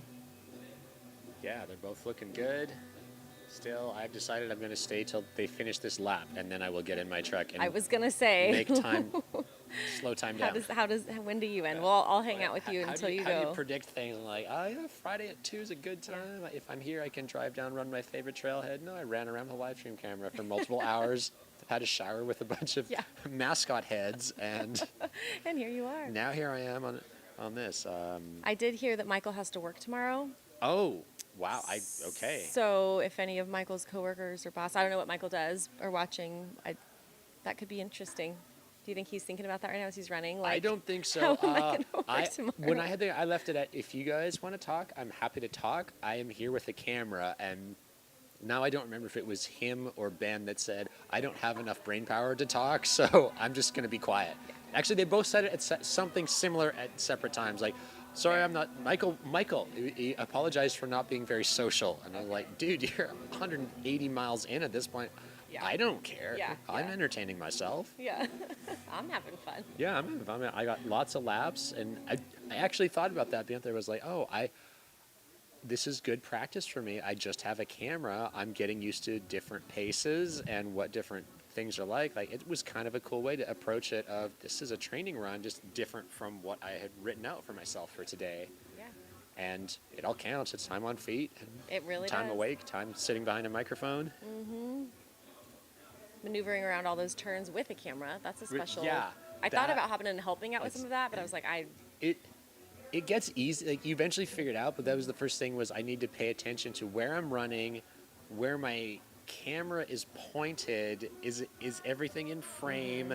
What do I want to frame? What's my eye seeing? And translate that into, can I get it onto the frame, like the sunrise and things. I was trying to frame the right, sunset with right. sunrise with the runners. And then at some points, this was yesterday when there was 5 left, Stephanie would always take off and be gone. I was like, well, I could take Stephanie or I can hang with all 4. So I would just go somewhere around the 4 and have 4 in frame. But yeah, trying not to run into something. And then eventually I realized, oh, I've got a camera. I don't have to follow the course. If I go outside of the course, or if I cut this, go outside of these metal barricades here, I can get more people in. I can go around here and get that in. So once I realized that, I was like, oh, duh, I could have been doing this the entire time. yeah. I don't you're have not to be gonna right DNF. behind them. You're not No. going to get DQ'd. No, I didn't have a bib on. Then I felt bad. I was like, oh, I should have grabbed the memorial bib or something and got 30 more miles with the memorial bib, but didn't even think of that at the time. It's So fine. go Punisher, Troy Croxdale. There's so many big names that are out here. I want to shout out Croy for his 10,000 miles last year. Lots of big things in his year for the future. Thank you, everyone who sent a donation into Mountain Outpost. We appreciate you.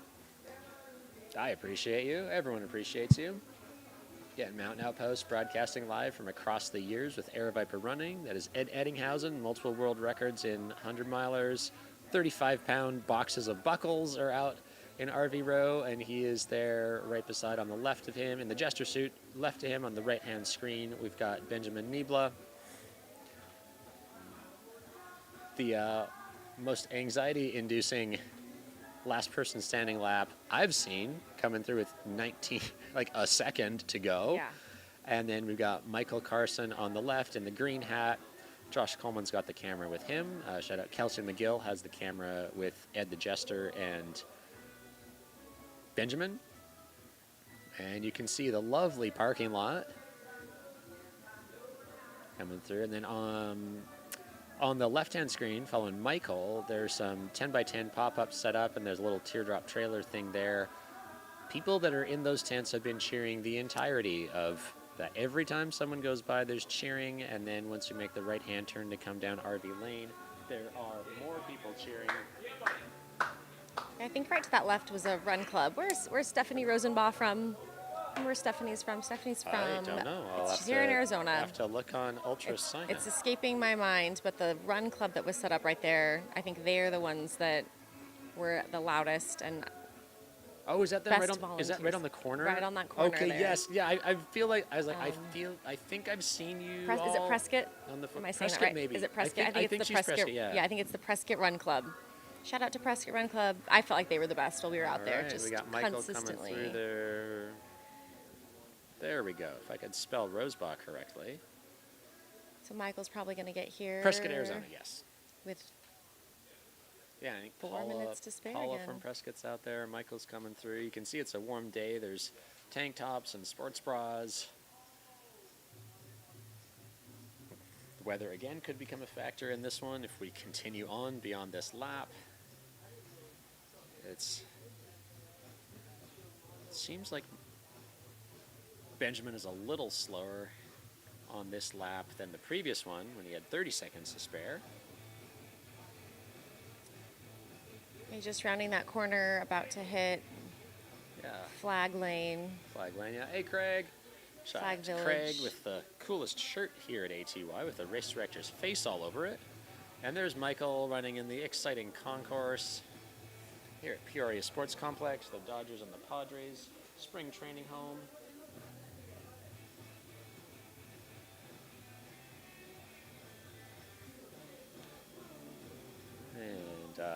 Benjamin's coming through flag lane. You can see there's people cheering him on, supporting as we go by all the flags as across the years. What's cool was the bib that you get has either the flag of the state in which you're registered or your country.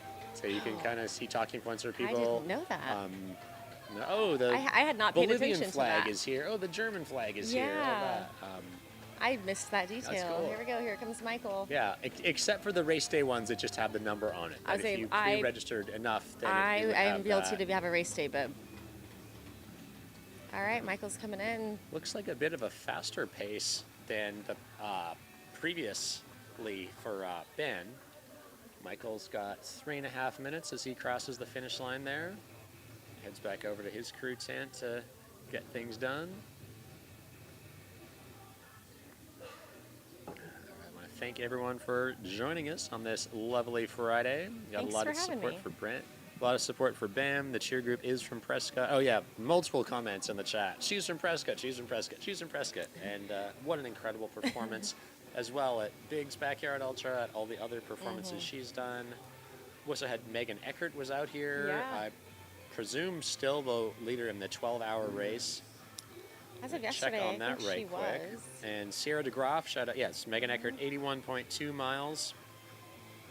Overall leader in the 12-hour. I do not think that will be touched this race. Also, Kelsey McGill's got a camera out there. She is second female in that 12-hour, just under 60 miles. And thank you to Sierra DeGroff for being on live stream with me yesterday.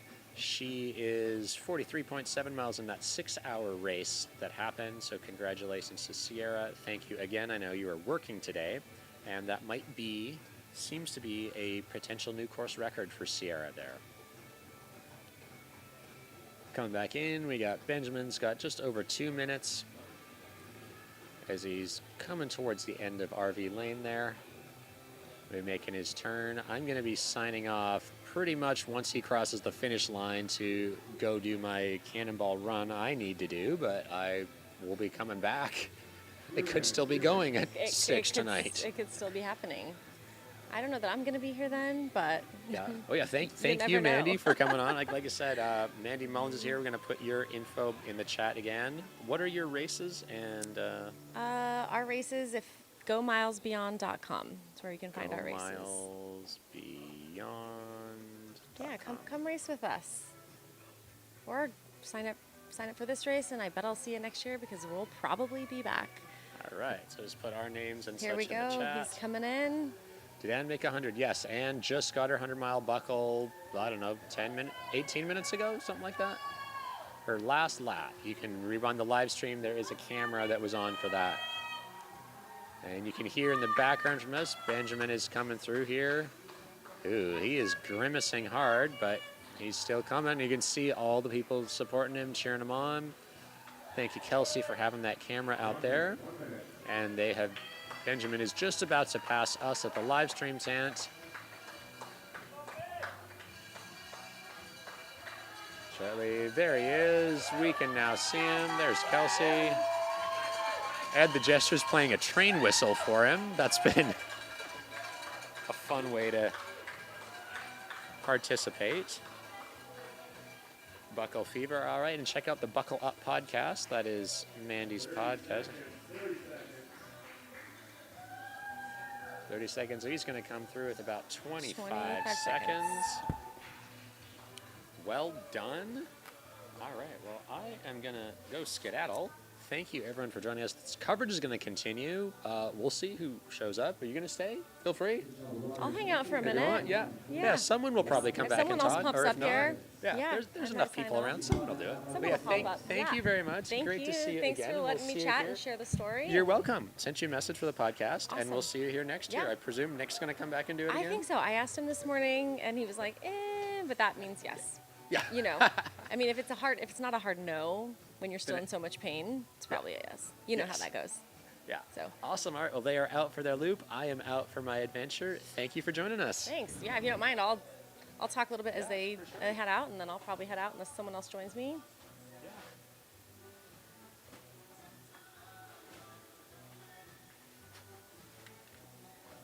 Yes, as we were talking, it was kind of a conversation in the tent that we thought maybe it would go until noon. So I'm also kind of wondering if these guys are going to try to get to that noon mark, at least if they are struggling.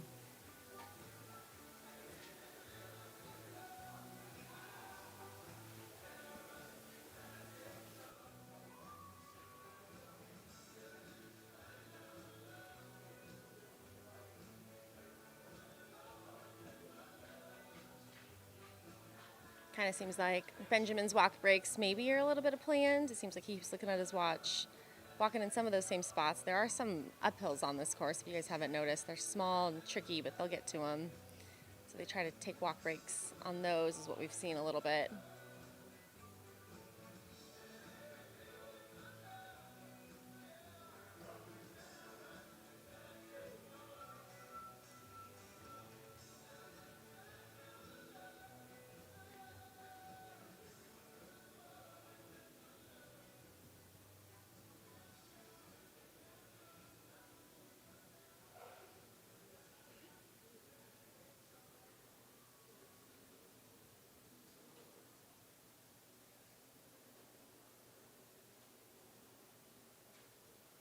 It is warming up, so you guys saw that there were some ice packs that it looks like Michael got on his neck as he was leaving there. The sun is a lot brighter today than it was yesterday. I think they had a lot of overcast that was really helpful. So it will be interesting to see how that sun impacts them as they continue to go.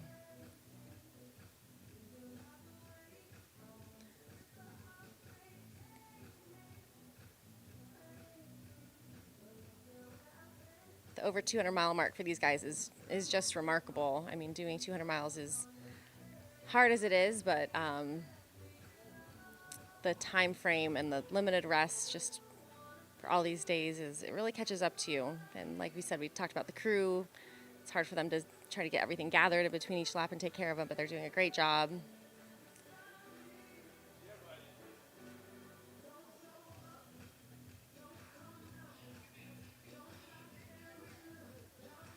Seems like their spacing is still pretty similar to what it was on that last lap. Michael's going by that aid station right there. Benjamin is needing the guardrail to help a little bit. That's a little bit more than what we've seen before, but that ramp is pretty steep uphill. And this turn they're taking here is pretty tricky. A series of turns on this up and downhill on that ramp, and you can imagine that after all of these hours, those turns will really start to get to the joints. You got to be really cognizant about how you're moving. I don't think it's treating Ben very well. Got some noise happening over here. Must be a big finish coming in.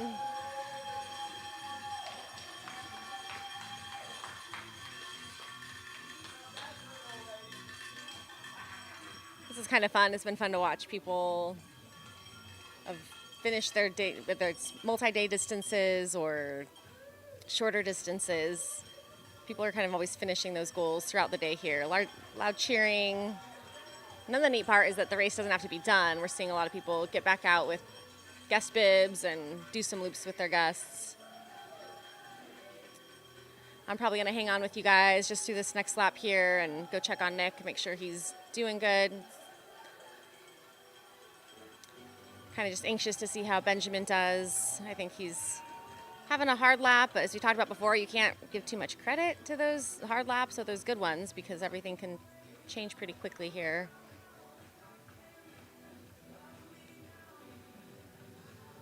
He's circling back by where the showers are.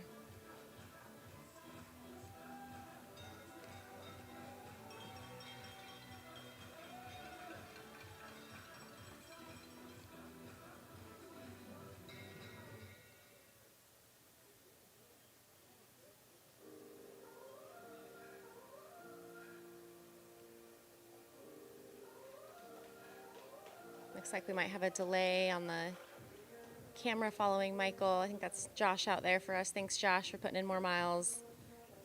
I don't think Josh had planned to run as much as he is at this race, and that's usually the case that we've seen at this event. You end up doing a lot more than you plan to.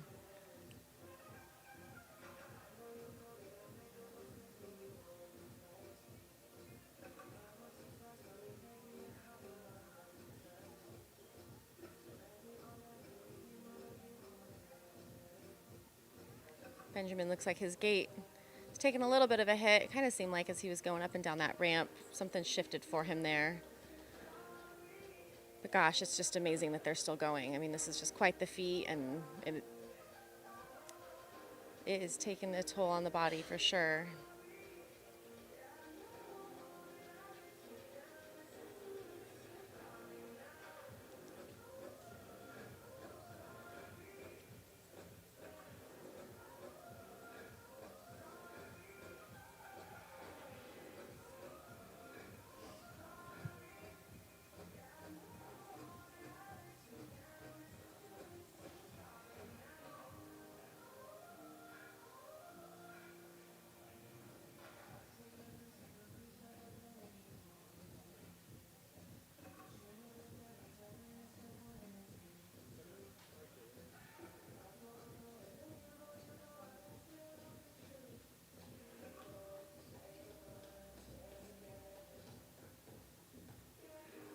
Now, this is one tactic we kind of took on the course. You'll see that what Michael just did there was hopping off onto the soft surface whenever you get a chance. So that to avoid the pavement, there are a lot of opportunities on this course to hop over onto the soft surface. So you'll see that happen a lot just to try to reduce that impact. And it might not seem like a lot, but loop and loop and loop after again, especially after 100 miles, 200 miles, it really starts to add up.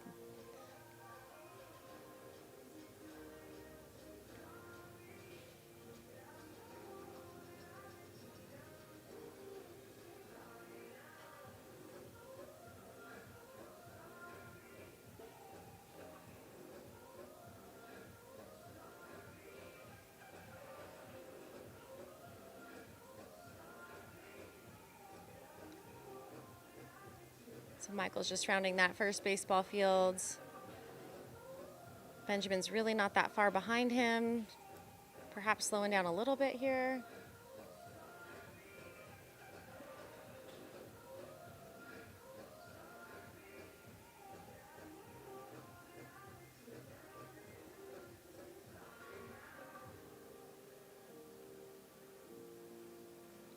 Yeah, so at this point, the rest has really dwindled. If you guys were watching last night and yesterday, these guys were giving themselves a little bit of time to lay down, put their feet up, some micro naps happening in there. They were taking a lot of 1 minute to even 2 minute kind of nap breaks where they would just be completely silent, and we were trying to be as quiet as we could in the tent for all these athletes, just bring the energy down for a minute just to let them kind of reset. And it allows just the mind and the body to reset and allows them to take breaths and just kind of refocus. And with no sleep for all of this time, it's pretty important. And you'll notice now we're not really having that time. So they're missing that time where they get to just close their eyes and relax. So that part is definitely going to take a beating here.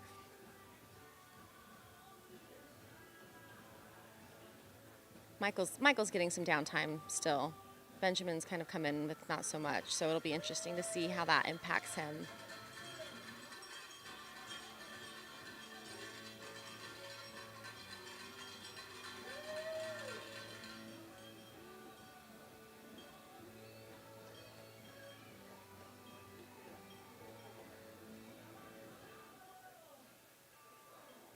Yeah, if you're looking at the finish line, a couple of people that I was lucky enough to meet up there just going through, one gentleman I know was shared through someone else that I was talking to that he's got a name of people on his back that he's running for, impacted by cancer, and it's just kind of cool. I'm seeing all the stories and hearing all the reasons why and people connecting. Everyone's out here running for something, whether it's themselves or someone else or a cause. And a looped race like this has just been so fun to allow that chance to connect and share. And you never know, what other lives can be touched by showing up to something like this. You carry on someone else's story for them or reason why.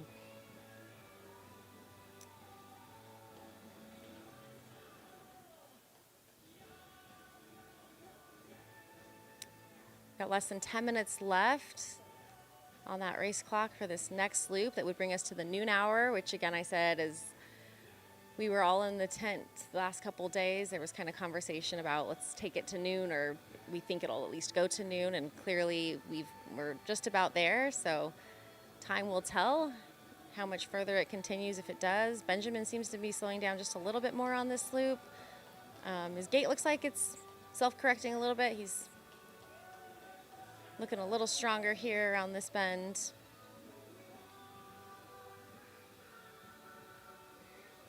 Got my friend Jim over here. Jim! He hit the 200-mile mark last night. One of the kindest people around the course, giving love hugs, embraces, words of encouragement. I think he popped into the tent every lap that he was on last night just to wish everyone well. He's got a shirt that he wears for the year and puts the people that he's running for in that year on his shirt and wears it to all of his races. So it was fun to see him add some names to his shirt for 2025, and then he took that shirt off, started his new shirt for 2026, and now he's got Stephanie Rosenbaugh. He's got her name on his 2026 shirt, and among others that he's running for this year. So Michael is just rounding that last little turn there. He'll run up past that first tent city. So if you haven't heard about what this is yet, we've never stayed in them, but the race provides tents that you can rent. So if you want to just tent camp and show up and have a tent provided for you with a cot, you'll see some of those. So it's been fun to run through those, and people cheer you on, see people outside their tents getting ready for their runs.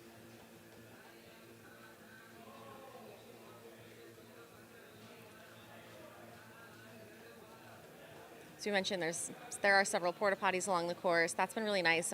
We've really enjoyed that part of it, that facilities are abundant, they're clean, they're well kept. So I know that Nick has talked about how nice it's been to run this course, and that several locations along the course there are opportunities to stop and take restroom breaks, and that's really important. You don't want to deal with lines when you're dealing with such a short cutoff, or knowing that you have to go another quarter mile or a half a mile, because really time is of the essence for these guys. So the facilities were really great. Michael's going to round that next corner, and now we're into Flag City. Seems like he's going to come in here with a pretty decent buffer and some rest time.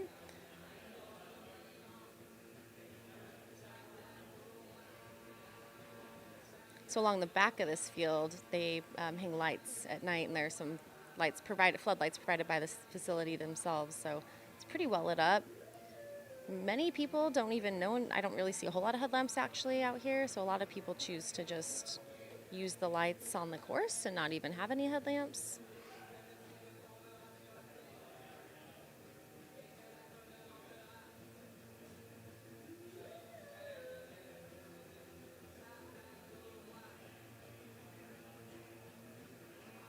We've got 6 minutes to go for these two to get in and restart their next loop. You can see the crews kind of anxiously awaiting over there.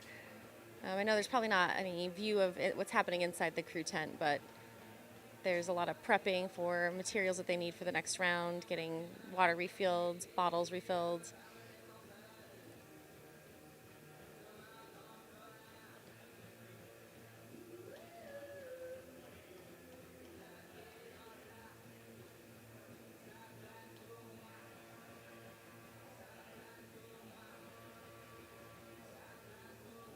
All right, Michael's rounding that corner, so now he's going down RV Lane, or Village as some of the people call it. I'm sure a lot of people are cheering for him out here from underneath those canopies.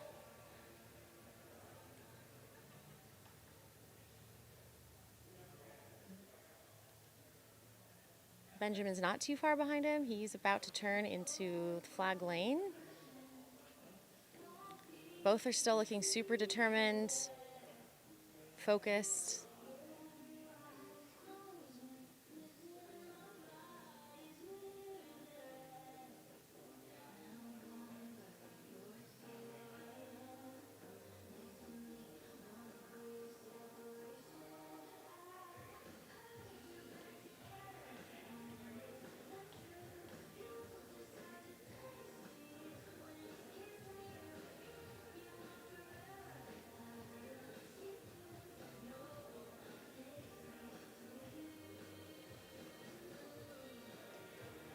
All right, Michael is entering the corridor, so he is going to make it back with just a couple minutes to spare again.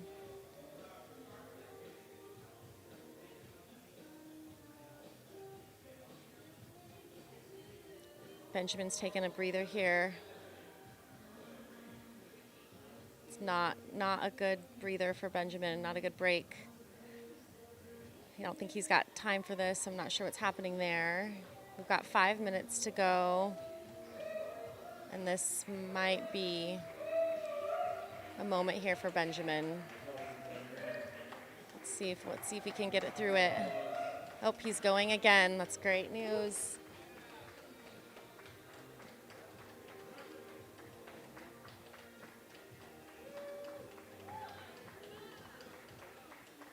Michael coming back in, looking strong.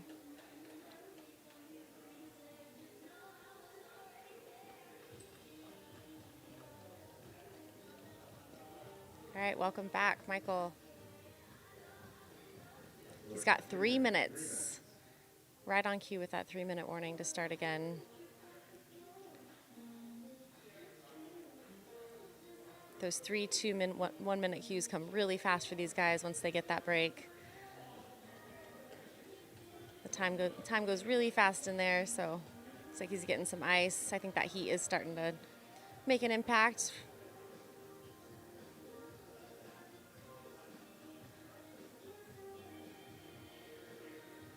All right, Benjamin.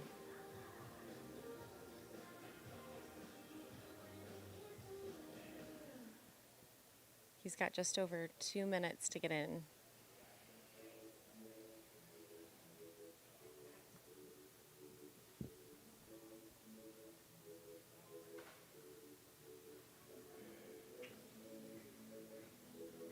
I'm sure that this is loud for him here. I'm guessing there's a lot of cheering, encouraging him to get going. He's got under 2 minutes to make it back in. This is a nail biter, you guys. These athletes have worked so hard and they are still both so strong and determined. You can just see it. They're not wanting to give up this fight. Another shout out to the crews that are in there making this happen, the volunteers. Again, the aid station has been impeccable. So many volunteers and staff working hard to make that possible for everybody to eat and get fresh food, variety of food all the time.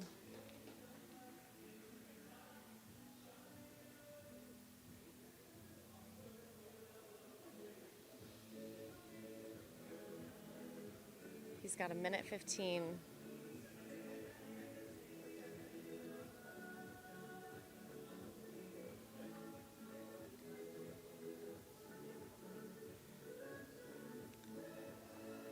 Sixty seconds, and Benjamin just entered the corridor. He's passing by that recovery tent there. He is in the corridor right here. 50 seconds.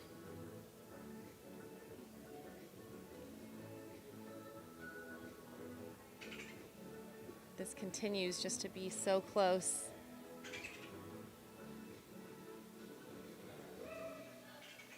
And you're gonna start to hear that noise for him here. 30 seconds.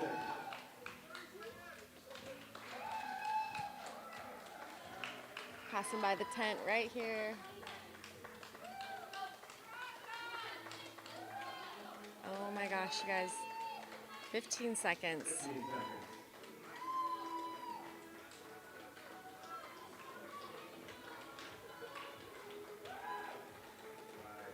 Made it. 3, 2, 1, go. And they're going again.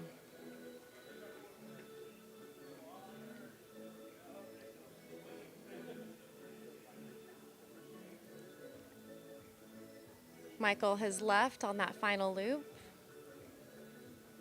Benjamin's just pausing here.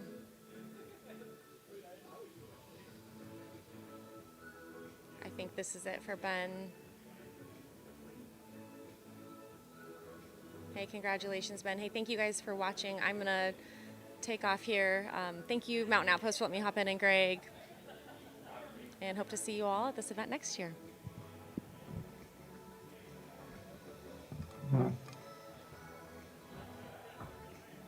Coaching across the stairs.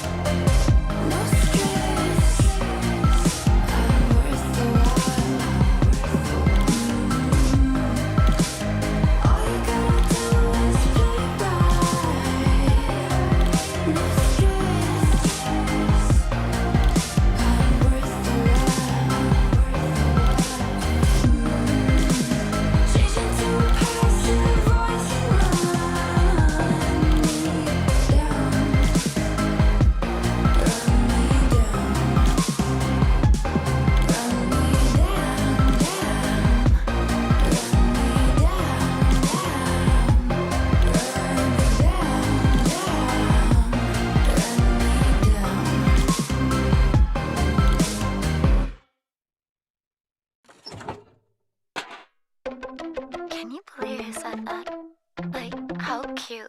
You can put me in the trash can, throw me on the sidewalk, drop me at the crossroads, sell me at the thrift shop. I don't really care where you send me, send me, send me. No, I don't really care. You can drop me in the ocean, leave me in the alley, hide me in the basement, or leave me at the listed fund. I don't really care where you lose me, lose me, lose me, or if you choose me. I'm a genius, didn't even graduate, don't have a blue check, not verified, but when I go out, I feel satisfied. Cause I'm hot and pretty and I got nice. Hot and pretty and I got nice teeth. Hot and pretty and I got nice. If I die happy. Hot and pretty and I got nice. Hot and pretty and I got nice teeth. Hot and pretty and I got nice. If I die happy. All these dummies on my DMs, oh my god, I see 'em. Do you think I'd read 'em? If I did, I'd leave them on red. Can't believe they thought I want them. Like who? Me? Her? She? I don't really care if they hate me now. I'm on my way out, but you're way out my league. Cause I'm hot and pretty and I got nice. Hot and pretty and I got nice teeth. Hot and pretty and I got nice. If I die happy. Hot and pretty and I got nice. Hot and pretty and I got nice teeth. Hot and pretty and I got nice. If I die happy, happy. On the coffee you spilled, the text you never sent. Play this fool, feel this where you never listen to the outfit that you loved, but your ex couldn't bear. Wow, wow, yeah. On the top you never closed, maybe overshared. Joke that went too far, crush you never named. Lipstick on